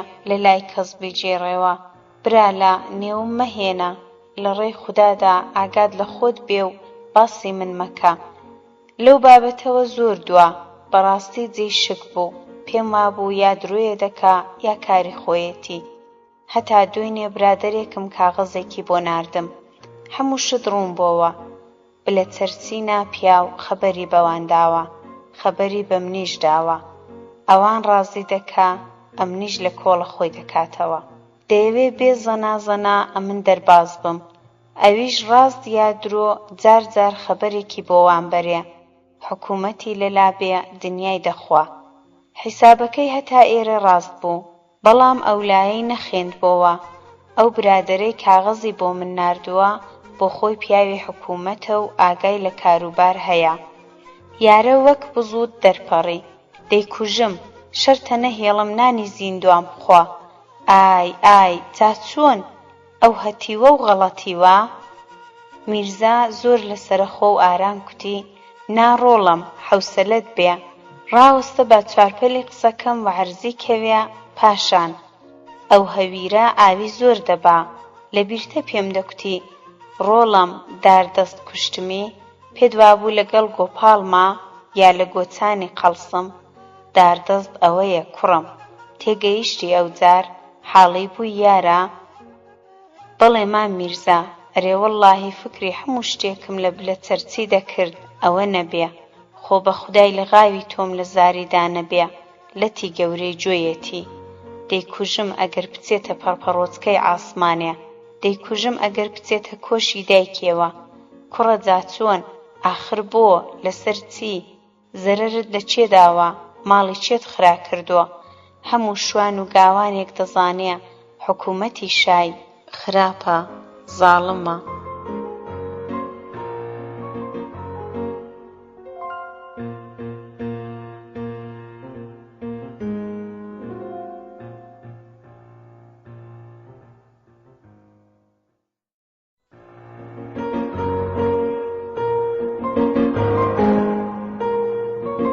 هاوارەبەرە نووسەر فەتاح ئەمیری، بڕگەی 20 دوایین بڕگە.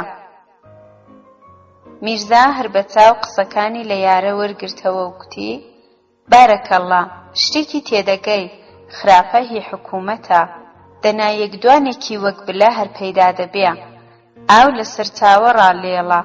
ئەوانەی خۆیان بە گەورەی ئێمە دەزانن، ئەوانەی بە زۆر بوونە حەقدار و سەروەسی خەڵکی بۆ خۆیان داردەستن، داردەستی پاشا و گەورەکانی فەڕەنگ. بلە چەرچی لە حەز ئەوان چۆنە، ئەوانیش لە بەرامبەر ئاغاکانیان هەروەها. دەرد لێرەدایە، ئەمن ئەو دەردەم گرتووە، وێڵی دەرمانی ئەو دەردەم. جا براگیان، ئەو ماوەی لێرە ژیام، جگە لە ناڕەحەتی و عەزێت خێرێکم بۆ ئێوە نەبووە. نانوو داومێ، بەخێو و کردووم. ئەوەی پیاوەتی و کوردایەتیە لە ئێوەم دیوە، هەتا مردن لە بیرما، تاگڵەبانی چاوانم دەکەن لە یادی ئێوەدا دەژیم.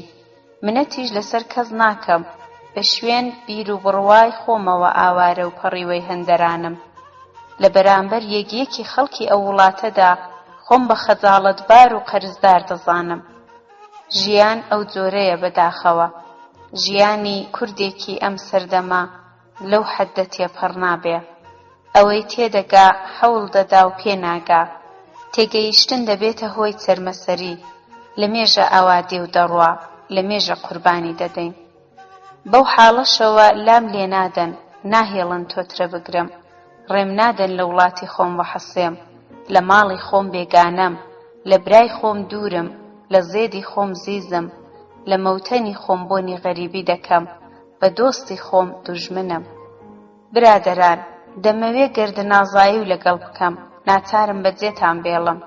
سۆفی، منیش لەگەڵت دێم. یارە، نامامە گیان، من دەچم. خەزاڵ مۆڕەیەکی لە یارە کرد، 100 مانای دەدا. میرزا، هیچ کامتان نابی بێن، خۆ من نە شەڕ دەکەم و نە بۆ سەیران دەچم، هەڵدێم. من تاوانم خراوەتە ئەستۆ، حکوومەت کاری بەمنا، ئێوە بووە.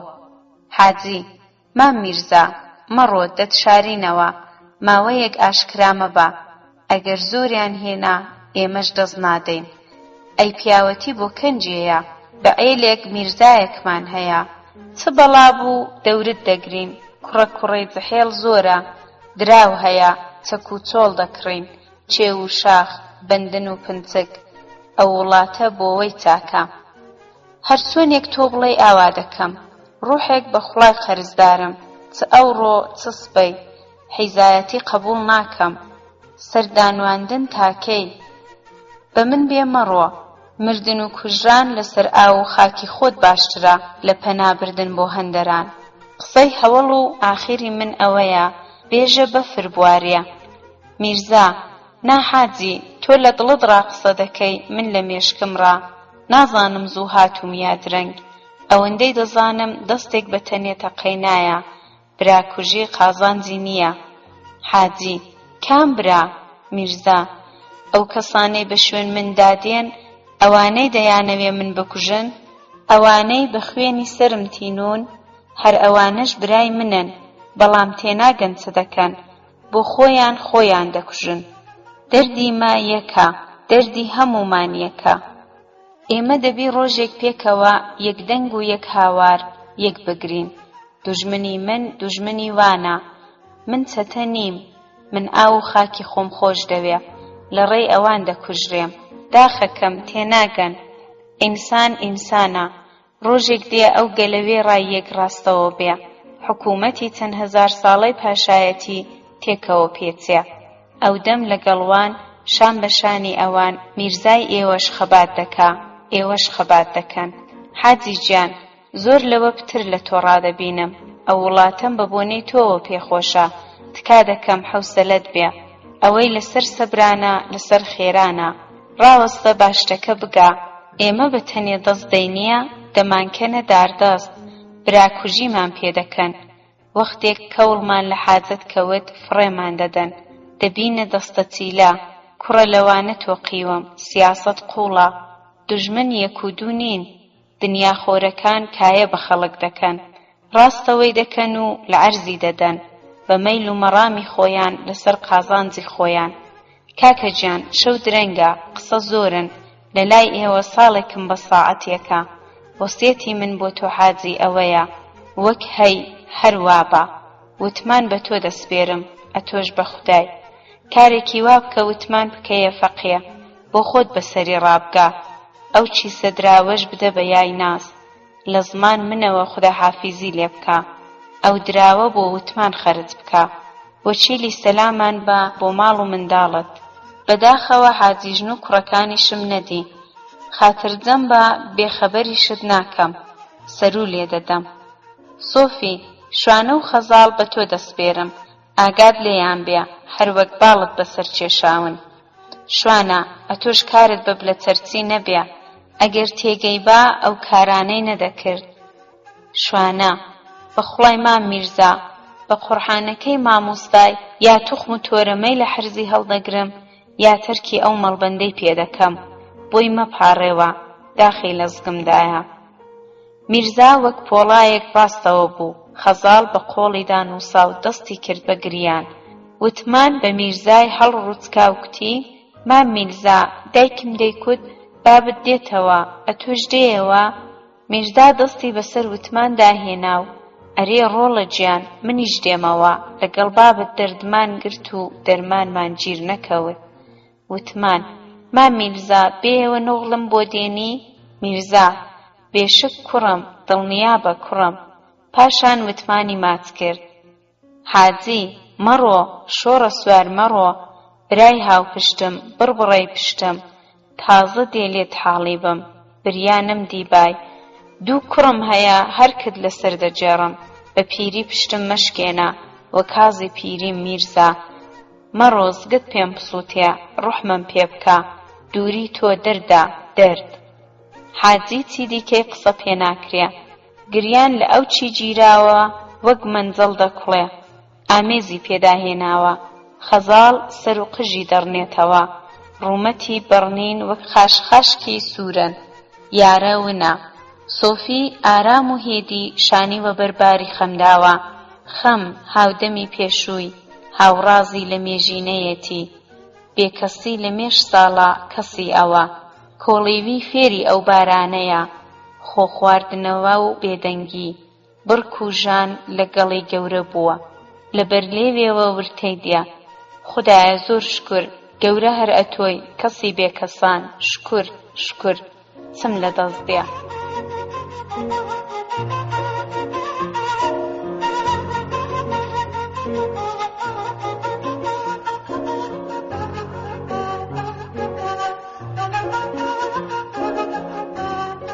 سۆفی و حاجی هەتا قەبری پیرە لەگەڵ میرزان لەوێ دەست و دەمی یەکیان ماچ کرد میرزا ڕچێفی هێنا شیمبۆرە و سەربەرە و ژوور تێهەڵبوو تازە بەری مانگی ڕووناک دەبێ ئەسپەبۆرە باریکە ڕێی نێودارستان شارەزایە بەدەیان جار شەو و نیوە شەو پێیدا هاتووە دارستان دارستانی جارانە بەڵام ڕێگاژۆی کردووە پەلی داکوتاوە بڵینتر لە چاو دەدا سەری سوارە یا سەری شیمبۆرەیە جارجار بە دەردەکەوێ و ون دەبێ دارستان بەسامە شەوی پاییز درێژە و ڕێگا دوور ئێستا میرزا نەدی و نەبووە گڕەمشقەڵی کێشە و ماڵ و حەوشەی بلە چەرچی نێودێ و دارستان ڕووناک دەکا هاوارێک لە نێوان قرچ و هۆڕ و گڕود و کەڵدا دێ و نایە هاوار ئەی هاوار سووتمان سووتمان